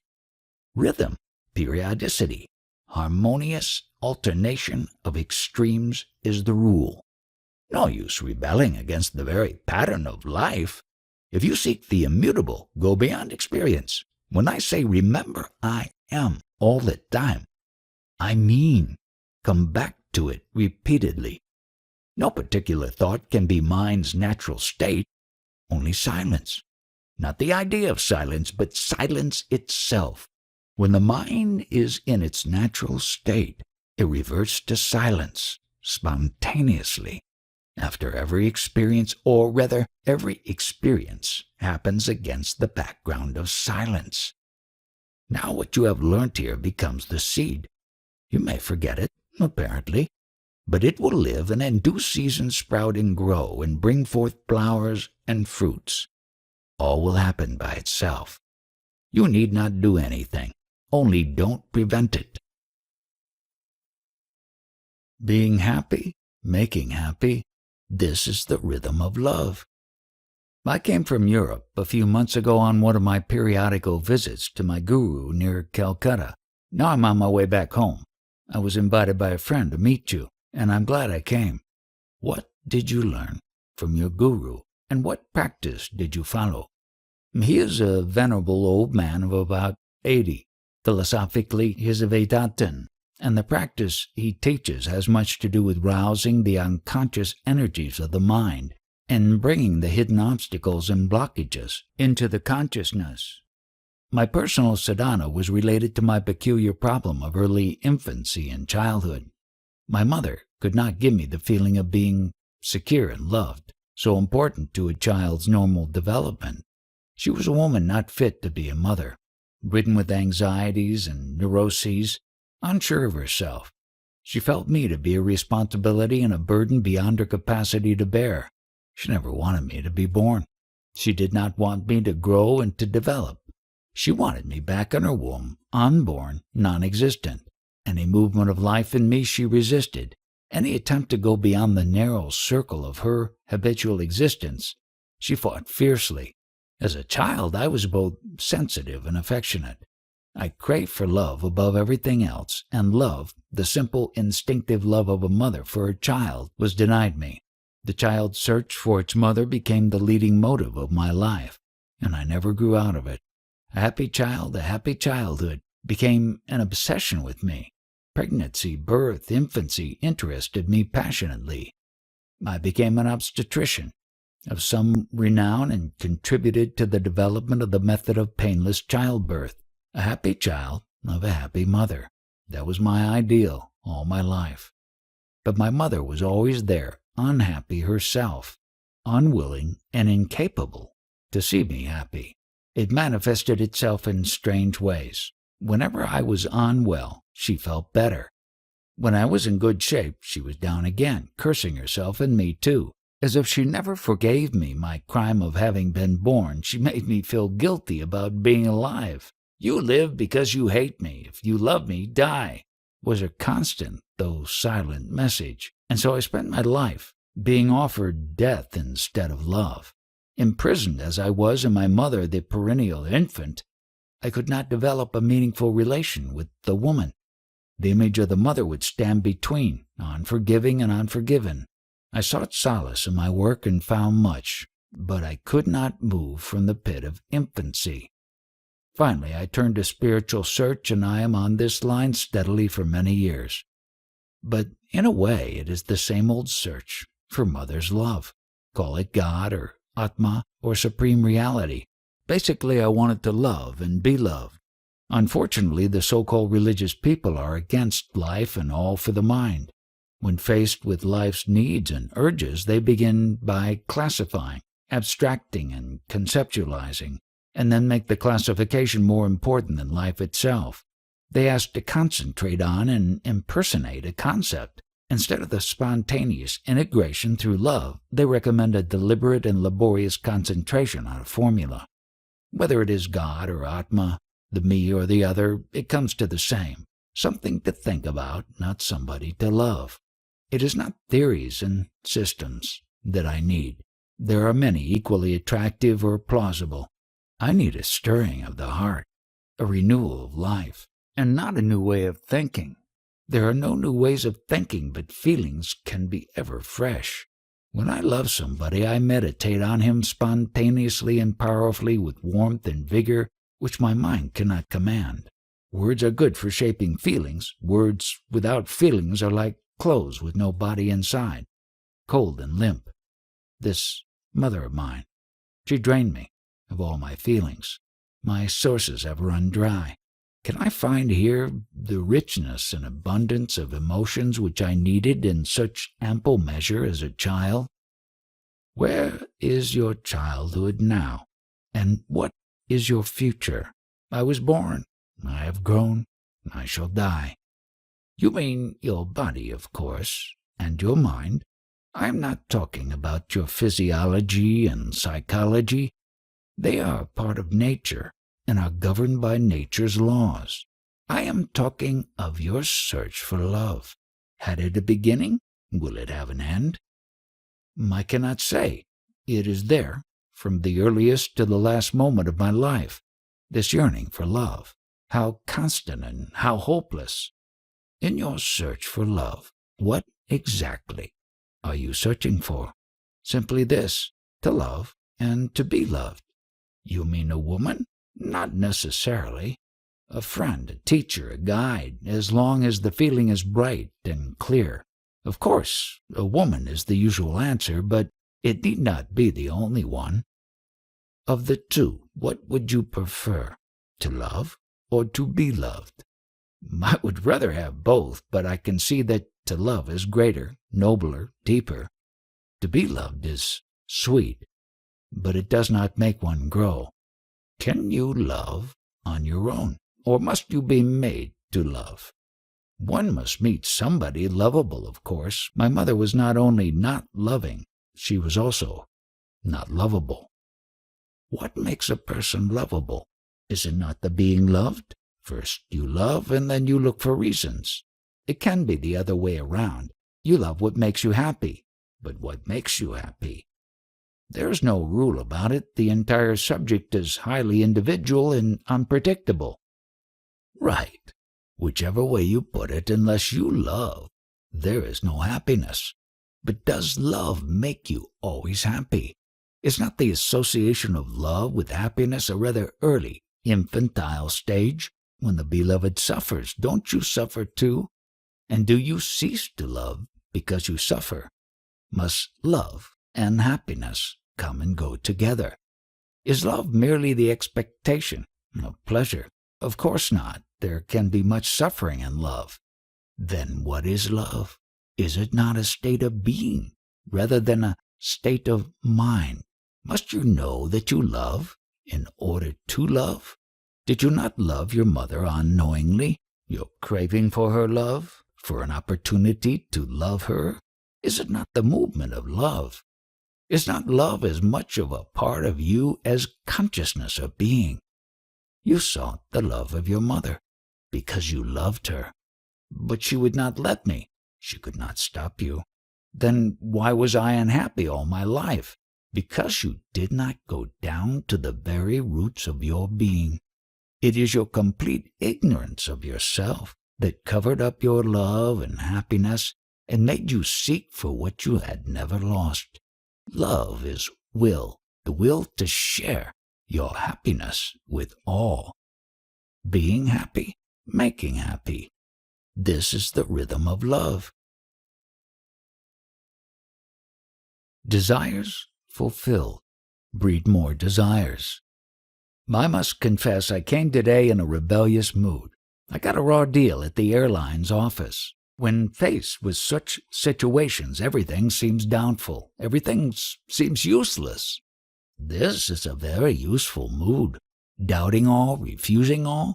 unwilling to learn through another? It is the fruit of your long sadhana. After all, one does not study forever. Enough of it. It took me nowhere. Don't say nowhere. It took you where you are. Now, it is again the child and its tantrums. I have not moved an inch from where I was. You began as a child, and you will end as a child. Whatever you have acquired in the meantime, you must lose and start at the beginning. But the child kicks. When it's unhappy or denied anything, it kicks. Let it kick. Just look at the kicking. And if you are too afraid of the society to kick convincingly, look at that too. I know it is painful business. But there is no remedy, except one. The search for remedies must cease. If you are angry or in pain, separate yourself from anger and pain and watch them. Externalization is the first step to liberation. Step away and look. The physical events will go on happening, but by themselves, they have no importance. It is the mind alone that matters. Whatever happens, you cannot kick and scream in an airline office or in a bank. Society does not allow it. If you do not like their ways or are not prepared to endure them, don't fly or carry money. Walk. And if you cannot walk, don't travel. If you deal with society, you must accept its ways, for its ways are your ways. Your needs and demands have created them. Your desires are so complex and contradictory, no wonder the society you create is also complex and contradictory. I do see and admit that the outer chaos is merely a reflection of my own inner disharmony. But what is the remedy? Don't seek remedies. Sometimes one is in a state of grace and life is happy and harmonious. But such a state does not last. The mood changes and all goes wrong. If you could only keep quiet, clear of memories and expectations, you would be able to discern the beautiful pattern of events. It is your restlessness that causes chaos. For full 3 hours that I spent in the airline office, I was practicing patience and forbearance. It did not speed up matters. At least, it did not slow them down, as your kicking would have surely done. You want immediate results. We do not dispense magic here. Everybody does the same mistake, refusing the means but wanting the ends. You want peace and harmony in the world, but refuse to have them in yourself. Follow my advice implicitly, and you will not be disappointed. I cannot solve your problems by mere words. You have to act on what I told you and persevere. It is not the right advice that liberates, but the action based on it. Just like a doctor, after giving the patient an injection, tells him, "Now, keep quiet. Do nothing more. Just keep quiet." I am telling you, you have got your injection. Now keep quiet. Just keep quiet. You have nothing else to do. My guru did the same. He would tell me something and then said, "Now keep quiet. Don't go on ruminating all the time. Stop. Be silent." I can keep quiet for an hour in the morning, but the day is long and many things happen that throw me out of balance. It is easy to say, "Be silent," but to be silent when all is screaming in me and round me. Please tell me how it is done. All that needs doing can be done in peace and silence. There is no need to get upset. It is all theory which does not fit the facts. I am returning to Europe with nothing to do there. My life is completely empty. If you just try to keep quiet, all will come. The work, the strength for work, the right motive. Must you know everything beforehand? Don't be anxious about your future. Be quiet now and all will fall in place. The unexpected is bound to happen, while the anticipated may never come. Don't tell me you cannot control your nature. You need not control it. Throw it overboard. Have no nature to fight or to submit to. No experience will hurt you, provided you don't make it into a habit. of the entire universe. You are the subtle cause. All is because you are. Grasp this point firmly and deeply and dwell on it repeatedly.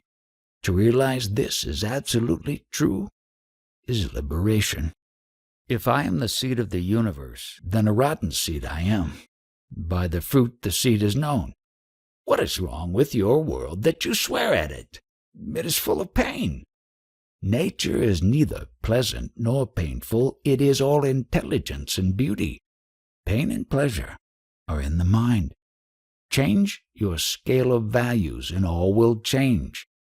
Pleasure and pain are mere disturbances of the senses. Treat them equally, and there will be only bliss. The world is what you make it. By all means, make it happy. Only contentment can make you happy.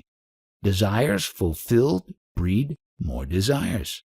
Keeping away from all desires and contentment in what comes by itself is a very fruitful state, a precondition to the state of fullness. Don't distrust its apparent sterility and emptiness. Believe me, it is the satisfaction of desires that breeds misery. Freedom from desires is bliss. There are things we need. What you need will come to you if you do not ask for what you do not need. Yet only few people reach this state of complete dispassion and detachment. It is a very high state, the very threshold of liberation. I have been barren for the last 2 years, desolate and empty, and often was praying for death to come. Well, with your coming here, events have started rolling. Let things happen as they happen. They will sort themselves out nicely in the end. You need not strain towards the future. The future will come to you on its own. For some time longer you will remain sleepwalking, as you do now, bereft of meaning and assurance. But this period will end, and you will find your work both fruitful and easy. There are always moments when one feels empty and estranged. Such moments are most desirable, for it means the soul has cast its moorings and is sailing for distant places. This is detachment, when the old is over and the new has not yet come. If you are afraid, the state may be distressing, but there is really nothing to be afraid of. Remember the instruction. Whatever you come across, go beyond. The Buddha's rule, to remember what needs to be remembered. But I find it so difficult to remember the right thing at the right moment. With me, forgetting seems to be the rule. It is not easy to remember when every situation brings up a storm of desires and fears. Craving born of memory is also the destroyer of memory. How am I to fight desire? There is nothing stronger. The waters of life are thundering over the rocks of objects, desirable or hateful. Remove the rocks by insight and detachment, and the same waters will flow deep and silent and swift, in greater volume and with greater power. Don't be theoretical about it. Give time to thought and consideration. If you desire to be free, neglect not the nearest step to freedom. It is like climbing a mountain. Not a step can be missed. One step less, and the summit is not reached. Body and mind are symptoms of ignorance. We were discussing one day the person, the witness, the absolute, Vyakti, Vyakta, and Avyakta. As far as I remember, you said that the absolute alone is real, and the witness is absolute only at a given point of space and time. The person is the organism, gross and subtle, illumined by the presence of the witness. I do not seem to grasp the matter clearly. Could we discuss it again? You also use the terms Mahadakash, Chidakash, and Paramakash. How are they related to person, witness, and the absolute? Mahadakash is nature, the ocean of existences, the physical space with all that can be contacted through the senses. Chidakash is the expanse of awareness, the mental space of time, perception, and cognition. Paramakash is the timeless and spaceless reality. mindless, undifferentiated, the infinite potentiality, the source and origin, the substance and the essence, both matter and consciousness, yet beyond both. It cannot be perceived, but can be experienced as ever witnessing the witness, perceiving the perceiver, the origin and the end of all manifestation, the root of time and space, the prime cause in every chain of causation. What is the difference between Vyakta and Avyakta? There is no difference. It is like light and daylight. The universe is full of light which you do not see, but the same light you see as daylight, and what the daylight reveals is the Vyakti. The person is always the object, the witness is the subject, and the relation of mutual dependence is the reflection of their absolute identity. You imagine that they are distinct and separate states. They are not. They are the same consciousness at rest and in movement, each state conscious of the other. In Chit, man knows God and God knows man.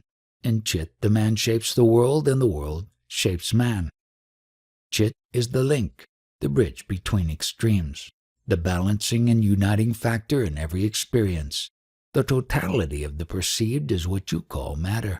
The totality of all perceivers is what you call the universal mind, the identity of the two manifesting itself as perceptibility and perceiving, harmony and intelligence, loveliness and loving, reasserts itself eternally.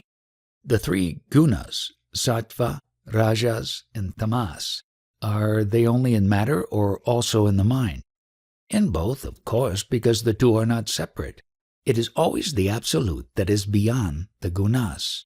In fact, these are but points of view, ways of looking. They exist only in the mind. Beyond the mind, all distinctions cease. Is the universe a product of the senses? Just as you recreate your world on waking up, so is the universe unrolled. The mind, with its 5 organs of perception, 5 organs of action, and 5 vehicles of consciousness, appears as memory, thought, reason, and selfhood. The sciences have made much progress. We know the body and the mind much better than our ancestors. Your traditional way, describing and analyzing mind and matter, is no longer valid. But where are your scientists with their sciences? Are they not again images in your own mind? Well, here lies the basic difference. To me, they are not my own projections. They were before I was born and shall be there when I am dead.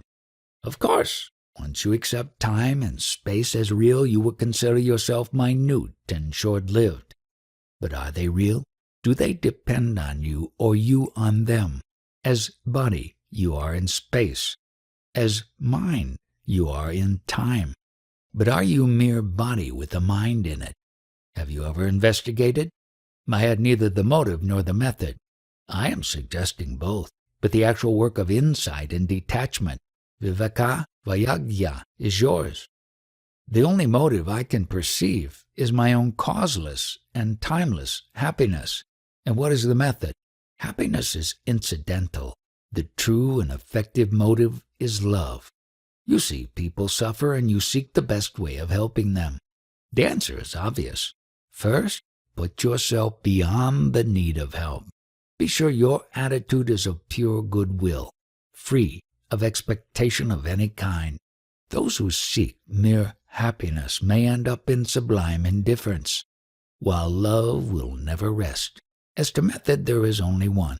You must come to know yourself, both what you appear to be and what you are. Clarity and charity go together. Each needs and strengthens the other. Compassion implies the existence of an objective world, full of avoidable sorrow. The world is not objective, and the sorrow of it is not avoidable. Compassion is but another word for the refusal to suffer for imaginary reasons. If the reasons are imaginary, why should the suffering be inevitable? It is always the false that makes you suffer. The false desires and fears, the false values and ideas, the false relationships between people. Abandon the false, and you are free of pain. Truth makes happy. Truth liberates. The truth is that I am a mind imprisoned in a body. And this is a very unhappy truth. You are neither the body nor in the body. There is no such thing as body. You have grievously misunderstood yourself. To understand rightly, investigate. But I was born as a body, in a body, and shall die with the body as a body. This is your misconception. Inquire, investigate, doubt yourself and others.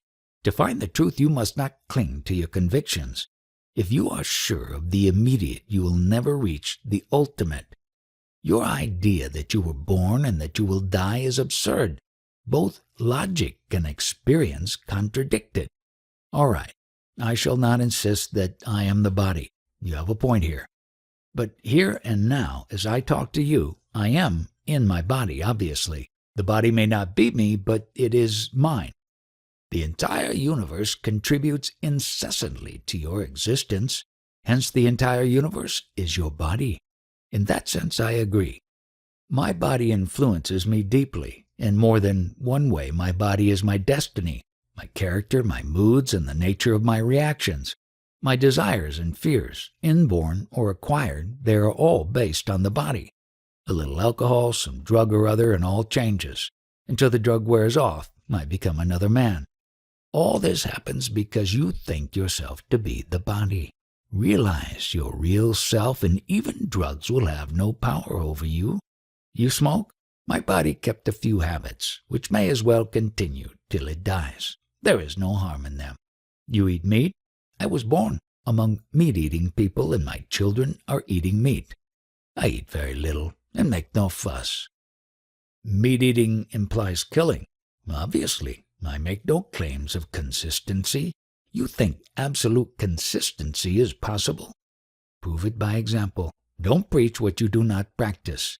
Coming back to the idea of having been born, you are stuck with what your parents told you, all about conception, pregnancy, birth, infant, child, youngster, teenager, and so on. Now, divest yourself of the idea that you are the body with the help of the contrary idea that you are not the body. It is also an idea, no doubt, treated like something to be abandoned when its work is done. The idea that I am not the body gives reality to the body, when in fact there is no such thing as body. It is but a state of mind. You can have as many bodies and as diverse as you like.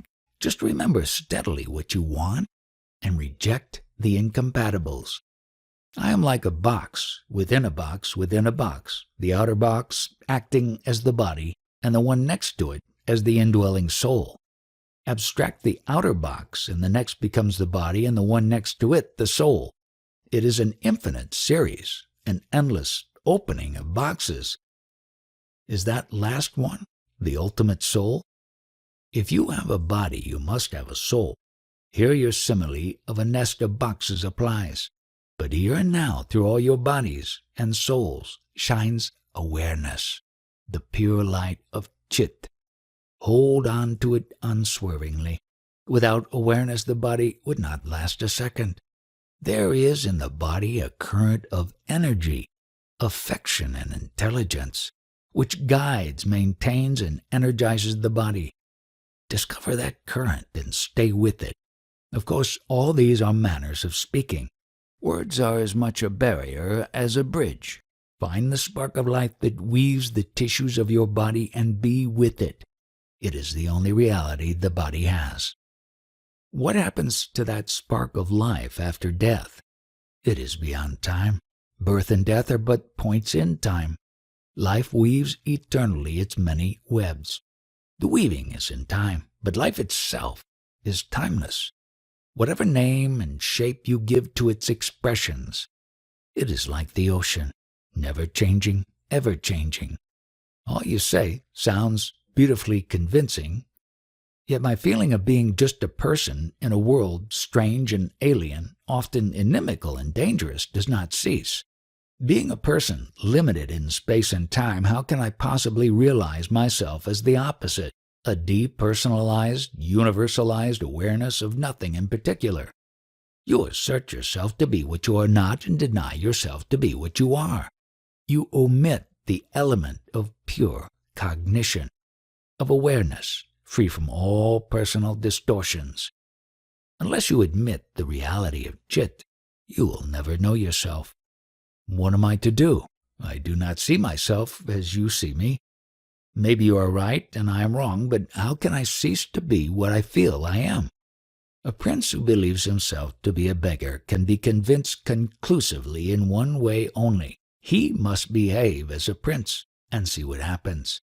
Behave as if what I say is true, and judge by what actually happens. All I ask is the little faith needed for making the first step. With experience will come confidence, and you will not need me any more. I know what you are, and I am telling you. Trust me for a while. To be here and now, I need my body and its senses. To understand, I need a mind. The body and the mind are only symptoms of ignorance, of misapprehension. Behave as if you were pure awareness, bodiless, mindless, spaceless, and timeless, beyond where and when and how. Dwell on it, think of it, learn to accept its reality. Don't oppose it and deny it all the time. Keep an open mind, at least. Yoga is bending the outer to the inner. Make your mind and body express the real which is all and beyond all. By doing, you succeed, not by arguing. Kindly allow me to come back to my first question. How does the error of being a person originate? The absolute precedes time. Awareness comes first. A bundle of memories and mental habits attracts attention. Awareness gets focalized, and a person suddenly appears. Remove the light of awareness, go to sleep, or swoon away, and the person disappears. The person, Vyakti, flickers.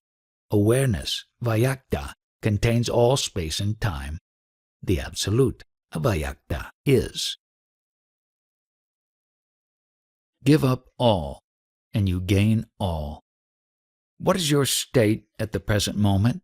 A state of non-experiencing. In it all experience is included.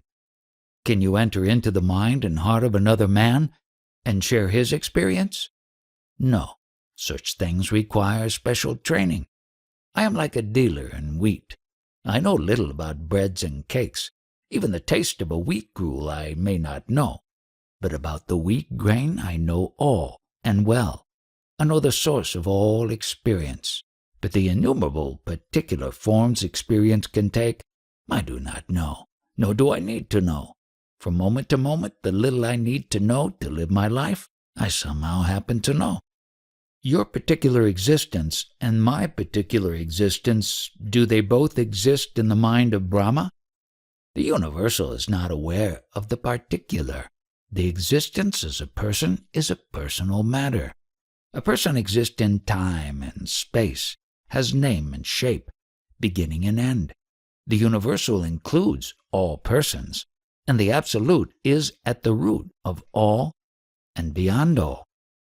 I'm not concerned with the totality, my personal consciousness and your personal consciousness. What is the link between the two? Between two dreamers, what can be the link? They may dream of each other. That is what people are doing. Everyone imagines others and seeks a link with them. The seeker is the link. There is none other. Surely there must be something common between the many points of consciousness we are. Where are the many points? In your mind. You insist that your world is independent of your mind. How can it be? Your desire to know other people's minds is due to your not knowing your own mind. First, know your own mind, and you will find that the question of other minds does not arise at all, for there are no other people. You are the common factor, the only link between the minds.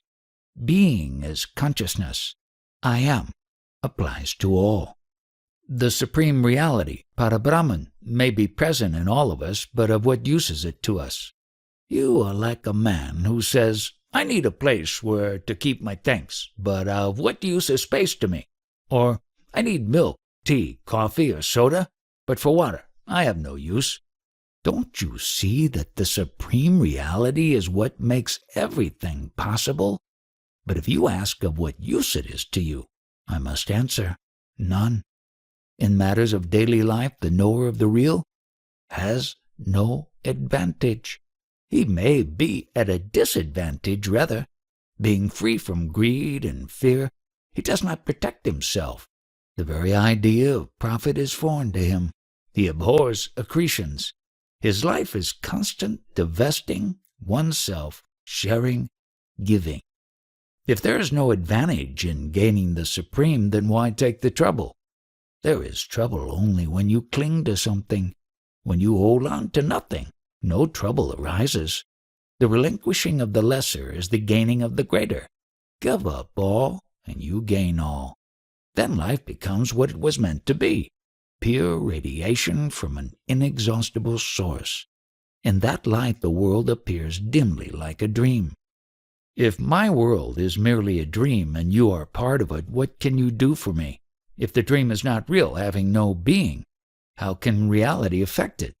While it lasts, the dream has temporary being. It is your desire to hold on to it that creates the problem. Let go. Stop imagining that the dream is yours. You seem to take for granted that there can be a dream without a dreamer, and that I identify myself with the dream of my own sweet will. But I am the dreamer, and the dream too. Who is to stop dreaming? Let the dream unroll itself to its very end. You cannot help it, but you can look at the dream as a dream. Refuse it, the stamp of reality. Here I am, sitting before you. I am dreaming, and you are watching me talking in my dream. What is the link between us? My intention to wake you up is the link. My heart wants you awake. I see you suffer in your dream, and I know that you must wake up to end your woes. When you see your dream as dream, you wake up. But in your dream itself I am not interested. Enough of me to know that you must wake up. You need not bring your dream to a definite conclusion or make it noble or happy or beautiful. All you need is to realize that you are dreaming. Stop imagining. Stop believing. See the contradictions, the incongruities, the falsehood, and the sorrow of the human state. The need to go beyond. Within the immensity of space floats a tiny atom of consciousness, and in it the entire universe is contained. There are affections in the dream which seem real and everlasting. Do they disappear on waking up? In a dream you love some and not others. On waking you find you are love itself, embracing all. Personal love, however intense and genuine, invariably binds. Love in freedom is love of all. People come and go. One loves whom one meets. One cannot love all. When you are love itself, you are beyond time and numbers. In loving one, you love all. In loving all, you love each. One and all are not exclusive. You say you are in a timeless state. Does it mean that past and future are open to you? Did you meet Bashita Muni, Rama's guru? The question is in time and about time. Again you are asking me about the contents of a dream. Timelessness is beyond the illusion of time. It is not an extension in time. He who called himself Vashita knew Vashita. I am beyond all names and shapes. Vashita is a dream in your dream. How can I know him? You are too much concerned with past and future. It is all due to your longing to continue, to protect yourself against extinction. And as you want to continue, you want others to keep you company. Hence your concern with their survival. But what you call survival is but the survival of a dream. Death is preferable to it. There is a chance of waking up. You are aware of eternity, therefore you are not concerned with survival. It is the other way around. Freedom from all desire is eternity. All attachment implies fear, for all things are transient, and fear makes one a slave. This freedom from attachment does not come with practice. It is natural when one knows one's true being. Love does not cling. Clinging is not love. So there is no way to gain detachment. There is nothing to gain. Abandon all imaginings and know yourself as you are. Self-knowledge is detachment. All craving is due to a sense of insufficiency. When you know that you lack nothing, that all there is you and yours, desire ceases. To know myself, must I practice awareness? There is nothing to practice. To know yourself, be yourself. To be yourself, stop imagining yourself to be this or that. Just be. Let your true nature emerge. Don't disturb your mind with seeking. It will take much time if I just wait for self-realization. What have you to wait for when it is already here and now? You have only to look and see. Look at yourself, at your own being. You know that you are, and you like it. Abandon all imagining. That is all. Do not rely on time. Time is death. Who waits, dies. Life is now only. Do not talk to me about past and future. They exist only in your mind. You too will die. I am dead already. Physical death will make no difference in my case. I am timeless being. I am free of desire or fear because I do not remember the past or imagine the future. Where there are no names and shapes, how can there be desire and fear? With desirelessness comes timelessness. I am safe because what is not cannot touch what is. You feel unsafe because you imagine danger. Of course, your body, as such, is complex and vulnerable and needs protection. But not you. Once you realize your own unassailable being, you will be at peace. How can I find peace when the world suffers? The world suffers for very valid reasons. If you want to help the world, you must be beyond the need of help. Then all you're doing, as well as not doing, will help the world most effectively. How can non-action be of use where action is needed? Where action is needed, action happens.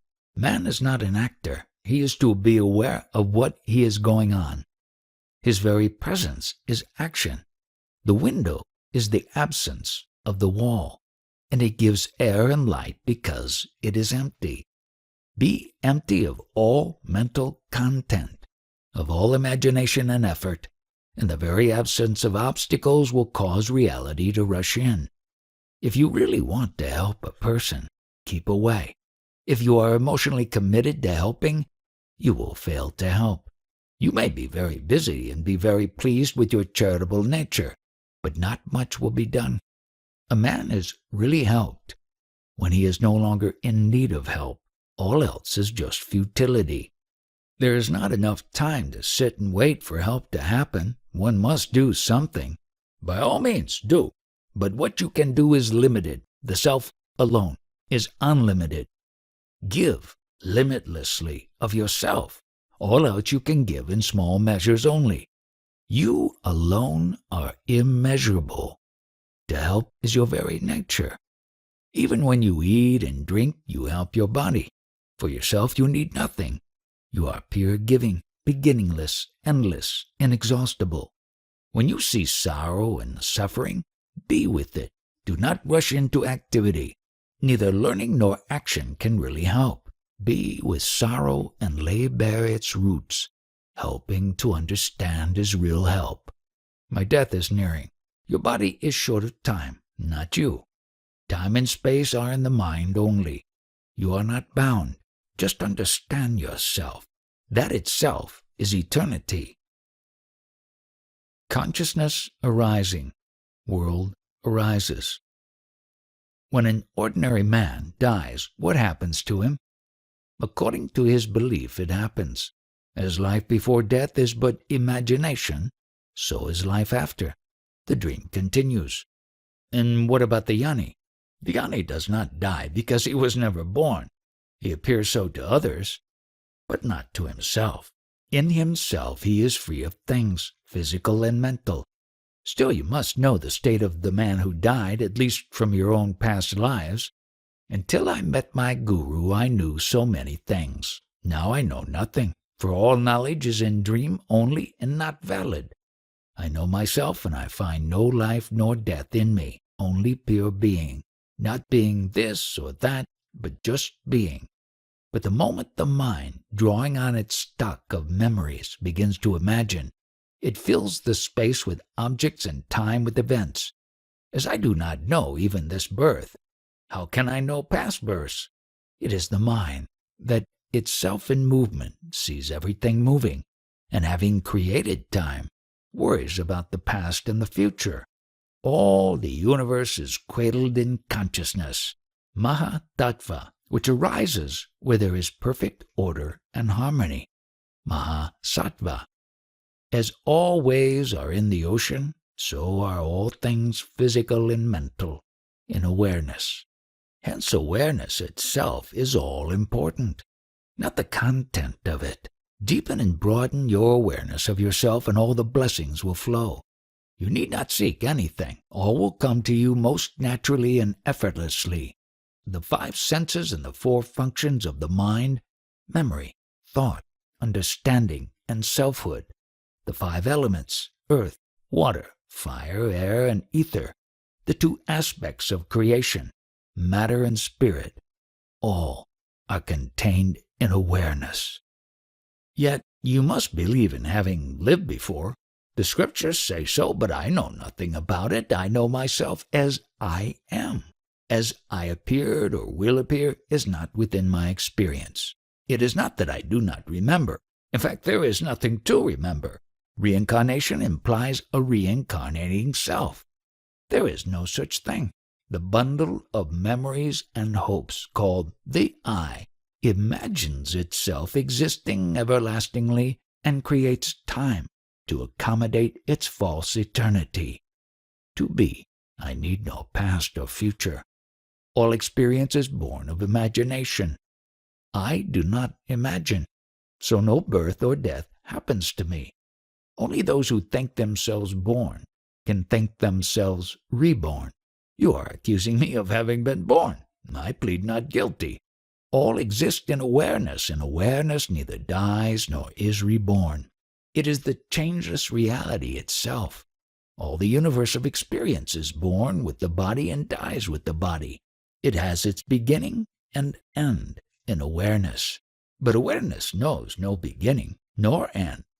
If you think it out carefully and brood over it for a long time, you will come to see the light of awareness in all its clarity, and the world will fade out of your vision.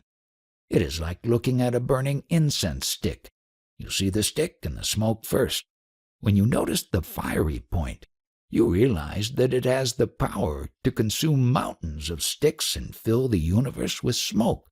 Timelessly the self actualizes itself, without exhausting its infinite possibilities. In the incense stick simile, the stick is the body and the smoke is the mind. As long as the mind is busy with its contortions, it does not perceive its own source. The guru comes and turns your attention to the spark within. By its very nature, the mind is outward turned. It always tends to seek for the source of things among the things themselves. To be told to look for the source within is, in a way, the beginning of a new life. Awareness takes the place of consciousness. In consciousness, there is the I, who is conscious while awareness is undivided. Awareness is aware of itself. The I am is a thought, while awareness is not a thought. There is no I am aware in awareness. Consciousness is an attribute, while awareness is not. One can be aware of being conscious, but not conscious of awareness. God is the totality of consciousness, but awareness is beyond all, being as well as not being. I had started with the question about the condition of a man after death. When his body is destroyed, what happens to his consciousness? Does he carry his senses of seeing, hearing, etc. along with him, or does he leave them behind? And if he loses his senses, what becomes to his consciousness? Senses are mere modes of perception. As the grosser modes disappear, finer states of consciousness emerge. Is there no transition to awareness after death? There can be no transition from consciousness to awareness, for awareness is not a form of consciousness. Consciousness can only become more subtle and refined, and that is what happens after death. As the various vehicles of man die off, the modes of consciousness induced by them also fade away, until only unconsciousness remains. Look at yourself talking of unconsciousness as something that comes and goes. Who is there to be conscious of unconsciousness?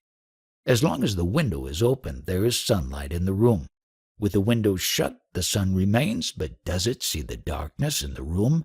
Is there anything like darkness to the sun? There is no such thing as unconsciousness, for unconsciousness is not experienceable.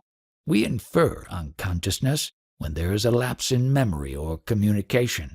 If I stop reacting, you will say that I am unconscious. In reality, I may be most acutely conscious, only unable to communicate or remember. I am asking a simple question.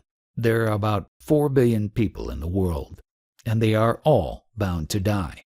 What will be their condition after death? Not physically, but psychologically. Will their consciousness continue? And if it does, in what form?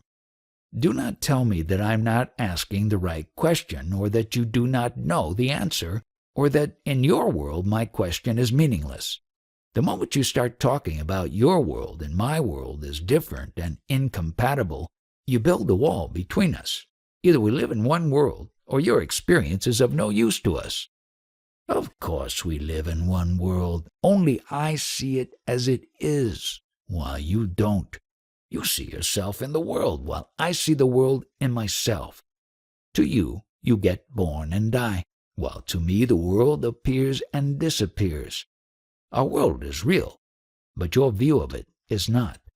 There is no wall between us except the one built by you. There is nothing wrong with the senses. It is your imagination that misleads you. It covers up the world as it is, with what you imagine it to be. Something existing independently of you and yet closely following your inherited or acquired patterns. There is a deep contradiction in your attitude, which you do not see and which is the cause of your sorrow. You cling to the idea that you were born into a world of pain and sorrow. I know that the world is a child of love, having its beginning, growth, and fulfillment in love. But I am beyond love even. If you have created the world out of love, why is it so full of pain? You are right, from the body's point of view. But you are not the body. You are the immensity and infinity of consciousness. Don't assume what is not true, and you will see things as I see them. Pain and pleasure, good and bad, right and wrong. These are relative terms and must not be taken absolutely. They are limited and temporary. In the Buddhist tradition, it is stated that a nirvani, an enlightened Buddha, has the freedom of the universe. He can know and experience for himself all that exists. He can command, interfere with nature, with the chain of causation, change the sequence of events, even undo the past. The world is still with him, but he is free in it. What you describe is God. Of course, where there is a universe, there will also be its counterpart, which is God. But I am beyond both. There was a kingdom in search of a king. They found the right man and made him king. In no way had he changed. He was merely given the title, the rights, and the duties of a king. His nature was not affected, only his actions. Similarly, with the enlightened man, the content of his consciousness undergoes a radical transformation. But he is not misled. He knows the changeless. The changeless cannot be conscious. Consciousness is always of change. The changeless leaves no trace in consciousness. Yes and no. The paper is not the writing, yet it carries the writing. The ink is not the message, nor is the reader's mind the message, but they all make the message possible. Does consciousness come down from reality, or is it an attribute of matter? Consciousness as such is the subtle counterpart of matter, just as inertia, tamas, and energy, rajas, are attributes of matter. So does harmony, sattva, manifest itself as consciousness. You may consider it in a way as a form of very subtle energy. Whatever matter organizes itself into a stable organism, consciousness appears spontaneously. With the destruction of the organism, consciousness disappears. Then what survives? That of which matter and consciousness are but aspects, which is neither born nor dies. If it is beyond matter and consciousness, how can it be experienced? It can be known by its effects on both. Look for it in beauty and in bliss. But you will understand neither body nor consciousness unless you go beyond both. Please tell us squarely, are you conscious or unconscious? The enlightened jnani is neither, but in his enlightenment, jnana, all is contained. Awareness contains every experience, but he who is aware is beyond every experience. He is beyond awareness itself.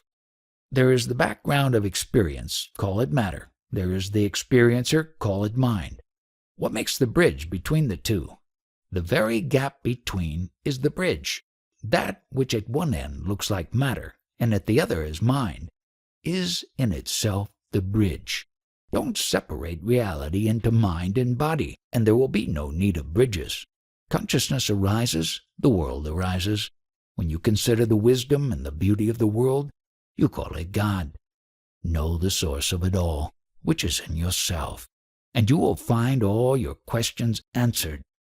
The seer and the seen, are they one or two? There is only seeing. Both the seer and the seen are contained in it. Don't create differences where there are none. I began with a question about the man who died. You said that his experiences will shape themselves according to his expectations and beliefs. Before you were born, you expected to live according to a plan, which you, yourself, had laid down. Your own will was the backbone of your destiny. Surely karma interfered. Karma shapes the circumstances. The attitudes are your own. Ultimately, your character shapes your life, and you alone can shape your character. How does one shape one's character? By seeing it as it is, and being sincerely sorry. This integral seeing feeling can work miracles. It is like casting a bronze image. Metal alone or fire alone will not do it, nor will the mold be of any use. You have to melt down the metal in the heat of the fire and cast it in the mold. Beyond mind, there is no suffering. I see you sitting in your son's house waiting for lunch to be served, and I wonder whether the content of your consciousness is similar to mine, or partly different, or totally different. Are you hungry and thirsty as I am, waiting rather impatiently for the meals to be served? Or are you in an altogether different state of mind? There is not much difference on the surface, but very much of it in depth. You know yourself only through the senses and the mind. You take yourself to be what they suggest. Having no direct knowledge of yourself, you have mere ideas, all mediocre, second-hand by hearsay. Whatever you think you are, you take it to be true. The habit of imagining yourself perceivable and describable is very strong with you. I see as you see, hear as you hear, taste as you taste, eat as you eat. I also feel thirst and hunger and expect my food to be served on time. When starved or sick, my body and mind go weak. All this I perceive quite clearly. But somehow I am not in it.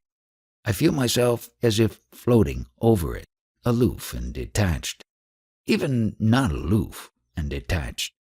There is aloofness and detachment as there is thirst and hunger. there is also the awareness of it all in a sense of immense distance, as if the body and the mind and all that happens to them were somewhere far out on the horizon. I am like a cinema screen, clear and empty. The pictures pass over it and disappear, leaving it as clear and empty as before. In no way is the screen affected by the pictures, nor are the pictures affected by the screen. The screen intercepts and reflects the pictures. It does not shape them. It has nothing to do with the rolls of films. These are as they are, lumps of destiny, prarabdha, but not my destiny. The destinies of the people on the screen. You do not mean to say that the people in a picture have destinies. They belong to the story. The story is not theirs. And what about you? Do you shape your life, or are you shaped by it? Yes, you are right.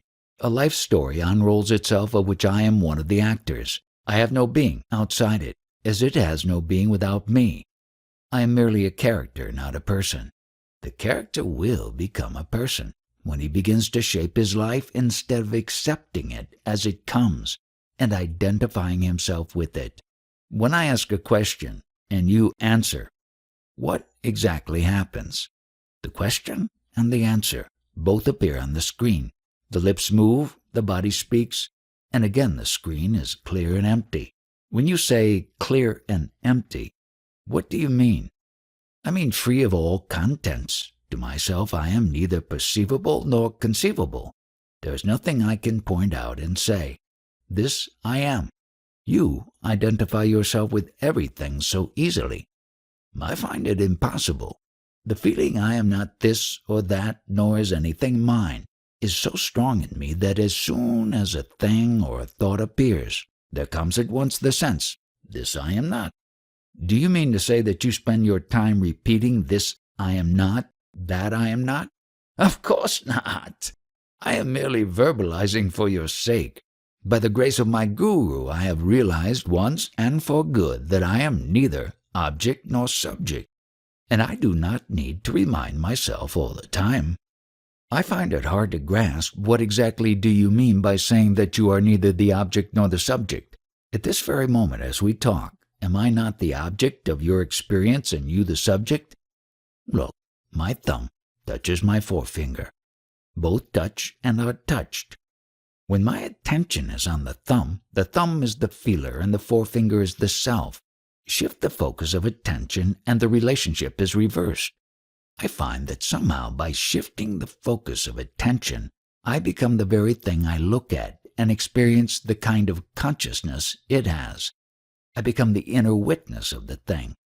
I call this capacity of entering other focal points of consciousness love.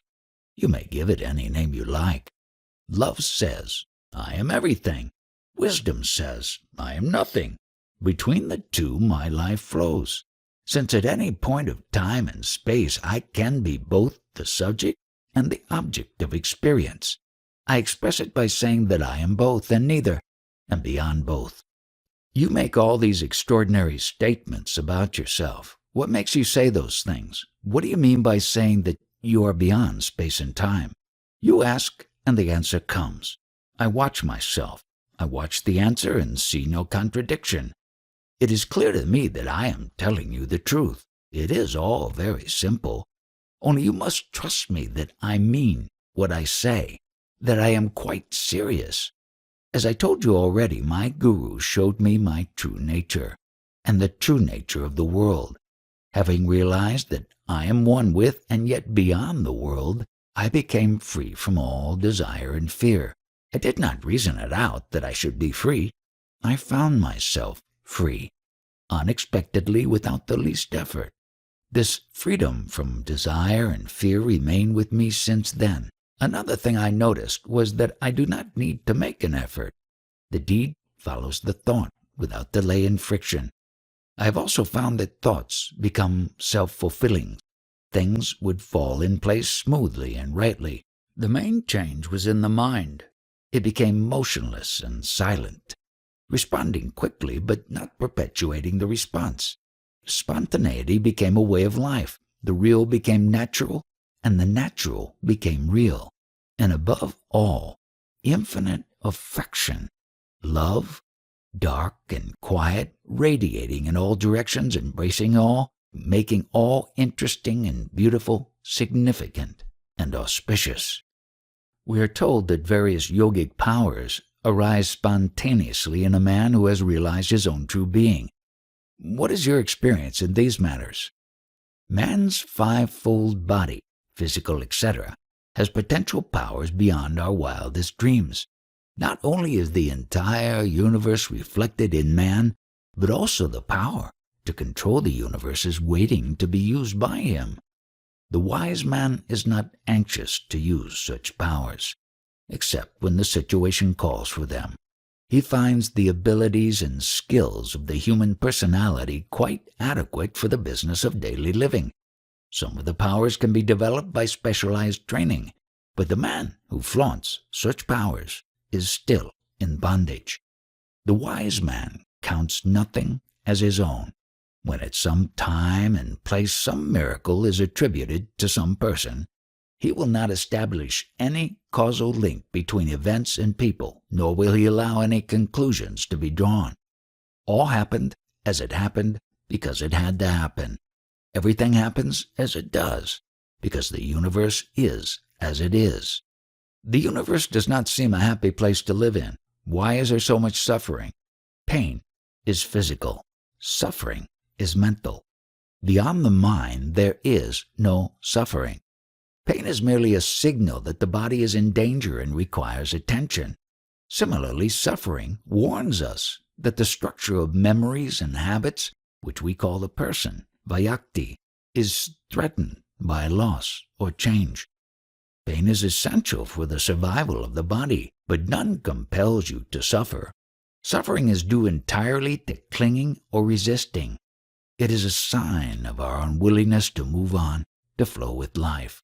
As a sane life is free of pain, so is a saintly life free from suffering. Nobody has suffered more than saints. Did they tell you, or do you say so on your own? The essence of saintliness is total acceptance of the present moment, harmony with things as they happen. A saint does not want things to be different from what they are. He knows that considering all factors, they are unavoidable. He is friendly with the inevitable and therefore does not suffer. Pain, he may know, but it does not shatter him. If he can, he does the needful to restore the lost balance, or he lets things take their course. He may die. So what? What does he gain by living on, and what does he lose by dying? What was born must die. What was never born cannot die. It all depends on what he takes himself to be. Imagine you fall mortally ill. Would you not regret and resent? But I am dead already, or rather neither alive nor dead. You see my body behaving the habitual way and draw your own conclusions.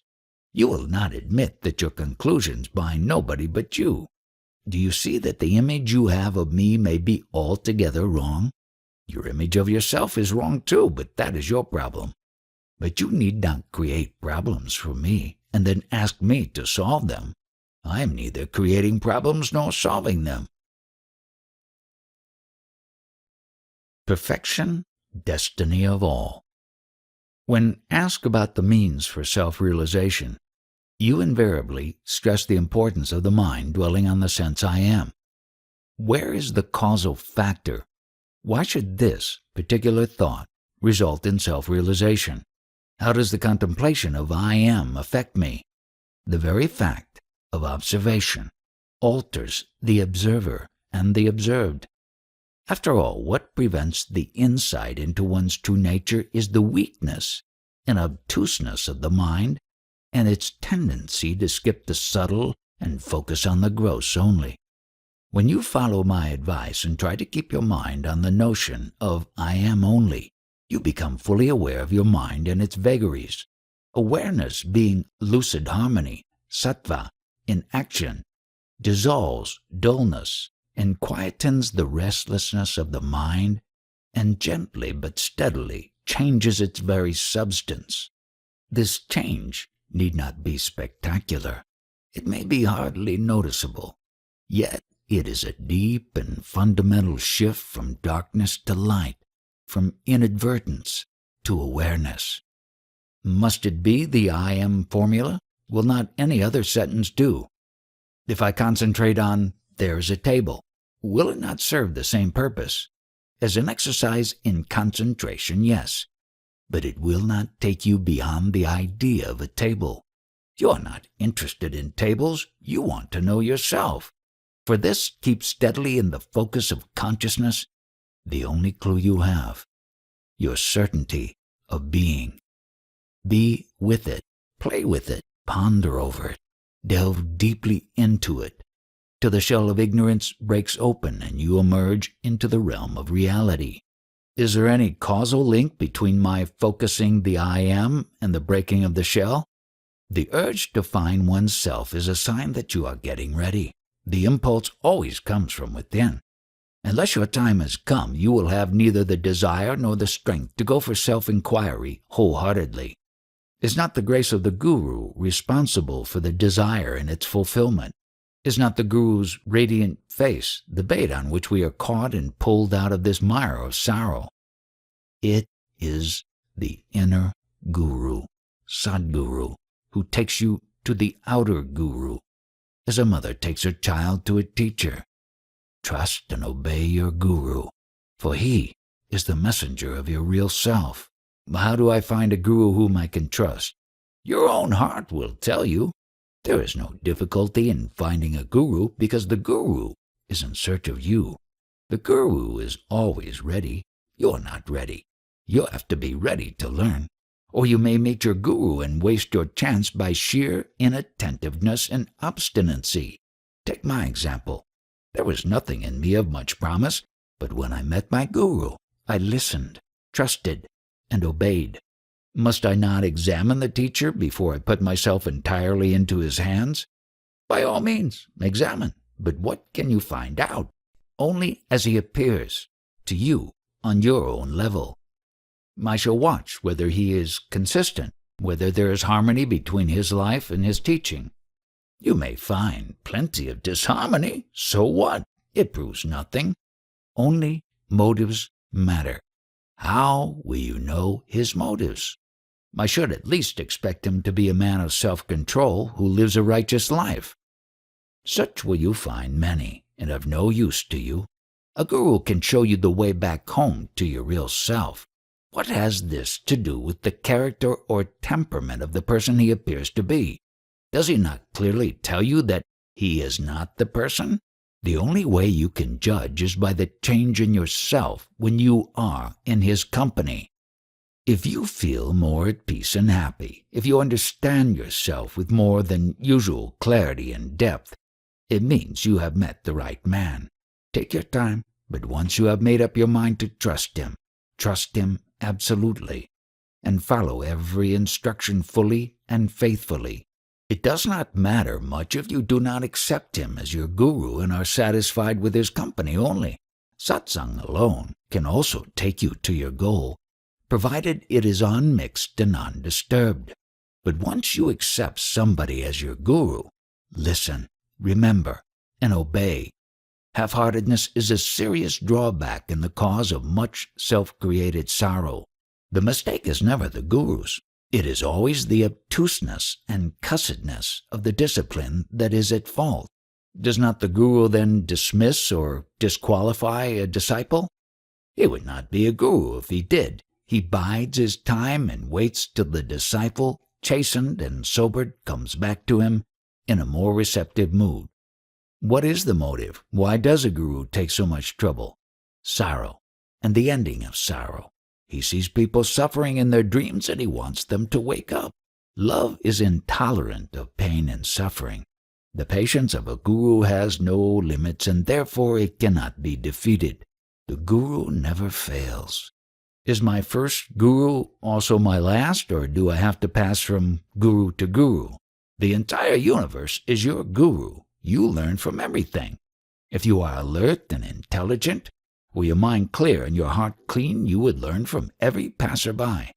It is because you are indolent or restless that your inner self manifests as the outer guru and makes you trust him and obey. Is a guru inevitable? It is like asking, is a mother inevitable? To rise in consciousness from one dimension to another, you need help. The help may not always be in the shape of a human person. It may be a subtle presence or a spark of intuition, but help must come. The inner self is watching and waiting for the son to return to his father. At the right time, he arranges everything affectionately and effectively. Where a messenger is needed or a guide, he sends the guru to do the needful. There is one thing I cannot grasp. You speak of the inner self as wise and good and beautiful in every way perfect, and of the person as mere reflection without a being of its own. On the other hand, you take so much trouble in helping the person to realize itself. If the person is so unimportant, why be so concerned with its welfare? Who cares for a shadow? You have brought in duality where there is none. There is the body and there is the self. Between them is the mind, in which the self is reflected as I am. Because of the imperfections of the mind, its crudity and restlessness, lack of discernment and insight, it takes itself to be the body, not the self. All that is needed is to purify the mind so that it can realize its identity with the self. When the mind merges in the self, the body presents no problems. It remains what it is, an instrument of cognition and action, the tool and the expression of the creative fire within. The ultimate value of the body is that it serves to discover the cosmic body, which is the universe in its entirety. As you realize yourself in manifestation, you keep on discovering that you are ever more than what you have imagined. Is there no end to self-discovery? As there is no beginning, there is no end. But what I have discovered by the grace of my guru is, I am nothing that can be pointed at. I am neither a this nor a that. This holds absolutely. Then where comes in the never-ending discovery, the endless transcending oneself into new dimensions? All this belongs to the realm of manifestation. It is in the very structure of the universe that the higher can be had only through the freedom from the lower. What is lower and what is higher? Look at it in terms of awareness. Wider and deeper consciousness is higher. All that lives works for protecting, perpetuating, and expanding consciousness. This is the world's sole meaning and purpose. It is the very essence of yoga, ever raising the level of consciousness, discovery of new dimensions with their properties, qualities, and powers. In that sense, the entire universe becomes a school of yoga, yogakshetra. Is perfection the destiny of all human beings? Of all living beings, ultimately? The possibility becomes a certainty when the notion of enlightenment appears in the mind. Once a living being has heard and understood that deliverance is within his reach, he will never forget, for it is the first message from within. It will take roots and grow, and in due course take the blessed shape of the guru. So, all we are concerned with is the redemption of the mind? What else? The mind goes astray, the mind returns home. Even the word astray is not proper. The mind must know itself in every mood. Nothing is a mistake, unless it is repeated. Desire and fear, self-centered states. I would like to go again into the question of pleasure and pain, desire and fear. I understand fear, which is memory and anticipation of pain. It is essential for the preservation of the organism and its living pattern. Needs when felt are painful in their anticipation as full of fear. We are rightly afraid of not being able to meet our basic needs. The relief experienced when a need is met or an anxiety allayed is entirely due to the ending of pain. We may give it positive names like pleasure or joy or happiness, but essentially it is relief from pain. It is this fear of pain that holds together our social, economic, and political institutions. What puzzles me is that we derive pleasure from things and states of mind which have nothing to do with survival. On the contrary, our pleasures are usually destructive. They damage or destroy the object, the instrument, and also the subject of pleasure. Otherwise, pleasure and pursuit of pleasure would be no problem. This brings me to the core of my question. Why is pleasure destructive? Why, in spite of its destructiveness, is it wanted? I may add, I do not have in mind the pleasure-pain pattern by which nature compels us to go her way. I think of the man-made pleasures, both sensory and subtle, ranging from the grossest, like overeating, to the most refined. Addiction to pleasure, at whatever cost, is so universal that there must be something significant at the root of it. Of course, not every activity of man must be utilitarian, designed to meet a need. Play, for example, is natural, and man is the most playful animal in existence. Play fulfills the need for self-discovery and self-development, but even in his play, man becomes destructive of nature, others, and himself. In short, you do not object to pleasure, but only its price in pain and sorrow. If reality itself is bliss, then pleasure in some way must be related to it. Let us not proceed by verbal logic. The bliss of reality does not exclude suffering. Besides, you know only pleasure, not the bliss of pure being.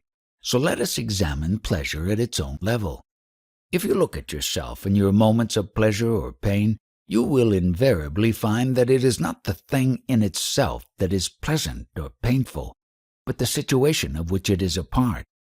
Pleasure lies in the relationship between the enjoyer and the enjoyed.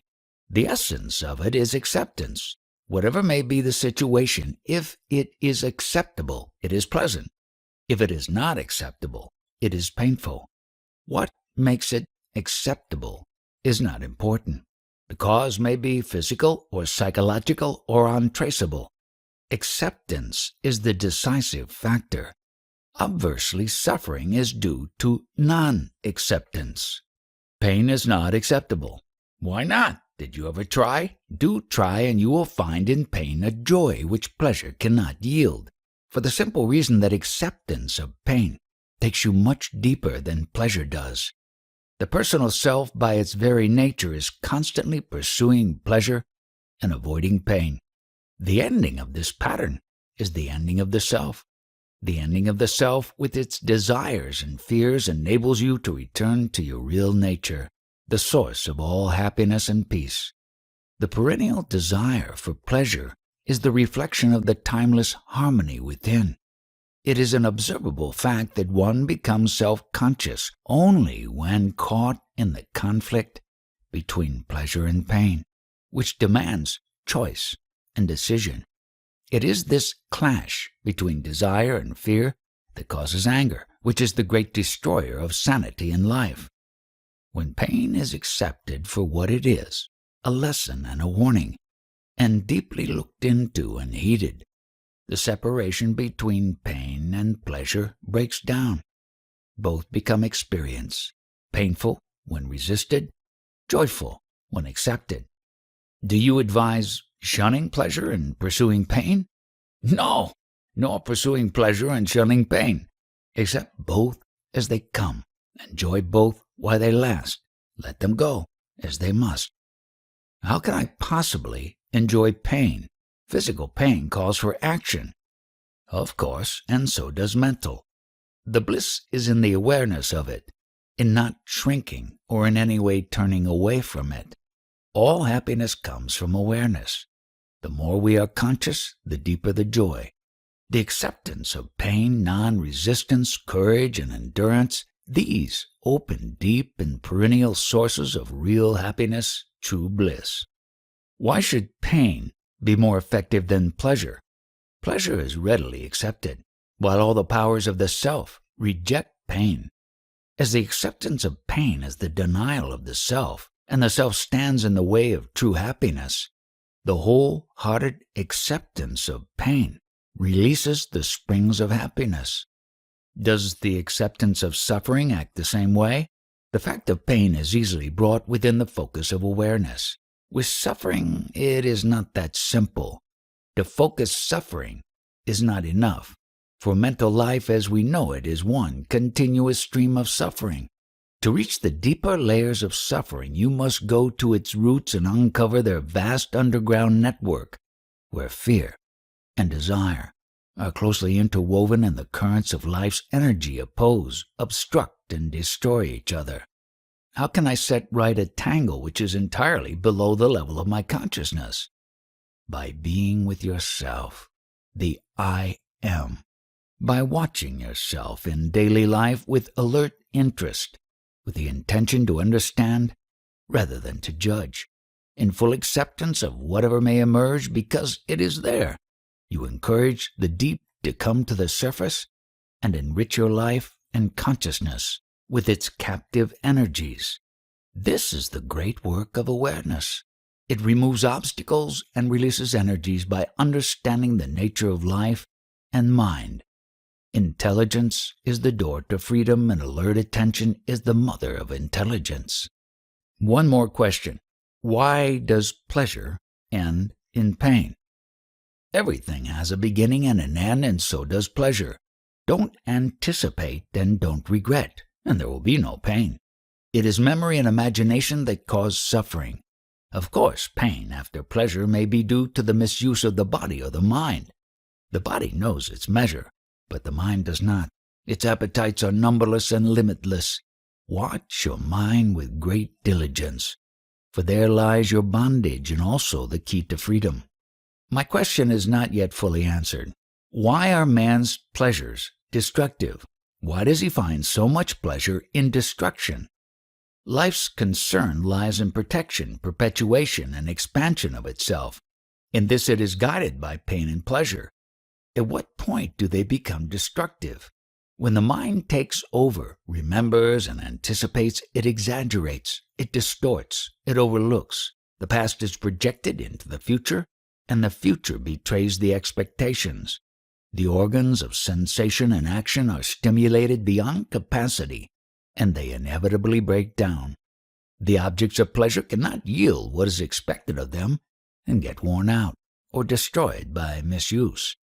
It results in excess of pain where pleasure was looked for. We destroy not only ourselves but others too. Naturally, selfishness is always destructive. Desire and fear both are self-centered states. Between desire and fear, anger arises. With anger, hatred.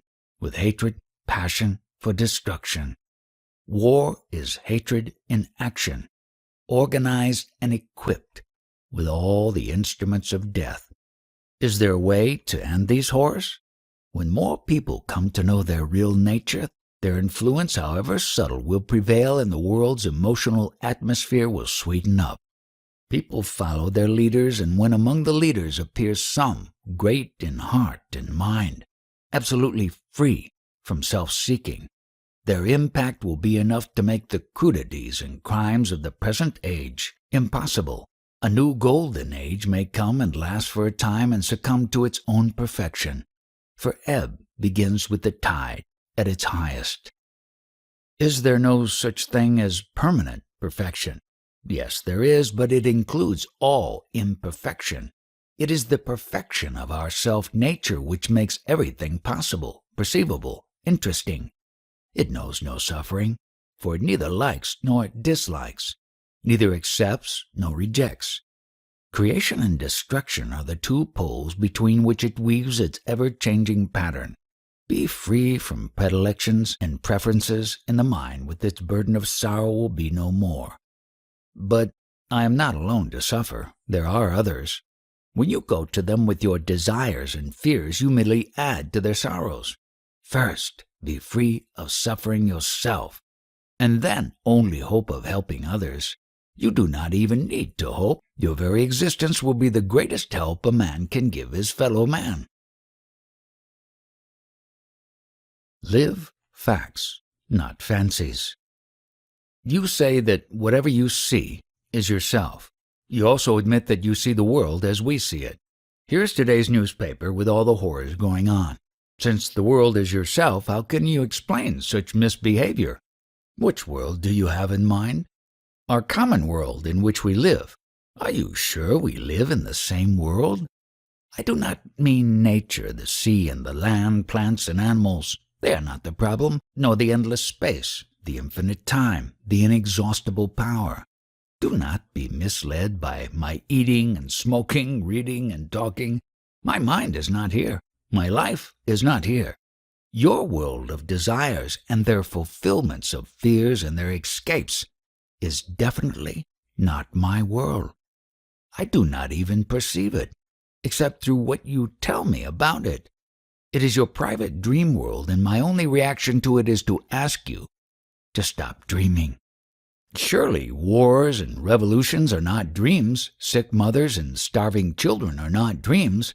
Wealth, ill-gotten and misused, is not a dream. What else? A dream cannot be shared, nor can the waking state. All the three states of waking, dreaming, and sleeping are subjective, personal, intimate. They all happen to and are contained within the little bubble in consciousness called I. The real world lies beyond the self. Self or no self, facts are real. Of course, facts are real. I live among them. But you live with fancies, not with facts. Facts never clash, while your life and world are full of contradictions. Contradiction is the mark of the false. The real never contradicts itself. For instance, you complain that people are abjectly poor, yet you do not share your riches with them.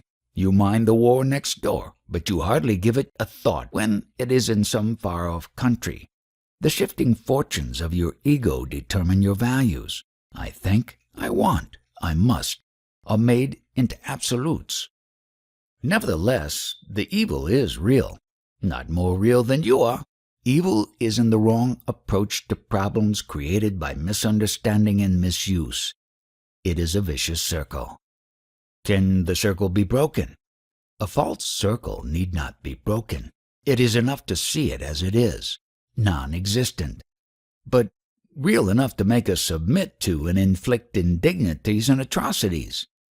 Insanity is universal. Sanity is rare. Yet there is hope, because the moment we perceive our insanity, we are on the way to sanity. This is the function of the guru, to make us see the madness of our daily living. Life makes you conscious, but the teacher makes you aware. Sir, you are neither the first nor the last. Since immemorial times, people were breaking into reality. Yet how little it affected our lives. The Ramas and the Krishnas, the Buddhas and the Christ have come and gone, and we are as we were, wallowing in sweat and tears. What have the great ones done, whose lives we witnessed? What have you done, sir, to alleviate the world's thrall? You alone can undo the evil you have created. Your own callous selfishness is at the root of it. Put first your own house in order, and you will see that your work is done. The men of wisdom and love who came before us did set themselves right, often at a tremendous cost. What was the outcome? A shooting star, however bright, does not make the night less dark. To judge them and their work, you must become one of them. A frog in a well knows nothing about the birds in the sky. Do you mean to say that between good and evil there is no wall? There is no wall, because there is no good and no evil. In every concrete situation there is only the necessary and the unnecessary. The needful is right, the needless is wrong. Who decides? The situation decides. Every situation is a challenge which demands the right response. When the response is right, the challenge is met and the problem ceases. If the response is wrong, the challenge is not met and the problem remains unsolved. Your unsolved problems, that is what constitutes your karma. Solve them rightly and be free. You seem to drive me always back into myself. Is there no objective solution to the world's problems? The world problems were created by numberless people like you, each full of his own desires and fears. Who can free you of your past, personal and social, except yourself? And how will you do it unless you see the urgent need of your being first free of cravings born of illusion? How can you truly help as long as you need help yourself? In what way did the ancient sages help? In what way do you help? A few individuals profit, no doubt. Your guidance and example may mean a lot to them, but in what way do you affect humanity, the totality of life and consciousness? You say that you are the world and the world is you. What impact have you made on it? What kind of impact do you expect? Man is stupid, selfish, cruel. Man is also wise, affectionate, and kind. Why does not goodness prevail? It does, in my real world. In my world, even what you call evil is the servant of the good and therefore necessary. It is like boils and fevers that clear the body of impurities. Disease is painful, even dangerous, but if dealt with rightly, it heals. Or kills. In some cases, death is the best cure. A life may be worse than death, which is but rarely an unpleasant experience, whatever the appearances. Therefore, pity the living, never the dead. This problem of things good and evil in themselves does not exist in my world. The needful is good and the needless is evil. In your world, the pleasant is good and the painful is evil.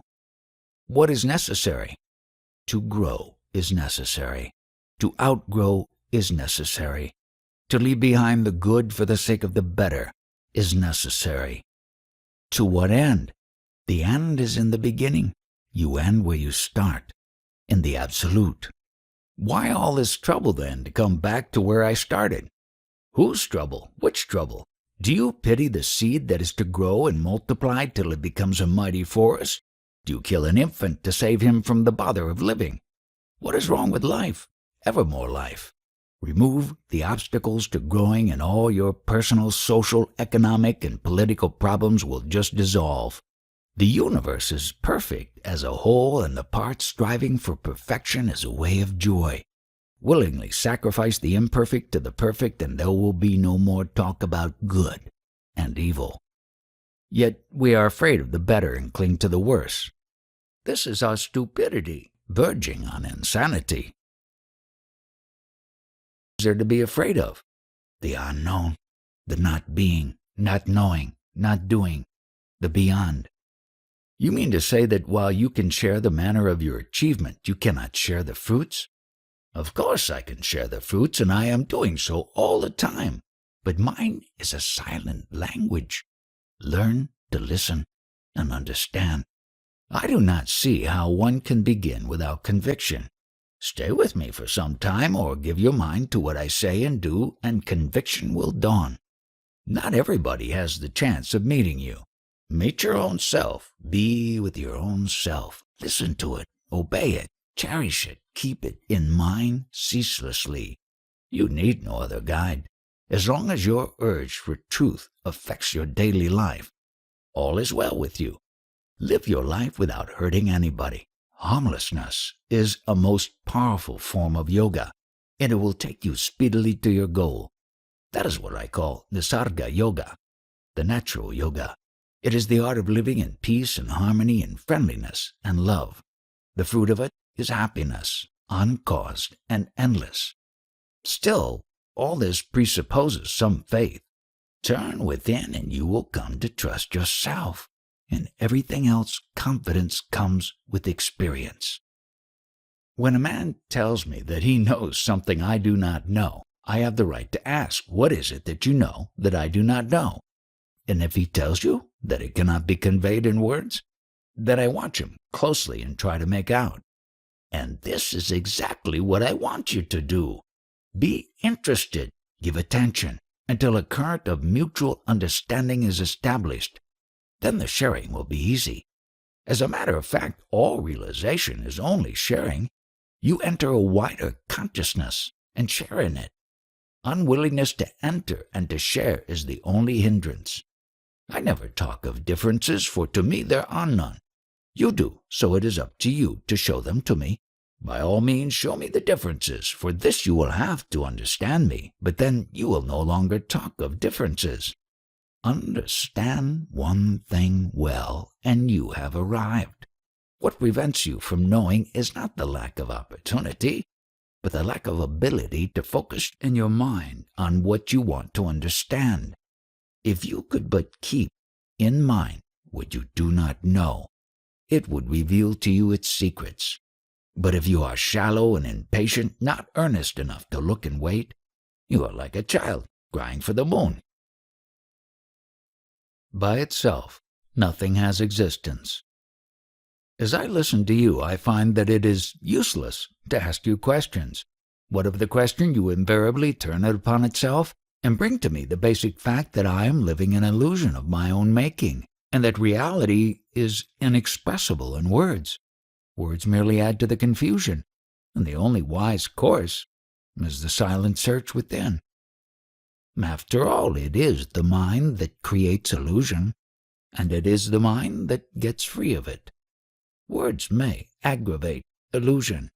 Words may also help dispel it. There is nothing wrong in repeating the same truth again and again until it becomes reality. Mother's work is not over with the birth of the child. She feeds it day after day, year after year, until it needs her no longer. People need hearing words until facts speak to them louder than words. So we are children to be fed on words? As long as you give importance to words, you are children. All right, then be our mother. Where was the child before it was born? Was it not with the mother? Because it was already with the mother, it could be born. Surely the mother did not carry the child when she was a child herself. Potentially she was the mother. Go beyond the illusion of time. Your answer is always the same, a kind of clockwork which strikes the same hours again and again. It cannot be helped. Just like the one sun is reflected in a billion dewdrops, so is the timeless endlessly repeated. When I repeat, I am, I merely assert and reassert an ever-present fact. You get tired of my words because you do not see the living truth behind them. Contact it, and you will find the full meaning of words and of silence both. You say that the little girl is already the mother of her future child. Potentially, yes. Actually, no. The potential becomes actual by thinking. The body and its affairs exist in the mind, and the mind is consciousness in motion, and consciousness is the conditioned, saguna, aspect of the self. The unconditioned, nirguna, is another aspect, and beyond lies the abyss of the absolute, paramartha. Quite right, you have put it beautifully. But these are mere words to me. Hearing and repeating them is not enough. They must be experienced. Nothing stops you but preoccupation with the outer, which prevents you from focusing the inner. It cannot be helped. You cannot skip your sadhana. You have to turn away from the world and go within until the inner and the outer merge, and you can go beyond the conditioned, whether inner or outer. Surely the unconditioned is merely an idea in the conditioned mind. By itself it has no existence. By itself nothing has existence. Everything needs its own absence. To be is to be distinguishable, to be here and not there, to be now and not then, to be thus and not otherwise. Like water is shaped by the container, so is everything determined by conditions, gunas. As water remains water regardless of the vessels, as light remains itself regardless of the colors it brings out, so does the real remain real, regardless of the conditions in which it is reflected. Why keep the reflection only in the focus of consciousness? Why not the real itself? Consciousness itself is a reflection. How can it hold the real? To know that consciousness and its content are but reflections, changeful and transient, is the focusing of the real. The refusal to see the snake in the rope is the necessary condition for seeing the rope. Only necessary or also sufficient? One must also know that the rope exists and looks like a snake. Similarly, one must know that the real exists and is of the nature of witness consciousness. Of course it is beyond the witness, but to enter it, one must first realize the state of pure witnessing. The awareness of conditions brings one to the unconditioned. Can the unconditioned be experienced? To know the conditioned as conditioned is all that can be said about the unconditioned. Positive terms are mere hints and misleading. Can we talk of witnessing the real? How can we? We can talk only of the unreal, the illusory, the transient, the conditioned.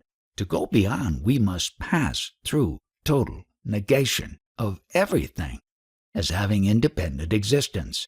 All things depend. On what do they depend? On consciousness, and consciousness depends on the witness. And the witness depends on the real? The witness is the reflection of the real in all its purity. It depends on the condition of the mind. Where clarity and detachment predominate, the witness consciousness comes into being. It is just like saying that where the water is clear and quiet, the image of the moon appears, or like daylight that appears as sparkle in the diamond. Can there be consciousness without the witness? Without the witness, it becomes unconsciousness, just living. The witness is latent in every state of consciousness, just like light in every color. There can be no knowledge without the knower, and no knower without his witness. Not only you know, but you know that you know. If the unconditioned cannot be experienced, for all experience is conditioned, then why talk of it at all? How can there be knowledge of the conditioned without the unconditioned? There must be a source from which all this flows, a foundation on which all stands. Self-realization is primarily the knowledge of one's conditioning and the awareness that the infinite variety of conditions depends on our infinite ability to be conditioned and to give rise to variety. To the conditioned mind, the unconditioned appears as the totality as well as the absence of everything. Neither can be directly experienced, but this does not make it non-existent. Is it not a feeling? A feeling, too, is a state of mind. Just like a healthy body does not call for attention, so is the unconditioned, free from experience. Take the experience of death. The ordinary man is afraid to die because he is afraid of change. The yoni is not afraid because his mind is dead already. He does not think, I live. He knows there is life. There is no change in it and no death. Death appears to be a change in time and space. Where there is neither time nor space, how can there be death? The yoni is already dead to name and shape. How can their loss affect him? The man in the train travels from place to place, but the man off the train goes nowhere, for he is not bound for a destination. He has nowhere to go, nothing to do, nothing to become. Those who make plans will be born to carry them out. Those who make no plans need not be born. What is the purpose of pain and pleasure? Do they exist by themselves or only in the mind? Still they exist. Never mind the mind. Pain and pleasure are merely symptoms, the results of wrong knowledge and wrong feeling. A result cannot have a purpose of its own. In God's economy, everything must have a purpose. Do you know God that you talk of Him so freely? What is God to you? A sound, a word on paper, an idea in the mind? By His power I am born and kept alive, and suffer and die. Are you glad? It may be my own fault that I suffer and die. I was created unto life eternal. Why eternal in the future and not in the past? What has a beginning must have an end. Only the beginningless is endless. God may be a mere concept, a working theory, a very useful concept all the same. For this it must be free of inner contradictions, which is not the case. Why not work on the theory that you are your own creation and creator? At least there will be no external God to battle with.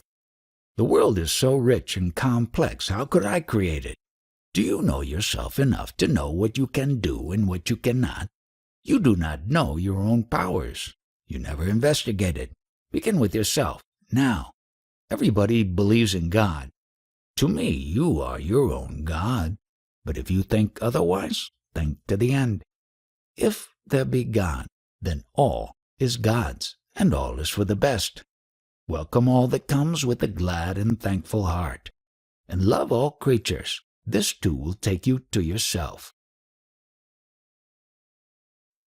Only the self is real. The world is but a show, glittering and empty. It is, and yet it is not. It is there as long as I want to see it and take part in it. When I cease caring, it dissolves. It has no cause and serves no purpose. It just happens when we are absent-minded. It appears exactly as it looks, but there is no depth in it, no meaning. Only the onlooker is real. Call him self or Atma. To the self, the world is but a colorful show, which he enjoys as long as it lasts and forgets when it is over. Whatever happens on the stage makes him shudder and tear or roll with laughter, yet all the time he is aware that it is but a show. Without desire or fear, he enjoys it as it happens. The person immersed in the world has a life of many flavors. He weeps, he laughs, loves and hates, desires and fears, suffers and rejoices. The desireless and fearless jnani. What life has he? Is he not left high and dry in his aloofness? His state is not so desolate. It tastes of the pure, uncaused, undiluted bliss. He is happy and fully aware that happiness is his very nature and that he need not do anything nor strive for anything to secure it. It follows him, more real than the body, nearer than the mind itself. You imagine that without cause there can be no happiness. To me, dependence on anything for happiness is utter misery. Pleasure and pain have causes, while my state is my own, totally uncaused, independent, unassailable. Like a play on the stage. The play was written, planned, and rehearsed. The world just sprouts into being out of nothing and returns to nothing. Is there no creator? Was not the world in the mind of Brahma before it was created? As long as you are outside my state, you will have creators, preservers, and destroyers. But once with me, you will know the self only and see yourself in all. You function, nevertheless. When you are giddy, you see the world running circles round you. Obsessed with the idea of means and end, of work and purpose, you see me apparently functioning. In reality, I only look. Whatever is done on the stage. Joy and sorrow, life and death, they are real to the man in bondage. To me, they are all in the show, as unreal as the show itself. I may perceive the world, just like you, but you believe to be in it, while I see it as an iridescent drop in the vast expanse of consciousness. We are all getting old. Old age is not pleasant. All aches and pains, weakness, and the approaching end. How does a jnani feel as an old man? How does his inner self? Look at his own senility. As he gets older, he grows more and more happy and peaceful. After all, he is going home, like a traveler nearing his destination and collecting his luggage. He leaves the train without regret. Surely there is a contradiction. We are told the jnani is beyond all change. His happiness neither grows nor wanes. How can he grow happier because older and in spite of physical weakness and so on? There is no contradiction. The reel of destiny is coming to its end. The mind is happy. The mist of the body existence is lifting. The burden of the body is growing less from day to day. Let us say that a jnani is ill. He has caught some flu and every joint aches and burns. What is his state of mind? Every sensation is contemplated in perfect equanimity. There is no desire for it, nor refusal of it. It is, and then he looks at it with a smile of affectionate detachment. He may be detached from his own suffering, but still it is there. It is there, but it does not matter. Whatever state I am in, I see it as a state of mind to be accepted as it is. Pain is pain. You experience it all the same. He who experiences the body experiences its pains and pleasures. I am neither the body nor the experiencer of the body. Let us say you are 25 years old. Your marriage is arranged and performed and the household duties crowd upon you. How would you feel? Just how I feel now. You keep on insisting that my inner state is molded by outer events. It is just not so. Whatever happens, I remain.